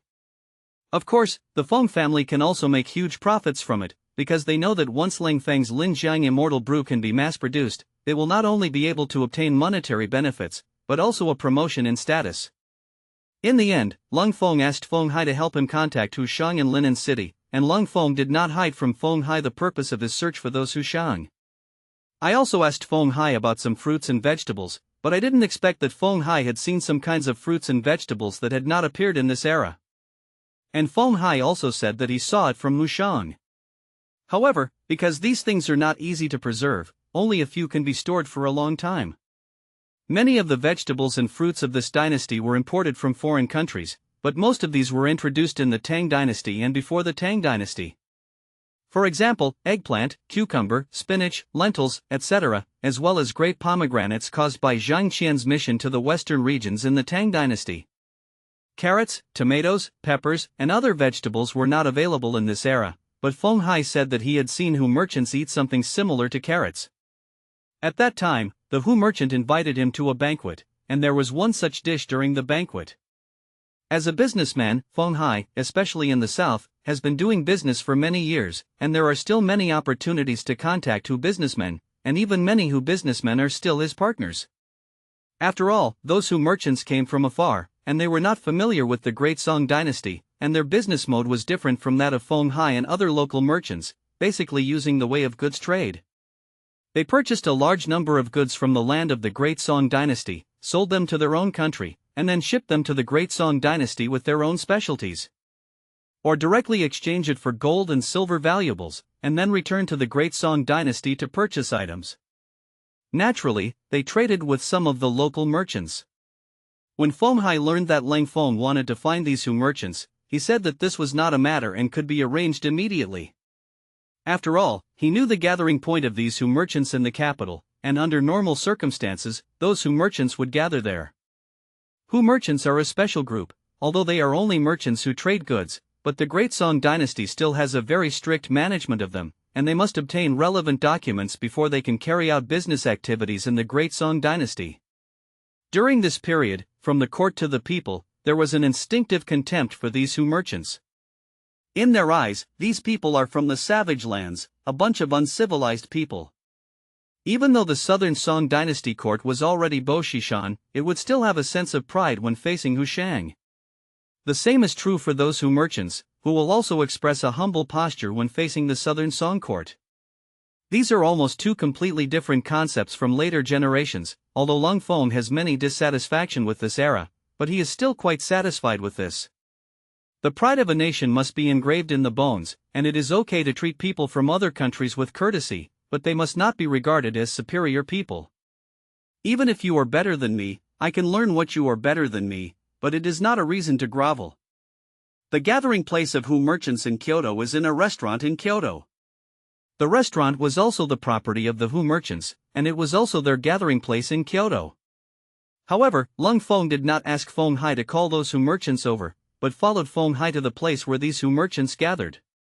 This is not to show Leng Feng's respect for these Hu merchants, but he feels that he can't despise everyone.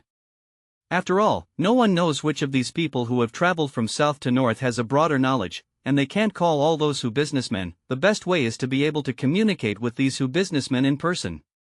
Leng Feng needs to understand not only the fruits and vegetables that have not yet been introduced to the Central Plains in this era, but also the specific situation of the outside world.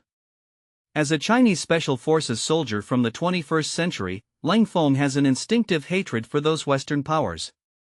Although these Hu merchants were not necessarily from the great powers of later generations, their footprints at this time had spread to many parts of the world, and from their mouths we can learn about the development of many foreign countries. After Leng Feng traveled to this era, he still had a thought that had been hidden in his heart for a long time. It is to change the history of the past and let the Chinese iron cavalry of this era conquer the whole world. However, although Leng Feng is familiar with the history of ancient China, he only knows a vague concept of world history in this era. After all, for people in modern society, the history of the Western world is most interesting from the beginning of the modern Industrial Revolution.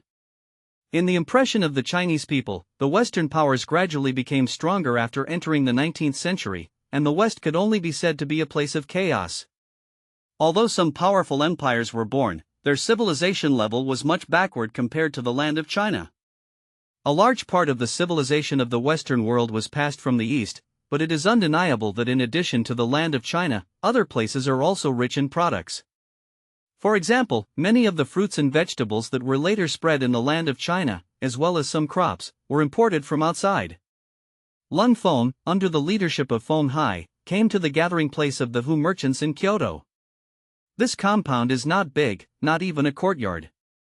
At the end of a street, there is a row of a dozen or so houses, all of which are small two-story buildings. Behind this row of small buildings is a small courtyard, which is used for washing and cooking. It can be seen from this that the status of these Hu merchants here is not high. Of course, it is good for them to have a special place to settle in Kyoto in the Great Song Dynasty. After all, the Great Song Dynasty at this time belongs to the Heavenly Empire for them.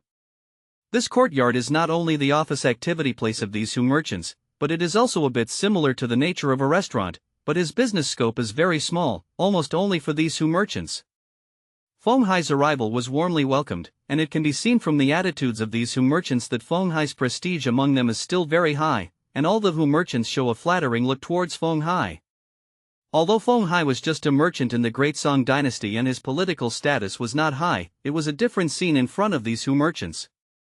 If these Hu merchants wanted to be able to do business in the Great Song Dynasty, they had to have good relations with local merchants, especially big businessmen like Feng Hai. When Feng Hai explained his intentions, these Hu merchants seemed very enthusiastic. They basically have an impression of these fruits and vegetables described by Leng Feng. Carrots, peppers, they even have ready-made stocks.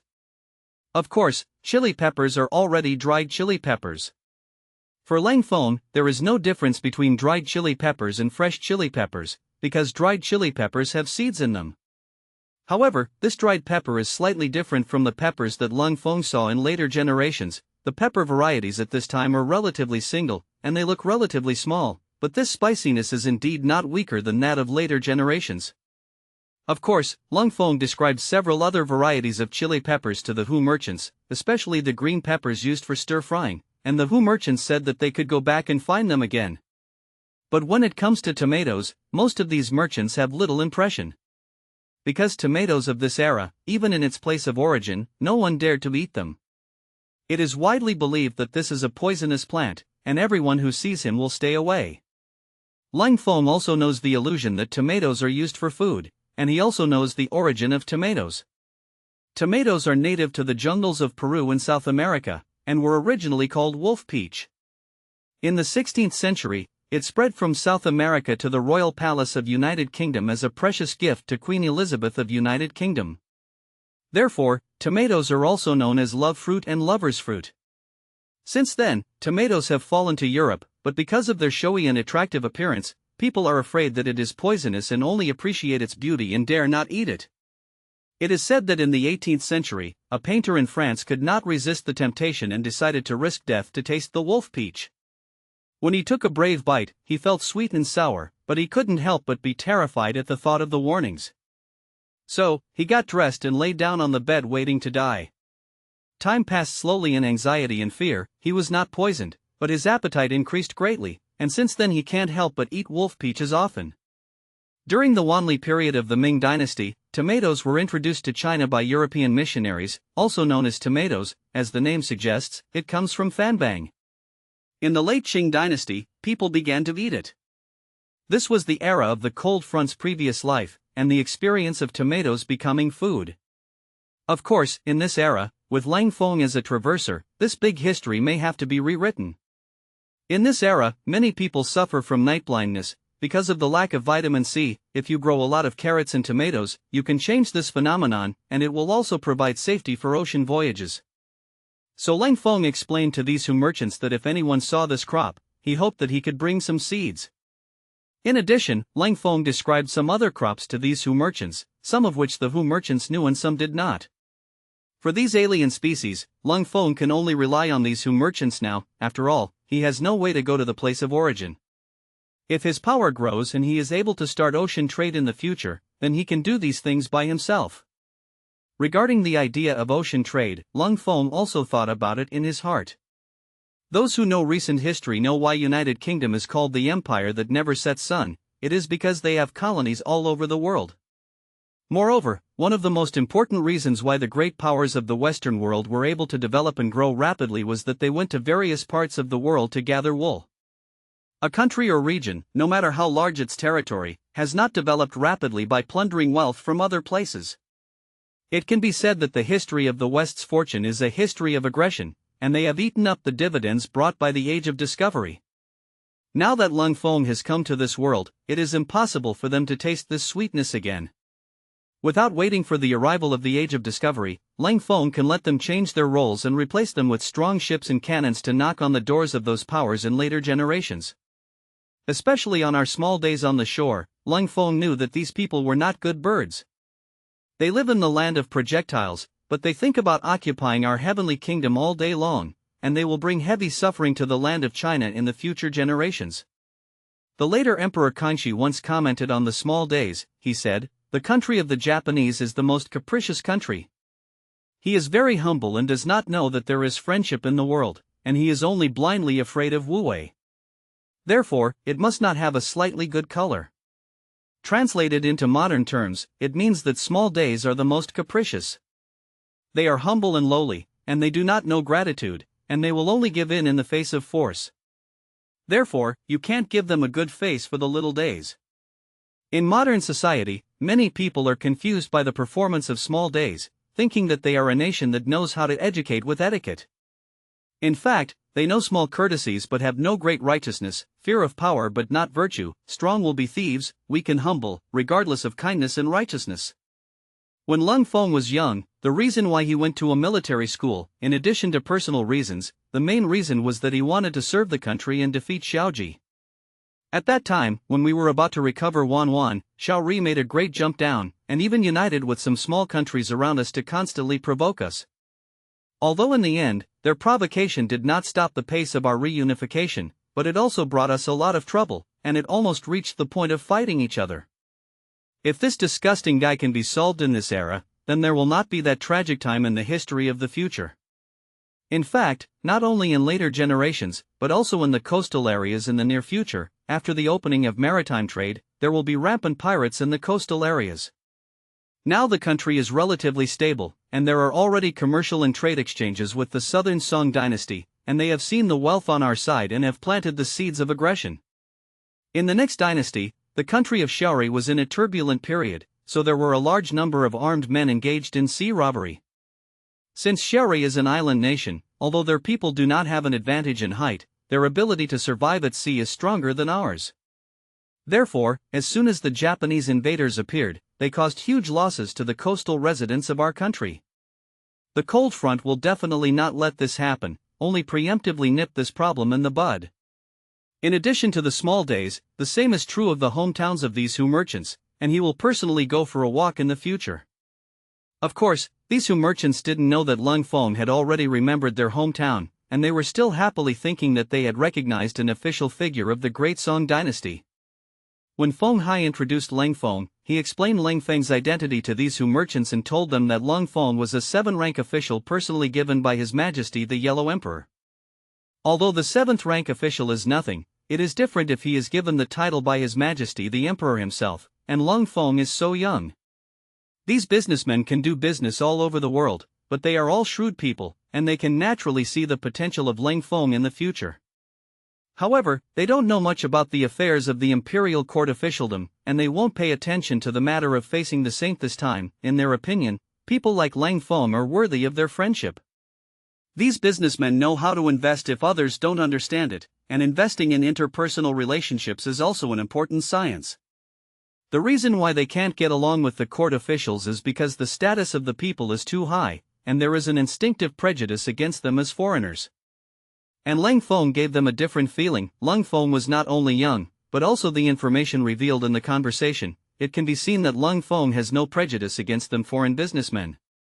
Once such a person becomes a member of the imperial court, it will definitely be a blessing for them merchants. What's more, Leng Feng is still young now, and he is in the initial stage of officialdom, and if he is good friends at this time, he will definitely have a lot to do in the future. So for the things that Leng Feng asked for, they all took it to heart.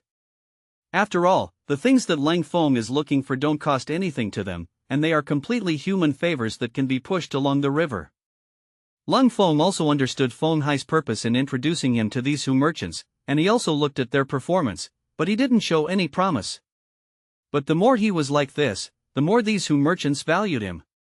In fact, it has been like this since ancient times. When facing foreigners, the more you grovel and the more they don't take people seriously. If, on the other hand, you are stronger in front of them, they will think that you are difficult to deal with and fear you from the bottom of their hearts. After leaving the gathering place of these merchants, Leng Feng and Feng Hai also separated. He declined Feng Hai's invitation and returned to the inn. In addition to negotiating business cooperation with Feng Hai, he also got some carrots and dried peppers from Huashan. The carrots are very well preserved, and these merchants have kept many leaves in order to bring the carrots intact. Most of the merchants came from the sea, and they sailed on the sea for a long time, and food and fresh water were also a big problem. Most of the time at sea is eaten some cured meat and some marine fish. Vegetables and fruits can be eaten in addition to the initial period, but they are basically extinct later. The main reason is that it is not easy to preserve, and it is useless to bring too much. But carrots can be stored for a long time as long as they are kept. And it was dark and damp under the cabin, so they could store them for a month or two by getting some carrots with mud and keeping some leaves. The carrot that Leng Feng got in his hand looked still fresh, and it was brought down from the ship by Huashan, who had just arrived here. Coincidentally, if Leng Feng had gone to them in 2 more days, these carrots would no longer have existed.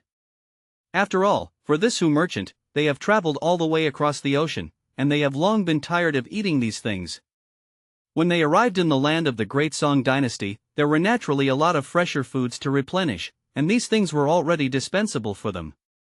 Leng Feng decided to return to Linjiang after tomorrow, calculating the time, and half a month has passed since he set off from home.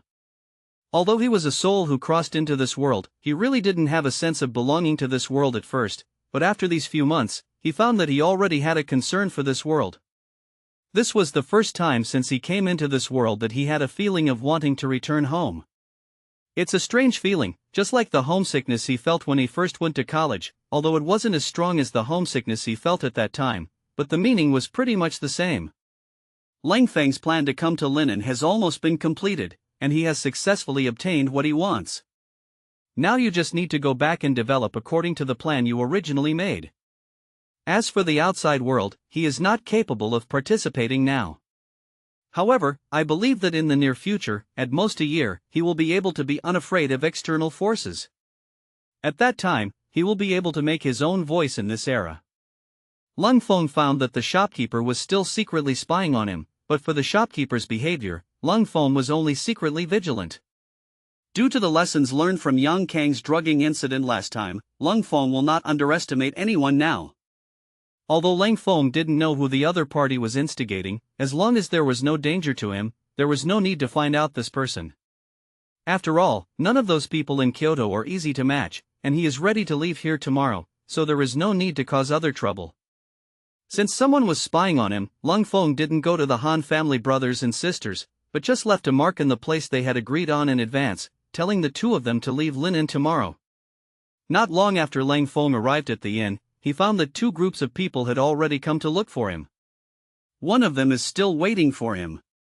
One is an invitation sent by the little Marquis Honggang, and the content of the post is also very simple, that is, to invite Leng Feng to the Red Sleeves to get together. Now Leng Feng instinctively resisted the 3 words of the Red Sleeve move. To be honest, the last encounter in the Red Sleeve move left him more or less a psychological shadow. This kind of shadow is not to say how afraid Leng Feng is of the Red Sleeve move, but in that situation, no matter how strong his heart is, he feels very embarrassed. Now that Ho Yihong had just invited him to the Red Sleeve move, Leng Feng subconsciously wanted to refuse. However, he also knew that Honggang must not know what happened in the Red Sleeve move, otherwise, he would not have invited Leng Feng to the Red Sleeve move. And Leng Feng guessed that it might not just be Honggang's intention to let him go to the Red Sleeves this time. Sure enough, under this invitation, he saw that the payment turned out to be the names of Honggang and Hong Xingyao. From this, it is not difficult to guess that this invitation should be different from the last time. It was Leng Feng who was invited by the Honggang brothers and sisters. The reason for this is that Honggang wants to talk to him about Linjiang Shenjiu. Hong Xingyao is the person in charge of the red armband, and she must be approved before he can promote it in the red armband. Of course, with the relationship between Honggang and Hong Xingyao, there will definitely be no problems. But Leng Fengning knew that there was not only a matter of Linjiang Immortal Brew here, but also a matter of Red Xingyao himself. At that time, except for the 3 parties involved, no one else knew about it. Even Honggang didn't know about it. Hong Xingyao just told him to let him and Yang Kong clear up the relationship as soon as possible. Honggang knew his sister's ability, and he also knew that what she said was not a joke, so after he went back at that time, he drew a clear line with Yang Kong. However, although Honggang didn't understand why Hong Xingyao was like this, he also knew that Hong Xingyao had her own principles for doing things, and even his brother was not qualified to inquire. After some investigation, Hong Xingyao has thoroughly grasped the causes and consequences of this matter, and has taken relevant actions against Yang Kong. Only 1 day has passed, and everything has been investigated by Hong Xingyao, including how Yang Kong had a grudge with Leng Feng, and the conflicts with Leng Feng when he was in Jinkang Mansion. She also found out. It can be seen that her ability should not be underestimated. At the same time, some information about Leng Feng was also completely presented in Hong Xingyao's hands. However, most of them are about Leng Dashao's deeds in the past, and there is not much information about Leng Feng after he crossed over, and there is no information about Hong Shanzhuang at all. But this is the case, which also makes Hong Xingyao feel that Leng Feng is extremely not simple. The behavior and style of a person in a short period of time are too different, and in Hong Xingyao's opinion, there are only 2 possibilities for this situation. One is that these are 2 people at all, and the other is Leng Feng, who is deliberately disguised like this. Hong Xingyao's first conjecture was the closest to the true answer, but she rejected it again. In her opinion, it is most likely that it is the second type, that is, Leng Feng deliberately hid his strength before. As for why Leng Feng did this, Hong Xingyao could see the reason at a glance from the information he found, that is, about the Leng family's property dispute. If Leng Feng didn't know how to keep a low profile, he might have been killed by the two uncles a long time ago. Now Leng Feng has finally waited for such an opportunity, which will show his talent and become a blockbuster. But what made Hong Xingyao puzzled was that it was clear that Leng Feng now had the opportunity to become an official given by His Majesty the Emperor, so why did he refuse it again? Once Leng Feng becomes an official of the imperial court, who will dare to seize his property? In addition, Hong Xingyao also found out how she was recruited, and the key is the interaction between the two drugs. This made Hong Xingyao feel very surprised. The agarwood tea in the red sleeve trick is obtained from an ancient recipe, and it has been used in the red sleeve trick for a long time, but I didn't expect there to be such a strange thing. However, after experimentation, she also found that these two drugs are harmless to humans, but this is not a good thing after all. She had modified the ingredients of the agarwood tea and removed the drug. As for the relationship between Hong Gang and Yang Kong, it was also completely ended under the intervention of Red Xingyao. Hong Gang paid Yang Kong a sum of silver according to the market price of the extraterrestrial meteorite, but Hong Gang did not come forward, and the people of the Hoya's mansion directly sent the silver to the Yang family. As for whether Yang Kong collects it or not, that's his business. When Yang Kong received the money, he didn't understand what was going on. After all, in his opinion, there was no possibility of revealing what he did that night.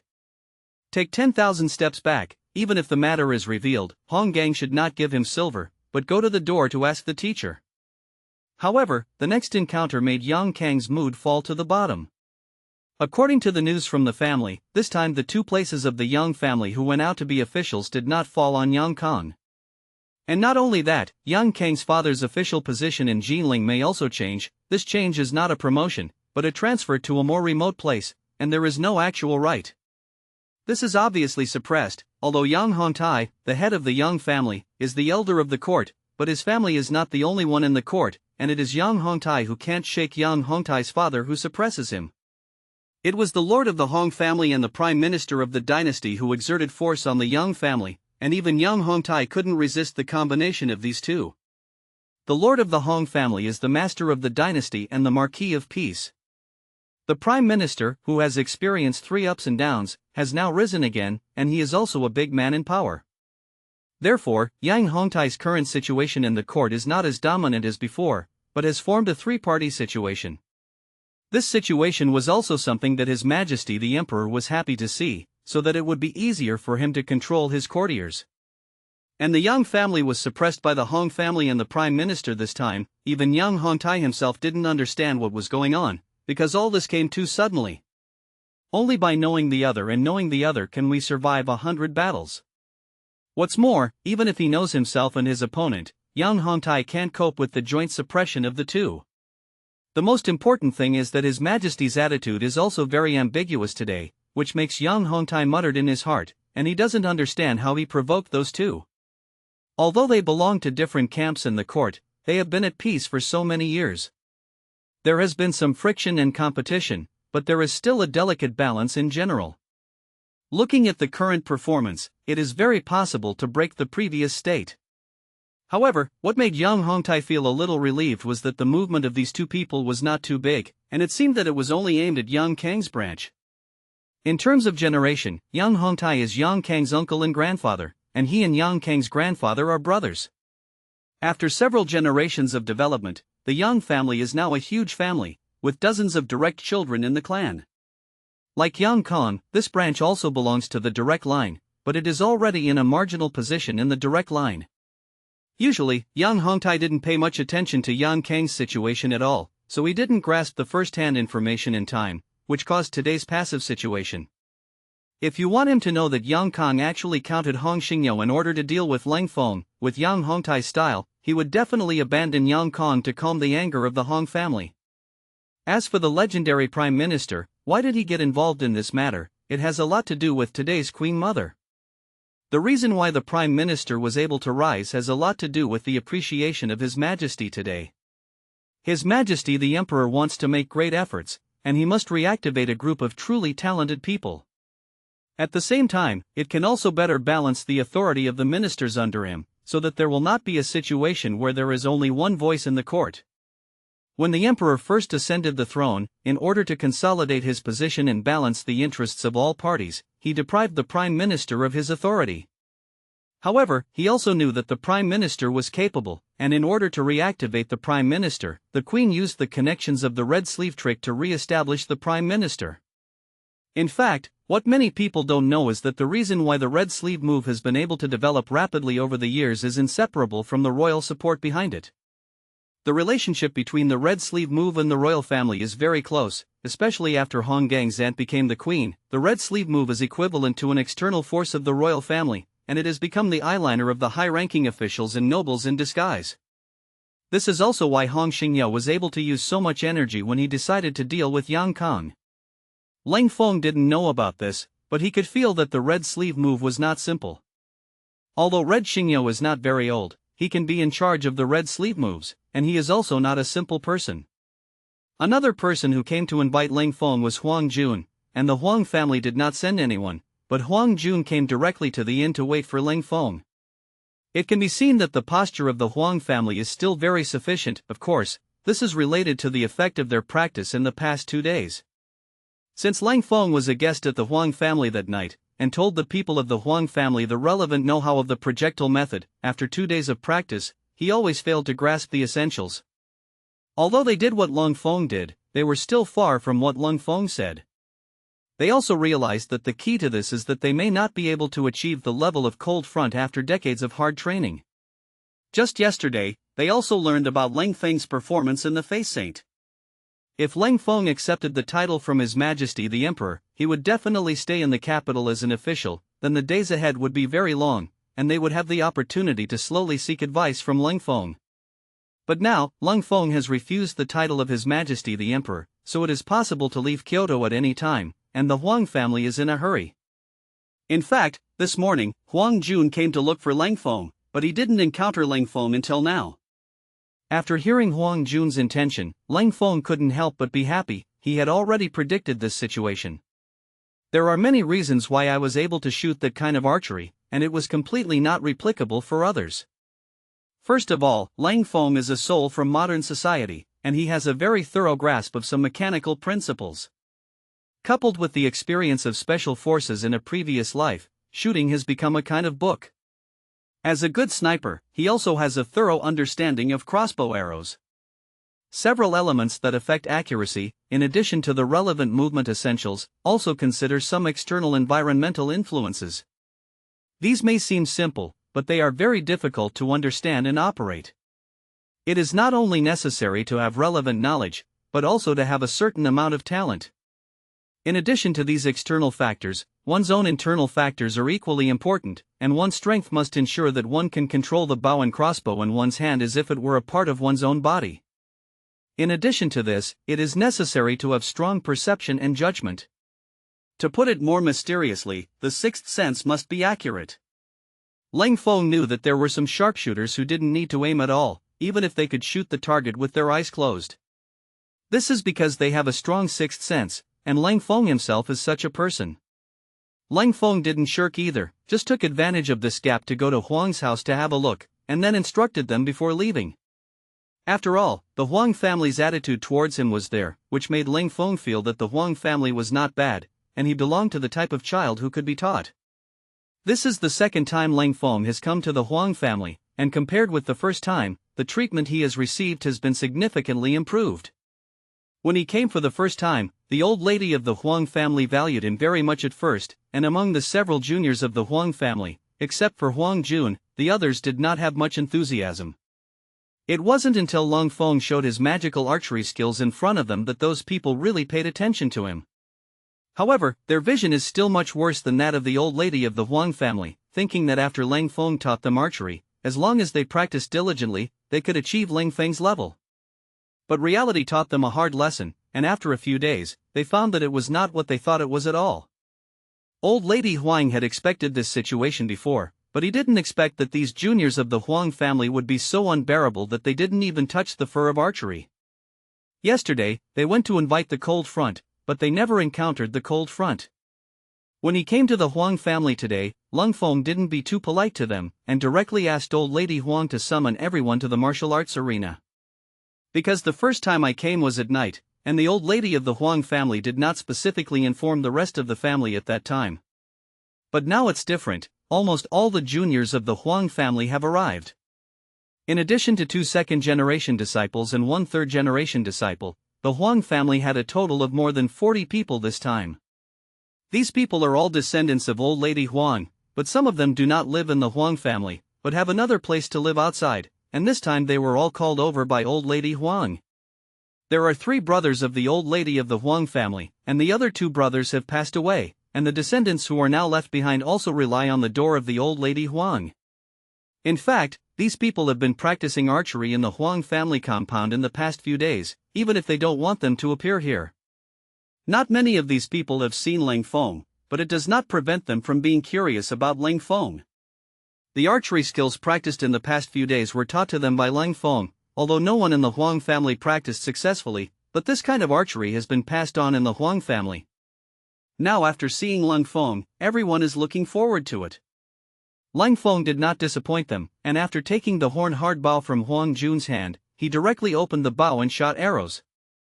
This time, because it was daytime, Leng Feng asked Huang Jun to move the arrow target 200 steps away, which was 50 steps more than the last time.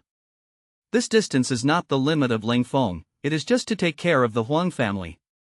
In this case, the Huang family's eyesight can see the target as far as 200 steps away. Whoosh, whoosh, whoosh. 3 consecutive sounds of breaking the sky sounded, and Leng Feng once again repeated the 3 arrows he had last time in the shieling hall. This time, the Huang family saw it very clearly, and they were even more shocked than those in the shieling hall. Because the Huang family is an expert here, although their archery skills are not as strong as Leng Feng, they are still very clear about the way of archery. Not to mention anything else, it was the horn-hard bow in Leng Feng's hand. As a disciple of the Huang family, no one knew the power of this bow better than them. The horn-hard bow is a hurdle that their Huang family disciples cannot overcome, and all the Huang family disciples have suffered in front of this bow. Especially the children of the Huang family in this generation, the best among them is Huang Jun, but Huang Jun can only barely pull this horn-hard bow, but the accuracy of archery is not good. On the other hand, even this distance is unattainable for them. A distance of 200 paces is beyond the effective range of an ordinary bow, and under normal circumstances, a good archer in an army can effectively kill an enemy at a distance of 100 paces. An ordinary soldier is qualified if he can hit a target at a distance of about 70 paces. The generals of the Huang family are naturally more powerful than ordinary soldiers, but they are absolutely unable to hit the target from 200 steps away. Because it's not just a matter of archery, the requirements for the bow are also very high, and ordinary bows and arrows can't achieve this effect. Only by using a crossbow can you hit a target at a distance of 200 paces, and there was an armor-piercing crossbow called the Divine Arm Crossbow in the Great Song Army of this era.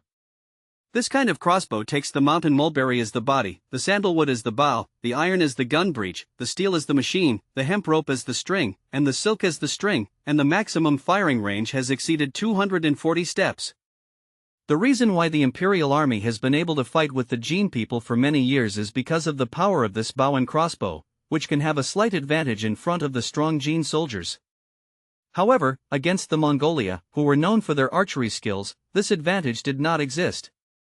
The reason why the Mongolian Iron Cavalry is invincible, in addition to the Mongolia's courage and good fighting, is because of their riding and archery tactics. The Mongolian army was almost entirely cavalry, and everyone was adept at using bows and arrows.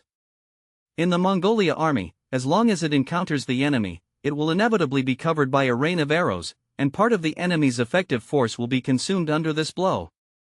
And in the process of cavalry charge, the Mongolian cavalry was different from other cavalry. They could charge on horseback and also release arrows.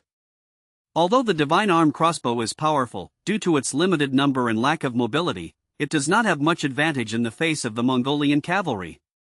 But after the Huang family saw Leng Feng's archery skills, they could clearly feel that Leng Feng's limit was definitely more than these 200 steps.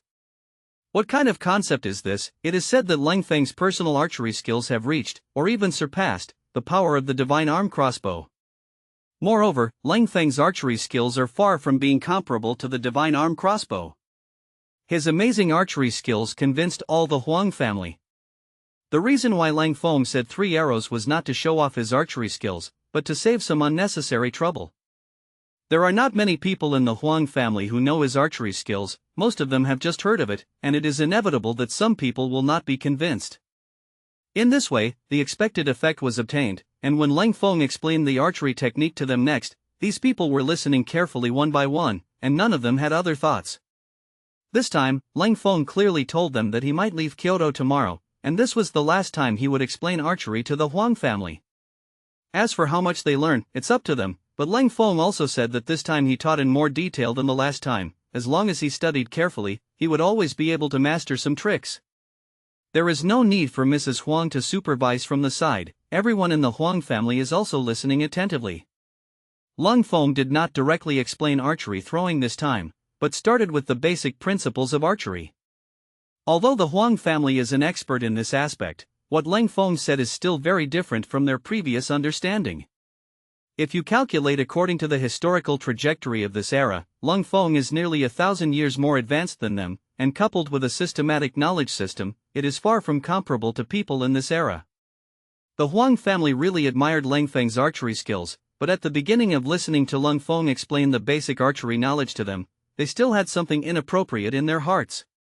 After all, this is their specialty. Even if Leng Feng's archery skills are far superior to them, they will not think that they are bad in the professional field. However, when they heard Leng Feng's story, there was a lot of knowledge they had never heard before, which made them begin to pay attention to it. It wasn't until Leng Feng finished teaching the basic knowledge of archery that they woke up from a dream, and it turned out that there were still so many details in archery that they hadn't paid attention to. Although some of the knowledge Leng Feng said came from the mechanics of later generations, Leng Feng translated it in words that people of this era could understand, and the Huang family could understand it. It is precisely because of this that their admiration for Leng Feng has risen to another level. Not to mention whether they can learn Leng Feng's magical archery skills, it is today's harvest that will definitely be of great help to their future archery improvement. Old Lady Huang smiled on his face. He felt that he really didn't see the wrong person at the beginning, and the strategy of befriending Leng Feng was very correct. Leng Feng is definitely a talented person. Even if he doesn't get the top 3 in the palace exam this time, he is not weaker than anyone in the eyes of Old Lady Huang. Perhaps, Leng Feng's talent can be better displayed in the army. Old Lady Huang didn't know that her idea was really the closest to the real situation. Leng Feng's previous life was a special forces, and almost all of his skills were related to military affairs. Then Leng Feng slowly broke down the 3 arrows he had shot just now, and this time he spoke in more detail. The power skills he used in every movement, as well as the consideration of other factors, were all told to the people of the Huang family without reservation. Leng Feng sincerely wanted to improve their archery skills this time. After all, he knew that a large part of these people were going to the battlefield, and being able to improve their archery skills was equivalent to improving the combat effectiveness of the army. As for whether he will be a threat to him in the future, Leng Feng has also considered this. But in Leng Feng's view, this is not a problem. Not to mention whether they will target Leng Feng or not, that is, the imperial court will do it to itself in the future, and that will be a long time later. The most important thing now is to deal with the threat of the Mongolia, and everything must be leaned back in the face of national righteousness. If the country lives and dies for profit, will it not be avoided because of misfortune and fortune? Leng Feng sees this aspect very clearly. The Central Plains changes the dynasty from time to time. As long as it is the internal affairs of his own nation, it is a new life for the people, and it will also promote the progress of the times. But once foreigners occupy the world, it will be a disaster for the Chinese nation. In the era in which Leng Feng lived, the main reason why the Chinese nation lagged behind those powers in modern society was several foreign invasions in history. It has brought profound disasters to the Chinese nation, and it has brought the development of science and technology to a standstill, or even fallen into regression. Leng Feng knew that if the Mongolians were allowed to win the world, then the light of science and technology that had just sprouted in the Great Song Dynasty would be destroyed, and the people would also fall into dire straits. In the era when foreigners are in power, they will not think about making a good life for the common people. Only thinking about how to plunder, how to consolidate their regime. Although they knew that with the strength of the army of the Southern Song Dynasty, they would not be able to resist the attack of the Mongolian in the end, but it was good that their combat effectiveness could be improved. The children of the Huang family are all martial artists, and the army they are in is the regular army of the imperial court, and they can go directly to the battlefield. With the Huang family's status in the army, coupled with their intention to train an archer, it will definitely help in the future defensive battles. The reason why Leng Feng now wants to systematically explain this knowledge to them is so that they can use this experience to train the army. In order to take care of the Huang family's records, Leng Feng repeated it at key points.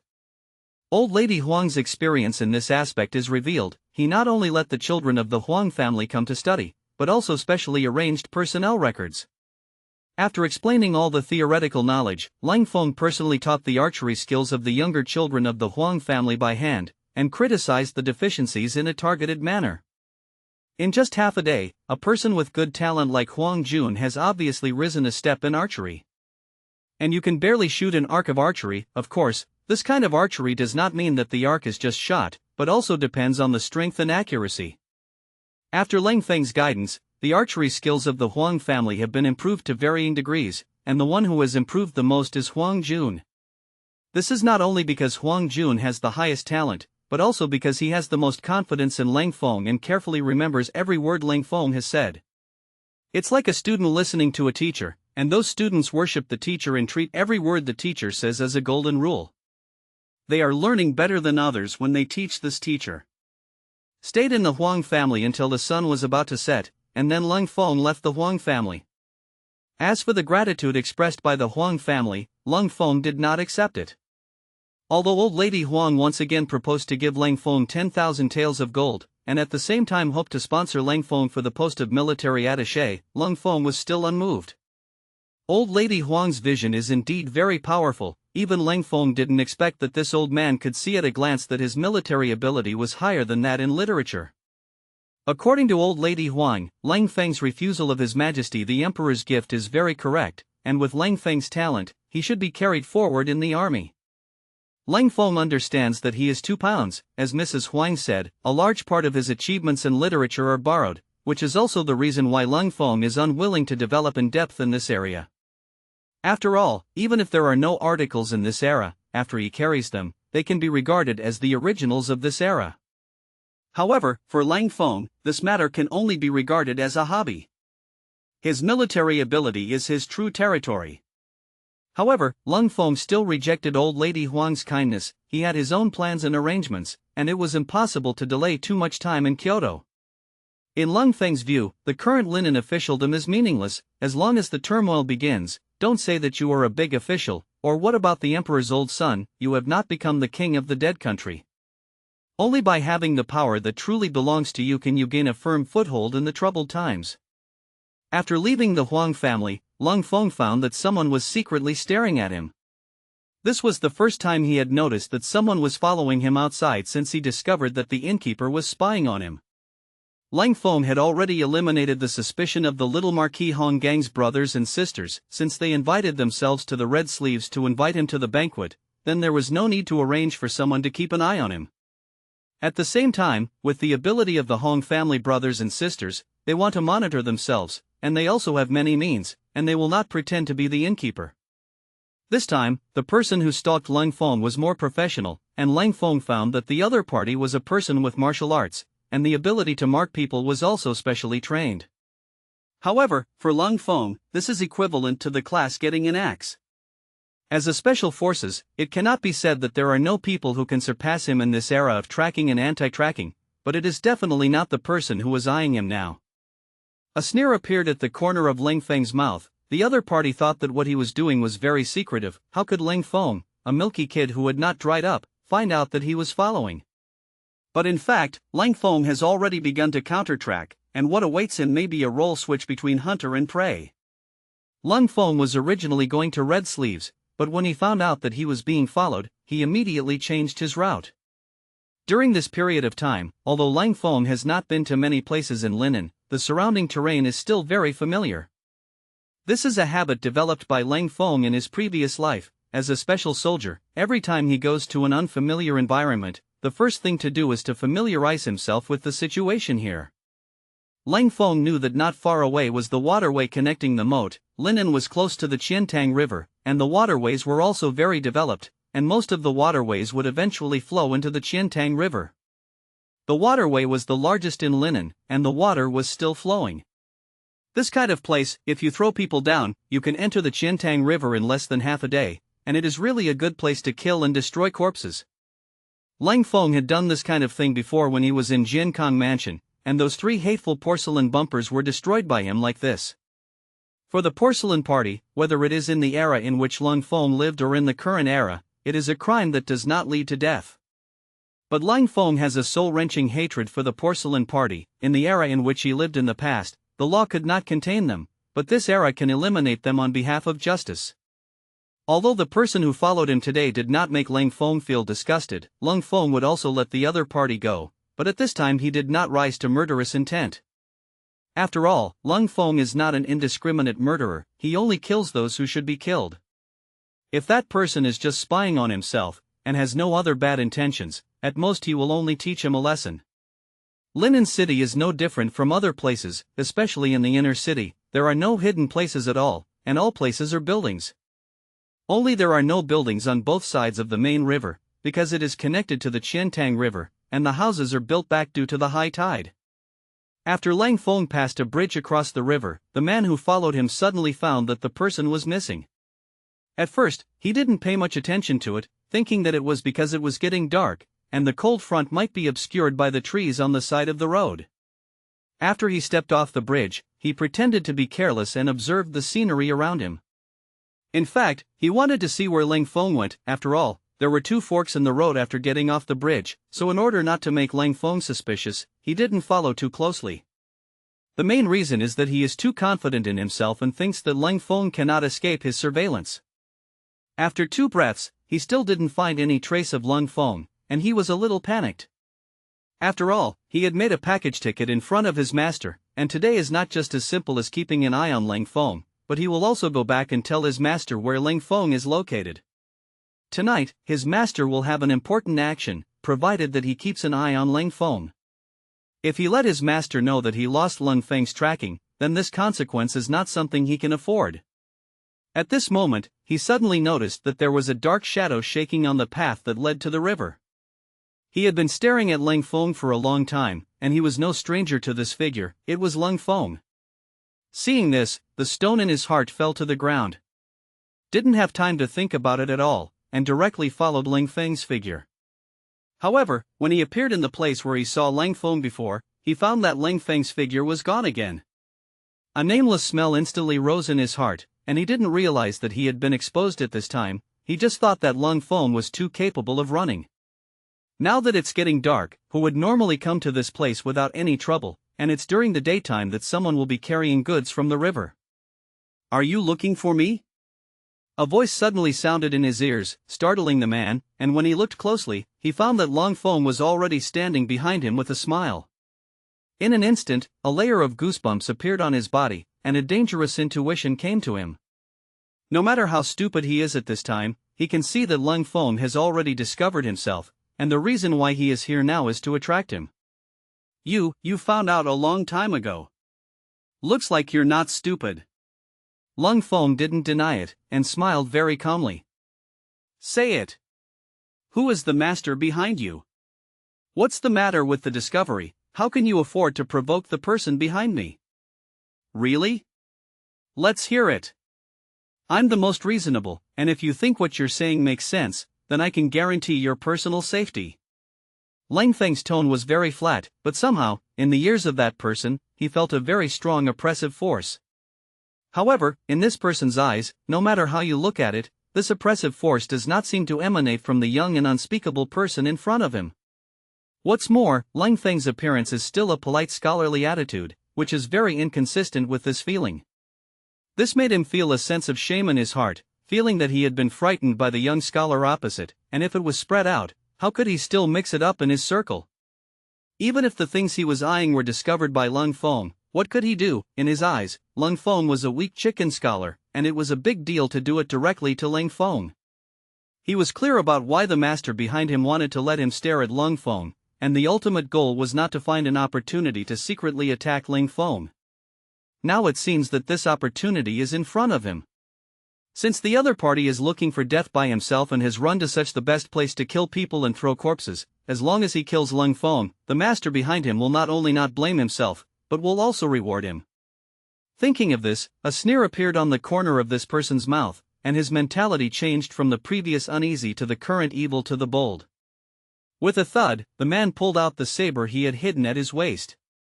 The snow-bright blade shone with a dazzling light under the cold moonlight, and the momentum of the person with the knife in his hand was even stronger. Boy, if you want to blame yourself for offending someone who shouldn't be offended. Go down and ask Lord Yama. After saying that, the man raised his knife and slashed at Leng Feng's neck. To tell you the truth, this man's skills are still good. The movement is agile and the knife is crisp and neat, and there is no trick in the angle tricky knife technique, and he is directly rushing to kill, and at first glance, this person is a well-trained killer. However, this person was just an ordinary martial artist, and his strength was much weaker than the killers that Leng Feng had encountered before. To this man's disappointment, he didn't see a trace of panic on Leng Feng's face. Leng Feng still looked at him with a smile on the corner of his mouth as always, and even in the face of his cold blade, Leng Feng's eyelids didn't blink. Couldn't you be stupid? A thought rose in this person's heart, but his sword momentum did not weaken, and he still slashed towards Leng Feng's neck. However, in the next moment, his knife did cut down, but there was nothing in front of him. The blade slashed through the air in a shining arc, and it looked very violent. The knife was thrown like a rainbow, bringing a sound of breaking the air. However, this person's heart was cold, and the feeling of emptiness made him feel an extremely dangerous aura. Subconsciously, he wanted to swing the knife and slash, but his mind didn't have time to direct the action, and he felt that the back of his neck was firmly held by a palm like an iron pincer. He could feel the cold killing intent coming from this palm. If before, he only felt an aura of oppression from Leng Feng's body, then now it was not just a feeling of oppression, but a murderous aura that was almost condensed into substance.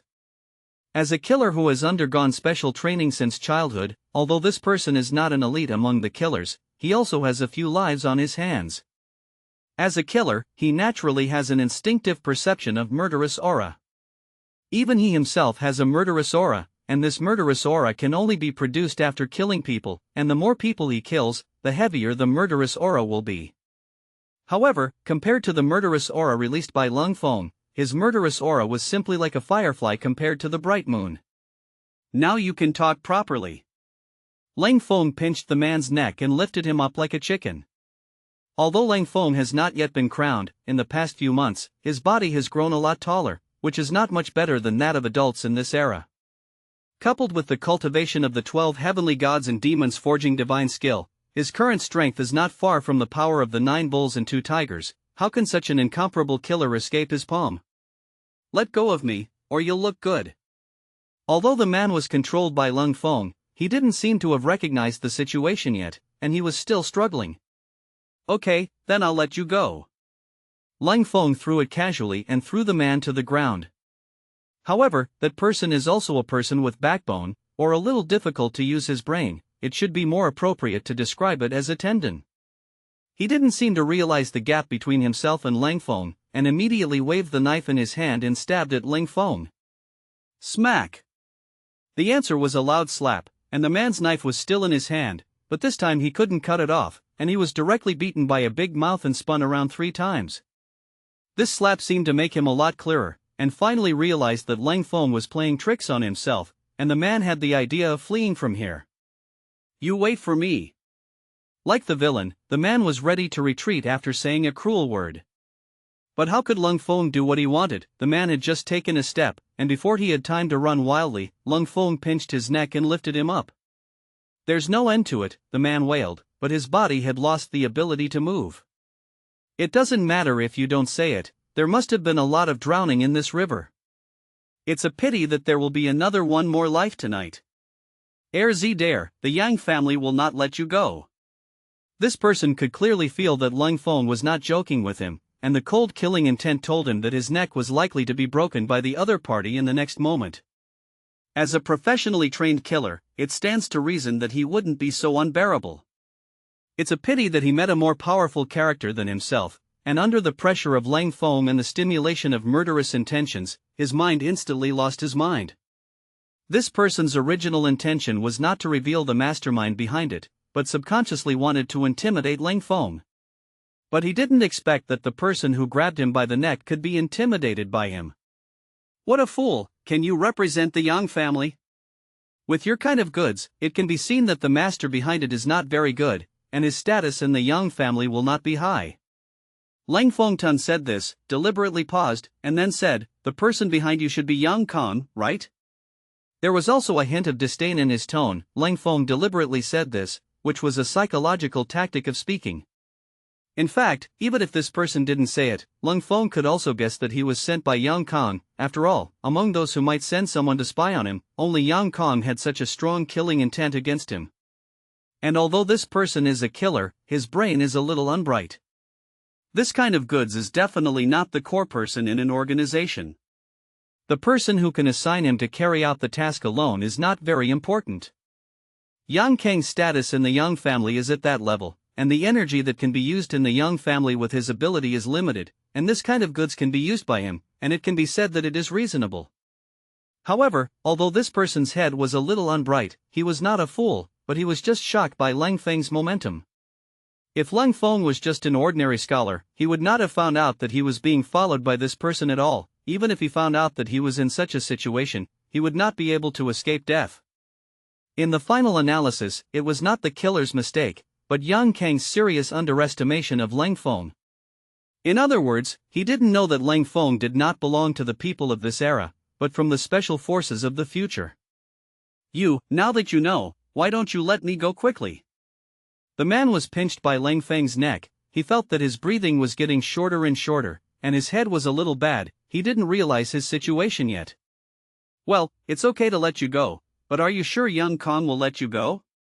Leng Feng's fingers loosened, and the man immediately felt that his breathing was much easier, and his head seemed to be a little clearer. After Leng Feng's reminder, his face became ugly again.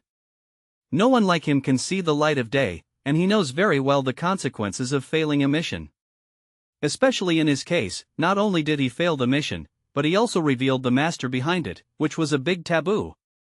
If the mission fails, he can get out of the situation without being exposed, and he will be punished at most after he goes back, and he will not worry about his life. But in his case, even if Leng Feng didn't kill him now, Yang Kong wouldn't leave him a whole corpse after he went back. This kind of person is trained by the Yang family to perform special tasks, and to put it bluntly, they are the dogs raised by the Yang family.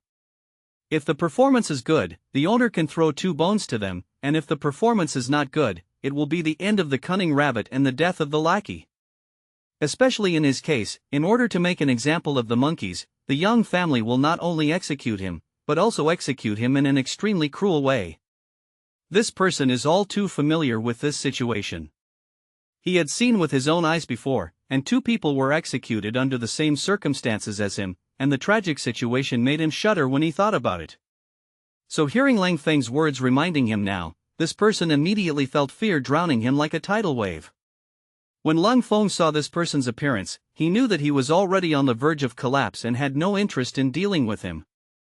According to Leng Feng's previous idea, he killed this person and threw him into the river, so that the flowing water could carry him to the Qiantang River outside. In this way, God unknowingly eliminated the man. But looking at the way he looks now, he doesn't need to be like this anymore. If this person still knows that his life is at stake, he definitely knows what to do next. Leng Feng looked at the man, waved his hand, and threw the guy aside like a dead dog. This time, this person did not get up directly to attack the cold front like he did just now. Although Leng Feng did not snatch the knife from his hand, he no longer had the slightest fighting spirit with the knife in his hand at this moment. From his dull eyes, it can be seen that what is called mourning is greater than death. Looking at this person's appearance, Leng Feng did not have the slightest pity. After all, this person was still thinking about his life before, and he would never be merciful to the enemy because he saw that the other party was pitiful. If Leng Feng didn't have the ability to control the other party, then the result would definitely not be like this. Don't look at the other party lying there like a dead dog. If you have the opportunity, you can definitely turn into a vicious jackal and tear Leng Feng to pieces. Leng Feng didn't kill him, not out of sympathy for the other party, nor because he was soft-hearted, but because he felt that there was no need anymore, and even not killing this person was even better than killing him. Keeping this person's life alive is also a hidden danger for Yang Kang. Whether or not this person ended up in Yang Kang's hands, it had no effect on him. If I were you, I would have gone as far as I could now. While the city gate is not closed yet, after escaping from here, the world will be happy, and no one will find you. Leng Feng looked at the man and said. Hearing Leng Feng's words, the man's gaze gathered again. He rolled over and got up from the ground with a grunt, hugged his fist to Leng Feng, and said, "Thank you for the mercy of the hero's man. Let's go, the sooner the better." Leng Feng waved his hand and said. As a result, a bloody conflict that should have happened in an instant. The plot took a bloody turn. Even Leng Feng didn't expect that Yang Kang would send such a strange person. It seems that he really thinks highly of him. Of course, this has a lot to do with Leng Feng's own ability. If he can't control the other party, then in turn he will be hurt by the other party, and a series of things will not happen later. It didn't take long for what happened on Leng Feng's side, that is, a few breaths. When he left the place, no one noticed any vision. It was the killer who was following Leng Feng, and at this time he also disappeared into Linen City under the cover of night. It was just getting dark, and the city gate was not completely closed at this time, but the entry and exit of the city were more strictly checked. If it was an ordinary person, it would not be easy to get out of the city at this time, but this killer was a special person secretly cultivated by the Yang family, and they naturally had a way to get out of the city. Yang Kang didn't know what was happening here. He was waiting for his subordinates to come over and report the situation on Leng Feng's side. He had already made arrangements tonight, and in addition to the killer who went to follow Leng Feng, several other killers were also on standby. As long as the person who was following the cold front comes with definite news, they will completely eliminate the cold front tonight. In the past 2 days, Yang Kang also felt an unusual smell, as if there was an invisible net that was enveloping him. Because everything he has done in the past 2 days has not gone well, not only Yang Kang himself, but also his father and several other elders in the family. Yang Kang had a hunch that after a while, he might not have a chance to deal with Leng Feng. Taking advantage of the fact that he can still command some special people in the family, he will seize the time to deal with Leng Feng's matter. After all, for him, the most uneasy thing for him now is Leng Feng. Although he was very confident in the matter of calculating Leng Feng before, it was impossible for anyone else to know about it, but he was also afraid of long nights and dreams. Once Hong Xingyao knew that he had counted her in order to deal with Leng Feng, he would definitely not spare himself.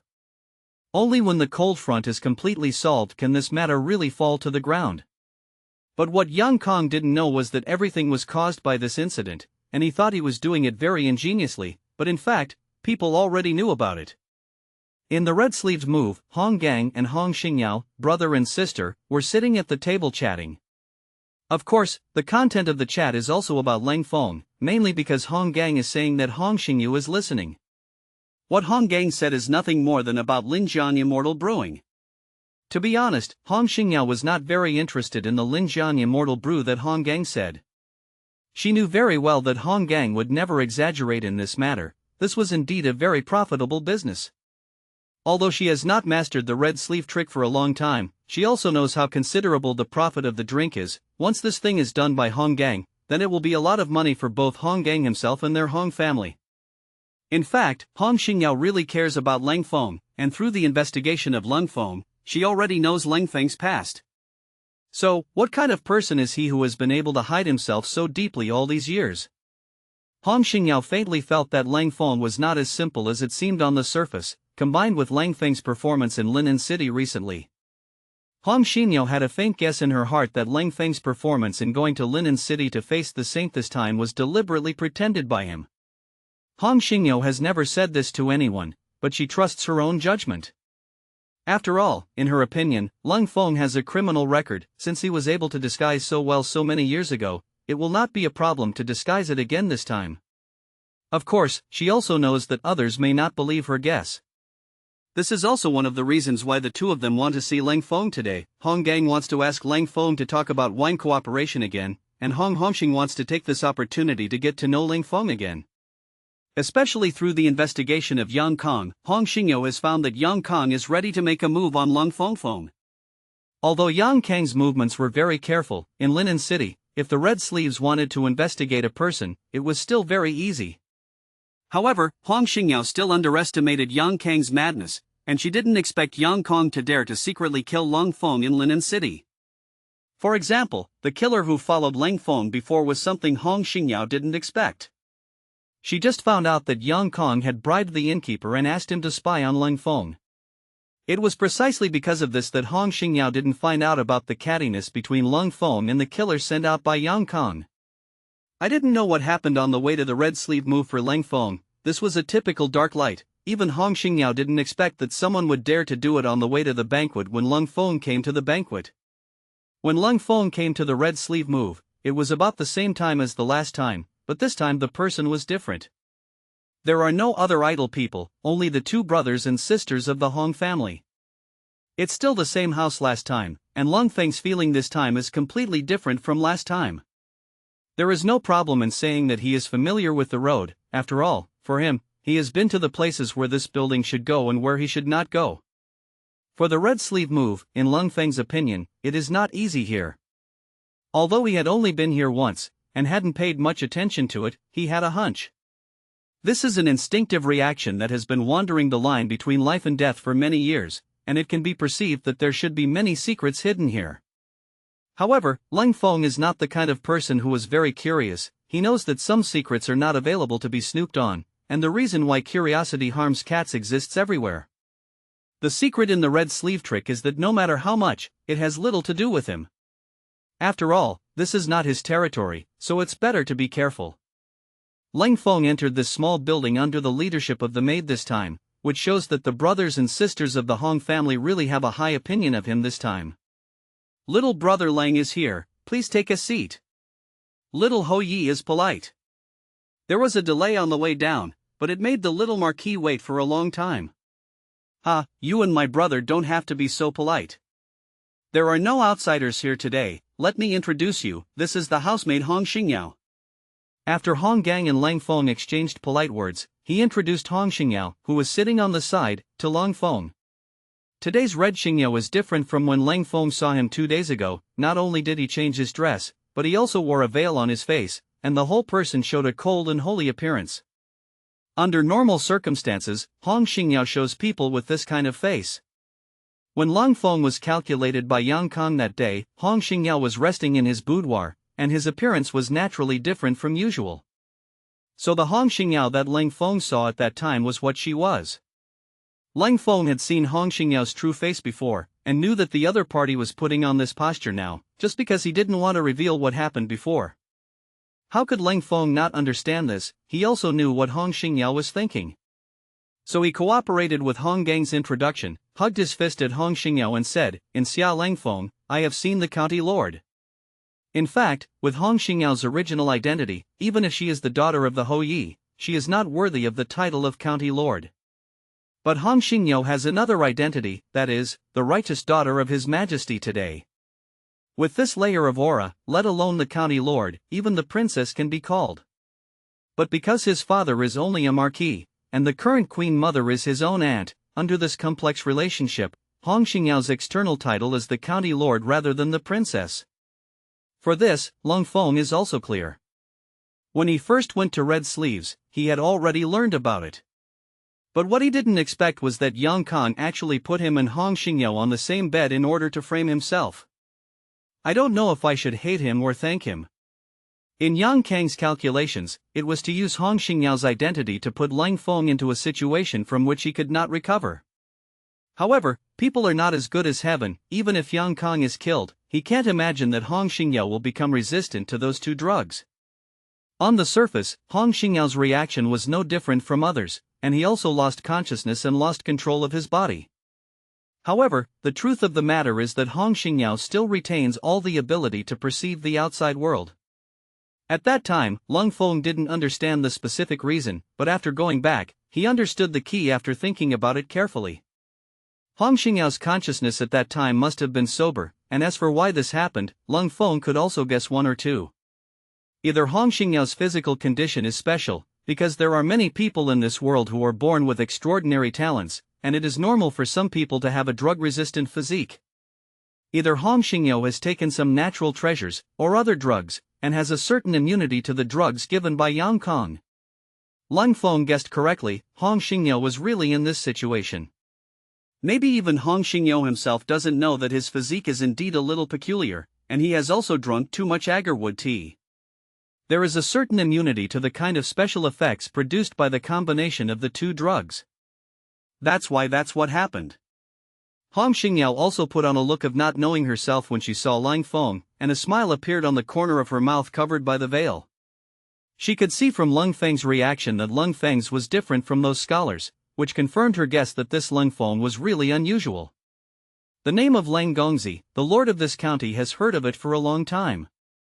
Seeing Leng Gongzi today, he is really extraordinary.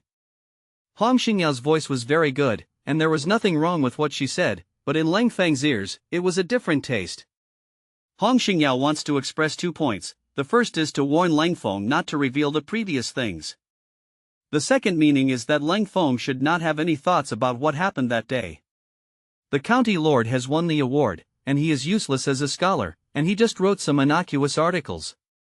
However, His Royal Highness the county lord did not let the women have eyebrows, and cracked the conspiracy of the Jin people's envoys, not only to share the worries and solve problems for His Majesty, but also to benefit the society, which is a model for my generation. Leng Feng also knows that no matter what kind of woman she is, she likes to be sought after, and Hong Xingyao is no exception. There must be resentment in the other party's heart in the last time, and one of the principles of Leng Feng when he met this time was to say as many good things as possible. After all, few people could resist the charm of de Gaulle. The so-called de Gaulle means to be happy when you put on a top hat.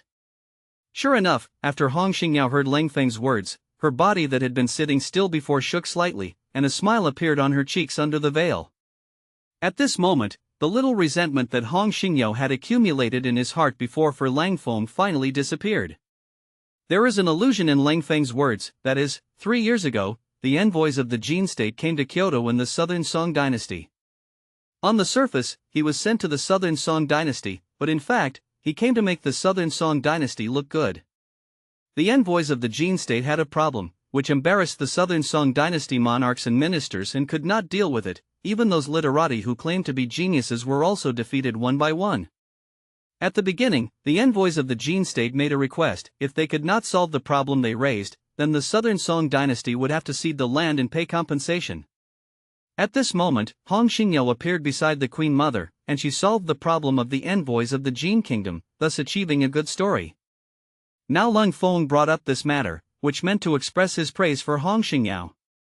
Although Hong Xingyao had often heard people praise her in person before, from Leng Feng's mouth, she had a different feeling. In fact, Hong Xingyao's resentment towards Leng Feng is not big at all, and the main reason is that she feels that Leng Feng has taken advantage of her in vain. I grew so big, how could I have had a skin-to-skin kiss with a strange man? Is that Hong Xingyao has always regarded her grandmother as an idol and wants to have a day of meritorious service, but she still attaches great importance to her own reputation. To tell the truth, a woman of her age in this era has reached the age of talking about marriage. However, looking at the sons and daughters of those wealthy nobles in Kyoto, none of them can enter her Hong Xingyao's eyes. As for the cold front, it is even more impossible. Although Leng Feng's appearance is not bad, and he is also quite talented, Hong Xingyao only has a little interest in him. As for entrusting for life, not to that point yet. What's more critical is that Hong Xingyao is 2 years older than Leng Feng. Although it is said that the female junior holds the gold brick, in this era, it is not uncommon for women to become husbands and wives older than men, but Hong Xingyao is not an ordinary woman after all, and the husband candidate in her eyes, even if she is not the kind of big hero who steps on the auspicious clouds, is also a handsome person with a strong head. Although Leng Feng's body was still an uncrowned teenager, his actual age was close to 30 years old, which was the age of the kind of flesh and blood. To be honest, the moment he saw Hong Xingyao, he was really moved.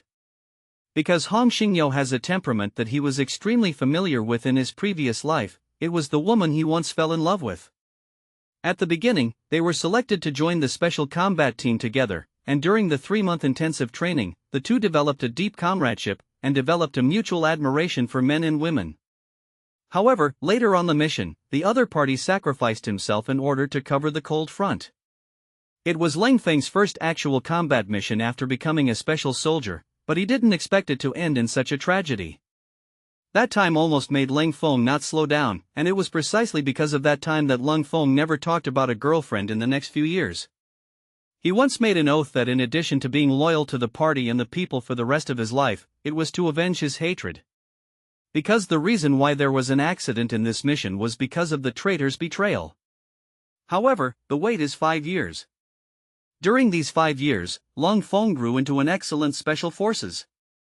He has completed countless dangerous missions, and each time he has been able to get out of the way, mainly because he has always had a belief in his heart that he must keep a useful body to complete the unfinished mission. The time Leng Feng crossed over, it was precisely because he got the traitor back then. After 5 years, Leng Feng is growing, and the other party is also improving.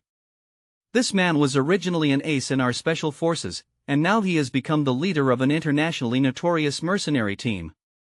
After learning that the other party was coming to Huashan to sabotage, Leng Feng received the task to stop the other party. In fact, this was originally a trap of the other party, and this news was also deliberately released by the other party, in order to lure our personnel. When Leng Feng and the others found out that they had been ambushed, under Leng Feng's calm command, and under the impact of the strong combat strength of his small team, the opponent's ambush circle was finally torn open by them. Just as all the team members were about to exit the safe zone, one of his comrades was shot in the knee by an opposing sniper hiding in the shadows. Watching his former comrades in arms fall in front of him, the scene 5 years ago appeared in front of Leng Feng again. The comrades in arms endured the pain in their legs and rushed towards Leng Feng's side. He knew that only after he entered the safety circle of his comrades in arms could he not be regarded as a live target by the other party. There weren't many opportunities left for him before the opponent fired a second shot. In this case, Leng Feng also knew what the other party wanted to do. The reason why he did not shoot his comrades to death at the beginning was to lure them to the rescue.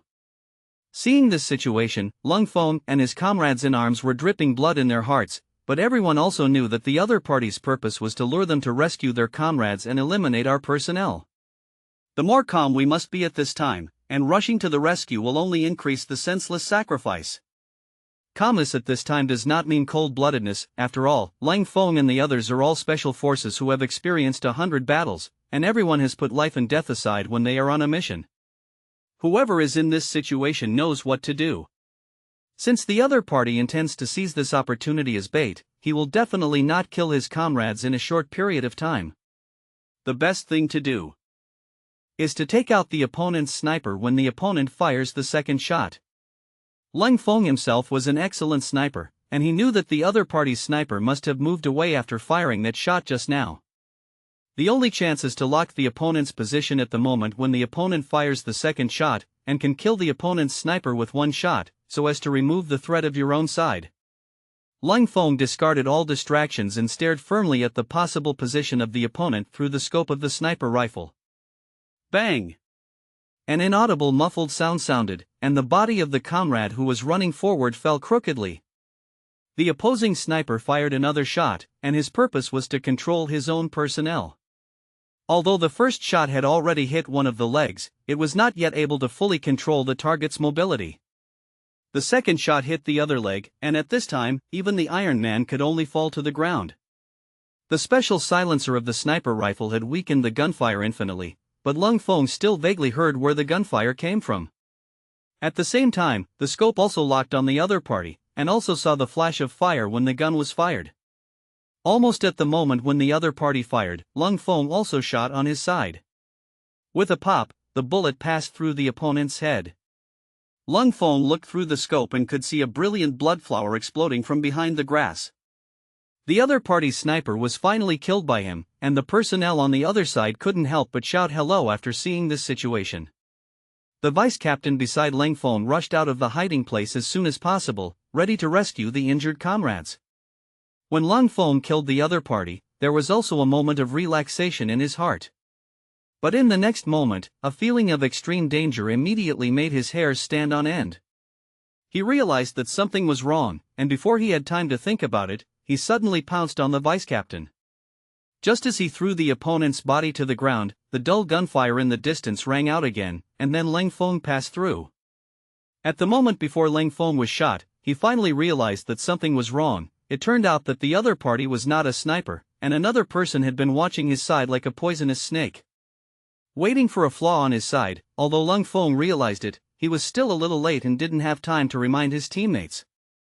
This was Leng Feng's biggest regret before he crossed into this world, and in the end he couldn't take revenge in person. The traitor's nickname was Scorpion, and the other party was as vicious as a scorpion.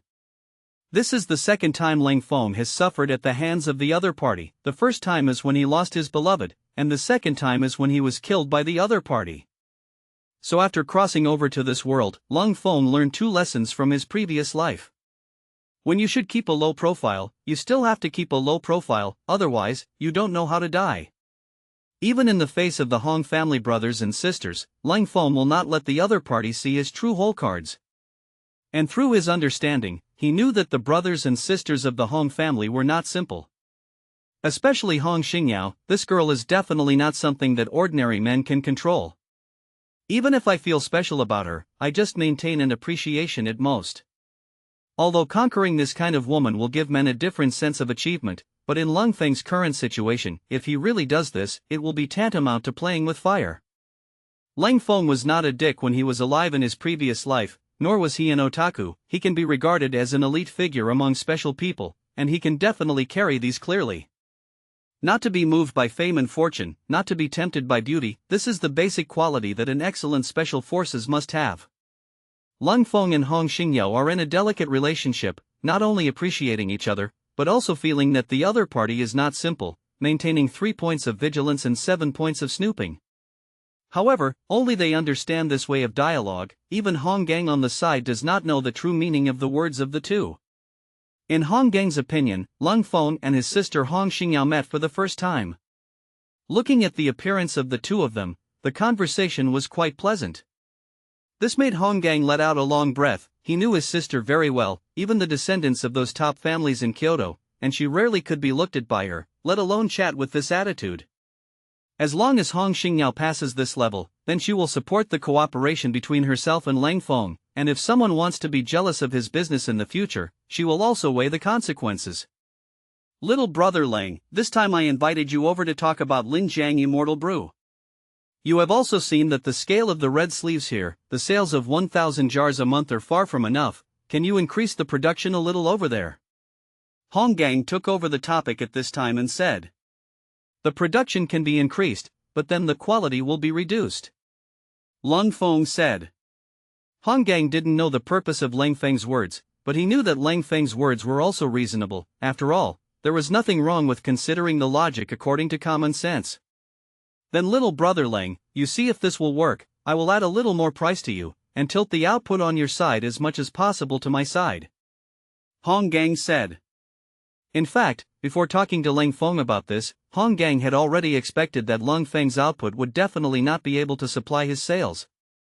He also had to talk to Leng Feng about the sale of wine. In fact, it was to let Leng Feng hand over all the wine produced to him for sale. After Hong Gang's budget, he found that the profits of Linjiang Xianjiu were too considerable. Even if he is a little marquis, he has never seen any profitable business. The main business of the Ho Yefu is mainly to cast and make weapons and armor, although weapons and armor make money, but the speed of money is too slow, and there are many restrictions. If it weren't for the Hong family's relationship, this kind of business would not be easy to do. After all, the biggest customer of weapons and armor is the imperial court, and is the imperial court's money so easy to get? Even if the lord of the Hong family is the imperial prince and the only remaining prince, but in the case of the empty treasury of the imperial court, although there are profits on the books of doing business with the imperial court, you may not be able to get those profits. Moreover, in terms of the relationship between the Hong family and the imperial court, there are many pairs of eyes staring at them, and the profits from the weapons and armor sold to the imperial court are not high. In recent years, in the transactions with the imperial court, on the surface, the Hong family has made money, but in fact they have not made money, and even lost some money inside. The main reason is that more and more accounts have accumulated over the years, and the silver money paid to them by the imperial court can only maintain the operation of capital preservation at most. A large part of the expenses of such a big family as the Hong family come from the red sleeves. In addition, there are some profits in the Hong family's weapon shop. After all, in the troubled times, the sales of swords are still very considerable. Of course, the Hong family sold weapons allowed by the imperial court, and there were no prohibited items such as armor and bows.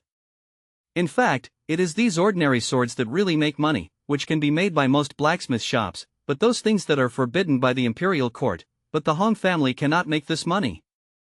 If the Hong family really did this, it would be equivalent to digging their own grave. But Linjiang Shenzhou is different. Hong Gang has personally tasted the taste of Linjiang Shenzhou, although he does not have Feng Hai's business vision, but he knows that the quality of this wine is definitely not worrying about sales. Moreover, the sale of Linjiang Immortal Brew does not violate any taboos, and with the status of the Hong family, no one dares to beat his idea. The only thing that made Hong Gang feel a little regretful was the output of Linjiang Shenzhou. With the weight of 1,000 jars a month, Hong Gang felt that he could sell it out in a few days. Linjiang Shenzhou is not the best wine. If the little marquis is interested, after a while we will produce a wine that is several grades better than Linjiang Shenzhou.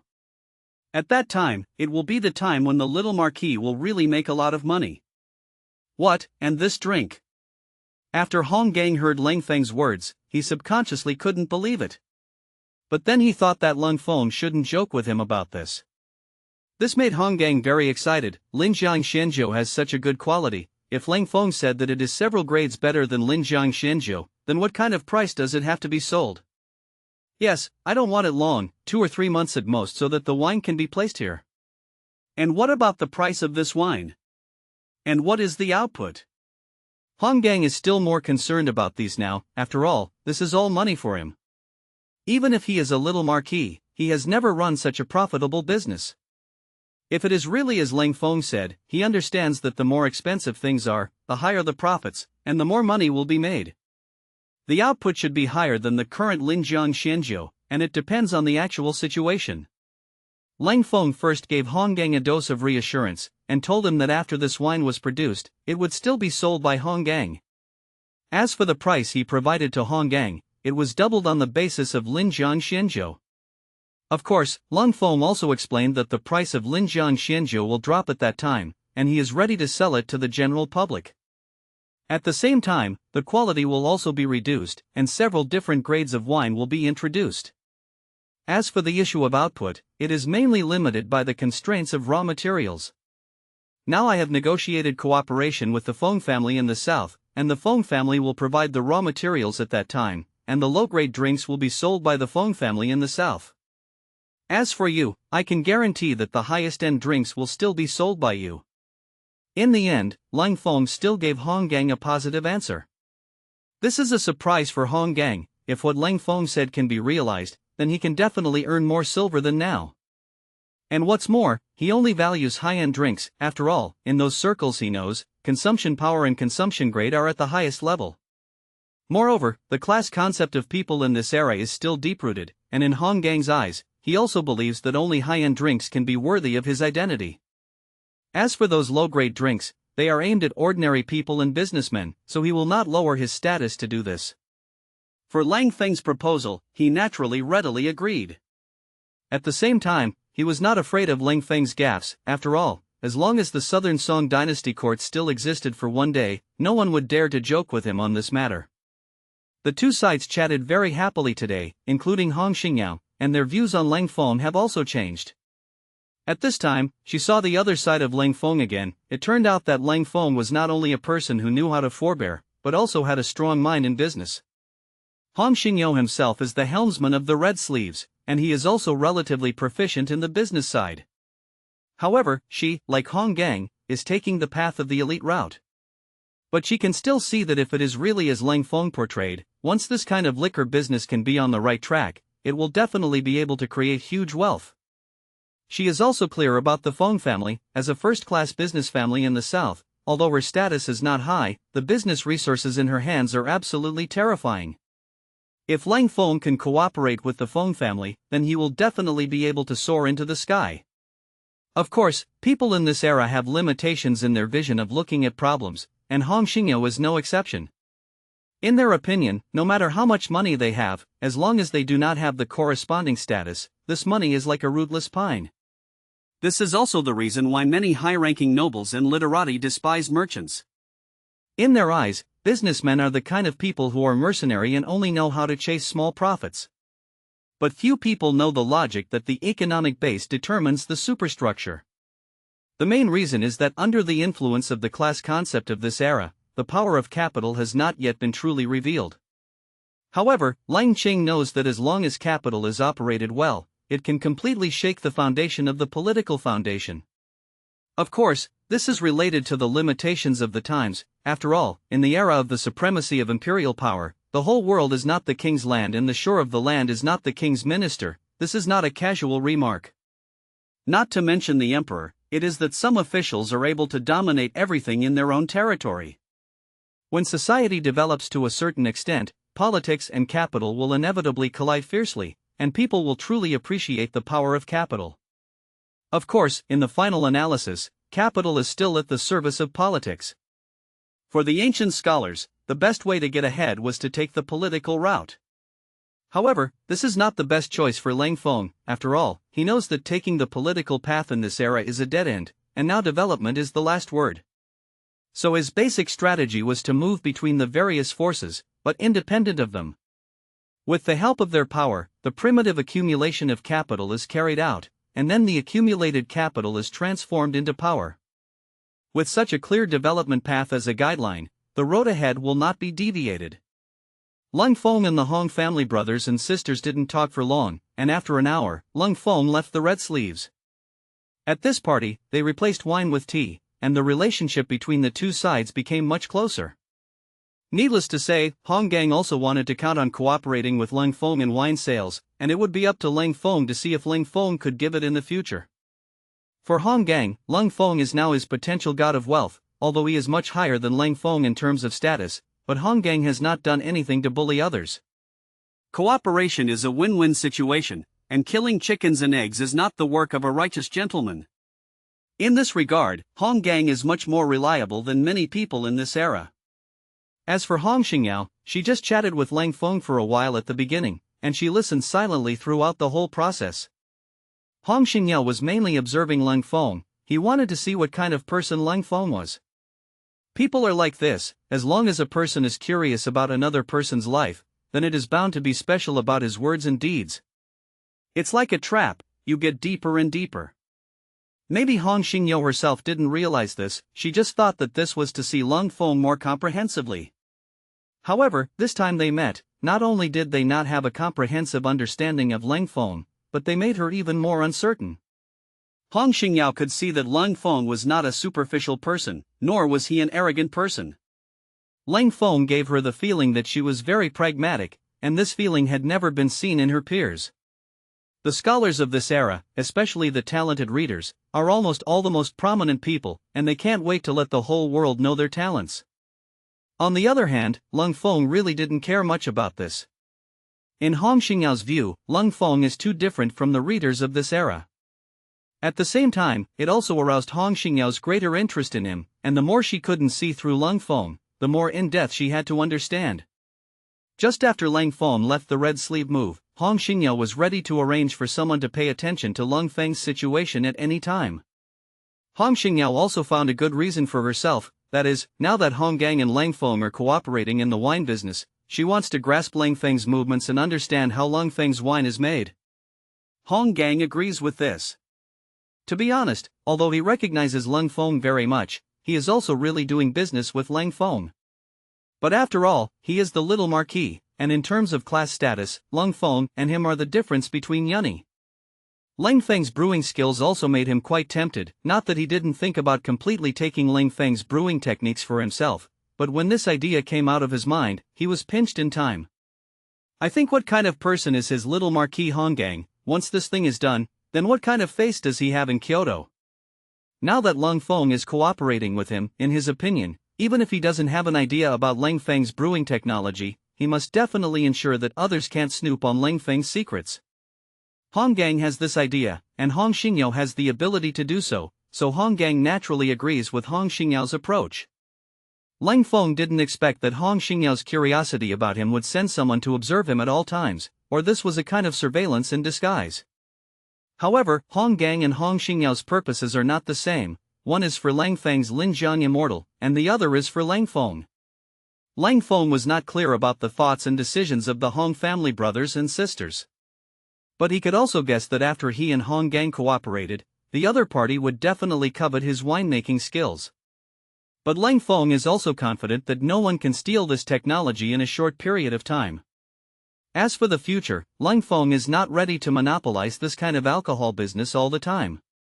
After all, as a latecomer, he knows that only open competition can make the market more dynamic.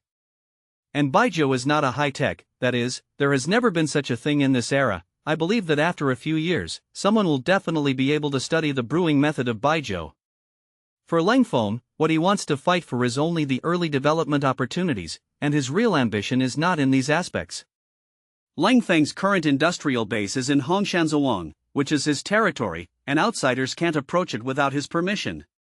Even if you enter Hongshan Villa, based on the current situation there, as long as the other party does something slightly unfavorable to Hongshan Villa, then don't think about getting out of Hongshan Villa.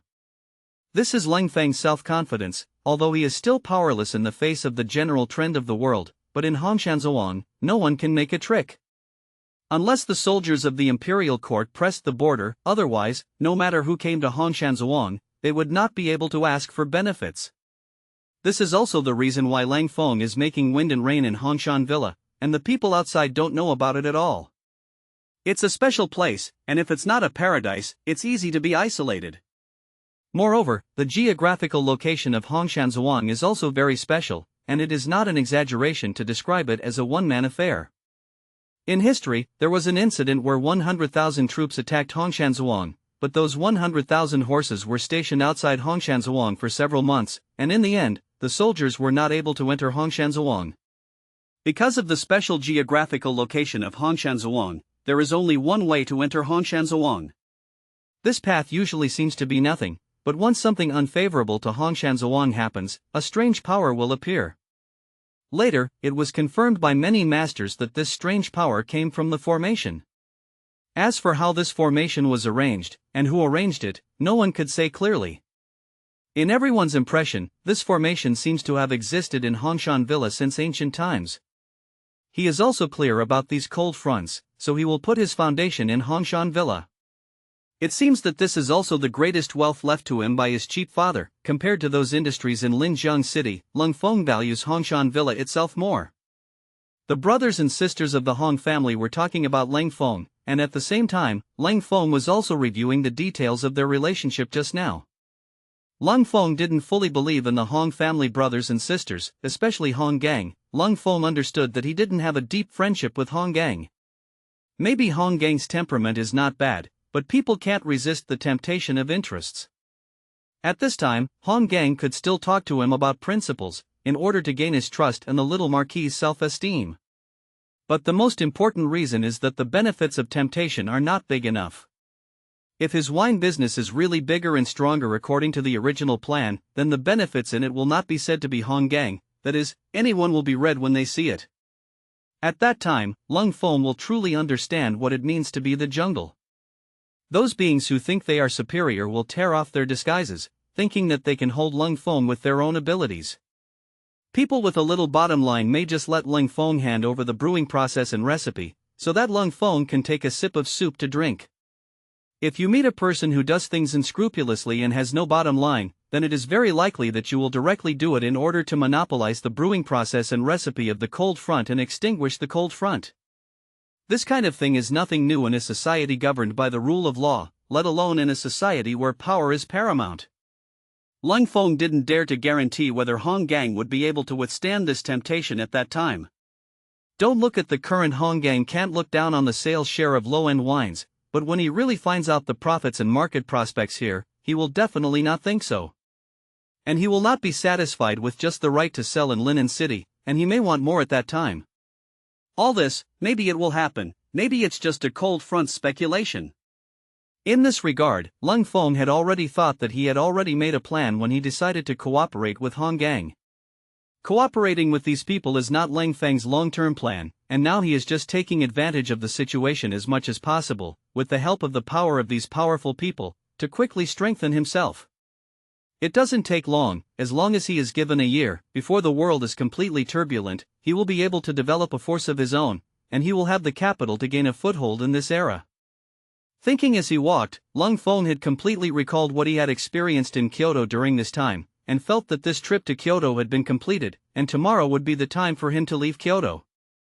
Suddenly, his brow furrowed, and his heart suddenly became alarmed. Buzz! Several bowstrings vibrated and the air was filled with the sound of breaking the air.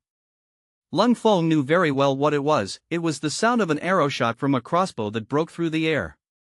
Crossbow arrows are not the same as feather arrows, and crossbow arrows do not have feather tails at the end of the arrows, which are also shorter than feathered arrows. Compared to feather arrows, crossbow arrows have the disadvantage of being slightly worse in terms of accuracy, and the advantage is that they are more powerful, especially in melee situations. Crossbow arrows are both fast and powerful. Today's night is not very good, the sky is covered with a dark cloud, and the moonlight is blocked. At this time, the night was very thick, and there were no public lighting measures in the environment of this era, and Leng Feng happened to walk to a secluded place at this time, with deep mansion compounds on both sides. Therefore, the moon is dark and the wind is high, and it is the time to kill people and set fires. In the darkness, several crossbow arrows shot towards Leng Feng's vital points with a sharp sound. Chill the arrows. Leng Feng knew that he had been ambushed by others, and as for the person who ambushed him, he didn't need to think much about it at all.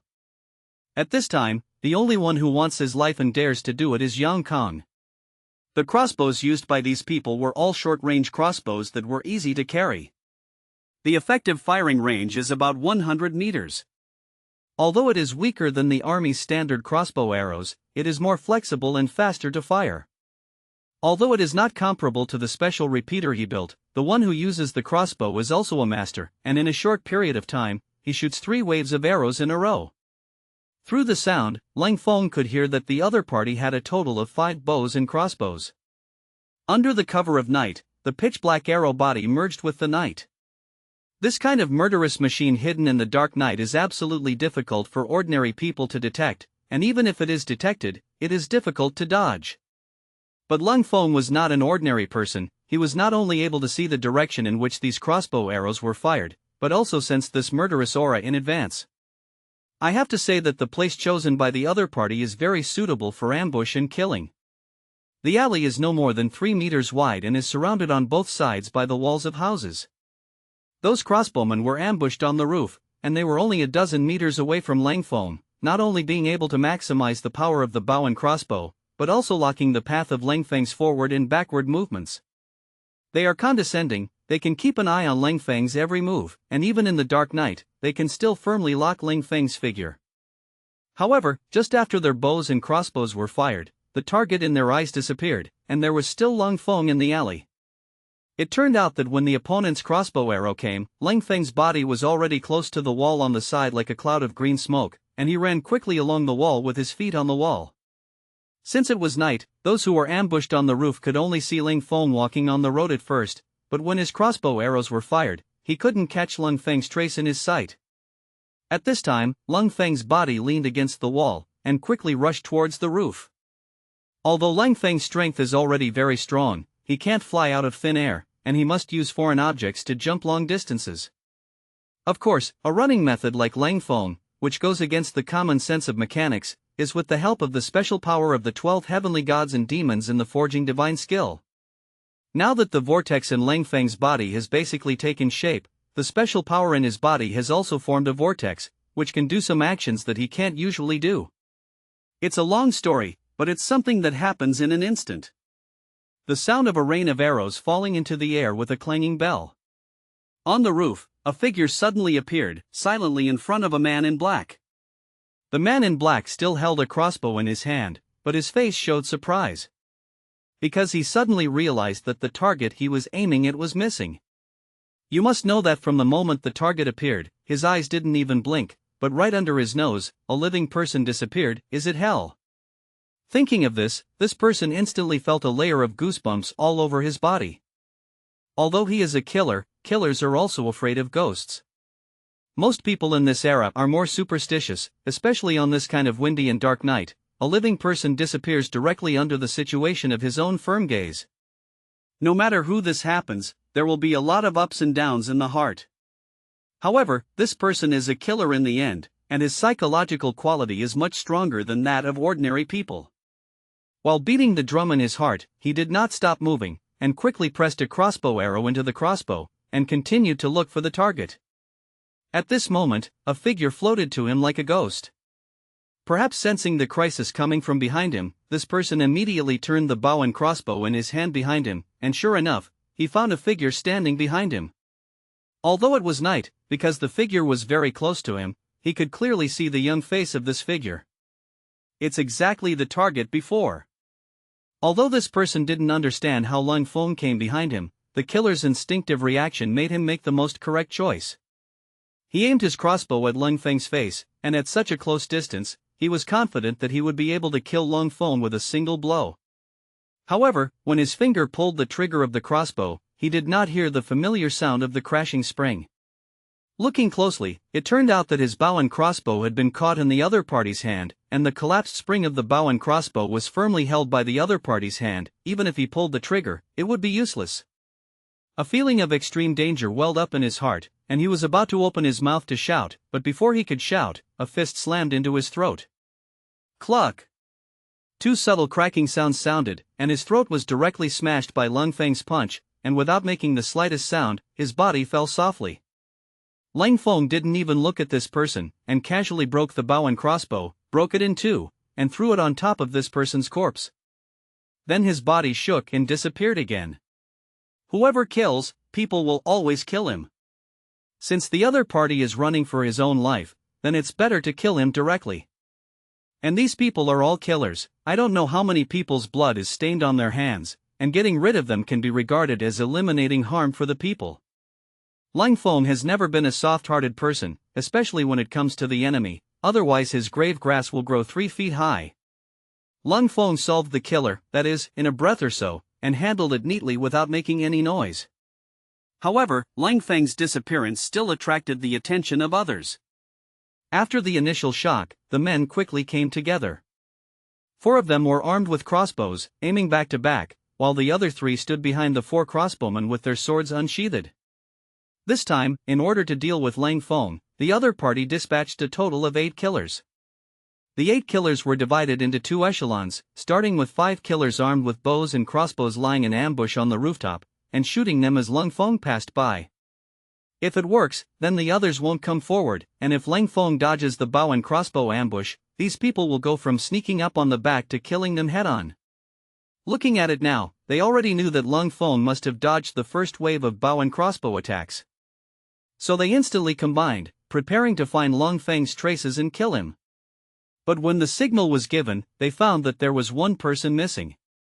As killers who have lived a life of licking blood with knives all year round, they naturally know what this situation means, that is, their own team members must be more than lucky.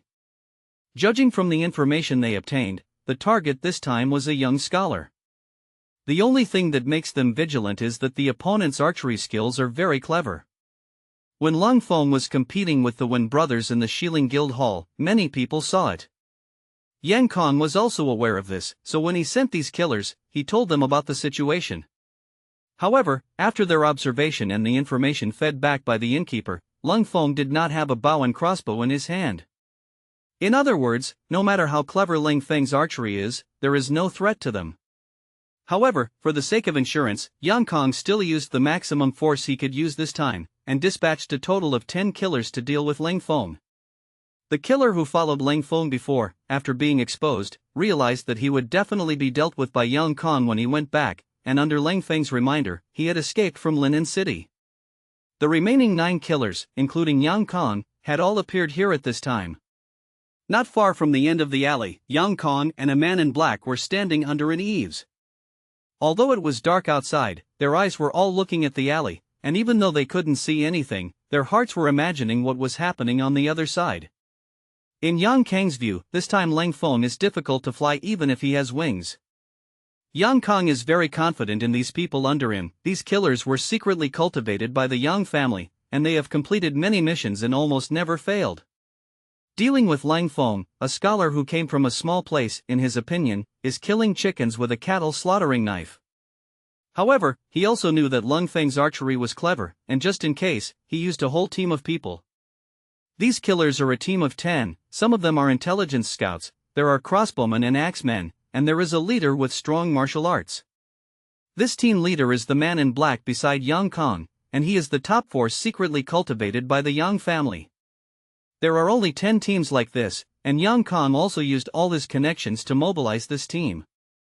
Just as these killers gathered, Leng Feng had already lurked on these people's sides unconsciously. When it comes to the ability to lurk and hide, even these well-trained killers are a little worse than Leng Feng. And under the cover of the night, Leng Feng's body has merged with the night, and has lurked on the side of these people, and they haven't noticed it yet. The strength of these people was much weaker than those people Leng Feng had encountered before. With Leng Feng's current combat effectiveness, it won't be much of a problem to solve these people. The reason why he didn't directly burst out and kill people, but used this method of lurking and killing. The main reason is to kill these people with one blow, and since he has decided to eliminate all these killers, then he will naturally not let one go. Leng Feng has to consider that this is in the inner city of Kyoto, and there are Praetorian guards everywhere. Once the movement is too big and attracts the attention of the Praetorian guards, it will be a troublesome matter. Yang Kong chose to do it here for this reason. This time against Leng Feng, Yang Kong also took a big risk, not to mention whether he could succeed. Even if he succeeded, he would also do a good job in the aftermath. However, what Ling Ran didn't know was that Yang Kong had already dragged the Praetorian guards passing here for 2 incense sticks through his connections. Leng Feng was slowly approaching these people, and it was not until he was only 5 or 6 meters away from the other party that he suddenly activated. Leng Feng's skills were already above these people, and coupled with his sudden attack, the few people who were targeted by him did not react at all. Leng Feng knew that the most threatening of these people were the 4 people with bows, although their strength was not as good as the 3 killers with knives, but the crossbow arrows were still a great threat to Leng Feng. No matter how high your martial arts are, you are afraid of kitchen knives, and that's what you say. As long as you don't reach the realm of invulnerability, you must guard against this kind of behavior of putting cold arrows in the back. Leng Feng could dodge the sneak attack of the crossbow bolts just now, but at such a close distance, if he wanted to make a move on the person with the knife, then these 4 men with bows and crossbows would definitely attack him. Be careful to sail the 10,000-year ship, or deal with these 4 crossbowmen first. As for the remaining 3 killers, there was no threat to Leng Feng, and their strength was only a little stronger than the previous killer who was following him. This kind of killer, if it was Leng Feng when he first crossed into this world, let alone 3, even if he came to anyone, he could be pinched to death casually. However, times have changed, and the cold front is no longer what it used to be. A bright light flashed in the darkness, and a strangely shaped dagger appeared in Leng Feng's hand. The dagger slashed several arcs in the air, and the 4 killers armed with bows and crossbows only felt a chill on their necks, and the strength in their bodies receded like a tide.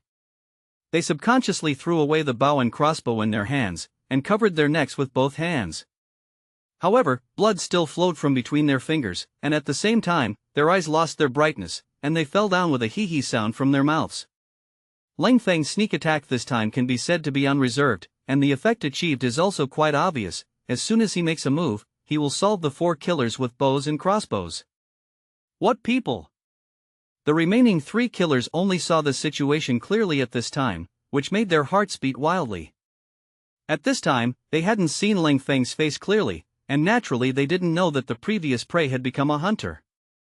However, they could feel the strength of the person in front of them, which also made them understand that the crossbowmen who had not gathered with them before should have been dealt with by this person. These people are members of a squad, they have also carried out many missions together, and they are all well aware of each other's strengths.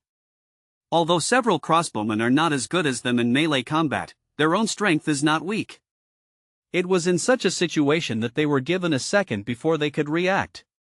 As battle-hardened killers, they naturally understand what this is all about.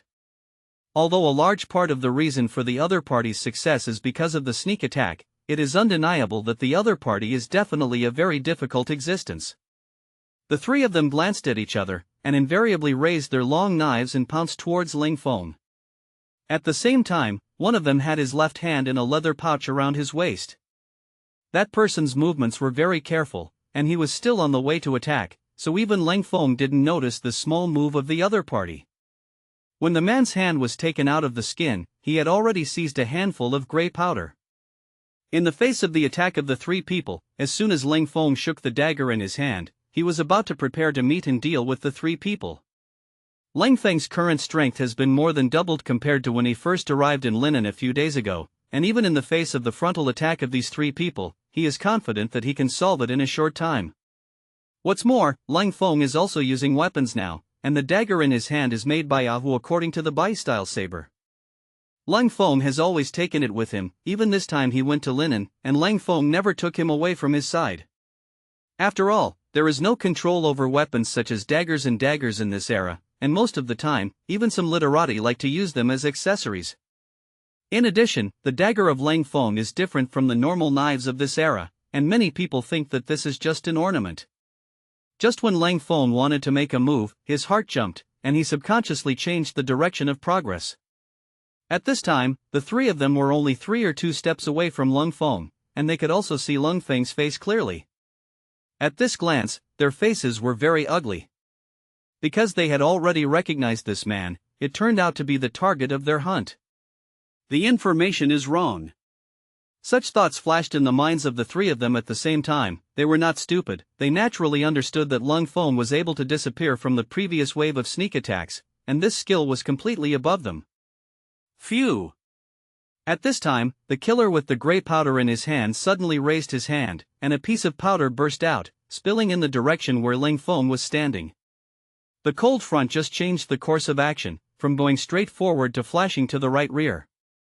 If he still attacked the three of them according to his original route, then he would definitely catch up with this grey powder. But I think, Leng Feng also knows that this grey powder will not be a good thing. Otherwise, there would be no alarm in their hearts. Although Leng Feng's realm is not very high, his actual combat ability is very strong, and he can often face opponents who are more powerful than him.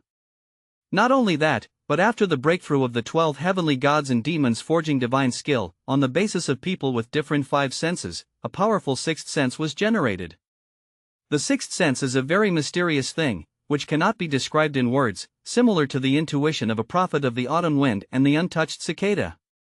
Leng Feng's 6th sense was originally very strong, but now it has formed an instinct.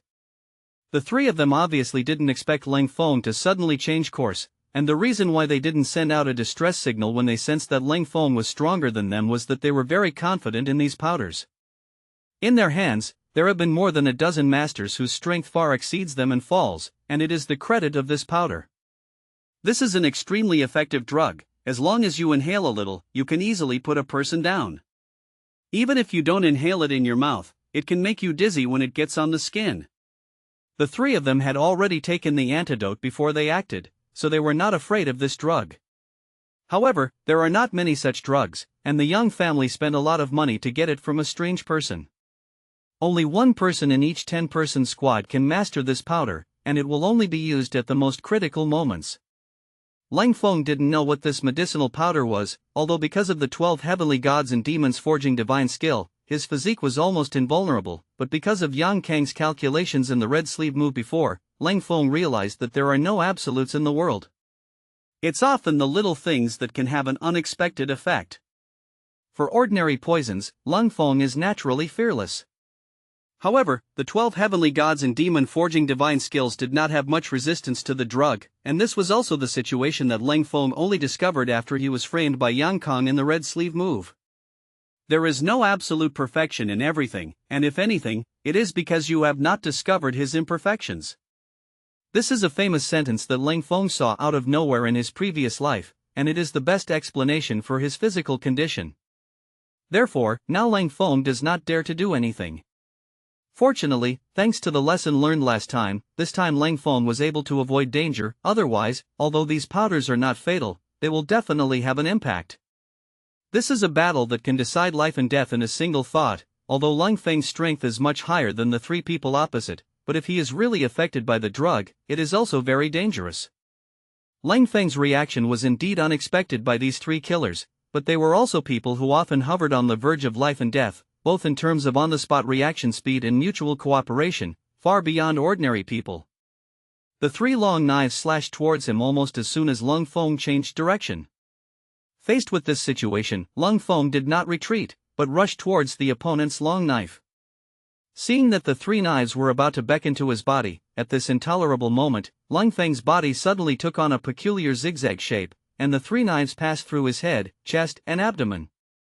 This shape is the second action in the 12 heavenly gods and demons forging divine skill. If Leng Feng is still the same as a normal person, then he will inevitably be killed by these three people. But at this time, Leng Feng's shape made all three knives pierce the air. Poof! The sound of a sharp weapon cutting flesh sounded, and the long knife in one person's hand fell to the ground, and at the same time covered his neck with his hand. It turned out that after Leng Feng avoided their attack, he quickly raised his hand, and the dagger in his hand directly cut the throat of one of them. This person was the one who had sprinkled the grey powder on Leng Feng before, and Leng Feng knew that he could only ensure his own safety by taking out the most dangerous enemies in battle. The remaining two killers were also quick to react, and almost before Leng Feng slashed the man's neck, they had already drawn their knives and retreated. It's an instinctive reaction they've cultivated over the years, and a missed hit is bound to follow. This time, however, the tried and true experience of the past failed to save them. Retreat, they did retreat. However, Leng Feng didn't plan to let them go, and at the moment when the two retreated, Leng Feng also followed like a ghost. Signal! One of them said. Good. The other nodded immediately. They had already understood that the strength of the cold front was not something they could handle at all. This time the operation had failed, and it had failed quite completely, and their team had almost to be accounted for here. In just a few breaths, there were only two people left in their team, and looking at Leng Feng's appearance, even the two of them were not ready to let go. It was the first time they had encountered such a situation beyond their grasp in the days of so many missions. It's not that I haven't encountered difficult bones before, but with their full cooperation, almost all of them have solved each other. At most, it is the loss of two players. But this time, if the rescue couldn't come in time, the two of them felt that they couldn't escape Leng Feng's poisonous hands. This was a killer instinct, and they could feel that the intense murderous intent revealed by Leng Feng had firmly locked them in. They are all too familiar with this situation. There is no escape, and only by fighting hard can we fight for a chance to live. Everyone knows that the one who follows child is the real master, and these people can only be regarded as small shrimps in front of that person. Somebody can come over? They have a chance to live. As soon as the conversation between the two ended, Leng Feng had already come to them and heard the conversation between the two people clearly. Leng Feng naturally wouldn't give these two people a chance, not that he was afraid of these two people calling people, but he really didn't want to make a big deal about it. Once people become aware of his role here, they may not be able to leave tomorrow. And more importantly, once Leng Feng's skills are exposed, it will definitely be a big trouble for him. Maybe at that time, many people don't want him to be able to leave Linen, and even the Emperor Lao Tzu may have different thoughts about him. Burst! Another sound of a sharp weapon entering the flesh sounded, and the killer who was about to give the signal went limp and fell down. At this time, there was only one killer left, and this person also knew that he couldn't escape, and he felt Leng Feng's cold killing machine lock him firmly. He didn't understand how his young master could provoke such a terrifying person, and this person was still so young. If he couldn't solve the other party here today, it would also be a huge threat to the Yang family in the future. This person is still very loyal to the Yang family, and even if he dies, he is still thinking about the Yang family. At this time, Yang Kong and the man in black were standing outside the alley, and the face of the man in black suddenly changed. It's not good, there may have been an accident. Then he turned his face to look at Yang Kong and said, "Child, you get out of here first, and I'll go over and have a look." In fact, Yang Kong was also a little apprehensive in his heart. After all, in their plan, Leng Feng should have been solved at this time, and his people would naturally withdraw back. But since they got the news that Leng Feng had entered this alley, several breaths had passed, and it was still very quiet. The quieter it is, the more it represents abnormality. After all, for such a long time, it is absolutely impossible for no movement to come. Whether his people have successfully completed the task, changed, or are in trouble, there will be a signal from there. There must be demons when things go wrong, and the more unreasonable things are, the more problems there will be. This reminded him of the person he had sent to follow Leng Feng before, but there was still no news from him, and it seemed that there must have been an accident with that person. At this time, Yang Kong hadn't found out that the person had escaped from Linen, and he thought that the person had just had an accident. So Yang Kong nodded, turned around and left in the opposite direction. At the same time, the figure in black flashed, and he was already a few meters away. Then several flashes in succession, and rushed directly into the alley. Just as he jumped to the roof, he saw a picture that made him angry, only to see the short blade in Leng Feng's hand just slash through the neck of the last killer. Glancing around the roof, he found that all of his men had fallen motionless on the roof, apparently killed by the man in front of him. Although the man in black had never seen Leng Feng, he could recognize that the person in front of him was the target of their operation. "You've hidden it well, and we've lost a team of men due to misinformation, but it's all paid for with your blood." This person looked at Leng Feng and said coldly. As the leader of the killers, he certainly understands the consequences of misguided intelligence, which can lead to the failure of the operation or the annihilation of his men. But even so, Leng Feng was still a dead man in his eyes. These killers are all trained by him, although these people are similar to a dog in his eyes, but it depends on the owner to beat the dog, let alone kill the dog. The man's eyes narrowed slightly, but they revealed a deep blue glow. This is a very peculiar pupil technique, which allows him to see everything in the night.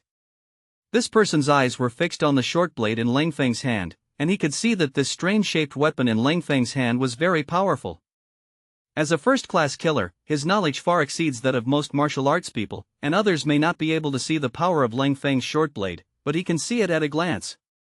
Leng Feng was able to eliminate the 8 killers under him, and there was no movement, which in itself showed that Leng Feng was very powerful. But this person didn't really take Leng Feng seriously. He knew that Leng Feng was just a young man who had not yet been crowned. No matter how powerful he was, how powerful could he be? At least, he has been on the rivers and lakes for most of his life, and later took refuge in the Yang family. Whether it is those famous factions in the rivers and lakes, or the palace inside, he has not heard of anyone who has reached the realm of first-class masters before being crowned. Even if he hasn't reached the realm of a first-class master, he is not far from that level. And he is a killer, all his skills are killing skills, even ordinary first-class masters can't please him in front of him. Under his sword, it is not that he has not killed first-class masters. Therefore, no matter how powerful Leng Feng is, he is not enough to see in front of him. Leng Feng also felt the oppressive power coming from the person opposite. This was not only a kind of momentum suppression, but also a strength suppression. This person is strong, but strong enough to pose a major threat to his own life. Leng Feng's face became solemn and sincere. He felt an extremely dangerous aura from this person's body, and his eyes couldn't help narrowing. This is an instinctive reaction of the cold front in the face of danger, and when they are special forces, they will react like this whenever they encounter a dangerous situation. Leng Feng knew very well that the strength of the person on the other side was definitely above him, and it was not a powerful 1.5, but it was able to produce an overwhelming advantage. In the face of this advantage, no matter how powerful the exercises are, they can't make up for it. This is like a child facing an adult. No matter how flexible a child is and how many routines he knows, he can't compete with the power of an adult's slap. According to the division of master levels in martial arts, Leng Feng is still in the ranks of third-rate masters, while the other party can kill first-class masters. Even if the other party has not really reached the level of a first-class master now, its combat power is quite terrifying. And Leng Feng is only a third-rate master now, although his actual combat ability is much higher and stronger than his own realm, even in the face of ordinary second-rate masters. But there is a big gap with the person opposite. After all, martial arts rely not only on natural skills, but also on the accumulation of time. Leng Feng crossed into this world, and it was only 2 or 3 months since he first practiced martial arts, and it was quite good that he was able to reach this point. Most people who practice martial arts are just a martial artist in their whole life, and they can't even reach the stream. Although the realm of a third-rate master is the lowest level in martial arts, according to Leng Feng's martial arts practice time, this progress is a bit terrifying. Judging from his age, some talented young people have started practicing martial arts since childhood, and they may be able to reach this point in a few years, and it depends on whether there are resources behind them.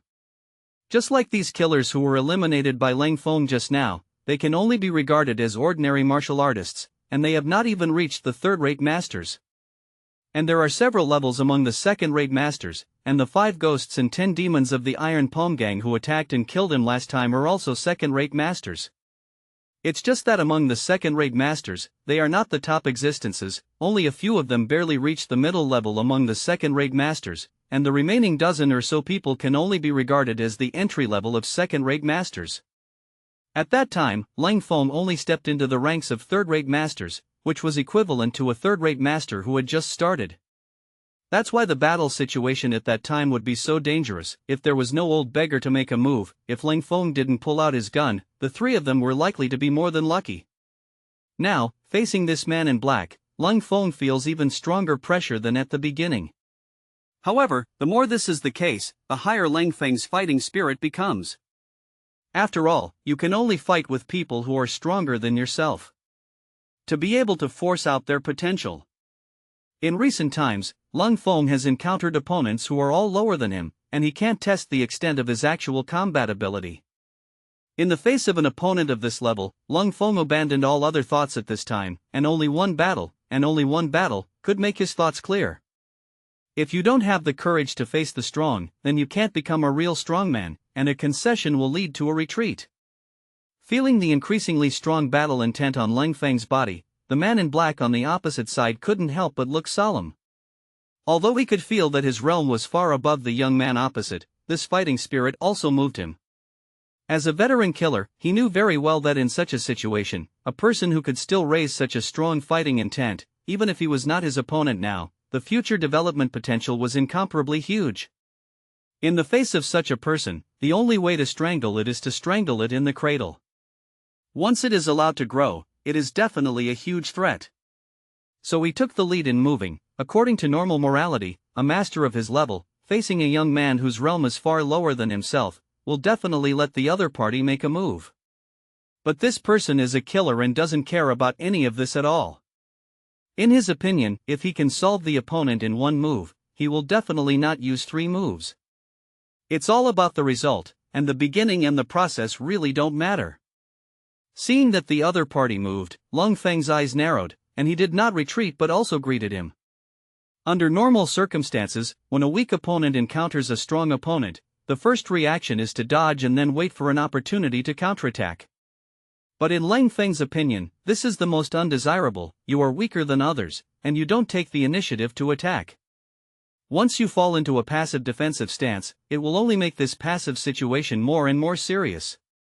The moves of the man in black are not so fancy, but each move is simple and effective, and it hits the point. Just by colliding with the ground, Leng Feng felt a huge force coming from the opponent's long sword, knocking him back several steps. You must know that Leng Feng has cultivated the 12 heavenly gods and demons forging divine skill, and his physique is by no means comparable to that of a martial artist of the same realm. Even most second-rate masters may not be as strong as his physique. However, in the pure strength competition, Leng Feng was still weaker than the opponent. However, this also surprised the man in black, who understood how powerful his sword was. In order to make a quick decision just now, he almost used 80% of his strength. In his opinion, his sword Leng Feng couldn't be blocked at all, but he didn't expect Leng Feng to not only block the attack of his sword, but also just took a few steps back, and then looked at Leng Feng's appearance, and it didn't seem to be hurt much. Sure enough, this son is not simple, and it must not be kept. After making up his mind, the man in black attacked even more aggressively. Leng Feng lifted the short blade in his hand and used all his strength to fight with him. However, 9 of the 10 moves are all attacks by the opponent, and Leng Feng can only occasionally fight back to attack 1 or 2 moves. After a few breaths, there were already dozens of moves, and the speed of the 2 sides was very fast, and the 2 figures were shuttling and jumping on the roof like ghosts. The place where the 2 of them fought was also moving rapidly, and in a short time it was 2 or 3 streets away from the alley where it had been. Fortunately, the 2 of them moved quickly, and they kept fighting on the rooftop, without attracting the attention of others. Only Yang Kong, who was in the distance, noticed the scene of the 2 fighting at the beginning. The man in black was more and more frightened, and through the first encounter just now, he had already seen that his strength should be far above Leng Feng. It stands to reason that in the face of such an opponent, he should be able to eliminate the opponent soon. But he didn't expect that Leng Feng was so tenacious, and many times he was able to dodge under his mortal sword. Although they did not fight for a long time, the speed and intensity were great.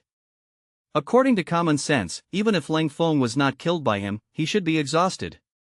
However, Leng Feng still looked alive, although he already had 2 sword wounds on his body, but the injuries were not serious. What made him feel even more incredible was that Leng Feng's 2 sword wounds only shed a little blood at the beginning, but after a few breaths, there was no blood flowing out of those 2 scars. And looking at Leng Feng's appearance, his actions were not affected at all, as if he had not suffered those 2 injuries.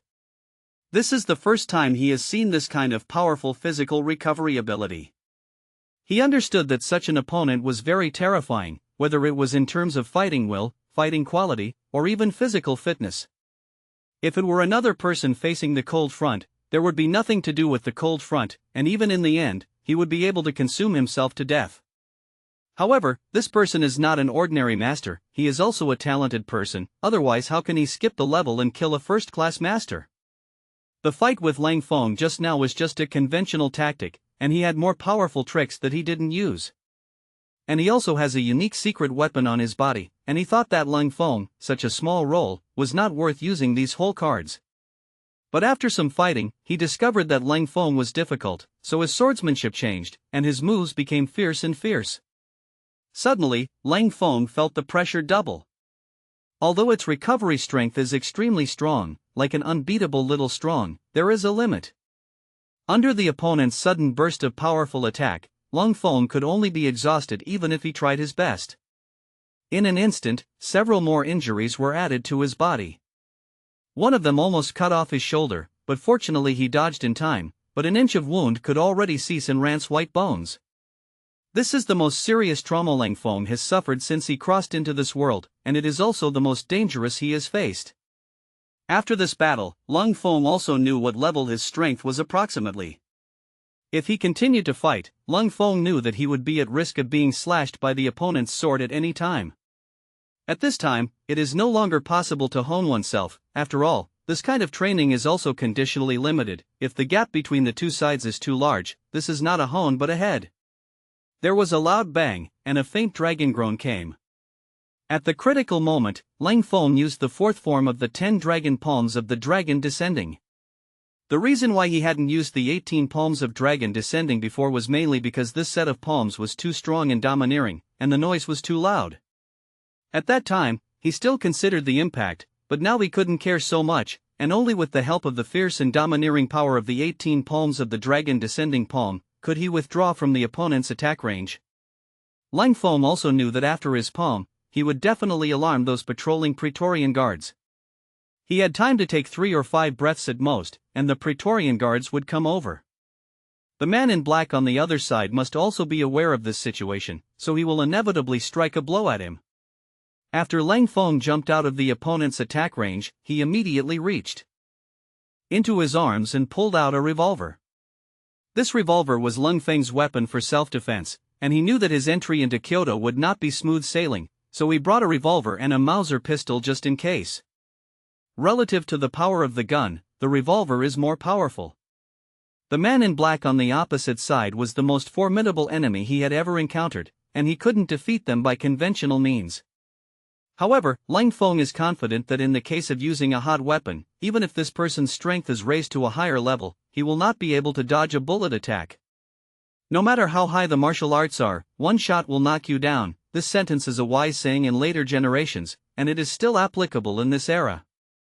Moreover, the people of this era have never seen such a weapon as a pistol, and have no experience in how to protect against pistol attacks. Sure enough, the man in black saw Leng Feng take out such a strange thing, and his expression was obviously stunned.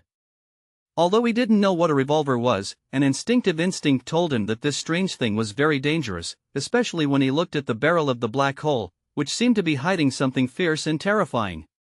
However, although he realized that the revolver in Leng Feng's hand could pose a threat to him, he had not paid enough attention to it. He thought that the revolver in Leng Feng's hand was something similar to a hidden weapon. After all, the barrel of the black hole was not used to look at it. Almost instantly, the man in black raised his sword again and rushed towards Leng Feng.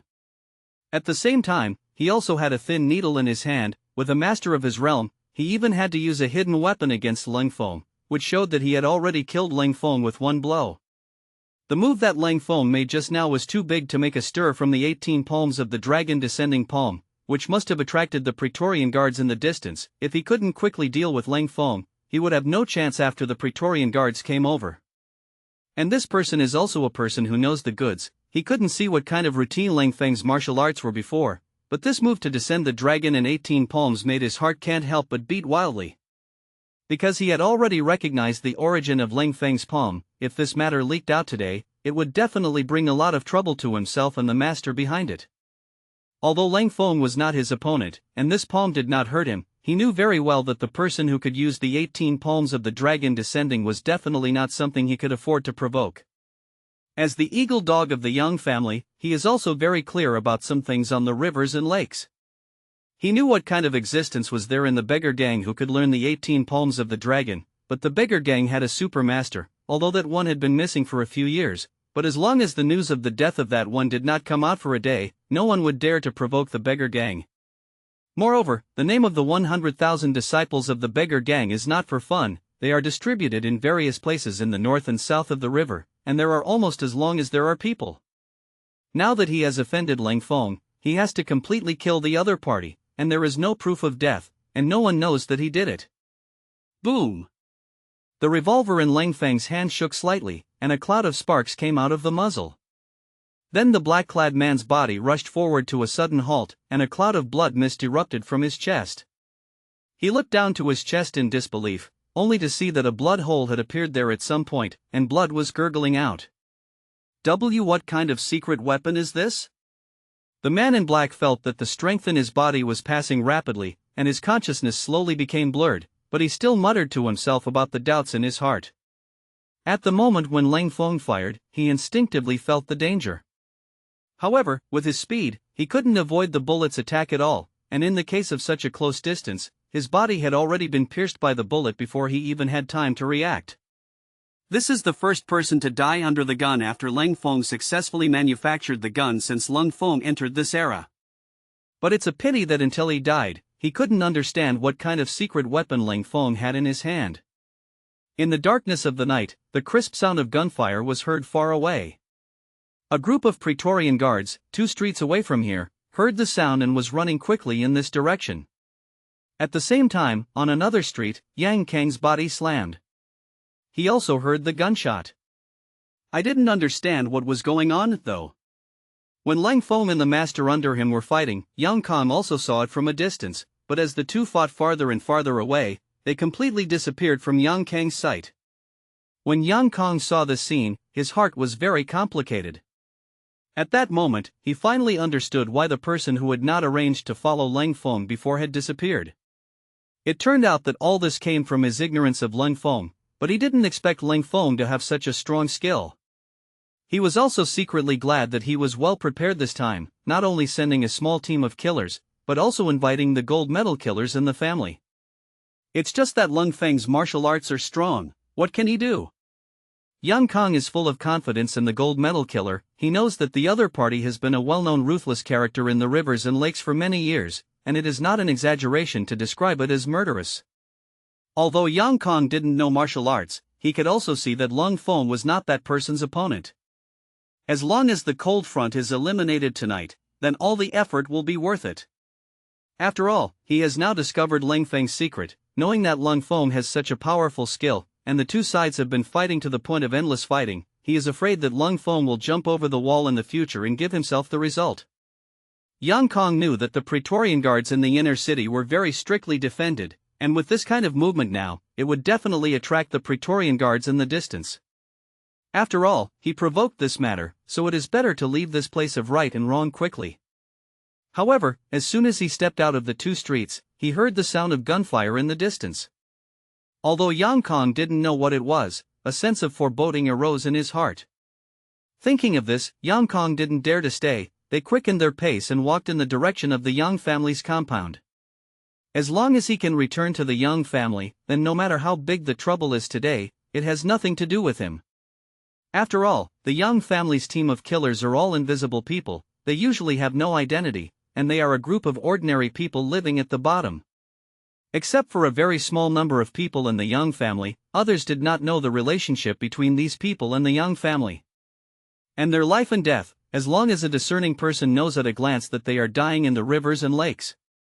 For these people in the rivers and lakes, the government's attitude has always been disliked, and at most it is responsible for helping them collect their bodies. Therefore, Yang Kong thinks that as long as he is not exposed, everything else will not be a problem. The fact is exactly what he thought. Even in the capital, there are not a few people who die in the battles every year. The Praetorian Guards were disgusted with these Jianghu people. As long as they found that the Jianghu people violated the law and discipline, they were almost all capital crimes after being caught in the capital, and even killed on the spot in most cases. After all, chivalry is the most disgusting to rulers in any era.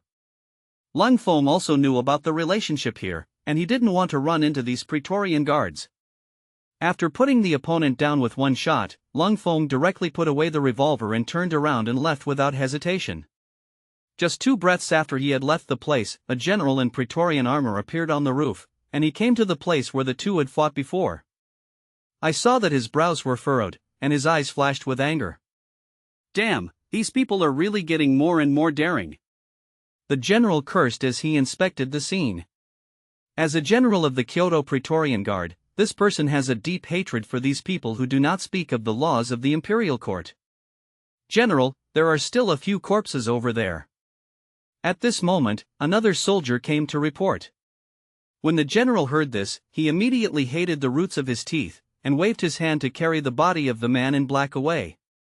When the general had led his soldiers to clean up the scene, a tall woman appeared on the rooftop, her body framed even more slender with long legs.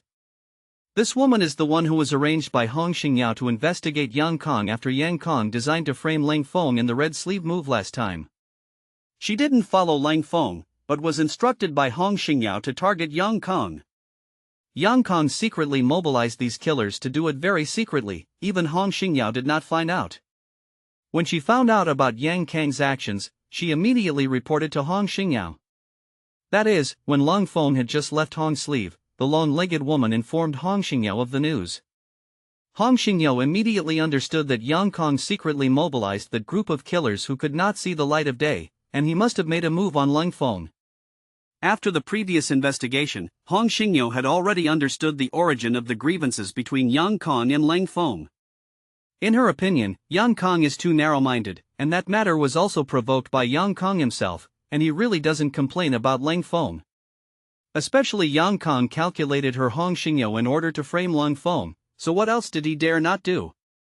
Hong Xingyao immediately instructed the woman next to her to let her protect Leng Feng, and by the way, give Yang Kong a profound lesson. Yang Kang's actions have made Hong Xingyao murderous towards him. According to Hong Xingyao's original plan, she is ready to punish the people around Yang Kong one by one. Then let the Yang family do it themselves and drive Yang Kong out of the Yang family. Now that Yang Kong has exceeded the bottom line, Hong Xingyao feels that it is time for Yang Kong to receive a lesson that he will never forget. Even if Hong Xingyao had murderous intentions towards Yang Kong, it was still the time to completely solve him at this time, and Yang Kang's fate was already sentenced to death by Hong Xingyao. However, what really dealt a fatal blow to Yang Kong was left to the Yang family themselves. This is the so-called murder and punishment. Didn't Yang Kong rely on himself to be a child of the Yang family? Then let the Yang family take matters into their own hands and send Yang Kong to hell. It can be seen that don't offend women, especially women like Hong Xingyao.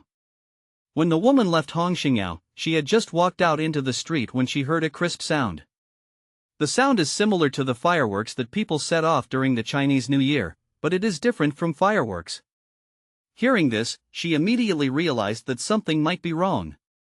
When she arrived, she happened to see the general of the Praetorian Guard, directing his soldiers to carry away several corpses.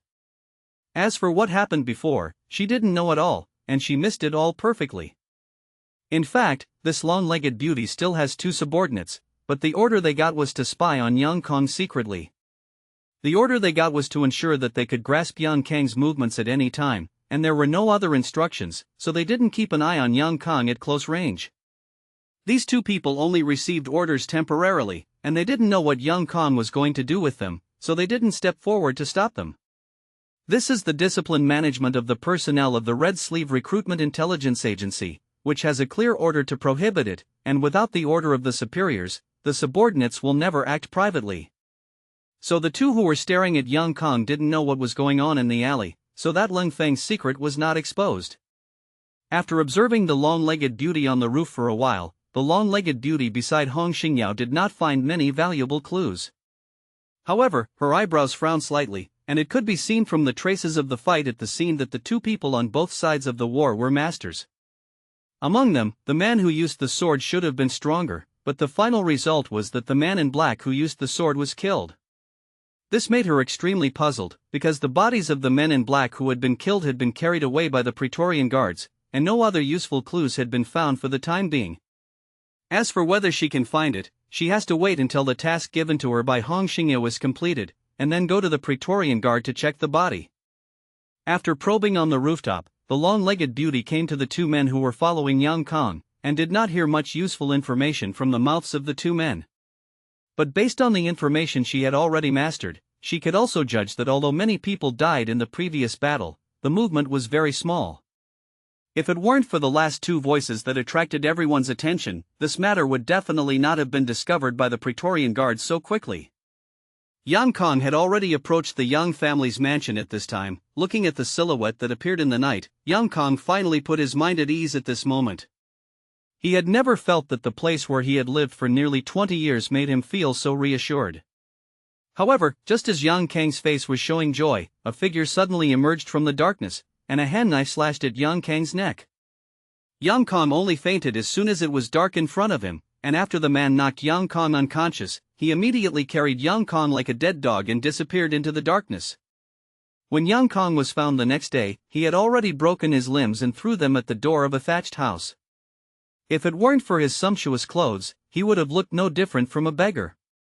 When the Yang family learned of this, their first reaction was to be furious. After all, Yang Kong is also a core disciple of the Yang family, and being beaten like this and thrown at the door of the thatched house is a naked insult to their Yang family. However, not long after this incident, the Yang family seemed to be the same as no one, and no one mentioned Yang Kang's beating again, and the Yang family's previous exclusion and suppression came to an abrupt end. After a period of time, although Yang Kang's limbs regained their mobility, they were driven out of Yang's house. Of course, these are all later words, and Leng Feng doesn't know about it. It wasn't until a long time later that he realized what had happened since he left here. When Leng Feng returned to the inn, he did not enter and exit normally as before, but sneaked in from behind. After all, he was injured in the battle just now, and even a fool can see his abnormality. Unsure if the innkeeper was continuing to spy on him, he chose to be on the safe side. In Linen City under the dark night, the long-legged beauty in Hong Xingyao left the red-sleeved move and appeared in the yamen of the Praetorian Guard. The Praetorian Guards were a force directly under the emperor, and they were a special presence in the capital. Although the commander of the Praetorian Guard was a military attaché of the third rank, its importance was no worse than that of the first rank of the imperial court. Moreover, without the permission of His Majesty the Emperor, no one can meddle in the tasks of the Praetorian Guard, and once it is violated, it is equivalent to the crime of treason. However, it was such a place that Hong Xingyao was able to directly enter their office space. And looking at it like this, she also enjoys very high treatment, which shows that Hong Xingyao's identity is very unusual. There were 9 corpses in the backyard of the Praetorian Guard's yamen, all of whom were dressed in black, but although the clothes were all black, the styles and fabrics were of different grades. One of them was dressed in black as the most special, and the fabrics and workmanship were the most elaborate. Next to the 9 corpses were bows and swords, corresponding to their original owners. It is clear that these men in black are all from the same force. However, since there were no signs on their clothes, it was impossible to identify them. Judging from the weapons they used, there is no source to trace, and these weapons were not obtained from formal sources, but were privately crafted by private craftsmen. Judging from the outfits and weapons used by these people, it can be judged that these people are from a certain force in the rivers and lakes. This situation will not be taken seriously by the Janissaries at all. The main reason why the corpses of these people were brought back was because they got instructions from Red Xingyao. Accompanying Hong Xingyao to inspect the corpses was not only the Praetorian Guard general who appeared at the scene at that time, but also a senior general in the Praetorian Guard. However, after questioning the general of the Praetorian Guard who appeared at the scene at that time, Hong Xingyao separated the two generals of the Praetorian Guard. These two people also know Hong Xingyao's identity, so they naturally understand what Hong Xingyao wants to do, and they are not qualified to participate. Look, Lord of the County, these people must have all died at the hands of the same person. In particular, these 8 people were all killed by a knife, and it can be seen from these wounds that the method of the person who shot it was extremely clever. Yes, this person's strength should not be weak. You can see that the palms of these 8 men in black have thick calluses, and the joints of their fingers are thicker than ordinary people, so it can be seen that these people are all well-trained masters. To be able to kill all 8 of these 8 people in a head-to-head battle, the person who shot is not only a master, but also extremely rich in actual combat experience. Looking at this man in black again, he should be a master of swords, and he is also proficient in hidden weapons, but his hidden weapon didn't have time to be sent out, and he was hit in the heart by his enemy with a more powerful hidden weapon. Hong Xingyao and the long-legged beauty observed very carefully, and from the injuries of these black-clothed people, they deduced the scene at that time. However, they fell into a misunderstanding, thinking that it should be a more powerful character who killed these men in black. As for Leng Feng, they didn't have the slightest suspicion at all. It was Hong Xingyu who knew that these men in black were Yang Kang's people, and the goal of these men in black was to target Leng Feng, and she didn't think that Leng Feng had the ability to kill all these men in black. Through the speculation of the two, they finally agreed that the deaths of these people must have something to do with Leng Feng, but Leng Feng may not know. It may be that someone didn't want Leng Feng to have an accident, so he took action to solve these men in black. Who did it? Even if the intelligence ability of the Red Sleeves in Kyoto is very strong, the identity of the other party will not be found out for a while. If you follow their way of thinking, let alone for a while, you may never find out who the person who did it is. Leng Feng didn't know the speculation of Hong Xingyao and the others. If he knew, he would definitely feel that it was not necessarily a good thing for a woman to be too smart. Sometimes, once the intelligence comes up, there will be more thoughts, and through a little clue, you can launch a lot of content. This is also a good thing for Leng Feng, which is equivalent to taking him out of this matter in disguise. However, what puzzled Hong Xingyao the most was what kind of secret weapon could have such terrifying lethality. Engaged in the traces of the discovery field, they can deduce that the strength of the man in black with the sword should be the strongest. Otherwise, the man who killed the men in black would not have fought from one street to another. Obviously, this person has been suppressed by the man in black, and even if he wants to, he can't do it. In Hong Xingyao's memory, it seems that he has never heard of a hidden weapon that can make a sound, which can penetrate the chest of a master in an instant. Hong Xingyao also saw that the chest of the man in black had been pierced with a blood hole in the front and back, and the heart infarction was torn apart. It's no wonder that Hong Xingyao has gone into a misunderstanding. After all, it is due to the limitations of the times. In her understanding, the secret weapon focuses on a secret word, mainly for people to be defenseless. Small in size, light in weight, and the smaller the sound when used, the better. If you make such a loud noise and attract the attention of the other party, then you will lose the meaning of the hidden weapon itself, and it is not as powerful as directly using the bow and crossbow. It is precisely because of these characteristics of hidden weapons that the power of hidden weapons to hurt people is generally much weaker than ordinary weapons. Seeing that the wound on the black-clothed man's chest was directly piercing through his back, this huge force seemed to be something that only the divine arm crossbow could do at close range. But the injuries caused by the divine arm crossbow will definitely not be like this, and the effect of the use of the divine arm crossbow is not so obvious. Hong Xingyao's doubts naturally had no one to answer for her, but this also aroused Hong Xingyao's great interest, and she was very interested in investigating what kind of secret weapon could have such power. This night is destined to be uneasy for many people. But after Leng Feng returned to the inn, no one came to disturb his tranquility again. Through the battle just now, Leng Feng had a gut feeling that the vortex in his body was about to have a result.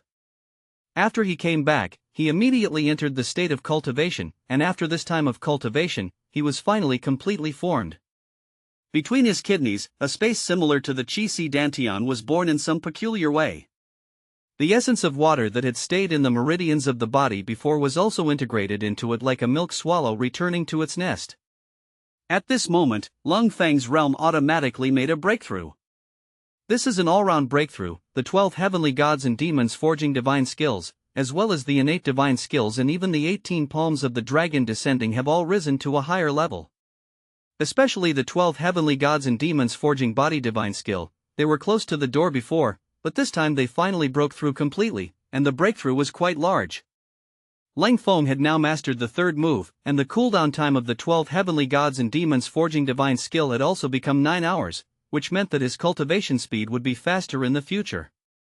His physical strength have increased by nearly half, which is very close to the strength of the 9 bulls. So in the second half of the night, Leng Feng sneaked out of the inn again. First of all, I found a small forest and dug a pit to bury my clothes that had been damaged in the battle. Then he sneaked into the Shieling Hall, came to the red cliff stone, and put his hand on this stone tablet. The special space formed between his kidneys, similar to the Qi Si Dantian, generated a huge suction force, and he took the initiative to attack and swallow the essence of water in the stone tablet. You must know that the first time Leng Feng touched the steel, he was sucked by this steel in a passive situation. Now it's the opposite, his hand can leave the steel at any time. It took less than half a stick of incense for Leng Feng's hand to leave the steel, and he could already feel that there was no trace of the essence of water in the steel. On the surface, the steel remains the same. But Leng Feng could feel that the stone tablet at this moment seemed to be missing something. In fact, the reason why this steel can attract Zhuge Longzhong is because he can feel a dignified breath from it. But now that this aura is gone, if Zhuge Longzhong stands in front of this stone tablet again, he will not have the feeling he had before. However, at that time, Zhuge Longzhong only felt the specialness of the stone steel, but he did not know how to make a special method. Knowing it, but not knowing why, is talking about the feeling in Zhuge Longzhong. Even if he is allowed to stand here now, Zhuge Longzhong will only have some doubts at most, and will not suspect that someone has done something to the stone tablet. The material of this steel itself is quite special, it is not an ordinary stone, but an existence similar to obsidian. However, it is not obsidian, but a water-based natural treasure, which can be stored in a place with abundant water power for a long time, and can absorb the essence of water. When the Taisho-sama found this stone, he thought it was obsidian. Because obsidian is a kind of thing that can ward off evil and drive away filth in the eyes of people in this era, it was made into a stone tablet and placed here. If it is put into the river again, it will go through thousands of years of changes, and it is likely that the essence of water quality will be produced again. However, Leng Feng couldn't wait that long, so he let this stone tablet be placed here. The essence of water in it had been absorbed by him, and Leng Feng felt that in the special space between his kidneys, a lot of water essence was stored. The surging feeling made him very frightened, he didn't expect that this stone tablet contained so much energy. But now he still can't use these water essences, so he can only put them in this space. Only after he had fully mastered the 9 movements recorded on this puppet figure could he begin refining these water essences. There are a total of 12 puppet villains in the 12 heavenly gods and demon forging divine skills, and Leng Feng has now obtained 9, and each puppet villain corresponds to an ancestral witch technique. Only after mastering the exercises on one of the puppet figures can you further practice the corresponding origin exercises. Leng Feng is now practicing the water ancestor witch technique, and only after he has fully mastered the 9 movements can he absorb and use the power. After absorbing these water essences, Leng Feng was in a good mood. After practicing for another night, Leng Feng walked out of the inn in good spirits the next morning. Today he had already vacated the room and was ready to leave Linen City. There was still a lot of work to do when he went back, and if it weren't for the liquor business, he would have left here long ago. To put it bluntly, Leng Feng felt that the water in Linen City was relatively deep now, and he couldn't grasp it a little. Although the commotion last night was not big, for the Praetorian guards, it was a slap in the face. After the general returned yesterday, he held an overnight meeting with the top brass of the Praetorian Guard and decided to carry out a major purge of the people in Linen. It was evident that the number and frequency of Janissaries patrolling the streets had increased. Every few steps, you can see some Praetorian guards, especially the interrogation of those Jianghu characters is more strict, but anyone who has a sign will be arrested. In the inn where Leng Feng lived, there were two people in the rivers and lakes who were dissatisfied with the search of the Praetorian guards, and they were arrested by the Praetorian guards directly on the chain. On the street, there were people in the rivers and lakes who were beheaded on the street because they resisted the investigation of the Praetorian guards. Because Leng Feng looks like a scholar, and Leng Feng has the qualification certificate to enter Beijing this time, no one is embarrassed for him. In fact, what these Janissaries didn't know was that one of the culprits last night was Leng Feng. Leng Feng did not meet with the Han family brothers and sisters. After all, the wind in Linen City was relatively tight at this time, and the identity of the Han family brothers and sisters was also relatively special, so it was better for everyone to go out of the city separately. In addition, the two brothers and sisters of the Han family are very young, and their own temperament does not look like people who are in the rivers and lakes, so as long as they honestly don't cause anything about it, there is no problem. Since Leng Feng had already said hello to familiar people yesterday, there was no need to visit them again today. As for the remaining jars of liquor, Leng Feng handed them over to the little Marquis Honggang and Feng Hai respectively, both of whom are partners in his future business, and the current jars of liquor should be samples. When Leng Feng left the inn, he found that there were still people staring at him from a distance. However, Leng Feng could feel that the people who were eyeing him this time were different from the people sent by Yang Kong once. They didn't have the slightest murderous aura on them, they just wanted to observe themselves. Leng Feng also knew about this. Yang Kang's group of people last night had been completely eliminated by him, and now Yang Kong must be at home in a panic. The person who keeps an eye on himself will definitely not be sent by Yang Kong. Then there is only one possibility, it is sent by the brothers and sisters of the Hong family. Of course, the biggest possibility is Hong Xingyao. Leng Feng knew that Hong Xingyao's identity was special, and coupled with the incident of last night, Hong Xingyao would definitely have doubts about himself, and it was normal to send someone to keep an eye on him. But in Leng Feng's opinion, this is nothing. Anyway, now he doesn't do illegal and criminal things, they can watch it if they like it. However, what Leng Feng didn't know was that just when he left the inn this morning, someone found Yang Kong with his limbs broken outside the thatched house. Because Linen City was full of Praetorian guards investigating people in the rivers and lakes, what happened to Yang Kong was also attributed to unknown people in the rivers and lakes. Even Yang Kong himself didn't understand who did it to him last night. After all, he was knocked unconscious when he was close to his mansion, and when he woke up, he found that he had been thrown outside the hut. And what made him even more frightened was that there was a huge pain in his limbs, which had obviously been interrupted by someone, and he had lost the ability to move. Shocked and angry, Yang Kong had just come to his senses, and it didn't take long for him to faint again. Of course, Yang Kang's most suspicious thing is Leng Feng. He had already seen Leng Feng's strength last night, but he had no evidence that it was Leng Feng's doing. And what happened last night can only be known to him, and he doesn't dare to tell anyone else. If you seriously investigate it, not to mention whether Leng Feng has a problem, first of all, he himself will not be able to escape the involvement. Even if Leng Feng refused the title from His Majesty the Emperor, but after the people had just met the saint, he also received the merit of being personally rewarded by His Royal Highness the Emperor. It has not been 3 days since this matter passed, and Yang Kong dared to send someone to assassinate Leng Feng. If this matter reached the ears of His Majesty the Emperor, even if he was a descendant of the Yang family, he would not be able to escape death. If he is replaced in normal times, with the ability of the Yang family, there is no problem in keeping him. But at this time, His Majesty the Emperor has just expressed an attitude, and you go to brush the tiger skin of His Majesty the Emperor. This is not a crime of disobedience, then what is it? Leng Feng didn't know what happened to Yang Kong. Leng Feng understood that Yang Kong must have appeared at the scene yesterday, but he didn't find him. Maybe this guy was hiding more secretly. As for going and solving Yang Kong now, Leng Feng didn't have this idea, but he still gave up. Although his strength has improved a lot last night, Leng Feng knows that Linen is still a place where Crouching Tiger, Hidden Dragon is located, and one Yang Kong can mobilize people who threaten his life, then the entire Yang family is tantamount to Longtan Tiger's Denver. After all, the Yang family has been operating in Linen City for decades, and it is far from being comparable to him, a person who has just crossed a few months. It's better to leave this place of right and wrong quickly, and after that, even if he is flooded, he won't be able to drown a single hair. When Leng Feng came to the city gate, his brows couldn't help frowning. Not far ahead, the Han family brother and sister were stopped by a group of Praetorian guards.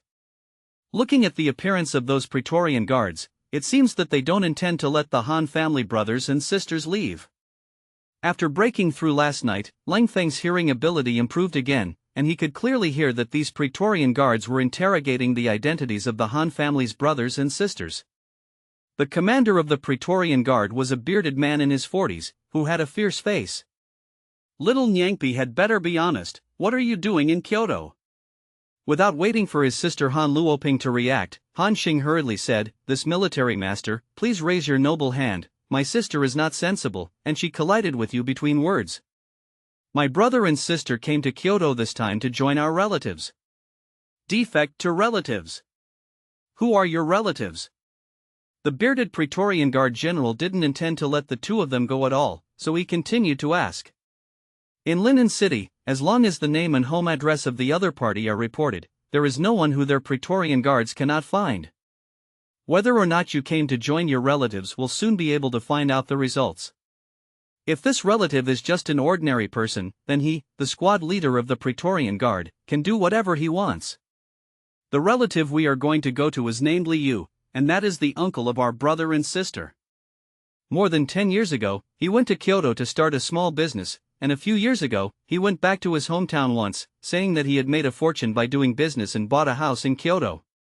No, our hometown encountered a famine, and the brother and sister came to their uncle to prepare for a living. But I didn't expect that my uncle's family was also downcast 2 years ago, and now they have sold their house and don't know where to go."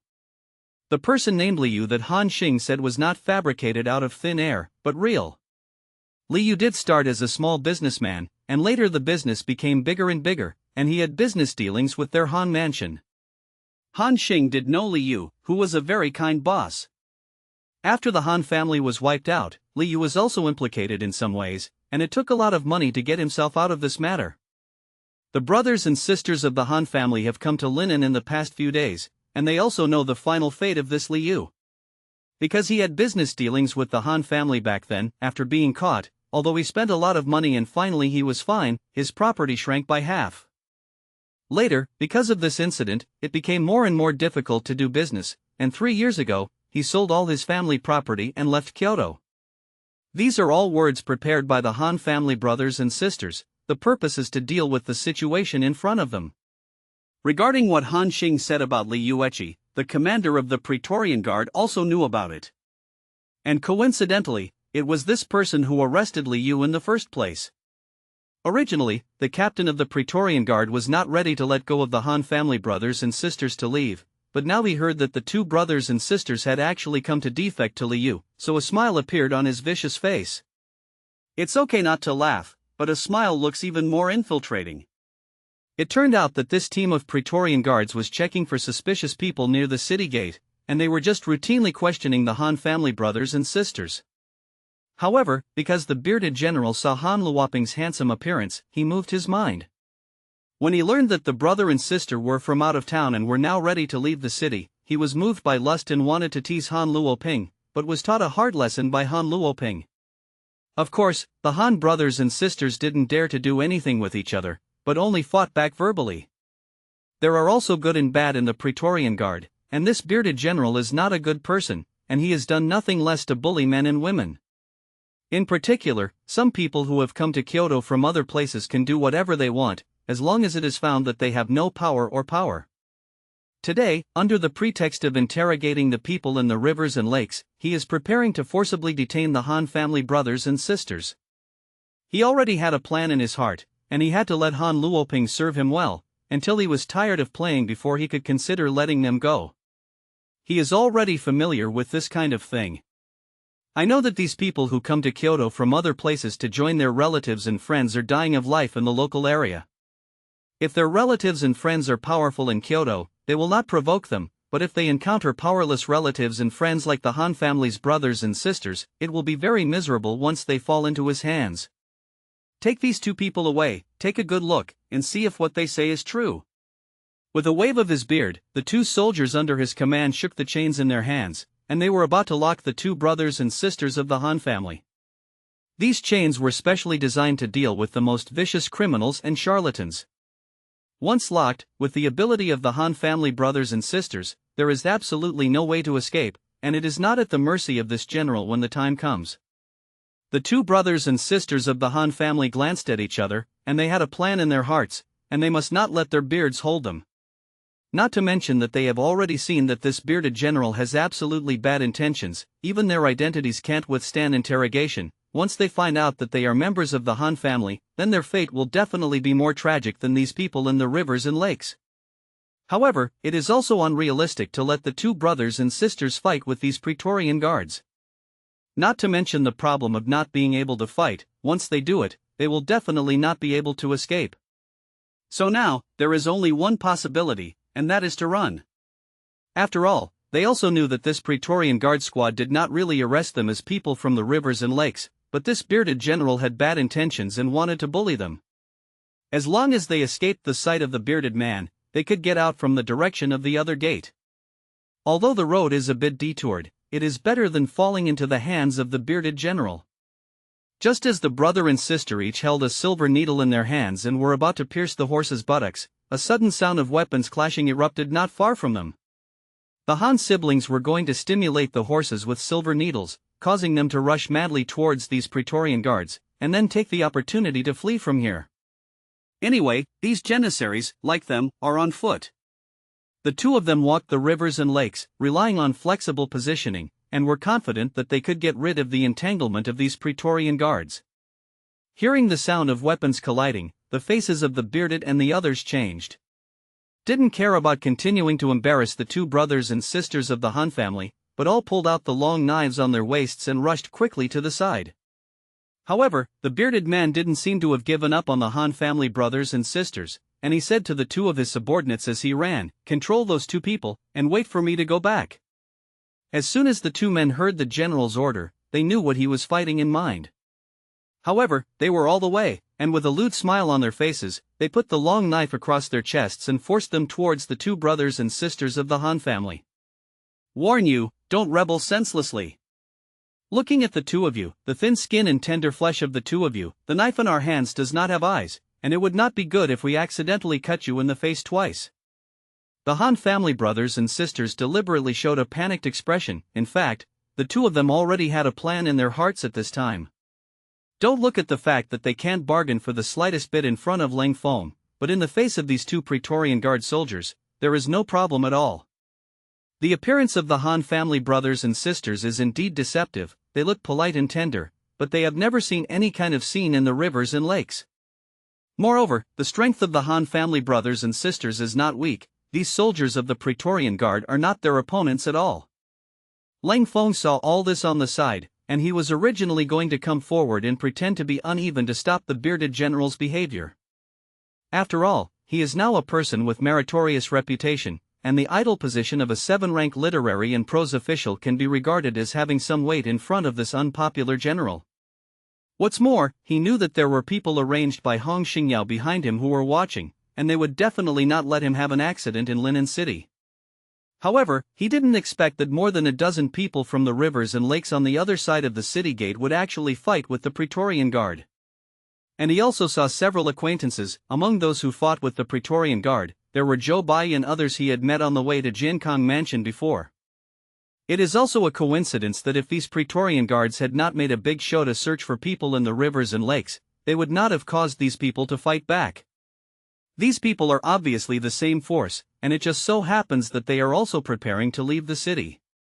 Since the Praetorian Guards didn't know which tendon was wrong today, they began to search the people in the rivers and lakes throughout the city. In order to cause unnecessary trouble, these people in the rivers and lakes also pretended not to know each other, and approached the city wall in batches. When a Praetorian Guard squad leader searched for them, a large amount of gold and jewels were recovered from the package one was carrying. When the bearded general saw the Han family brothers and sisters just now, he was motivated to control the Han family brothers and sisters. However, the captain of the squad who searched for gold, silver, and jewelry wanted to make money, so he wanted to arrest and examine the other party on the grounds that he was a person from the rivers and lakes, and the real purpose was to seize these gold, silver, and jewelry. As a result, there was a conflict between the two sides. The other party also knows what kind of goods these Praetorian Guards are, and since they have taken a fancy to this batch of treasures, it is useless to say anything. What the current squad leader said sounded, but he was just to check the identity of the people in the rivers and lakes to detain him. Once he was captured by the Praetorian guards, not only would these treasures be lost, but his life would also be murdered by the Praetorian guards. After all, seeking money and killing people complement each other, and they have been matched since ancient times. Since everyone's position at this time is in front of the city gate, as long as they rush through the obstruction of these Praetorian guards, it is completely high in the sky and let the birds fly and leap with the fish. The city gate defense in Kyoto is naturally extremely strict, but since there is no war in Linen, this morning's city defense army only symbolically sent a team to cooperate with the Praetorian Guard to search for people in the rivers and lakes. The city defense army and the Praetorian Guard army combined were only 100 people, and although there were still a few squads patrolling nearby, it would take more than a dozen calls to come over. Under the impact of more than a dozen people in the rivers and lakes, he could only barely hold the scene. The strength of Zhou Bai's people is very strong, and Leng Feng can see that they are similar to the man in black who was shot and killed by him yesterday. Therefore, these Praetorian guards are not their opponents at all, that is, Zhou Bai and others don't want to kill, otherwise the Praetorian guards would have suffered heavy casualties. But don't forget, this morning the Praetorian Guard stepped up the investigation of the people in the rivers and lakes, and it looks like they have all the people in the city of Linen. The people in the rivers and lakes are also very well informed, and although many people do not belong to the same force, they have contact information with each other. Soon, many Jianghu figures received the news, and they also wanted to leave Linen City as soon as possible. These characters disguised as civilians and mingled in front of the city gates to leave, and now they saw people clashing with the Janissaries, and it seemed that they could break through the blockade with more fire. These people are not stupid and know that this situation is happening now, and whoever wins or loses on both sides will be the worst outcome for them. Regardless of whether the Praetorian Guards win or lose, they will definitely increase the intensity of investigation and punishment of people in the rivers and lakes again. There is only one way out in front of them, which is to join them to deal with the Praetorian Guard, and then everyone escapes from Linen City together. So just as the bearded man and the others pulled out the long knives in their hands and rushed to the comrades who supported them in the battle, several knives suddenly attacked them from the side. Caught off guard, this group of more than a dozen Praetorian Guards was directly cut down to the ground. The scene became extremely chaotic for a while. Unexpectedly, at this time, the people in the rivers and lakes at the gate of the city also gathered dozens of people, although these people in the rivers and lakes are usually used to being free and loose, but at this critical moment of life and death, they began to choose to work together. In an instant, the defensive front of the city defense army and the Praetorian Guard army was torn to pieces by them. When it comes to personal strength, these people have the absolute upper hand. Under normal circumstances, the guards at the city gate should not be so weak. However, the Praetorian Guard was divided in the form of a wide net, forming a large net that enveloped the city of Linen. In this way, problems can be identified quickly, and mutual support can be provided quickly. Even the Praetorian Guards are like this, which shows that this dynasty has indeed reached the point of incorrigibility. Get out of the way, open the gates. At this moment, two people appeared in front of the Praetorian Guards. These two men were dressed in ordinary clothes and looked no different from the crowd around them. But when they spoke, that temperament changed, and suddenly a powerful oppressive force exuded from their bodies. Even in the face of hundreds of Praetorian Guards, their aura still shocked the generals of the Praetorian Guard.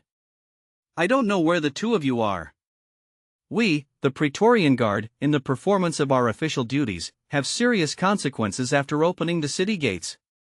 The general of the Praetorian Guard is a military capital Marquis, who can be regarded as a middle-level general in the Praetorian Guard. The highest commander of the Great Song Praetorian Guard was the capital commander, who commanded all the Praetorian Guards. Below it is the commander of the Shangdu, the military capital Yuho, the commander of the envoy, and the head. Like the bearded squad leader who stopped the two brothers and sisters of the Han family before, he is the head of the capital, commanding 100 sergeants. If there was no war, these commanders would not have taken all the sergeants under their command out of the barracks, and under normal circumstances, they would lead 1 or 20 men on a mission. The military capital Marquis you can command thousands of sergeants. Even in this place in Kyoto, ordinary petty official history will not be taken into account by him.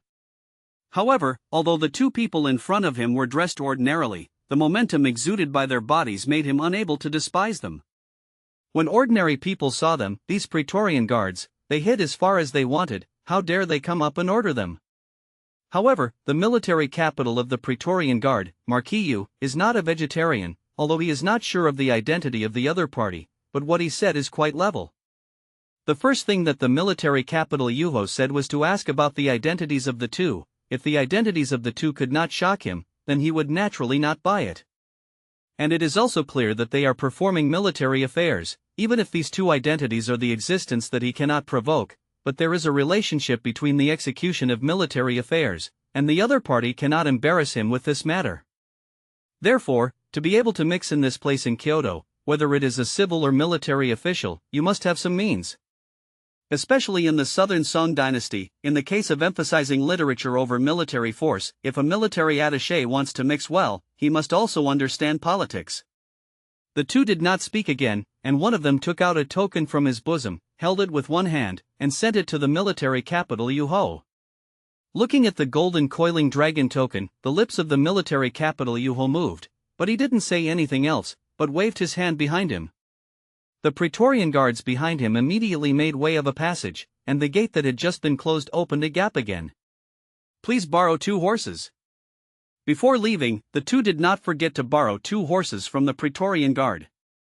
Now that the identities of these two people are known, then the military capital of the Praetorian Guard, Marquiu, will not offend them because of the 2 horses, and the key is that he can't offend the 2 of them.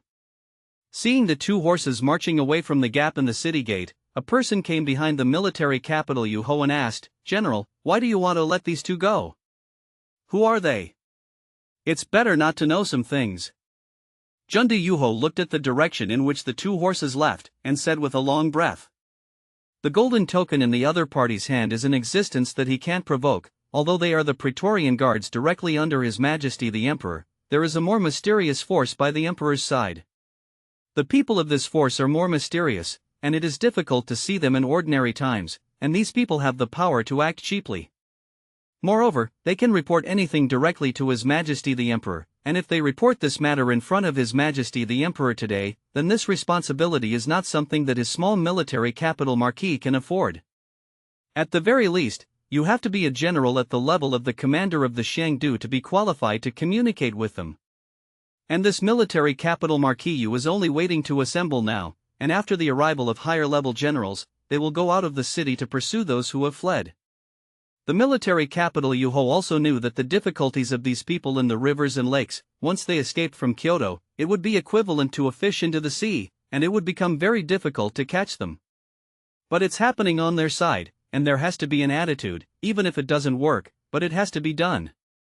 Leng Feng and the 3 of them had already run along the official road for dozens of miles, and they still didn't know how the Praetorian Guards in Kyoto had arranged. However, after dozens of miles of travel, I also passed through several villages and towns on the way, and those people in the rivers and lakes had long been scattered without a trace. In this age without any surveillance, it is very easy for a person to hide. This is also the reason why there are so many mountain bandits in this era. A few people hide in the deep mountains and old forests, even if there are thousands of troops, don't want to find them. After leaving the city gate, as long as he was not caught by the Praetorian Guards in a short period of time, then Leng Feng was not afraid that these Praetorian Guards would chase after him in the future. After all, they are not real people in the rivers and lakes, and when he did it before, he didn't make a move. The bearded man who coveted the Han family's brothers and sisters had already been cut by the people in the rivers and lakes. It's good to be able to save his life, but he doesn't have the heart to worry about the Han family brothers and sisters at all. That's why they will blatantly ride their horses on the official road, and in this case, it is safest to take the official road. After all, even if the Praetorian Guards chase it out, they will not take the official road as the focus of the investigation. Leng Feng guessed correctly, and not long after the 2 people who showed the gold token left the city gate opened wide again. A large number of Praetorian Guards poured out of the gates and began to chase after them. Although the city defense army did not release arrows to stop these people before, they still paid attention to the direction of their departure. It is true that most of the people in the rivers and lakes did not go from the official road, but left from different paths. There are also some people like Leng Feng. These people may not be people from the rivers and lakes, or people from the rivers and lakes who did not participate in the action, and they also took advantage of the chaos just now to leave. Most of these people walked from the official road, although the identities of these people are suspicious, but they didn't do it just now, so they are not the target of the Praetorian Guard. Therefore, there are not many Praetorian Guards on the official road. At least Leng Feng saw two groups of about 50 Praetorian Guards passing by them, and those Praetorian Guards just glanced at them and didn't pay any attention to them. After all, these Praetorian Guards are not the ones who have just been at the city gates, they are the elite of the Praetorian Guard, and the combat discipline is relatively strict. And they also have some understanding of the situation at that time, and they have the information of those who did it. Because of the image of Leng Feng and the three people, there is too much difference between them and those people in the rivers and lakes, but no one embarrassed them. As for the two people who were following Leng Feng, after they borrowed 2 horses from the Praetorian Guard, they also rushed towards the official road quickly. Although there is only one official road out of the city, there is a 3-way intersection 10 miles outside the city, and here is the famous Shirley Slope. Shilippo is the largest market town outside Linen City, and it is also a material transfer station from south to north. Naturally, this kind of place is also a place where people from 3 religions and 9 streams gather. Fortunately, the place of Shilippo is not large, only about a dozen standard playground sizes, and the buildings and personnel are relatively concentrated. When they tracked here, they still found no trace of Leng Feng, and they knew that it would not be easy to keep up with Leng Feng in time. Because there are many roads to and from Shilippo, among which there are 3 official roads. They knew Leng Feng's identity, even if he took advantage of the chaos to go out of the city just now. They also had reason to believe that Leng Feng would not leave by the same path as those people in the rivers and lakes. However, even so, these 3 official roads could not determine which one Leng Feng took. After all, these 3 official roads all lead to the north, and since Linjiang City is in the north of Linen, it is possible for Leng Feng to take either way. In the end, the 2 decided to go separately. One person took the same road, so that there was a great chance of chasing Leng Feng. If they were unlucky and neither of them encountered Leng Feng, then there was not much of a problem. Anyway, they were ordered to keep an eye on Leng Feng within this year. Although these 2 people were sent by Hong Xingyao, they were also approved by the emperor. Leng Feng refused the emperor's gift at the beginning, and it was impossible for the emperor to have no media in his heart, but in order to show his image of valuing talents, he still agreed to Leng Feng's request very generously. In fact, on the emperor's case, there were already files about Leng Feng and his performance after entering Kyoto. It is true that he values Leng Feng and others, but it does not mean that he will fully trust Leng Feng and others.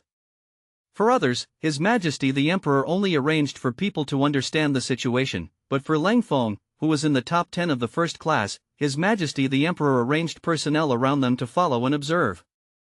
However, since Leng Feng and Zhuge Longjong were out of the game halfway, they naturally did not have the Emperor's eyeliner by their side. It's a pity that Leng Feng doesn't know Hong Xingyao's true identity, and those eyeliners arranged by the Emperor are all intelligence officers with red sleeves. When Hong Xingyao became interested in Leng Feng, he also took special care of him. Hong Xingyao has her own freedom to a certain extent, and she can use these intelligence networks to do things for herself. For example, the long-legged beauty is her henchman, and the personnel under her are her personal strength. But when it comes to the use of those at the highest level, it must be reported to the Emperor. The Emperor already had an impression of Leng Feng, and after listening to Hong Xingyao's opinion on Leng Feng, he also realized that Leng Feng did have a mystery. He hadn't thought carefully about Leng Feng's situation before, he just thought that Leng Feng was a genius young man. But after Hong Xingyao's report, he also realized that a person can hide for so many years, and now that he has such a good opportunity but refuses in person, there must be something they don't know. The Emperor's interest was aroused, and he also wanted to see what Leng Feng was doing to reject his offer. The Emperor is also gossipy, and he also wants to see if Leng Feng can take back the family property from the hands of the 2 uncles. The affairs of the world, whether it is the Emperor's family affairs or the parents of ordinary people, the fundamental reason is inseparable from a sharp word. In the royal family, in order to compete for the position of the 95 Supreme, the blood that can be killed is like a river. Although the common people do not have the cruelty of the royal family, for the sake of profit, there are many incidents of brothers turning against each other. Although the Emperor couldn't fully understand Leng Feng's situation, he also knew the danger in it. When Hong Xingyao reported this to him, he readily agreed, and instructed Hong Xingyao to come up with a trick of a divine soldier descending from heaven at a critical moment. In other words, if Leng Feng is cornered by his two uncles, then the person who is following Leng Feng can come forward and turn the tide for Leng Feng. The emperor also likes this bloody plot, or rather, it is his bad taste. In his view, this is a manifestation of his sympathy for the people. In this way, Leng Feng is bound to be grateful to him, and in the emperor's opinion, it is the best way to buy people's hearts. It's a pity that there are only two people who are following Leng Feng, and they are a little difficult in the face of the three forks in the road outside Shilipo. You can only choose two ways to follow it at random, and whether you can meet the cold front depends on your luck. However, these three official roads will not go on forever. As long as they walk another 100 miles, they will meet at a port. Even there, they couldn't wait for Leng Feng, they went directly to Linjiang City. I don't know if it's their bad luck or Leng Feng's luck, the two of them perfectly staggered the route Leng Feng took. In fact, for the two people who were following him, Leng Feng had long known that they would definitely follow him again. When he was at the city gate before, the reason why he chose to rush out of the city gate while he was in chaos was to temporarily get rid of the two people. Although Leng Feng could feel whether the two of them had any ill will towards him, there were people staring behind him, which always made people feel unpleasant. So after leaving the city, he ran for more than 10 miles in one go. It was only after 10 miles of slope that their speed slowed down. Leng Feng understood that the more forks in the road they passed, the slimmer the chances of the two of them being able to keep up with him. And Shilipo was such a place, many people in the rivers and lakes are also in Shilipo have changed paths, and some people continue to leave from the trail or escape into the mountains and forests. There are also some people who have connections in Shilipo, and they have got good horses and left directly from the official road. Leng Feng and the three of them swaggered on the official road, and when the second wave of Praetorian guards passed by them, Leng Feng had already determined that the two people who were following him should have gone wrong with him. Without tracking, I naturally feel much more comfortable, and the speed of walking is naturally slowed down a bit. The main thing is that dozens of miles down, even if it is a warhorse, it has to rest. However, Leng Feng's good mood did not last long, and when he passed the foot of a mountain, Leng Feng and the three of them were forced to stop. At some point, many branches were thrown at the road ahead, and 5 people with weapons stopped in the middle of the road. Looking at the other party's appearance, it is obvious that the person who came is not good. There is no need to guess, Leng Feng also knows that these 5 people in the rivers and lakes must have bad intentions. Leng Feng didn't know if the other party was trying to make money or kill someone, or both. Before he didn't know the other party's intentions, Leng Feng still acted according to the rules of the rivers and lakes. He tentatively hugged the other party and said, "Heroes, please make it convenient." Leng Feng didn't want to cause more trouble, and it was best to be able to pass. If the other party insists on not giving way, then he doesn't care about adding a few more lives to his hands. After breaking through last night, Leng Feng's sensory ability was improved again, and he could see at a glance what kind of realm level these 5 people were in. Second-rate master. However, it is the bottom of the second-rate masters. For such a role, Leng Feng is now completely qualified not to take it seriously. When he didn't break through yesterday, he was not the opponent of those men in black, but if he met the man in black today, he would definitely not be suppressed by the other party and would not have much power to fight back. After the 5 people on the other side heard Leng Feng's words, a hint of mocking smiles appeared on their faces. These 5 people were the people from the rivers and lakes who later joined the storming of the city gate, and when they were at the city gate, they also saw Leng Feng and the Han family brothers and sisters. In that case, most of the people in the rivers and lakes are on foot, but Leng Feng and the 3 of them are all leading horses, and they look so young that it is difficult not to attract attention. If it was an ordinary time, these Jianghu people would not have put their minds on the 3 Leng Feng, but now they need horses to leave here quickly. Moreover, they had already escaped from Kyoto, and this was not in Linen City, so they didn't have so many scruples. This is the case of chivalrous innocence, and once some people have mastered the power beyond ordinary people, they will become reckless. The strength of these 5 people is not weak, and all of them have reached the realm of second-rate masters, which is about the same as the strength of the 5 ghosts and 10 demons of the Iron Palm Gang who intercepted Leng Feng before. After escaping from Kyoto, these 5 people were very clever and did leave from the trail at first. However, compared to the official road, the path was equivalent to taking a shortcut, and they had already taken refuge on this hill half an hour before running with all their might. For those Praetorian guards who passed in the first two waves, they did not dare to provoke. And they also knew that the Praetorian guards were going to the next city to check the whereabouts of these Jianghu figures. They hid here to avoid the Janissaries for a while, and to grab some horses. Although these people are strong in martial arts, and their short-running walking is not weaker than that of horses, if they run for a long time, they are not as good as these stumbling animals. There were also a few groups of people riding through these in front, but they were not sure of the strength of the other party, so they did not act rashly. When Leng Feng and the three of them passed by here, they became their eyes. Sure enough, wicked people like to pick up soft persimmons and pinch them. But whether they are soft persimmons or hard persimmons, it's hard to say. You three little cubs, hand over the horses. Our brother is not an innocent person, and he can spare your life to go home to your parents. One of the bearded men spoke. Big brother, that chick is good. It's better to take her with you, and our brothers will have fun on the road. As soon as the bearded man finished speaking, an obscene-looking man behind him spoke. This guy looks like a roe deer, it's okay if he doesn't speak, and when he speaks, he looks like a rat who is alive and well. The third man is reasonable. Big brother, don't talk to these three little cubs, let's solve it quickly. These two little white faces are not good people at first glance, and they can't be kept. As for this chick, I look pitiful, so let's take good care of her brothers. A horse-faced man also poked his head out and said. Hearing the words of the rat spirit and the horse-faced man, a wisp of murderous intent burst out of the eyes of the bearded man who spoke before, and he said coldly, "Do it, just do it." As the bearded man's words landed, the rat spirit and the horse-faced man immediately pulled out the weapons they carried with them and pounced on Leng Feng and the three of them. As for the other three, they just didn't move, holding their arms and watching coldly. In their opinion, the three Leng Feng are just hairy children who have not grown up, and it is more than enough to solve their second and third problems. But what they didn't know was that the young man who could be manipulated at will in their eyes was a life-retaining Hades. At the beginning, when facing the pursuit of the 5 ghosts and 10 demons, Leng Feng was able to block the joint attack of the 3 most powerful of the 5 ghosts and 10 demons. Since that interception, Leng Feng's strength has improved by several notches, especially after receiving the guidance of the supermaster named Hanako. His actual combat ability is far from what it used to be. The behavior of these 5 people is tantamount to asking for their own death. The target of the horse-faced man's attack was Leng Feng, and in his hand he held a weapon similar to a mace.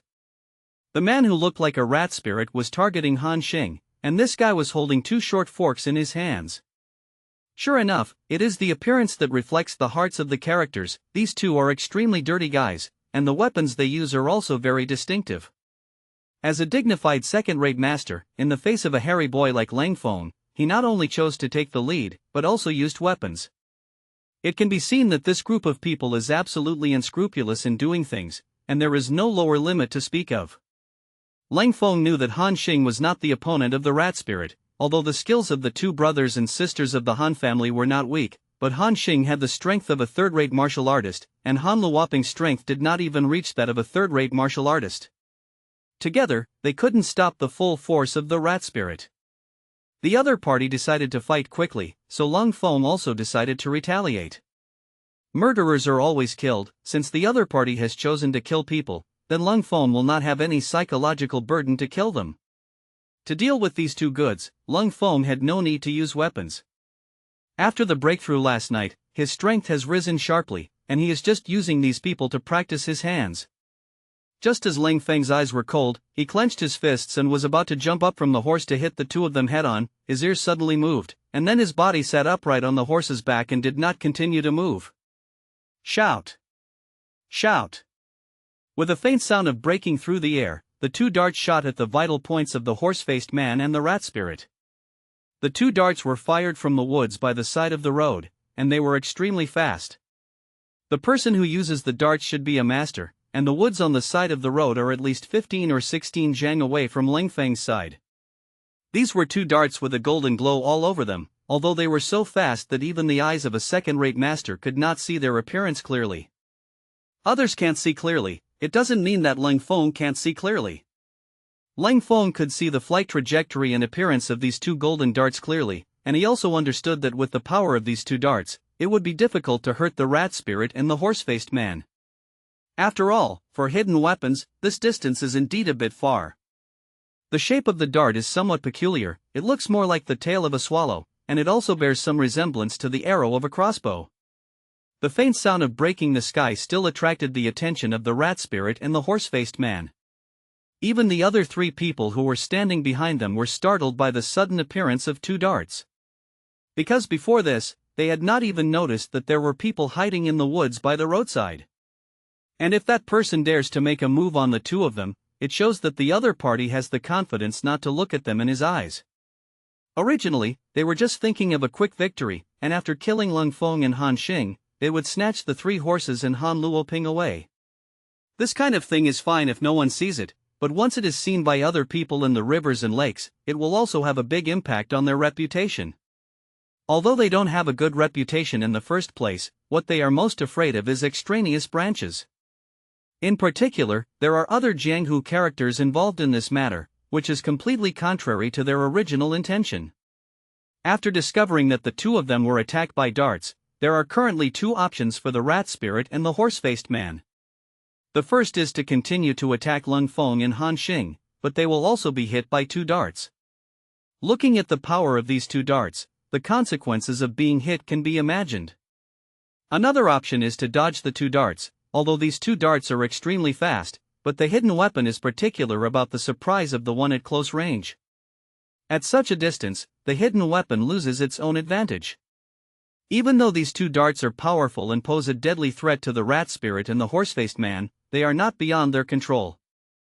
However, in this way, they will not be able to continue to attack the cold front. These people are all old rivers and lakes, so they naturally know how to choose in this situation. No matter what you say, your own life is still important, and there is no hurry to deal with Leng Feng and the three of them anyway, and they can't run away. Without much thought, the rat spirit and the horse-faced man subconsciously moved the weapons in their hands towards the hidden weapon block. The next moment, the weapons in the hands of the two of them successfully blocked the hidden weapon. However, at the moment when their hearts had just relaxed, they suddenly felt a sour feeling of numbness coming from their lower abdomen dantian. Before they could react to what was going on, they felt like a ball full of air suddenly bursting, and the strength of their whole body disappeared all at once. People who can reach second-rate masters, their qi dantian can already condense a true qi. At the same time, almost all the strength of the whole body is gathered in the qi dantian, which is equivalent to the engine of the human body. This is different from ordinary people. Most of the strength of ordinary people is scattered throughout the body, although the qi dantian is also very important, but compared to second-rate martial artists, it is equivalent to bicycles and cars. Bicycles don't need an engine, as long as the muscles of the human body can drive. Although the power of a car is more powerful, once the engine breaks, it is not as good as a bicycle. When something goes wrong with the engine, it's like a car running at high speed and suddenly it loses power. If it is running on the ground, there is not much of a problem, but if it is the engine of an aircraft, then such a problem can be imagined. Although the rat spirit and the horse-faced man are second-rate masters, they can't fly. Since Leng Feng and Han Xing were sitting on horseback, in order to better attack the two, the rat spirit and the horse-faced man jumped as high as possible. With their strength, they can jump up to a height of 3 to 5 meters. But Leng Feng and Han Xing were only about 2 meters on horseback, and they didn't need to jump so high at all. I don't know that these two people are to show their strength, and also to deter Leng Feng and Han Xing, they jumped up to a height of more than 4 meters from the ground. For Leng Feng and Han Xing, even if they are riding on horseback, they will also have a feeling of being looked down on. This is what the rat spirit and the horse-faced man want, and their idea is to crush them in momentum before they can get rid of these two little white faces. Because of their ugly appearance, these two people instinctively have a sense of envy, jealousy, and hatred for compatriots like Leng Feng and Han Xing, who can completely rely on their faces to eat. That's why when you make a move, you will choose this seemingly exaggerated and gorgeous action. When the hidden weapon attacked the two of them, their bodies were still in mid-air, and they could only use their weapons to block the hidden weapon. If they hadn't deliberately pretended to be forced, they wouldn't have given their bodies to others as targets. Fortunately, the person who sent out the secret weapon didn't want to take their lives directly. If the other party sent out several golden darts in a row, they would definitely not be able to escape. Under normal circumstances, this height would not be a big deal for the two of them. But when there was a problem with their chi si dantian, they couldn't raise a little strength in their bodies, and such a drop in height directly threw them to pieces. Blood oozed from both of their mouths and noses, and bones on their bodies were broken. All of this happened too quickly. From the time when the rat spirit and the horse-faced man started to make a move on Leng Feng and Han Xing, to when the two of them fell to the ground screaming, it was just something that happened in the blink of an eye. Before the rat spirit and the horse-faced man's three companions could react, the matter was over. When they saw their two brothers fall to the ground and wail, their faces became quite difficult. They still don't understand what happened just now. Their two brothers obviously dodged the dart attack, but why did they fall so badly? They didn't understand what was going on, but they knew that the rat spirit and the horse-faced man had a lot to do with the man who sent the darts on the side of the road. So the bearded man turned his gaze to the direction where the darts came out, and said, "I don't know who your excellency is, can you come out and see it?" "Ha, the 5 ghosts of Chishan. I didn't expect you all to be so good now." With a hearty laugh, followed by a voice full of sarcasm, the last man in a long robe walked out of the woods beside him. Joe is not easy. As soon as the bearded man saw the man in the long shirt coming out of the woods, he immediately exclaimed. Before Joe Bai reported their names, the bearded man knew that the other party was also a Jianghu person, and he was still familiar with them. The bearded man has a bad premonition, that is, the other party is not the same as them, and he may not deal with it. Now after seeing Joe Bai, it really proved that his conjecture was correct. Although the 5 ghosts of Chishan and Joe Bai have no personal grudges, Joe Bai and others have long been unaccustomed to their behavior. The most important thing is that there is discord between the two of them, and there is even more friction among the disciples under them. The 5 ghosts of Chishan are people from the Yin-Yang sect, and Joe Bai is a member of the 5 Elements sect, which is a notorious cult in the rivers and lakes, while the 5 Elements sect is an orthodox and famous sect. The contradictions between the two sides are inherently irreconcilable. Seeing that it was Zhou Bai, Leng Feng jumped off the horse, hugged the other party and said, "It turned out to be Brother Zhou, thank you Brother Zhou for your help." Leng Feng didn't expect that the person hiding in the woods by the road turned out to be Zhou Bai. He had felt that there were people hiding there in the woods on the side of the road, and Zhou Bai was not the only one. However, those people did not show hostility towards Leng Feng, and Leng Feng could guess that they should be those Jianghu people who stormed the city gate. Since the other party did not reveal any disadvantage to himself, Leng Feng did not pay attention to the other party's thoughts. The road goes to one side of the sky, and in this case, just take care of yourself. But what he didn't expect was that what was hidden inside was Zhou Bai and others, and seeing Zhou Bai like this, he had no choice but to help Leng Feng. The reason why they didn't make a move at the beginning was because it was not him Zhou Bai alone. When their senior brothers were at the gate of Linen City, they were the ones who took the lead in attacking the Praetorian Guard. Among the Janissaries' pursuers, they bore the brunt of the attack. In other words, a large part of the reason for these Praetorian Guards who chased them out was to track down their whereabouts. Once he makes a move, then it is likely that he is not helping Leng Feng, but will affect him. However, seeing what the rat spirit and the horse-faced man did, Zhou Bai knew that if he didn't make a move, Leng Feng might have to explain here. Once had a relationship with Leng Feng, and at that time he felt that Leng Feng was a very good young man and a person worth befriending. However, because they were going to the capital at that time, they were separated from Leng Feng in a hurry. I didn't expect that when I said goodbye, it would be in this situation.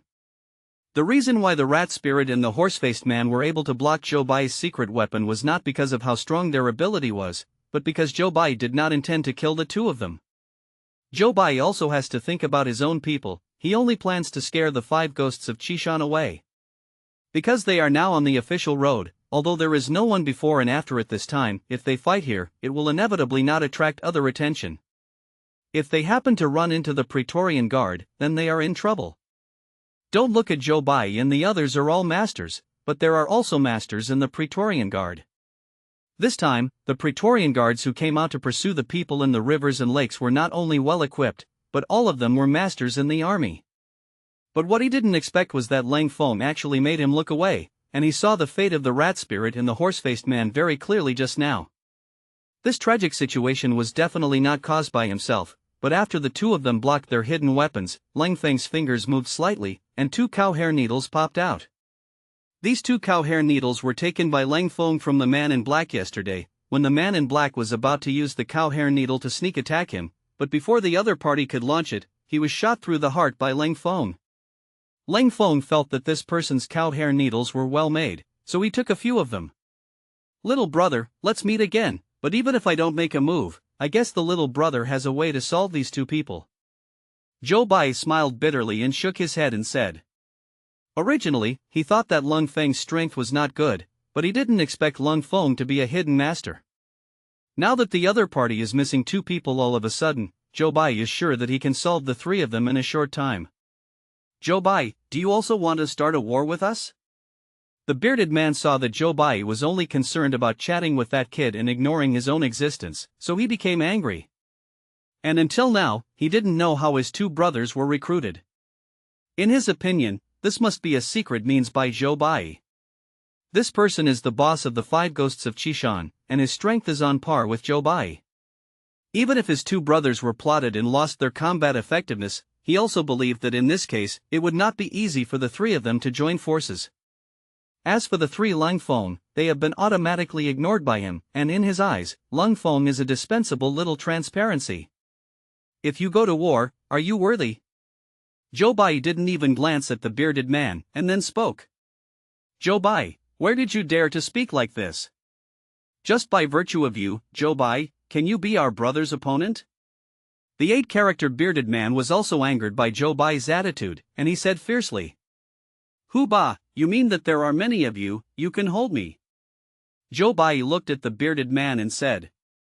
This time, Zhou Bai finally glanced at the bearded man, but it was better not to look at it. Zhou Bai's eyes were full of disdain. "Hu Ba." Hearing Zhou Bai shout out the name of the bearded man, Leng Feng felt funny. This name matched his image very well. "Yes, and how?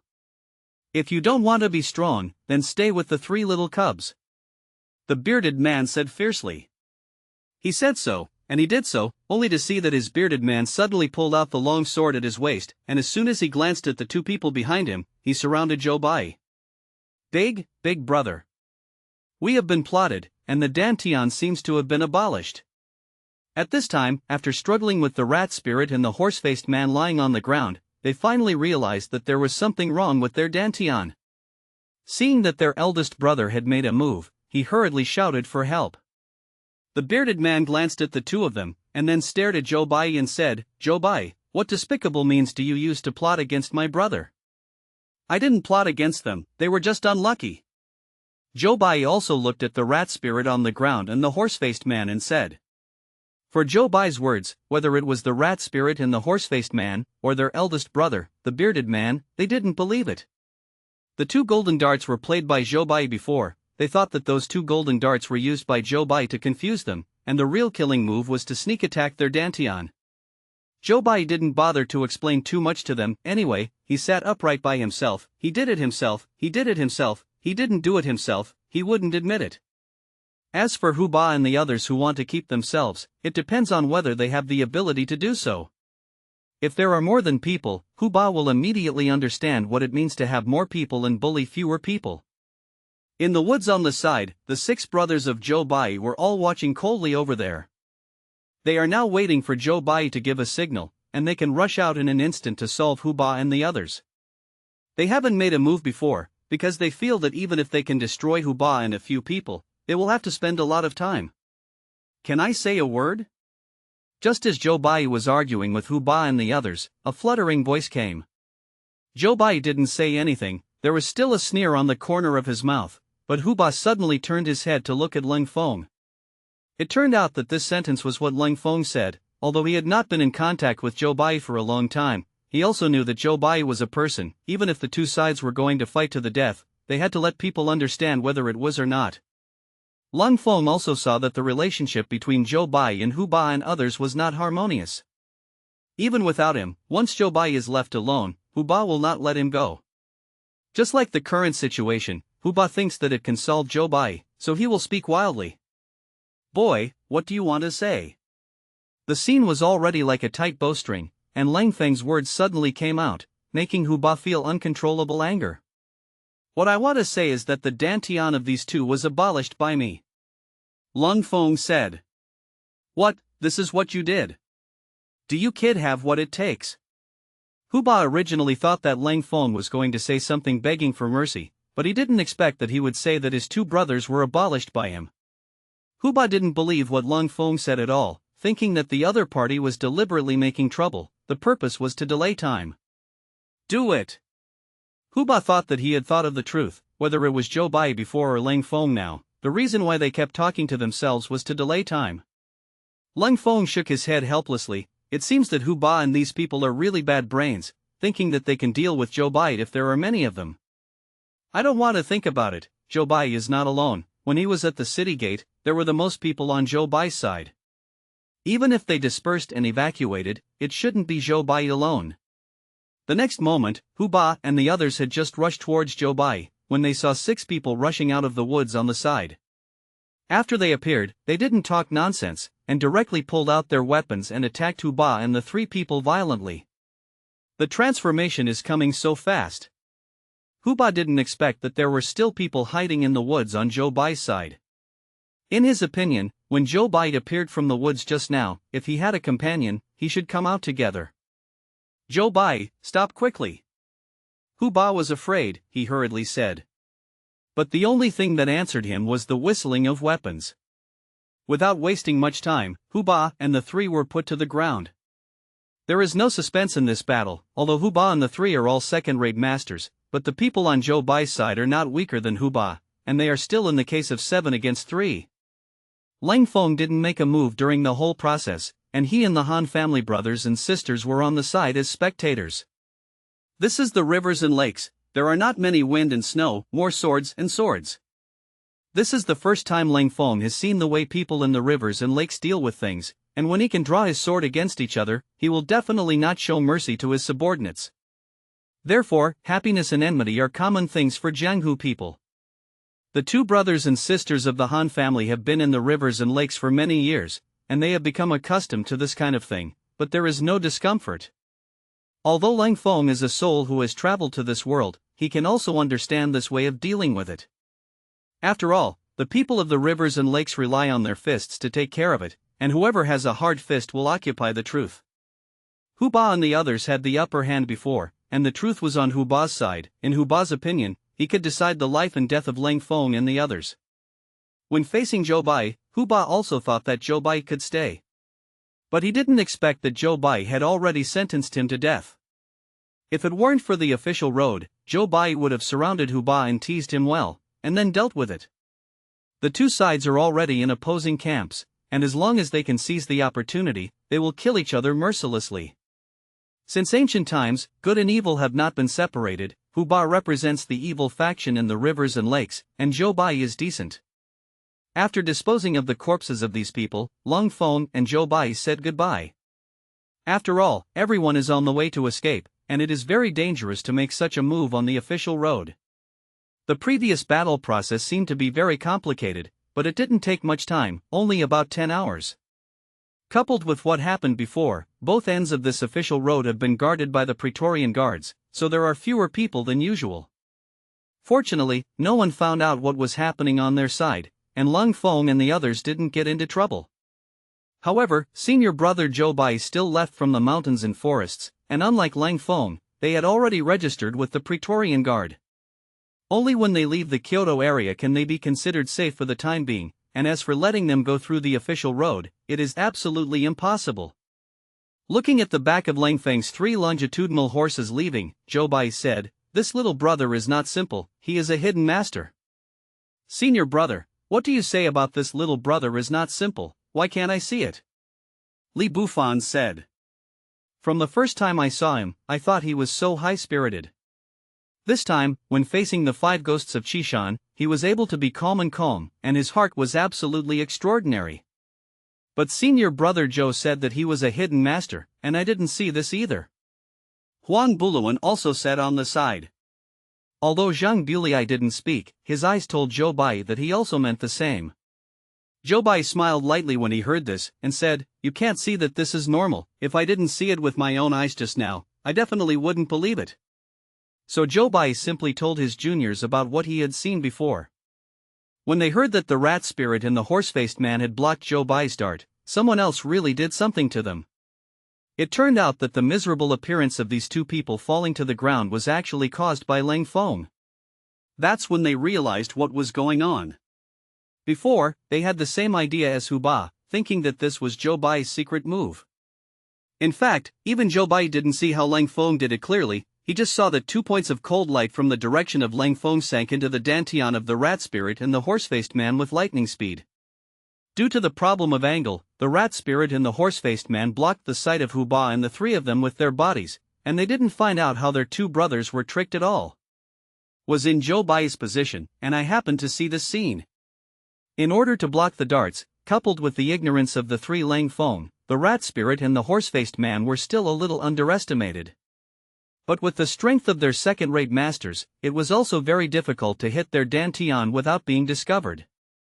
After all, for any martial artist, the dantian part is the place they pay the most attention to, and the defense is more strict. Leng Feng was able to abolish the dantian of those two people, and it could be seen that whether it was the timing or the means of the shot, it was not something that ordinary people could do. After Zhou Bai said this, his three junior disciples all felt that what they said was reasonable. It seems that they all looked away from Leng Feng, but they didn't expect a little boy to have such a high means. If this is the case, even if they didn't show up just now, presumably Hu Ba and the others will not be able to get benefits, and it is very likely that they will be killed by this young man. However, they will not regret making a move just now. One is to solve their sworn enemy Qishan 5 ghosts, and the other reason is that the relationship with Leng Feng is one step closer. It seems that when I go back this time, I must go to Leng Feng's hometown to be a guest. The last time a few people met Leng Feng on the way, there was only a brief exchange between the two sides.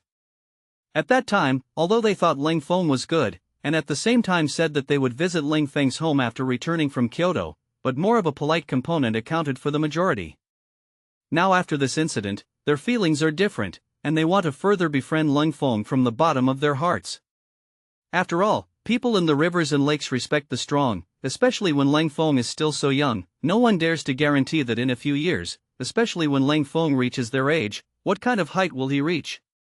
This is still that they didn't pay attention to the recent situation of the face saint in Kyoto. If he could know that Leng Feng was also among them, and caused a series of things, he must have paid more attention to Leng Feng.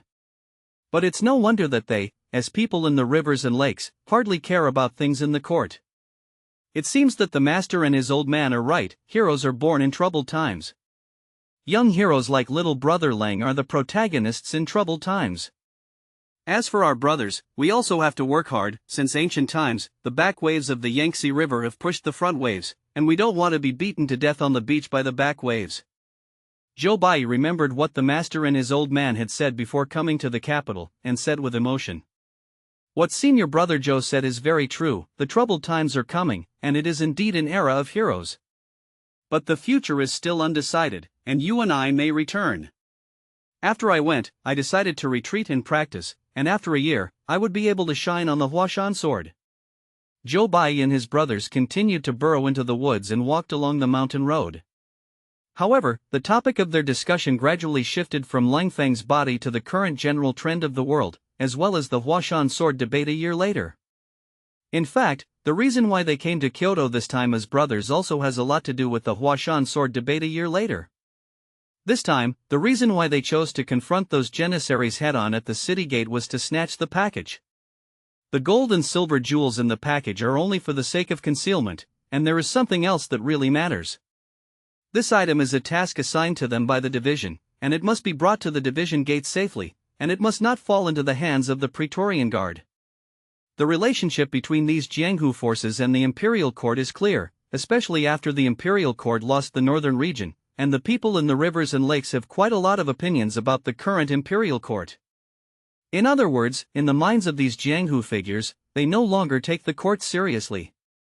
Some Jianghu sects have a long history of existence, much longer than the imperial court. Their views on the general trend of the world are clearer, knowing that the current imperial court is in turmoil and may collapse at any time. In this chaotic period of changing dynasties, everyone has their own plans. A year later, for these people in the rivers and lakes, the Huashan Sword debate was also to determine their views on the situation in the world in the future. Their idea is to be able to form a consensus and decide whether to join the WTO or escape from the world, or to participate in the competition for domination of the world. Leng Feng didn't know what Zhou Bai and others thought of him, and to be honest, his opinion of Zhou Bai's people had also changed.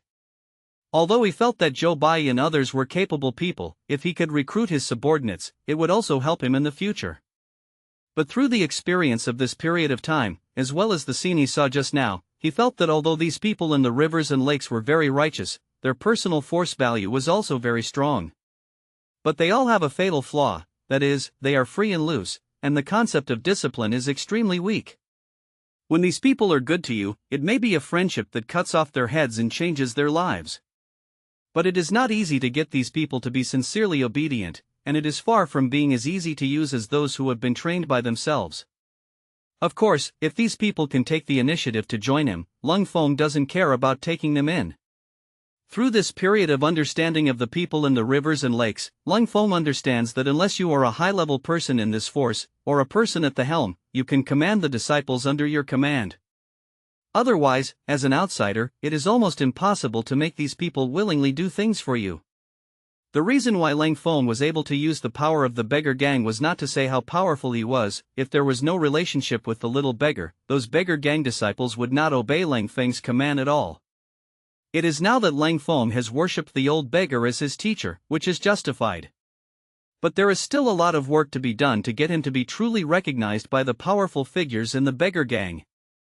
That's why Leng Feng wants to develop his own forces, and only the team he has established with his own hands belongs to him. On the way back, Leng Feng and the Han family brothers and sisters didn't care about the scenery along the way, except for the necessary rest. The rest of the time was in a hurry. Compared to the last time I went to Linen, it took me 2 days to come back this time. When they returned to Linjiang City, the 2 spies who were in charge of tracking them were still more than a day's way away from Linen City. After the 2 of them met at the confluence of the 3 official roads, they didn't find any trace of Leng Feng, so they waited there for another day, but they still didn't wait for Leng Feng. The 2 of them felt that it was not a matter of waiting, because they couldn't be sure if Leng Feng had already passed here. If Leng Feng had already left, it would be a waste of time for them to wait, so they decided to go directly to Linjiang City. Then find a place to live there and conduct a year of secret observation. Because they received the task of not only tracking and understanding Leng Feng's situation, but also understanding Leng Feng's surrounding social relations, especially paying attention to his family property competition. After all, this is an order from the emperor himself, and the emperor's secret decree in their hands can be taken out at a critical moment. In other words, Leng Feng's trip to Kyoto this time was very successful, and even aroused the emperor's interest in the competition for their Leng family's property. Even without all the foreshadowing before, just by virtue of the emperor's interest in him, all the efforts made by the 2nd and 3rd uncles can be in vain.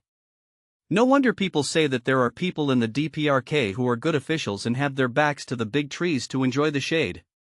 Now there is His Majesty the Emperor standing behind Leng Feng, even in the Southern Song Dynasty, the court that is about to perish, with His Majesty the Emperor standing behind him. As long as it is in the land of the Southern Song Dynasty, everything will be fine. However, Leng Feng didn't know about this. He just knew that someone was following him, and he could guess the general identity of the people who were following him. He was wary of this group of people, and he wouldn't have thought that these people would play the role of helping him slap his face while tracking and monitoring him. In fact, all this is the reason why the emperor's bad taste accounts for the majority. This has come and gone, and Leng Feng has left Linjiang City for more than half a month. When passing by the wharf of Linjiang City, Leng Feng deliberately paid attention to it and found that there were indeed more cargo ships coming and going on the wharf outside Linjiang City. Although these ships are covered with tarpaulins, judging from the high bulging cabins and the waterline of the hull, the cargo in the ships should not be light. Others may not know where these ships come from, but when Leng Feng was in Linen City, he had seen the secret marks of the Feng family's caravans, and he knew that these were the Feng family's cargo ships, most of which were used to transport grain to him. Sure enough, after some searching, Leng Feng saw many beggar disciples on the dock scattered in all corners of the dock. These were all arranged by him before, and Leng Feng understood that the transportation of grain of such a scale to Linjiang City would definitely attract the attention of people with a heart. These beggars are distributed on the docks for the purpose of keeping an eye on some suspicious people. At the same time, it is also to confuse the public and make it impossible for others to find out the news. These are all the intelligence systems that Leng Feng established before, and Leng Feng's current intelligence system is still based on the beggar gang disciples, and when the first batch of personnel he trained comes out, the intelligence system can become diversified. Although the beggar gang disciples are very confusing, their information is still too simple. For example, intelligence is their specialty, but most of the intelligence they find is also low-end. In terms of infiltration, there is nothing the beggar gang disciples can do. These are all things to be done later, and there is no rush now. The two batches of grain purchased before and after the cold front were stored separately, on the one hand, because of the need for preservation, and on the other hand, it was also better to hide people's eyes. This part of the grain, in the name of the Feng family firm, was set up in a warehouse not far from the wharf in Linjiang City. This time, a large part of the grain transported by the Feng family was stored in this warehouse, and there were some men guarding it on the surface, but secretly there were also a lot of beggar disciples monitoring the surroundings. After all, 500,000 taels of grain is already a huge amount of grain in Linjiang City. Even if there is no problem with the security of Linjiang City, Leng Feng will not take it lightly. In addition, Leng Feng had previously arranged for the grain purchased by people in the south to be transported to Hongshanzhuang in a fractional way. There is also a small dock at Hongshanzhuang, but there are not many boats parked at that pier, and 1 or 2 boats are brought in at a time, which will not attract the attention of others. As for the other items sent by the Feng family, they were also sent to Hongshanzhuang in this way. Since the old name Huazi came to Hongshan Villa, the number of beggar disciples in Linjiang City has suddenly increased. Especially near Hongshanzhuang, you can often see the beggar disciples on the roadside. For this situation, he had already seen it when Leng Feng left. Anyway, it was a good thing for him. It increased the guard strength of Hongshan Villa, and it didn't cost him much money. This deal is definitely a good deal, and of course, Leng Feng also knows that all this is relying on the influence of the old beggar. Since Leng Feng had written to inform Chai Bo and the others before, there were no familiar faces from Hongshanzhuang on the dock. Here, the goods contact with the Feng family are the people who were eliminated and transferred to logistics support among the group of trainers recruited by Leng Feng. These people are all unfamiliar faces to Leng's second master and Leng's third master, and most of these people are people who have fled from the north. So for a while, it didn't attract anyone to notice that Hongshanzhuang was related to this batch of grain. It was Leng Eri and Leng San. They also paid attention to this situation at first, but they couldn't meet the owner of this batch of grain, but they only learned that it was a grain transit warehouse established here by a big grain merchant in the south. Of course, such a large amount of grain entering Linjiang City has also attracted the attention of the government. However, after Lin Changsheng arranged for someone to inquire about the matter, there was no follow-up. In fact, all of this has been arranged by Leng Feng, and to a certain extent, Leng Feng and Lin Shengen are now people in the same boat. And this time when he entered Beijing to face the saint, Lin Shengen also kept track of the news over there. Although Leng Feng refused the title of His Majesty the Emperor, his current rank of meritorious official position is higher than that of Lin Shengen. The county magistrate no longer regards Leng Feng as a junior, but as a person of other generations. After Leng Feng walked around the dock, he found that there was no problem here, so he took the Han family brothers and sisters straight to Hongshan Villa. After leaving for more than half a month, Leng Feng found that the changes were still quite big. In the past, the road from Linjiang City to Hongshanzhuang was relatively depressed, but now it is obvious that there are many pedestrians and vehicles. Among them,